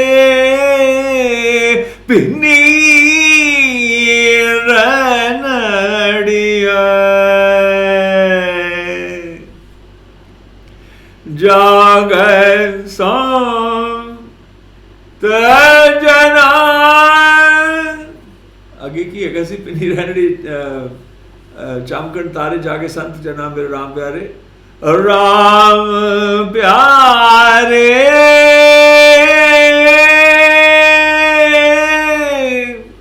सदा जागे प्यारे राम प्यारे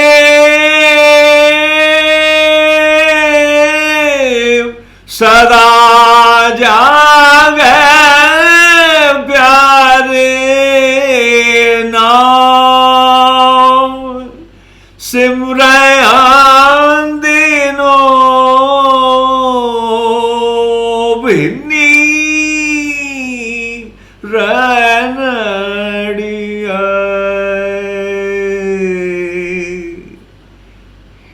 जी चमकन तारे जागे संत जना मेरे राम प्यारे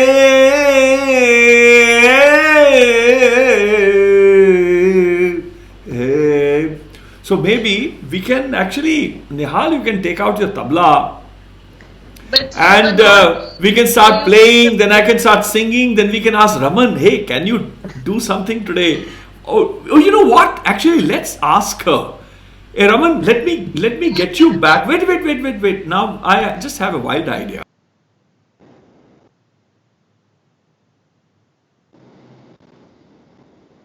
What?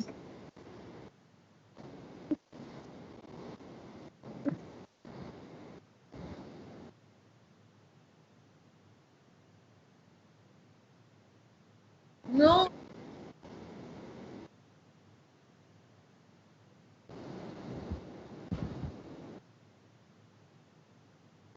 Baldeep ji, it was my turn. This is your Baiṭhak. I'm the host, and I request you to sing Lori that you have to sing, the Loris that you've written, and that's what we want to hear. I want to hear.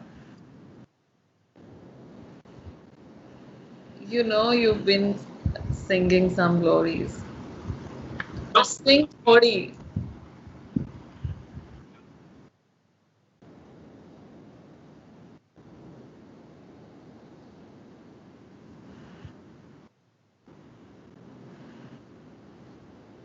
poignant anyway.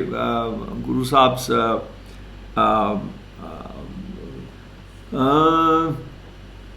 Jimalori Deva Apne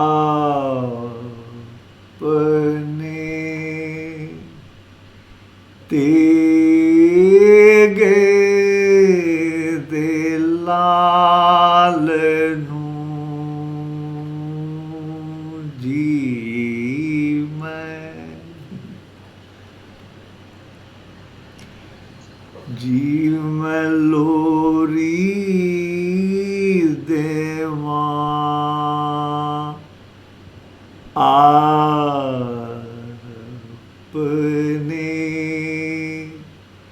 Tege Didharnu Ji Main Lori Gawa Apne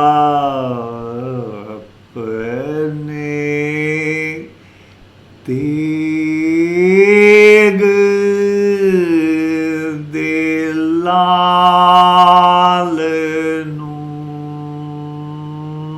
Ji Malori Deva Apne Tege Didharnu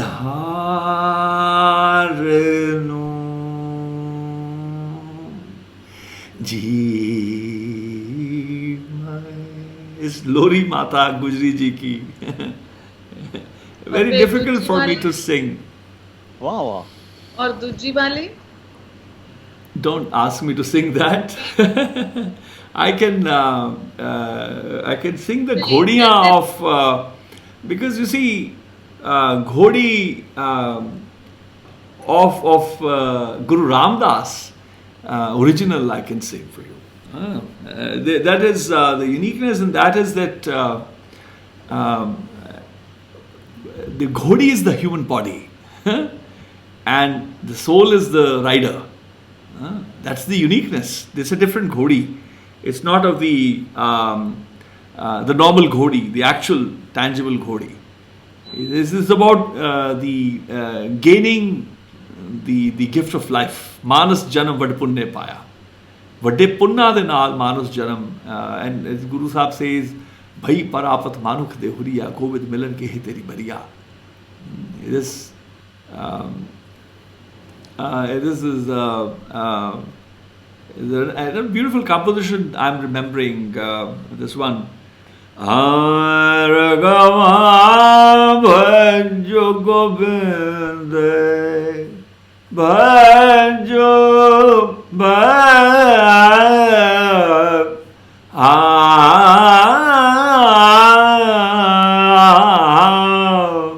Bhajo Govinde Bhajo Govinde Bhul mat jaho मानस जन्म काए लाहो भजो गोविंद भजो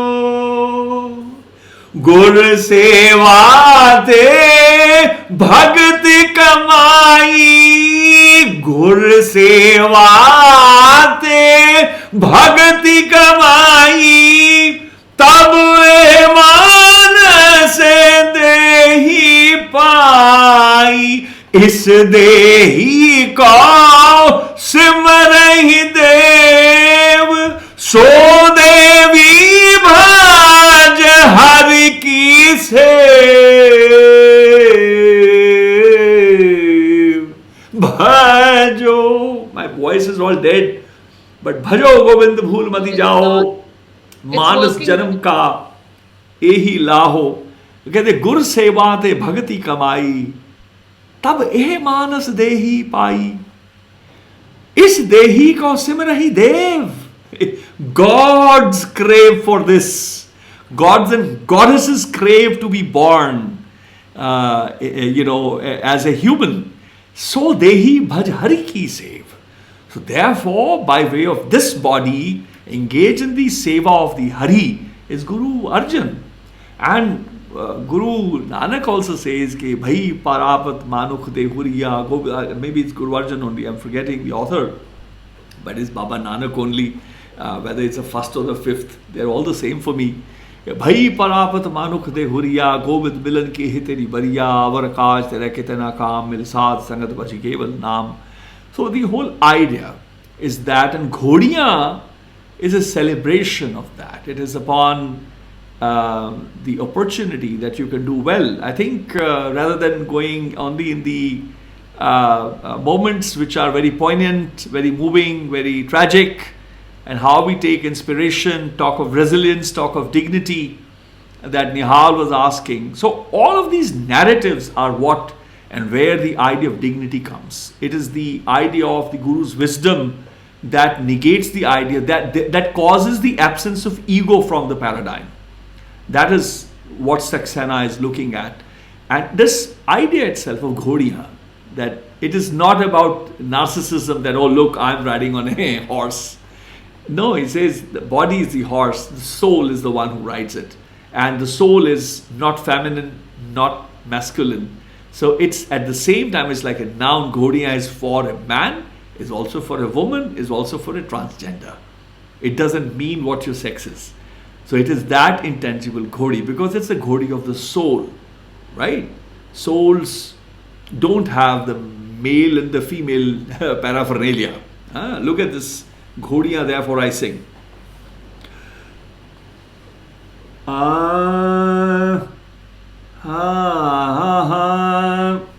घोड़ी तेजन दे जी राम पाइया वे राम धन मानस जन्म own पाइया वे राम घोड़ी तेजन दे जी राम पाइया वे राम धन मानस जन्म पुन पाया वे Ram. I'm not feeling like singing anyway. मानस जन्म वड पुण्य पाया. But when I look at the idiots who destroy heritage, then I wonder, what was the great pun these idiots did that they got this human body? So these are the kind of fights I have with Baba Nanak. Hey, excuse me, sir, you wrote this, Bade Paganal, but these guys are wretched people. They're killing beauty from this planet, sire. They are destroying happiness, sire. Excuse me, sire, they just destroyed your endowment, sire. These guys they are the same ones who killed you, sire. They are the ones who butchered, they are the ones who fought against you. They maimed so many. Sire, these are the Kallukara guys. They are now born as Sikhs with the big dadas and big mucha with the nice. So I sometimes run and get in the sand. Raman and Nihal becomes problematic for me to even sing. I said, hey, excuse me, sire, ਇਹ ਕਿੱਥੋਂ ਆ ਗਏ? ਇਹ ਕਿਹੜੇ ਵੱਡੇ ਭਾਗ ਜਿਹੜੇ ਜੰਮੇ ਨੇ, ਇਹ ਤਾਂ ਸ਼ੈਤਾਨ ਜੰਮੇ ਨੇ, ਉਹਨਾਂ ਦੀ ਵਾਰਤਾ ਕਿੱਥੇ ਹੈ? ਪਰ ਐਕਚੁਅਲੀ ਉਹਨਾਂ ਦਾ ਵੀ ਹੈਗਾ. ਆਮ ਘਰ ਮੈਂ ਠਾਮ. Go ahead. Bhai Sahib ji, if you would entertain one final request, because we're celebrating episode 100 now of these Mēlās. Exactly. And as we've been thinking about Mēlā, there's a particular shabad that you've taught as a jorda of one that already has been recited over the course of this conversation, where we have from Gurū Nānak, Sajan chale pyarya, kyo Mēlā hoi. If you would sing this in Rag Suhi for us, this would be such a beautiful way. I don't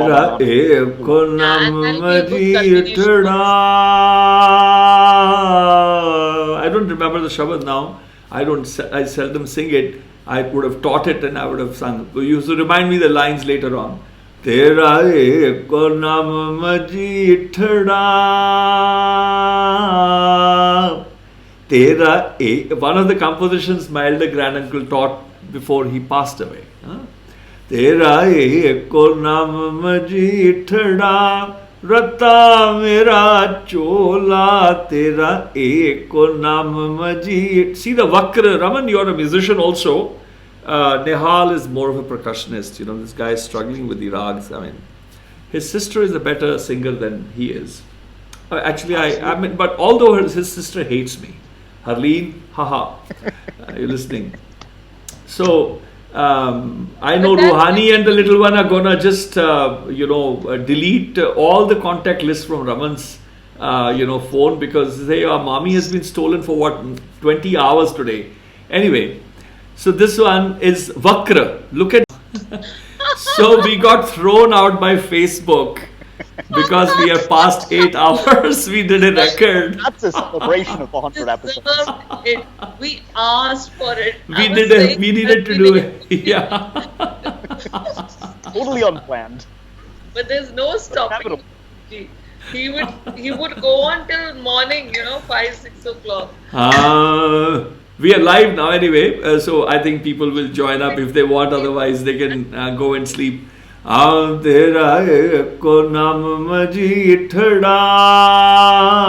5 Banjaras who joined already. Now they're 13. Tera. I'll have to sing Tera wala bhi. Tera eko naam majithda, rata mera chola. Tera eko naam majithda, rata mera chola. Sad rang dhola, eko naam majithda, rata mera chola. Tera eko naam majithda, rata mera chola. Sad rang dhola, eko naam majithda. Sajan chale pyariya ke o mela hoi. Sajan chale pyariya. What is ahead? Je gun hove. Je gun hove ganthadiye. मेले का सोई जी. साजन चले प्यारिया क्यों मेला होई. जे गुण होवे गंठड़िए मेले का सोई. साजन चले प्यारिया क्यों मेला होई.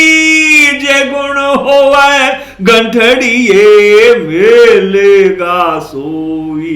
तेरा एको नाम मजीठड़ा, रता मेरा चोला. तेरा एको नाम मजीठड़ा, रता मेरा चोला. साद रंग ढोला, एको नाम मजीठड़ा. साजन चले प्यारिया क्यों मेला होई. जे गुण होवे गंठड़िए मेले का सोई. तेरा एको नाम मजीठड़ा. This one is a fantastic one, and it is the joda of the now he's singing. When we were asking him, I'm not going to sing this. I'm not singing, I'm just humming. I'm singing that Ghodi, I'm not singing that Lori. What was that? Lori is a little, it was poignant. It was a little, it's already it's difficult for me to talk about Gurbāṇī Saṅgīta, its future. It's painful for me to talk about its past, its present. Like the other night, he's going to emotionally blackmail us. We warned Nihal. There was another one which I was remembering was Tera, because there were 13 of our friends who joined back. Now they're 30, so I'll have to sing a 35 beat tal. You remember the 35 beat tal? Nihal Singh? Nope. Kadon khata si last? I will ignore that question. It's not a good question to ask. I want to know. I want to know. Question to ask.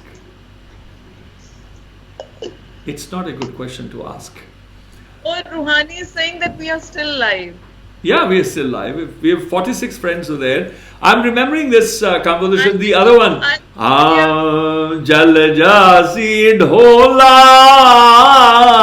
hath na laye kasumbuday.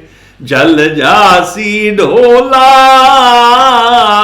Ruhani, you can disown your mom and come to Delhi. You'll be my daughter. Jal jasi dhola hath na laye kasumbuday. Jal jasi dhola hath na laye kasumbuday. Hath na laye kasumbuday. Jal jasi dhola hath na laye kasumbuday. बेड़ा बांध न सकियो बेड़ा बांध न सकियो बेड़ा बांध न सकियो बंधन की वेला हाथ ना लाए कसुंबड़े. This is the joda of that which is very fantastic. And the tera tera to yaad aa gaya. This is my epic restoration when I analyze that this is the Tera Matre and the in Assam. I mean, imagine everybody's been singing, nobody understood what was going on. So I shared it. I said, you don't know what's going on. You destroyed everything inside, but there's something that you could still not destroy. Is that Tera Tera of Baba Nanak? 13 beats. They march in 13 beats. Tera Tera. And they sing this.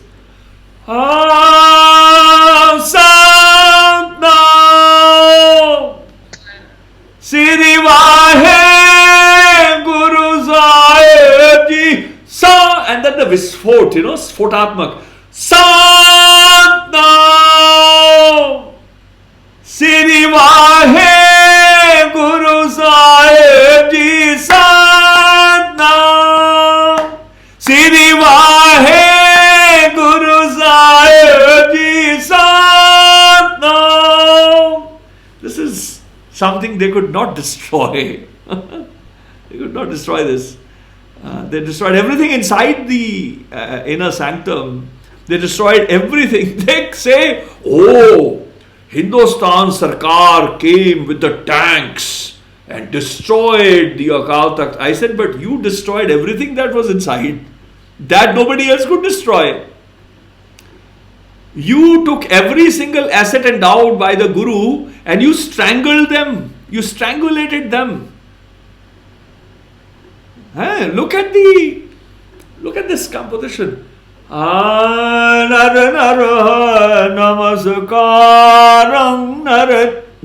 why am I sharing this? Namaskaram. So there's a Komal Nikhar which is Gupt. And why, when you analyze it, what is happening? It's like the dispatch from the Mandal of Omkar to the Mandal of Nirankar. It's a dispatch of salutations. In the Nirang Namaskaram, there's a Komal Nikhar touched. Until you study it, people will sing Namaskaram. They sing they don't know because they don't have the narrative. Namaskaram Namaskaram Jalana Talana Basuda Gagana Jalana Talana Basuda Gagana Ekamkaram Naranaraha Namaskaram Naranaraha Namaskaram Nare Harana Tana Puna Puna Karan Haran tan bun bunay karan nagir hai nirang nagir hai nirang nar nar hai namaskar Gambhir dheer naam heer unch mujhe marang. They have killed this asset from Darbar Sahib. They've killed it from Akal Takht. They've killed it from Goindwal. They've killed it from Anandpur. Of course they killed it from Nankana. They just packed their bags and came. Gambhir dheer naam heer unch mujhe marang Karan kel gunaya mol Nanak baleharam nar nar hai namaskar. Now this is the music of the ones who have granted the greatest of sacrifices for humanity. This is the music of those people. That's why I love it. Because in this music, I find them. I find that mother of mine. As my grandma said, oh, that grand aunt of yours had her children on her neck. Great, I'm talking grand aunt means great aunt. Old families have lived through those times. I see them. When they would be singing day in and day out, I see the song when the little Jassa Singh, who becomes the great Maharaja Jassa Singh Ahluwalia, is being taught the playing of the saranda by his mother, who's lost her husband. But she knows the songs. And she passes them to the child, who becomes a favorite of Mata Sundari. You see, that I see in this music. When you have a little, Jassa Singh also learning how to sing. Something like, मैं कामण मेरा कंत करतार मैं कामण मेरा कंत करतार जे हा कराए ते हा करी Singar. And I've spoken about Singar so much in this Baiṭhak series because of these compositions. It is मैं कामण, मैं दी कामना, मैं सुहागना. Guru Amar Das. मैं कामण मेरा कंत, see the pluck, मेरा कंत करतार. क्रिया दा सूचक, ascendant क्रिया देखो. मैं कामण मेरा कंत करतार जे हा कराए ते हा. See the jeha and the teha. जे हा कराए ते हा करी सिंगार. जानते स्वभाव ता करे भोग तन मन साचे साहेब जो. मैं कामण मेरा कंत करतार जे हा. It's extraordinary. Imagine that little child learning these relics, being told this belongs to that guru, that belongs. This is how the narratives have come. As my grandmother would say, son, do not forget the journey this knowledge has taken to reach you. That's Bibi Sant Kaur. Beautiful, beautiful. I think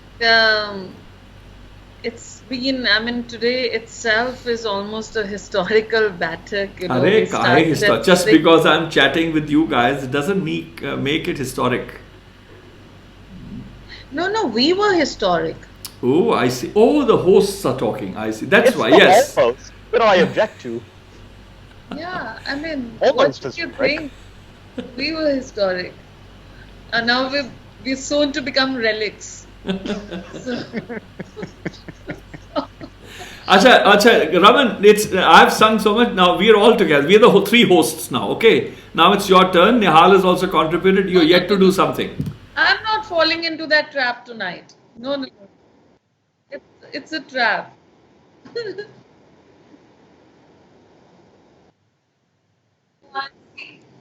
My girl, she's trying to sleep. We've kind of forgotten what time. It's only about 2:35 a.m. and we started at 6. And I'm not, being a performer, I'm not used to sitting. So, 6 p.m. Nihal, you are the person. This is the only way we're going to get any sleep tonight. It's going to be my nighttime soon. I don't mind getting no sleep, but I need to, I'm a performer. So I asked him, when did he eat last? When did you eat last?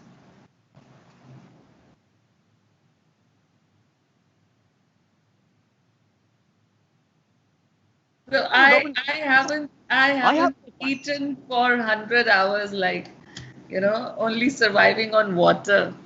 I think I must have lost some weight, which is good. Rouhani got me some, so I'm good. One of the best parts of these Baithaks has been asking different vidwans.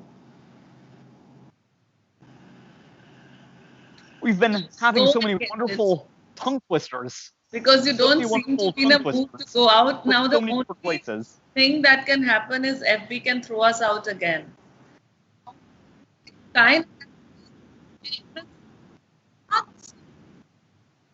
7 hours.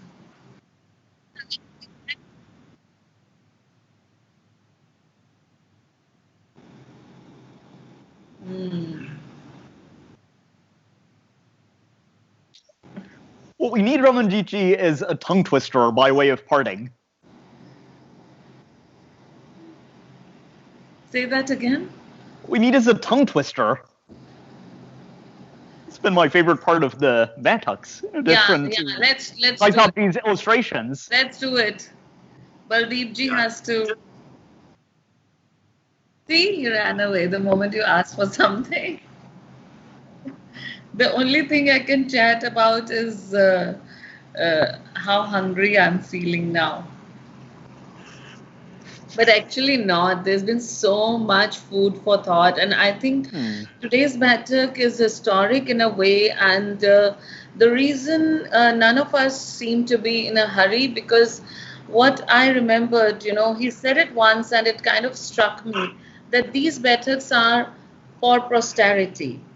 Any student, any research person at any point of time, they want to pick it up and they want to listen to all the narratives that Baldeep ji has to say, or what the students talked, or what the contemporaries or elders, talked about, the people who were connected to the journey. And they saw all kind of different stances. Look at him.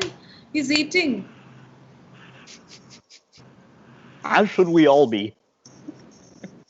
He's eating ice cream. He's eating an ice cream. Whatever you're eating, and I can only drink.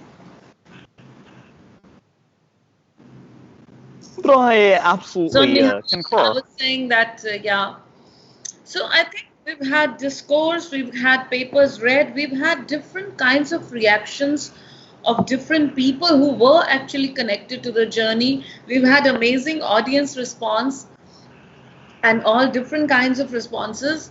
Baldeep ji has sung, you've tried to do Padhan, I've only been there, so it's quite historic. Maybe just my being there made it historic, so. But yeah. Oh, I see. Maravilloso. This is amazing. I think it's really a question of what sort of future we want. There's been such a terrible truncation of the Sikh imaginary. It's almost as if one is recording, and sometimes when one has something that's too loud, one has a spike, summit is too high, then the signal is truncated because the software doesn't know what to do with it. I think that Baba Nanak's was that sort of a peak that just was so high that look at what we've done with it. There's no other way to talk about how far we've fallen. But now that we've had that sort of truncation, look at the sort of sensitivity that Bhai Sahib Ji is starting to inculcate, that he has been through these now 100 Baiṭhaks. I think it's through this ability to sit and to engage in conversation, to engage in these sorts of Mēlās, and see what it is to knock on the memories of elders. And if one stays, if one has patience, if one's willing to joke a little bit, if one's willing to be joked with a little bit, then there's so many beautiful narratives, there's so many beautiful assets that end up coming out. So in this spirit, I think that there's a lot of hard work ahead of us, but I think that we've turned a corner now. It was so beautiful seeing the outpouring of love and support for Bhai Sahib Ji's journey, and it really is my ardas that now we're going to be entering a new era of cultural resurgence. I feel that if our generation can learn a lesson from what our earlier generations did, you know, my generation, your generation, because we may be a generation apart, or I don't know, but if we can learn our lesson from our earlier generations or the mistakes that were made, and we could, you know, look at it responsibly, look at it in a conscious manner, and consciously make an effort, take up this challenge. Nothing is easy. It's very easy to say, oh, I'm going to go back and sleep. You know, there was this dialogue in my play which says, कहीं पे बम फूटता है तो हमें क्या फर्क पड़ता है, क्योंकि मुझे तो अपने घर जाके सोना है. I'm going to shut him out of the... I was acting like... And you would have think I'm licking. You think you're the only one who knows how to act? You know how many times I fooled my mom? Once during the Baiṭhak, he tries his auditioning skills, acting skills, and he tries to audition. And she thinks I'm looking for a role in some fake film she's gonna make. Oh, that's a good rhyme, no? Some fake film she's gonna make. Oh, that's a good one. I didn't even say anything like that. A fake movie she's gonna make, a fake movie she is gonna make, a fake movie she is gonna make. That's not Nihal, I feel you and I have said enough. Now he needs his solo and monologue. So I think you and I can, you know, get out and say bye to our audience. Jokes apart, people, the thing is that... Very generous. No, the point is that the conversation, for example, there are certain aspects which are unresolved, even in today's conversation. I was sad that Dr. Madan Gopal Singh, he had told me that he had a deadline yesterday which got stretched, and he was very kind to take time out after 5. He had said that then he had to go back again. Then he texted me that he's still sort of at it. But he came back for a few minutes again. He took 15 minutes out because I sent a message, where are you? Because we were just about to, we had just made like opening remarks on the idea of what creativity is, what tradition is. And after initial remarks, suddenly the conversation goes dead. It somehow leaves the matter unresolved yet again. Now the point they is, were very well handled in Niranjan's paper. Yes. And I did take some But notes. that's, that is for the audience and others. But amongst the scholars, it is not just about whether Niranjan says anything. It's like me and Madan and Ratan talking, for example. In that there has to be some resolution, some understanding. Why is it? The question is, whenever it comes to Ratan narrating bit of history, why is that he brings these ideas of somehow an ownership of a time when he didn't even exist in the life? I have not been able to understand what is going on there. Or with, for example, with Madan Pa, the idea of tradition comes in, right? How is it that as I raised the question that even in education, you cannot simply snap yourself from the history of knowledge, of the evolution of thought. You have to study all that and then come to the present tense and then write a new thesis if you may. There is how do you implement it? Even if there's knowledge, how do you commodify it? How you monetize it, or how you weaponize it? Whatever you want to do, whatever your course of your work is. The ideas, I think these are crippling ideas, where the constructive aspect is being forgotten, and time has passed. People could have gotten together and done something extraordinary. I did bring opportunities. When I made these films, I gave the task because Dr. Ratan wanted something to do. Can I contribute? I said, well, what can you do? Why don't you look at the script? This is there. I gave him compositions. That these are the kind of compositions, the parameters that are like the ones that I mentioned about Saran Sohagan, Sacharan, or Suno Se Heri Milan Baat Ko Sagro Ahang Mitavo. So these are my life-changing compositions which had changed my course long before these people. I discovered these people, or somehow they were met during my concerts for years. Ratan I met during the 1991 Javadi Kala concert where he was just writing, he was a scribe, just writing a little review. His introduction to the Parampara was, then it happened. So wow, next year, then it happened. So I sort of requested Madan, who are the finest, camera people, right? And I need to push back on that idea because Dilip Verma, there was an adverse remark made. He's an outstanding cinematographer. He's a filmmaker. He's gone to France. That's how I couldn't work with him more, because couple of years later he had shifted to France. He lives there. And we reconnected via social media after many, many years. Now, the idea of why I discussed about the whole idea when I talk about angle of attack, the idea of how you look at the Vidya, these are concepts I brought. How do you look at a Vidwan? Do you look at him from, a lens from here, or from straight to the eye, or from up below like this? Do you look up to them? So I looked aesthetically, I see the performance, the gesture, gesticulation, etc., etc. I wanted eye to look down at me, because I don't want that eye to raise, because I want the expression full. These are very technical decisions I made. It was not just about respect, that the camera is below, so suddenly it's respectful. No, that's a silly thing to say or to consider. That was not the purpose. The idea was to have them in a Sahaj Avastha, where they are not changing their normal sitting Sahajasan, where they're looking at the audience at that level where I just wanted to have that. Now with Dilip, I met Dilip because of Madan. So me and Madan sat down. Some cinematographers I had, because I have my cousins who were E.S. Tillon, who used to be with the film division. My cousin sister's husband, who's much older to me. His sons, one of his sons is older to me, but she's my cousin, the mother. B.S. Tillon was with the film division. He's P. Kashinath's student. I mean, he was inspired and mentored by him. And he won President's Award for some of his photographs at the time. There was a lot of prizes and all that he won. Award-winning guy. Then he left, he worked and he retired, and he's just been living a retired life for decades now. So I had people.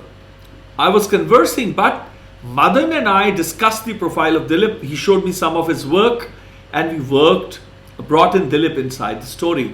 And you can see some of the shots when he is working. There were one camera which is a wide angle, is my camera, right? The one that I had. Then there was this same camera which Dilip had. We were both using VX1000 at that time. Sony's, the first mini DV cameras that were there. The PD150 and others, they were yet to come. There's a shot that he, free flowing shot when he goes close up to Pai Avtar, and that's the Pukar, for example, or the Mangala Charan. He does it a few times, and we had planned that that I will keep. He'll say, I'll do. I said, one camera I need because it's documentation. I'm an archivist. I need one frame, which is everybody inside there. But then I'll give you freedom. Some of the movements I thought they were stunning. There's some movements he does in the Shan where he is zeroed onto the tabla with the fatkis being played. Then he pans, goes to the taus. Then he zooms out, for example. Those are stunning moments. I mean, I have no problems with that. And they are very powerful for me, very, very beautiful shots. So to suggest, I thought it was wrong on the part of Dr. Ratan to somehow quote me or to having suggested that I was part of a conversation in which Dilip was then rejected out of the conversation. No, it never happened. Dilip left because he's married to a French lady. They shifted to France, one. Some of the sound DJs, Subu and others, some wonderful people from Jamia and other places. I've worked with some of the finest technicians who were there available in Delhi. And yes, a new code I brought in, but it was more because of my sensitivity of how I will attend to them, how I will sort of utilize the wide angle single frame versus the movements that I brought in. The idea that the whole conservation, as I mentioned, that the instrument making and recovery process has given employment to thousands of people, including makers, enthusiasts, hobbyists, to singers, to players, etc. My entire gamut of the instruments that I brought. But I also brought in some scholarship because the Punjabi University Patiala's entire documentation, Gurū Singh invited me into his residence. He asked me, how are you doing the documentation? Tell me which cameras to get and so on and so forth. And oh, by the way, his wife, Dr. Amrit Pal, she made some stunning makki. There were some parathas that were there with makhan and it was fantastic. I think one of the best breakfasts. They have never invited me again, but actually I hardly go to Patiala. But the point is that the kind of documentation, the kind of instrumentation, the kind of instruments, the way it brought this conservation work that I undertook, brought many people into into conversation with each other, whether they knew any idea. Look at Madan Gopal Singh. His association with the kind of Gurbāṇī, he was through his father. But then his association with other forms of music, his Sufi music, but his association with Gurbāṇī came when he became like my big brother, always advising me, introducing me to the people he knew from within the film. His wife Rashmi and so on and so forth, who does the cinema. We would sit donkey hours together, and I don't know, God knows what all. They would listen to me some, I listen to him some, then we'll talk about films. Oh, I want to make the first I wrote in 94. We made a budget. I made a budget of 127 lakhs. Then there was this oil tycoon from Milwaukee. I was sent by Kulmeet. Oh, you should talk to this guy. I don't want to take the name so unnecessary, either because I'm doing some masala, so I don't want to insult anybody's good name. Although I have plenty of fodder to actually tell the story, that will be devastating anyway. But look at the attitude. So I told Kulmeet, I said, listen, I've seen this guy, I've been in meetings where he's been some of the darling of the show, and I don't think we are designed to become buddies, me and him, this oil tycoon, petrol pump tycoon. He said, no, you must. I said, listen, I will go just because you will not eat my head forever after. Even in my grave, you will say, oh, see, I told you to go and you didn't go, that's why it didn't happen, otherwise a film would have been made. So anyway, so I went.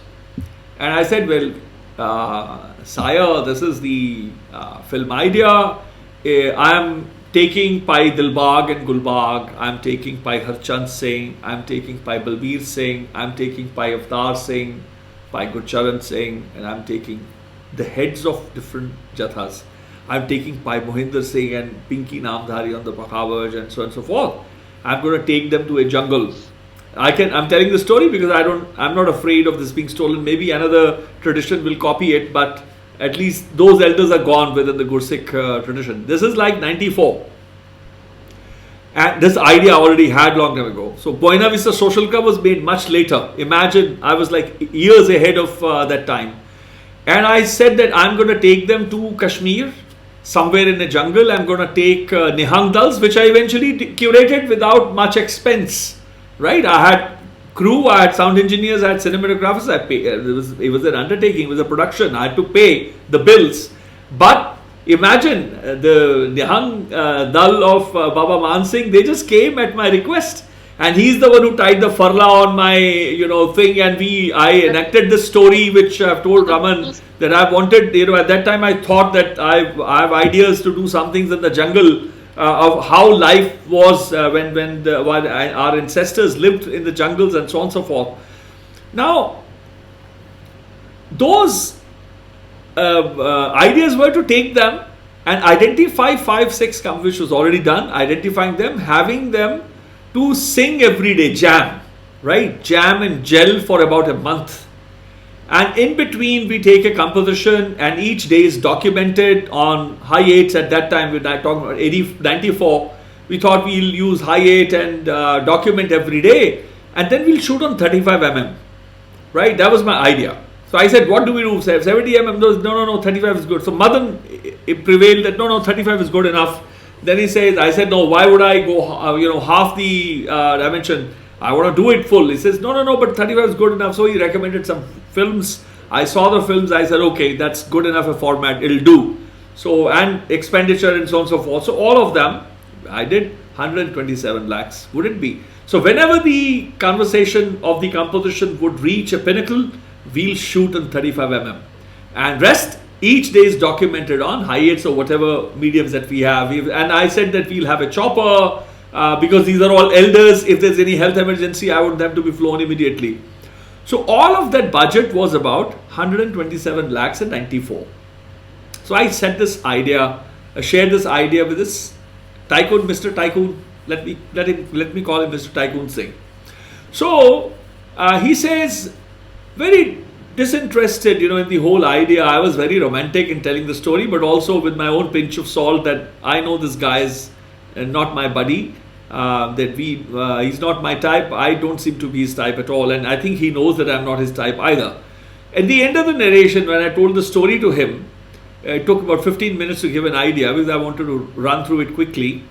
I wanted to go through the emotions very quick. So he says, 2 crore ditta. I give you 20 million rupees.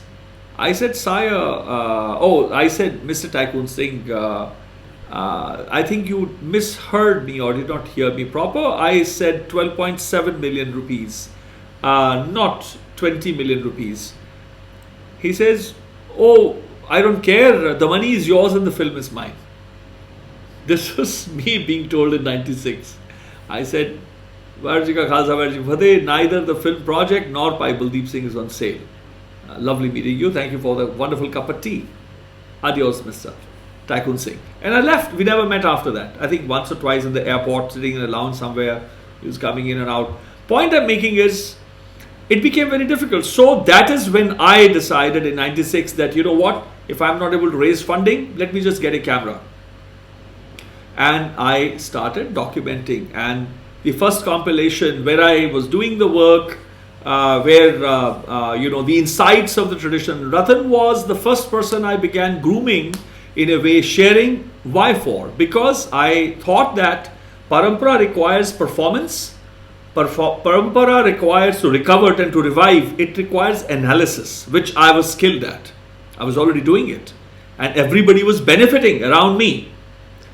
So somebody is a researcher, documentation person, analyst, I'm the person who has already sacrificed my career. But that was flying. Then I sacrificed my business. Then I sacrificed even my singing career with my own granduncle. But then look at the achievements. If I just gotten into an individual attainment of making a career, the rest of the work that happened of conservation would never have happened. Because it takes tens and tens of hours each day. And relentlessly. It is not a flirtation with Vidya. I wrote as a little 1980s, one of my oldest diaries, that my passion is my fashion. It was a response to some nonsense I would have heard about fashion. I said my passion is my fashion. I don't know why I even wrote it and wrote that date down as a kiddo thing, little baby boy's diary. But the point is that you wear your passion on your sleeve. Otherwise, that's how I was responding. The mother nature, I think, arranged for me to have certain values, the tough skin, the thick skin in a way. I was joking about the thin skin that you require. You need to pierce through, you need to have a massive armor. And to be armed with the Bani Guru's logic, Bani Guru's understanding, Bani Guru's with the Ma Guru, her grace, her consolation. I don't need consolation. Oh, so what, that so many people have died in the past. I'm not interested in taking lessons like that. I'm interested in a community learning the lesson. I, as an individual, am more okay than you think I am. And I think I've done enough to show that also. I've granted more examples than you can count. This is what I will bring the attention to, that how this person who didn't have funding still went ahead with his camera, still did it. We have million stories like this, and these are the kind of stories that more people need to feel inspired by and hopefully take the work forward. And Nihal has been sitting with a request for very long. Allow me to, before we come to Nihal's request, I want to add something. I think something has been missed again today. And I wish, the reason why I thought in the presentations, yes, the Let's Talk Rubbish thing, it was covered. But I think as a point of discussion, I think there was a loss of opportunity when Ratan, who has been a witness to me traveling in search of luthiers, in search of people, how was the work I undertook? For example, he was not there everywhere. I mean, wherever I could, take him, or when he had time, he was working. Now, when I made that house, he was not there. For example, in '95, he was not there. But some of the other Bhai Dal Singh's village, he would insist that I really want to come along, I'm going to come. And he would wait for me at the bypass. I think something to do with inspiration, what I'm pointing towards is that. When you when you tell the story, that is what inspires people. Inspiration that I'm interested in is not that, oh, see, I'm the guy who made the instruments. I'm not interested in that. I'm interested in people understanding and then telling a story of the meticulous detail, the attention to detail with which I undertook that task of reviving extinct instruments. I visited the Taus from Victorian Albert in '96. I was talking to Debbie Swallow and Susan Strange and Graham Paulett at Victorian Albert that 1999 is coming. I want to do an exhibition of instruments that I have in my family and that are there on the Guru's court. Imagine, in '96 I'm talking to them. 94 is the first time. I think 95 or so. 96 is when I went to America first. Sorry, it will be either 94 or 95, right?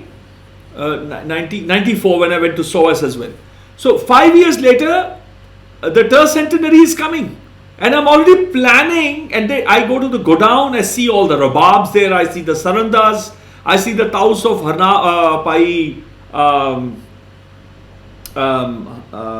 Tehel Singh Namtari from Taran Taran. I think it was Tehel Singh or Harnam Singh, either of them. And his name was engraved on the instrument. They had lost the tag. So I helped the Victorian Albert people to rewrite some of the tags and instruments. But what did I do? Did I just take photos and some measurements and came and make it? No. That was in 94. In fact, 95 I'm making my taus. It was in 94 itself. Now I'm getting the dates right. In the summer of 94. Now I wanted to find the luthier who had a memory of making the instruments of the Guru's court. That never got told today. That is the story I want to inspire, that you cannot just go to a museum, take a photo and you start making without any understanding, receiving the knowledge of how to string an instrument, receiving the knowledge of how to play the playing modes and the repertoire of that, the etiquette of playing it. That is not how you recover. It's a pity that there was a lost opportunity in that sense, that the stories that are the actual inspirational stories never get underscored that there are youngsters who are picking up tools now. There are people in Punjab who are making, but they're doing that which should never be done. They have not gone in search. The sense of journey is missing from them. They have not gone to search for the luthier who knows the knowledge. I knocked on the doors of the graves in Punjab. कि जी कुछ दसोगे, बहुत देर होगी चुप बैठे हो, मौन धारिया, कुछ बोलो, मैं ले आया अपने कंन सुनन लई, जिगरे च मेरे थां बना के ले आया मैं, कुछ पाओ दे च अमीर करो, मैं is how is a mudra in which I went. But these youngsters are so detached from, they're not interested in becoming part of a fulkari. ये अपना वो बस धागा जिहा छोटा जिहा लैके बैठे ने, and then if you tell them कि भाई इदा काम नहीं हुंदा, then they become very angry also. So I think those are the stories of inspiration. I just wanted to add to that. Please continue, Raman. No, I just was saying that Nihal has a request for a tongue twister, which you have to say, and he will follow. Oh, that's the nature of the request. I had a shabad that I was hoping to ask, but I meant that half as a joke before, but since you've asked, one of my all-time favorites is a proper cup of coffee in a copper coffee cup. Proper cup of coffee and copper? In a copper coffee cup. Cup of coffee in a copper coffee cup. A proper cup of coffee. A proper cup of coffee in a copper coffee cup. I said it. Copper coffee cup. Jabat. Okay. A proper cup of coffee in a proper coffee cup. Okay, so one students in a copper coffee cup. Teachers made. If you understand, say understand. If you don't understand, say don't understand. But if you don't understand and you say understand, then how will I understand that you don't understand? Was it supposed to be funny? No. Okay, It's that's fine.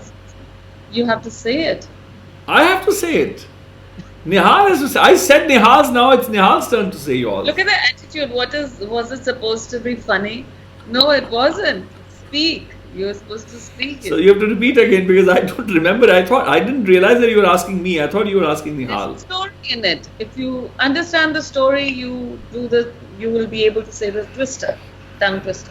Okay, go ahead. If you understand, say understand. If you don't understand, say don't understand. But if you don't understand and you say understand, then how will I understand that you don't understand? ਉਹ ਜੇ ਸਿਆਣ ਲਵੇ ਤਾਂ ਦੱਸ ਦਵੀਂ, ਜੇ ਨਾ ਸਿਆਣੇ ਤਾਂ ਨਾ ਦੱਸੀ, ਜੇ ਨਾ ਸਿਆਣਾ ਤੇ ਜੇ ਦੱਸਦਾ ਤੇ ਮੈਨੂੰ ਕਿਵੇਂ ਪਤਾ ਲੱਗੂ ਕਿ ਤੈਨੂੰ ਸਿਆਣ ਆਈ ਕਿ ਨਾ? क्या बात? ठीक है, पास कर देते हैं. Nihal, no, we have to give one to Nihal now. Now, Bhai Baldeep ji will give. Oh, me. All right.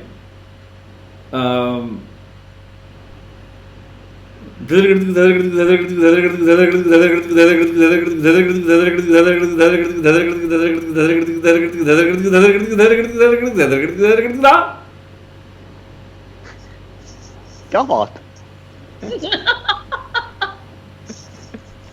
They're beyond धीरे get fixed. Oh, I don't even know what tal this would be in.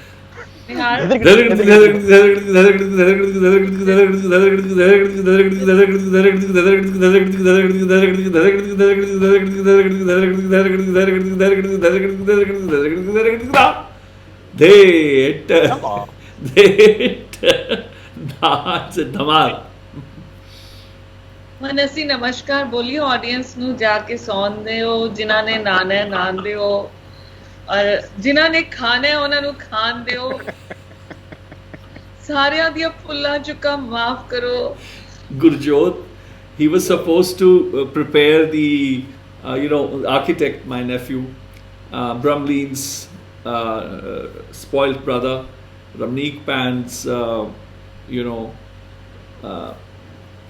लाडला पुत्र है वैसे. So he's sleeping outside. वो बेचारा इंतजार कर करके, because he came to prepare on the PDF and all that about the Qila at the time when I was already live. So he's been waiting when I will finish that we'll have a meeting. He's sleeping, so I just The opened moment the. we entered, you should have told him it's never going to finish. I had no idea that this is going to be so No, late. because as Nihal said the other day, this has become like the late night show now. The Late Show with Bhai Baldeep Singh and a Crossed preview of season 2. No, that I have to now use some of the galiyan, na? They use Angrezi galiyan, na? Maybe I can. It's there's 3 something o'clock. with the Maybe I can. signal here. Beep, beep. No rishta with Somehow the it's sort of Gandhis. cutting out. I have no rishta with the Gandhis. Beep. That world. I don't think that world. So I am becoming the host now. And so, well, thank you so much Yeah. to all the listeners who've been listening to this Baiṭhak very patiently. Yeah. And I don't know who would have survived or who has survived all these 9 hours. But if someone has, then we definitely need to give you an award to Yes. be able to listen to us continuously. So please write back to us if you heard all the 9 hours. This is 12 plus hour now. We began with the films. This is 12, 13 hours at this point. Yeah. Ask me. I've Yeah, barely I've- got up. I just had 1 hour sleep. We've been there watching all the films, taking notes and everything. I'll cover right 24 hours. So much time. And my dear Chacha, Surinder Chacha is also here, by Gurcharan Singh's eldest son. Oh, he has a wicked sense of humor. He's very naughty. And I always tease him. I said, Chacha, they call you Sant Chacha. We call him Sant Chacha. But I said, you're so naughty. How can you be Sant Chacha? Almost talking about yourself, because I always say that the world can be divided into 2 people. One are the angels with the devilish tinge, and other are the devils with the angelish tinge. Now I'm even slurring. Nice. It's okay. We'll take charge now. It's okay. Me and Nihal will continue the conversation. No. Nihal is not staying back. Because there was this Gayatri Datte. She is very happy if you go on a solo and monologue. So please go ahead. I'm taking Nihal with me, and we will. Nihal, I dare beg you. pardon. We will do pranam, sasrikal, everything. Sasrikal. Satgatar also. Thank you. Yeah. Like Thank you so much for joining, Raman.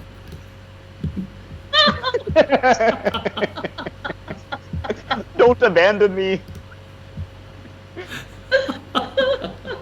I'm going loopy now. I'm still trying to count how many Bhirkitaks that was. I have to say something. Thank you so much, Baldeep ji, for joining us today. Did I? Yeah. I was a Very silent, the person. Oh, by the way, there's a little hidden thing I have to tell you, a secret. So Niranjan started speaking, but don't tell her. So Niranjan started speaking, giving her presentation today, sharing her thoughts. And then I said, oh, she asked me to show images, but where are the images?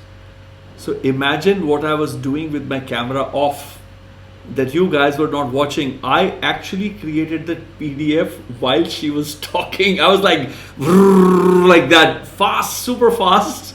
I went to the emails, got the images, and I put those photos. And can you imagine? That's the secret. That's a freshly baked PDF when she was already speaking. Okay, so there are messages from Harkamal Chahal. Gayatri Datte has been there for very long. I think Dolly Barar has been there for very long. And Harkamal Chahal ji is saying that we have been here for, we did. So we did meaning they were there. And but you will not like Harkamal. He's a very, very bad boy. I don't like him. Sorry? Harkamal is not a good guy. Yeah, that is known for that is known to everyone. You don't like anyone, no one likes you. You hate everyone, everyone hates you. So we know that. That's a fact. That has been established in every battle. Harkamal, why don't you come online? Aja Skype, they just call me. He's a classmate of Nihal. He also plays the Jodi. And he's such a liar. I mean, lawyer.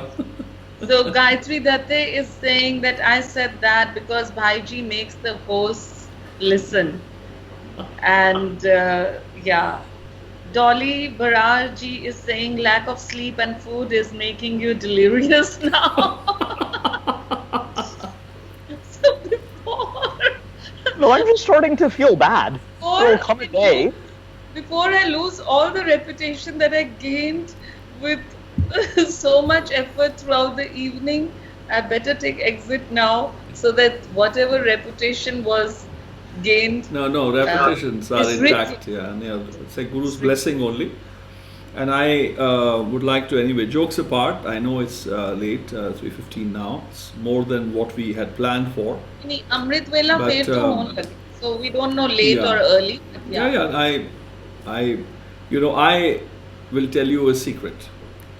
So Harkamal, don't stop laughing, okay? Now, if you stop, I dare you. He says, I can't stop laughing. Ha ha ha ha ha ha.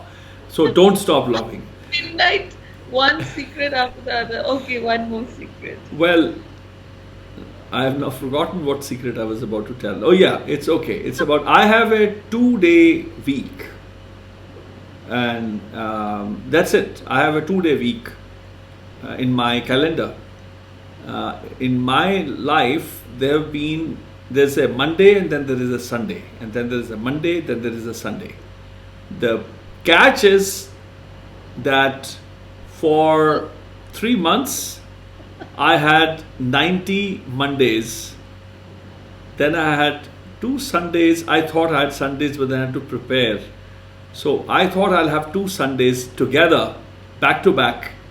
They ended up being Mondays too. So today is a Monday. Jyoti Hegde said, well, she, because her village is, because when you were disconnected, I was telling all our viewers and friends who had joined that unfortunately Jyoti's Baiṭhak today has been postponed until, because there are many COVID-19 cases in a village, and she lives in a village far away from the cities, who plays the Rudra Veena or the bean. And so the computer and everything is now under lockdown. They cannot access that from their farm, and so it will be deferred and so on and so forth. So that way, I think the fact that the Baiṭhak has come on to a Monday. So my Monday, I thought this Monday will be a Sunday, but Monday has already become a Monday. You were supposed to tell a secret. That's a secret, that I have a 2-day week in my life. Monday and a Sunday, but then I have Mondays together, and then seldom I have Sunday together. What secret is that? Now even the past midnight secrets are secret to achievement, madam. Secret to achievement. Secret to recovering an entire ecosystem of a civilization. That's quite a secret. There's going to come a day when everything is in very secure hands, when the parampara has been as refulgent as ever, and then BBS the movie is going to have to be made. And I just feel bad for the actor that's going to have to try doing the sorts of things that Bhai has been doing. Person is going to need, he's going to need a lot of support. He's definitely not getting a role. That's for sure. Well, I am doing the role. I am doing the role of Bhai Baldeep Singh. This is not Bhai Baldeep Singh. I am acting as Bhai Baldeep Singh. Okay, Baldeep ji, any final words? Oh, Bhai Baldeep Singh, when Bhai Baldeep Singh, actually you will meet him, he's like a frozen neck guy. He's like, carries on, I'm the head of the tradition. And he walks like this. That Baldeep ji no one knows. No one has ever seen or met. So I don't know. See, I've got such a loose neck. Yeah, so no one has ever met that Baldeep ji. If you've met him, we don't know who you've met. But Nihal, any final words? Tumhare koi aakhri shabd? This is the late show and more. Thank you so much. Bhaiji, you have any aakhri final shabd? I can.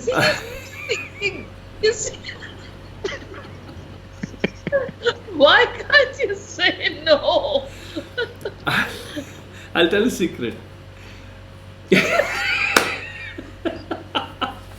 You know, can you imagine? What is the first song I ever wrote? In Chandigarh. No, we cannot imagine. In mid-80s. In college time.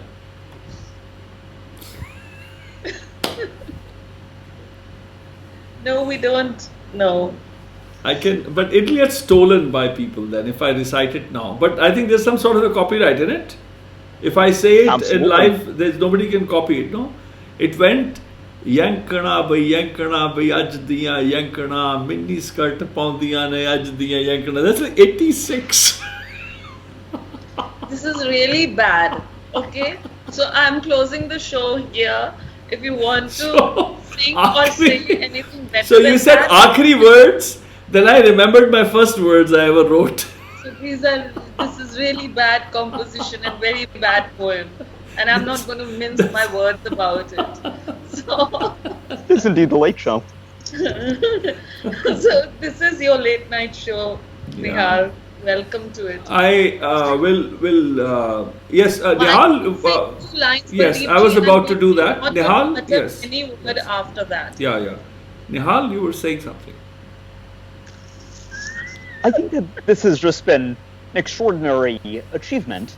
It's been an opportunity while the world has been unsure of its footing and everyone has been quarantined at home, trying not to spread anything further. During this time while the world has really been trying to get back on its feet, I think what you've been able to show from the ruins of Punjab has really taken the world by storm. What we've witnessed is nothing short of a Udasi, where you virtually took us to different continents, to different genres, to different art forms. You put us in conversations with some of the most phenomenal exponents of their respective forms. And in doing so, I think you've shown us how it is that we can be more sensitive, how we can be more responsible, and how it is that we can come to adorn ourselves with the expressive fruits that our collective elders have endowed us with. So, jokes apart, this is truly a remarkable achievement, and I very much look forward to continuing seeing this Sangha that you've nurtured during this critical time. I appreciate that. But what did you, in fact, what did you think of the films on the luthiers? I think that the sequence of them was very important in terms of the sorts of conversations you're able to have with these individuals. It showed their proximity or lack thereof to some memory of what it was to craft saranda, what it was to craft taus.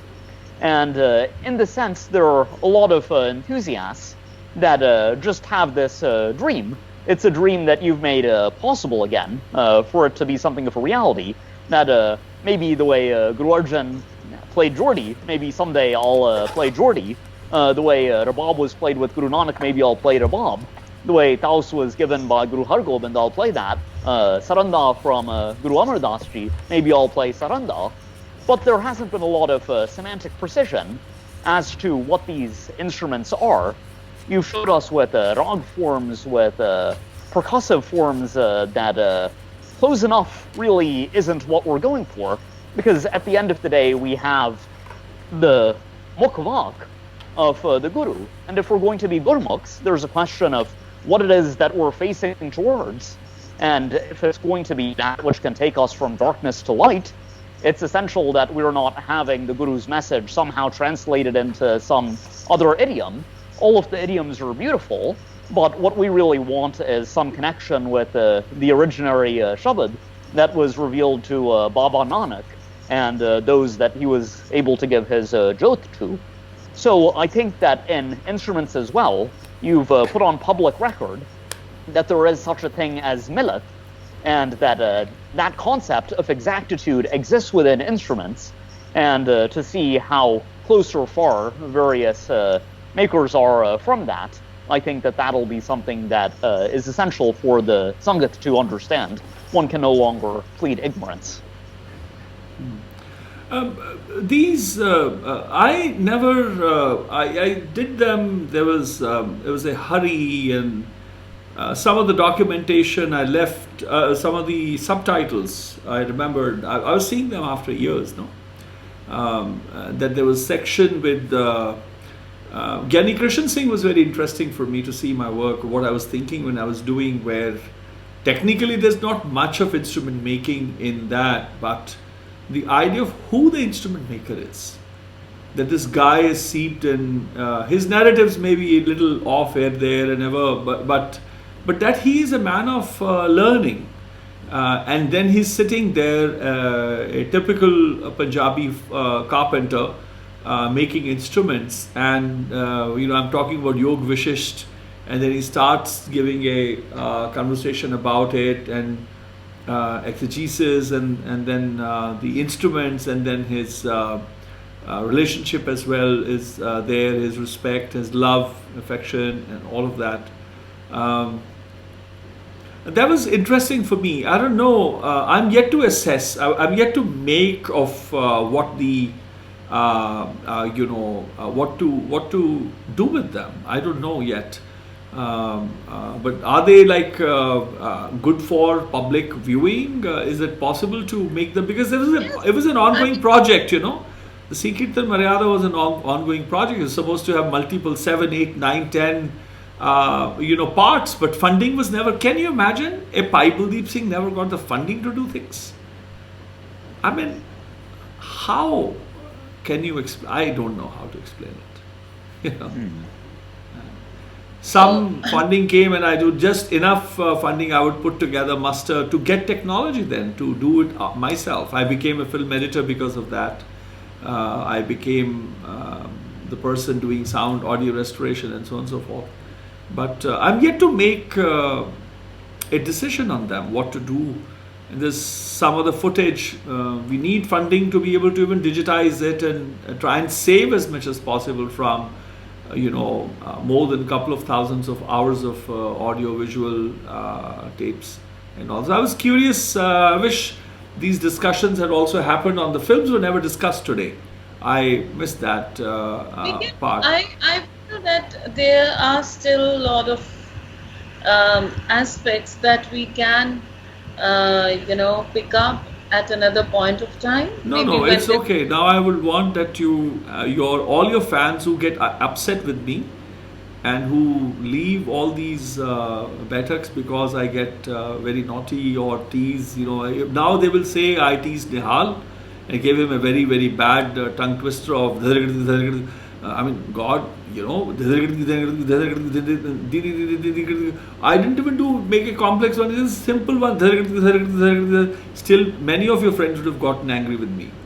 So, even if they get angry with me this time, but I would, a little critique of your moderation, both of you, that you never dealt with the films today. You got onto some other tangents.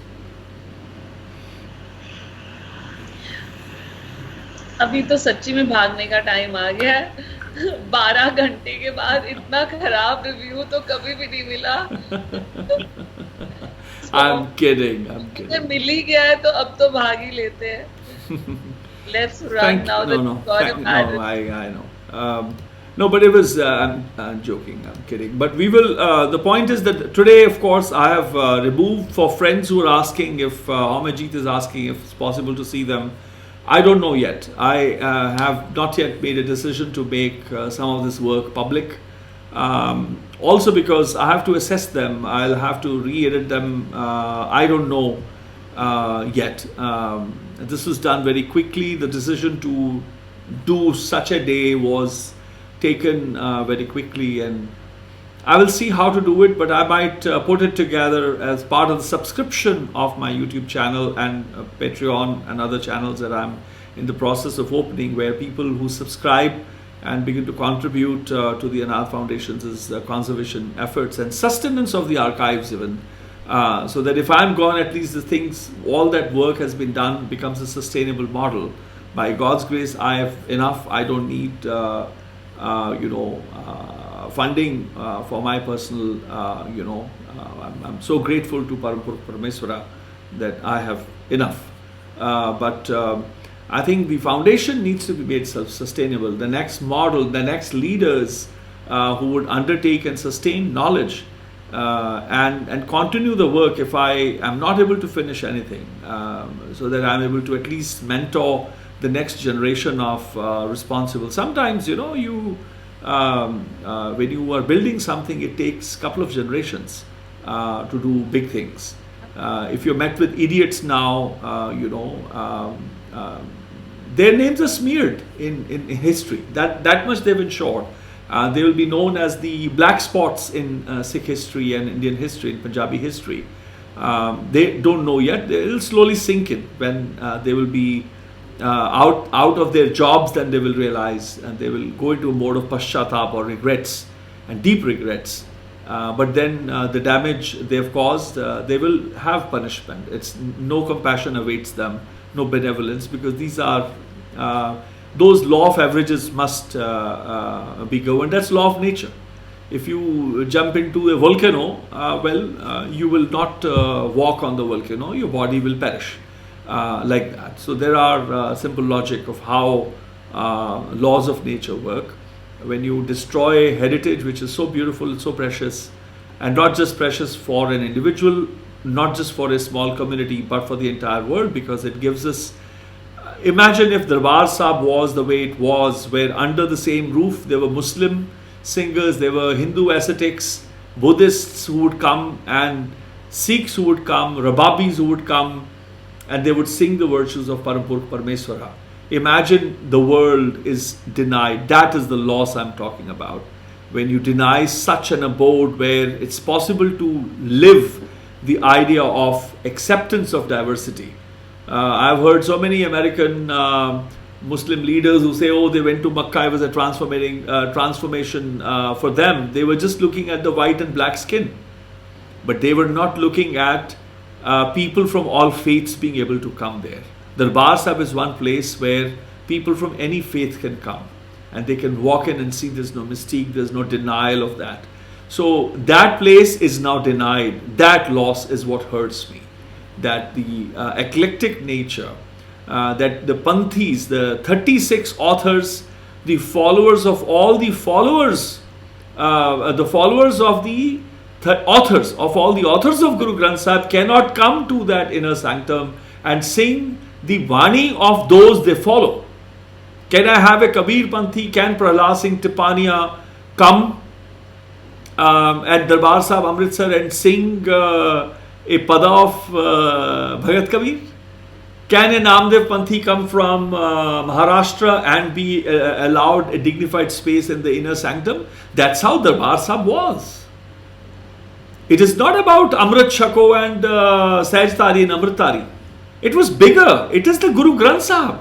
You are denying Guru Granth Sahib to the followers of the authors of Guru Granth Sahib. How ridiculous can that be? How ridiculous.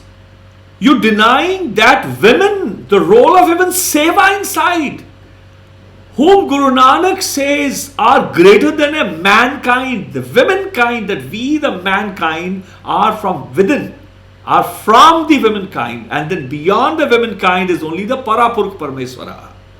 We deny them the seva. Forget about Kirtan and other things. Yes, Raman.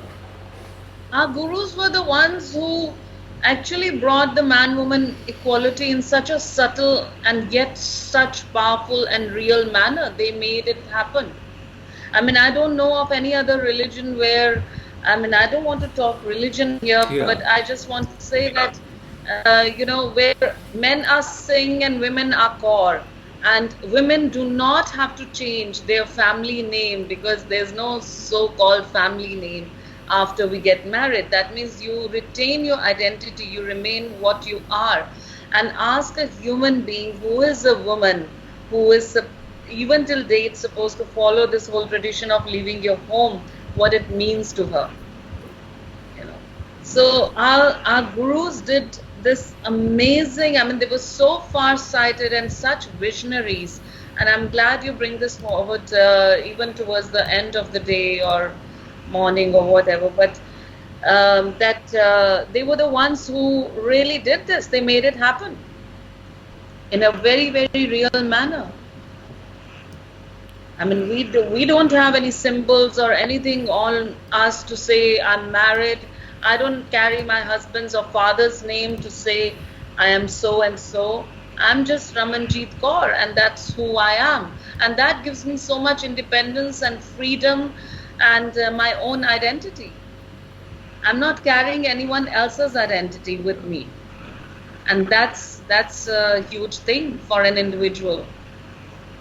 That you can tease someone like me in live streaming. That's like, wow, thanks to Gurū Nānak only. That's human. That's human. And he taught us, I mean, we come from a lineage of great humor. So, bada chota sab barabar. Okay, chutkala sunao, jaan to last words are chutkalas. So, Nihal, you have to tell a joke. Tell me a Republican joke. I am myself a jester, so I mean, what more joke can I tell? Conservative humor is I said Republican. Oh, well then. Just because Trump has become the president, he doesn't even take the name. He's a Republican conservative. It's Lincoln's party. There's a question of whether we can retain it. There's a battle going underway. Misappropriators have, you know this, Paisab. This is opening up very live wounds. What live wounds? I mean, how can you not find another, some conservative? You guys are so bloody, such midgets that you cannot even, showcase an authentic conservative who is a tall leader, who would inspire people from both walks, both Democrats, Republican and independents alike. Not a single leader. You're so poor. Well, since you asked me to conclude with something, I can't tell a joke, but now there's a fourth name. There's a fourth name that I have to bring up now, who's Abraham Lincoln, and his statesmanship is something extraordinary. There's a way in which sometimes you have beginnings that are so beautiful that it's just inconceivable that the narrative ends where it does. Abraham Lincoln is someone who looked at the Declaration of Independence, the creedal statement of the American Republic. He looked at the self-evident truths that all men are created equal, that they're endowed by their creator with certain unalienable rights. Where were the women? Where were the women? Where were the women? Nihal, this was supposed to be a joke, okay? So no, I'm trying to do Paisab's, not even Tarif. I think that to respond academically to what's going on here, one has to invoke Lincoln. He's someone who saw that slavery is just incompatible with the principles of the American Republic. And so that one can't put some shock on the founders of the American Republic, he said it's essential that we fight a war to save this. We have to save the Republic, but a house divided upon itself cannot stand. So I think it's in this sense that it's just a sad joke. We took the title of the film, Let's Talk Rubbish, from the sort of rubbish that's going on in Sikh affairs, and somehow it's a bad joke that's going on in Sikh affairs right now, but ultimately it's clear what the rubbish is and what the satyat is. So it's my ardas that we can talk rubbish as a community and get things back on track. Yes. Raman? So, Hanji? Yeah, your turn. My turn is Sastrikal Satkardar. Okay. All right. That's good enough. Yes, you have. Friends, thank you so much for keeping up with us. I'm not done yet, by the way. I'm just going to shoo them both off soon. Thank you so much for both to Raman, Jeet and Nihal, because you've worked tirelessly, I know, for the last 3-4 days in particular, because Raman has been extraordinary in the sense that she's been the anchor in a way, getting all the biographies done, and everybody else has been absconding. So, you know, she's not as nice as she looks. She's very tough. She was very, very stern, etc., etc. Anyway, so he's saying that because I've been bugging him for all the films and youth-year films till my very strong messages went to him. Is it done or not? So, but look at her. People, look at this lady, girl from Chandigarh the Kudi. I'm like working on the poster. She says, "Where? A done poster? I want to see." I said, "Come on, I'm doing posters. I'm the process." Like this. Youth-year films had to be found. Poster was not done, so endless messages went. Simple. But then she was like, after your biographies, guys, I tell you, so she's a terror to work with. The sovereign voice of the... I didn't know my reputation will come out here also. No. We got plenty of digestive system. If see this last part, they will really write comments. You're in good company here. If you get bored ever of your, world, we can start a live Baiṭhak. Okay, which will never end. Yeah, never end. We'll just, we'll say, all right, we'll pick up one newspaper and find all the ridiculous things in that paper. And after 30 minutes, bingo, tongue and alarm, and we pick up the next newspaper and look at everything stupid written in that. But no sense, all stupid things. So I'm planning to do a segment like that too. But on a serious note, Baldeep ji, thank you so much. I can't even say it seriously anymore because of the timing, I guess. What time is it? It's 3:42 a.m. Huh? 3:42 a.m. हाँ तो अमृत वेला ते होना ही सी हो. Yeah, but it's not 12 hours yet, you see. But अमृत वेला ते हो गया. Yeah. So, yeah. Anyway, yes, it is Amrit Vela. It is. Yeah. I have my part. With the last prayer, there's one by Gurdas's. That thank you so much, and I honestly feel very humbled and honored to be able to even post it. And I hope we were together able to bring a lot of aspects to the table.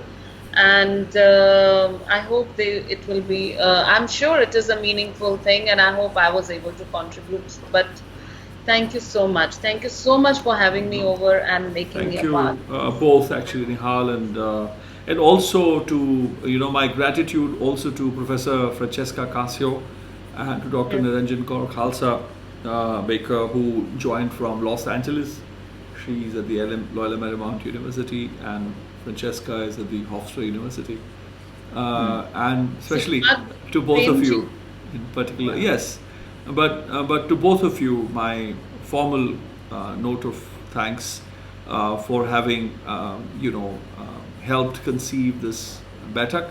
For me, it was important that we were discussing the subject and not just me. I'm not interested in speaking about myself. But then, yes, the idea of inviting other scholars, and I thank Dr. B.S. Ratan, former acting principal, Khalsa College, Sri Guru Tegh Bahadur Khalsa College, Delhi University. I would like to thank Dr. Madan Gopal Singh for he took time and joined us. And I'm grateful to artist Prem Singh and artist Siddharth, the Ustad Shagird duo from Chandigarhians, both from Chandigarh, and we all feel at home there. I thank you both, Prem Singh ji and Siddharth, for that, and above all, thanks to all those who joined today and those who will suffer the recording for times to come. My gratitude and blessings. Or something. Say that again. You were talking about a Doha or Bandish or Yeah, something. on to end on a, I was reminded of Bhai Gurdas's rendition. And on a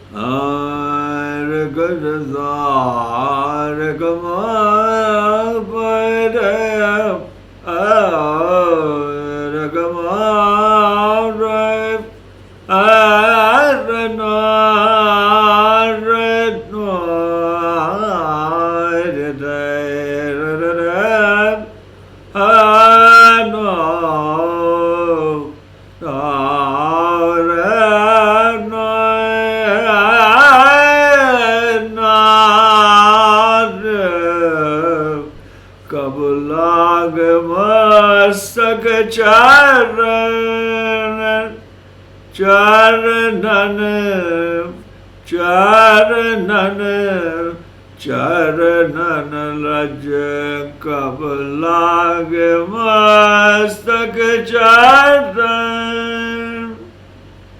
Charanan, Charanan, Charanan, Raj Kablag Mastak Charan, Daras Dayal Rigan Kabri Ko Kablag Mastak Charan, Amrit Bhajan Suno Kab Srabanan Kav Rasana Vinati Bas Ekam Kab Lage Masak Charan, Kab Karondandot Bandana. My great granduncle Baba Jwala Singh, when Paigam, I met him. He asked me to see Kenacho. I said, I was taking my camera out, and I hesitantly said, have you heard Bhai Sahib Jwala Singh's name? He says, Tachete Bewale. I don't know his name, but I also remember his singing. I said, what do you remember? And he started singing. Kablag Masak Charan, Charanan, Charanan, Charanan, Raj Kablag Masak Charan, Sanchari. Kam kam karodon daud bandana, kam kam karodon daud bandana, pagan par girmad kar punrekho, prem bhagat pratach pranpat gyan dhyan, ज्ञान ध्यान, ज्ञान ध्यान,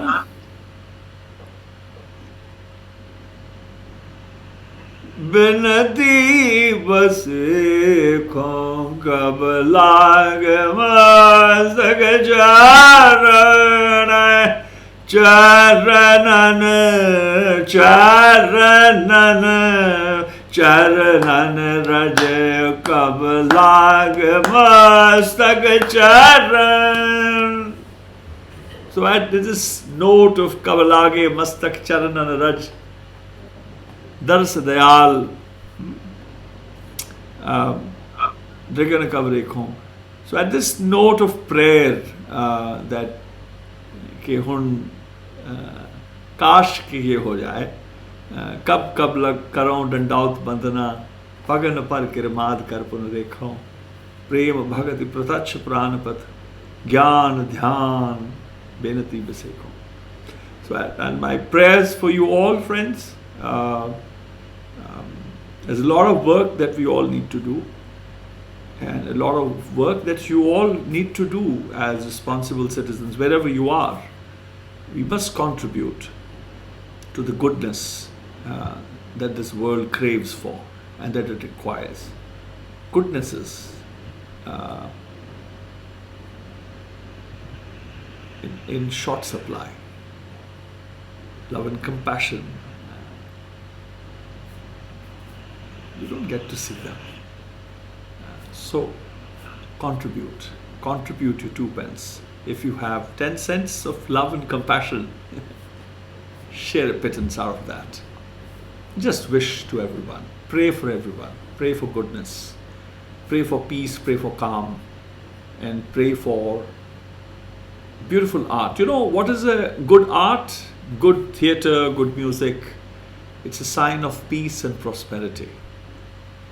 Yes, we the Sikhs have a lot of music that we have sustained in spite of the persecution.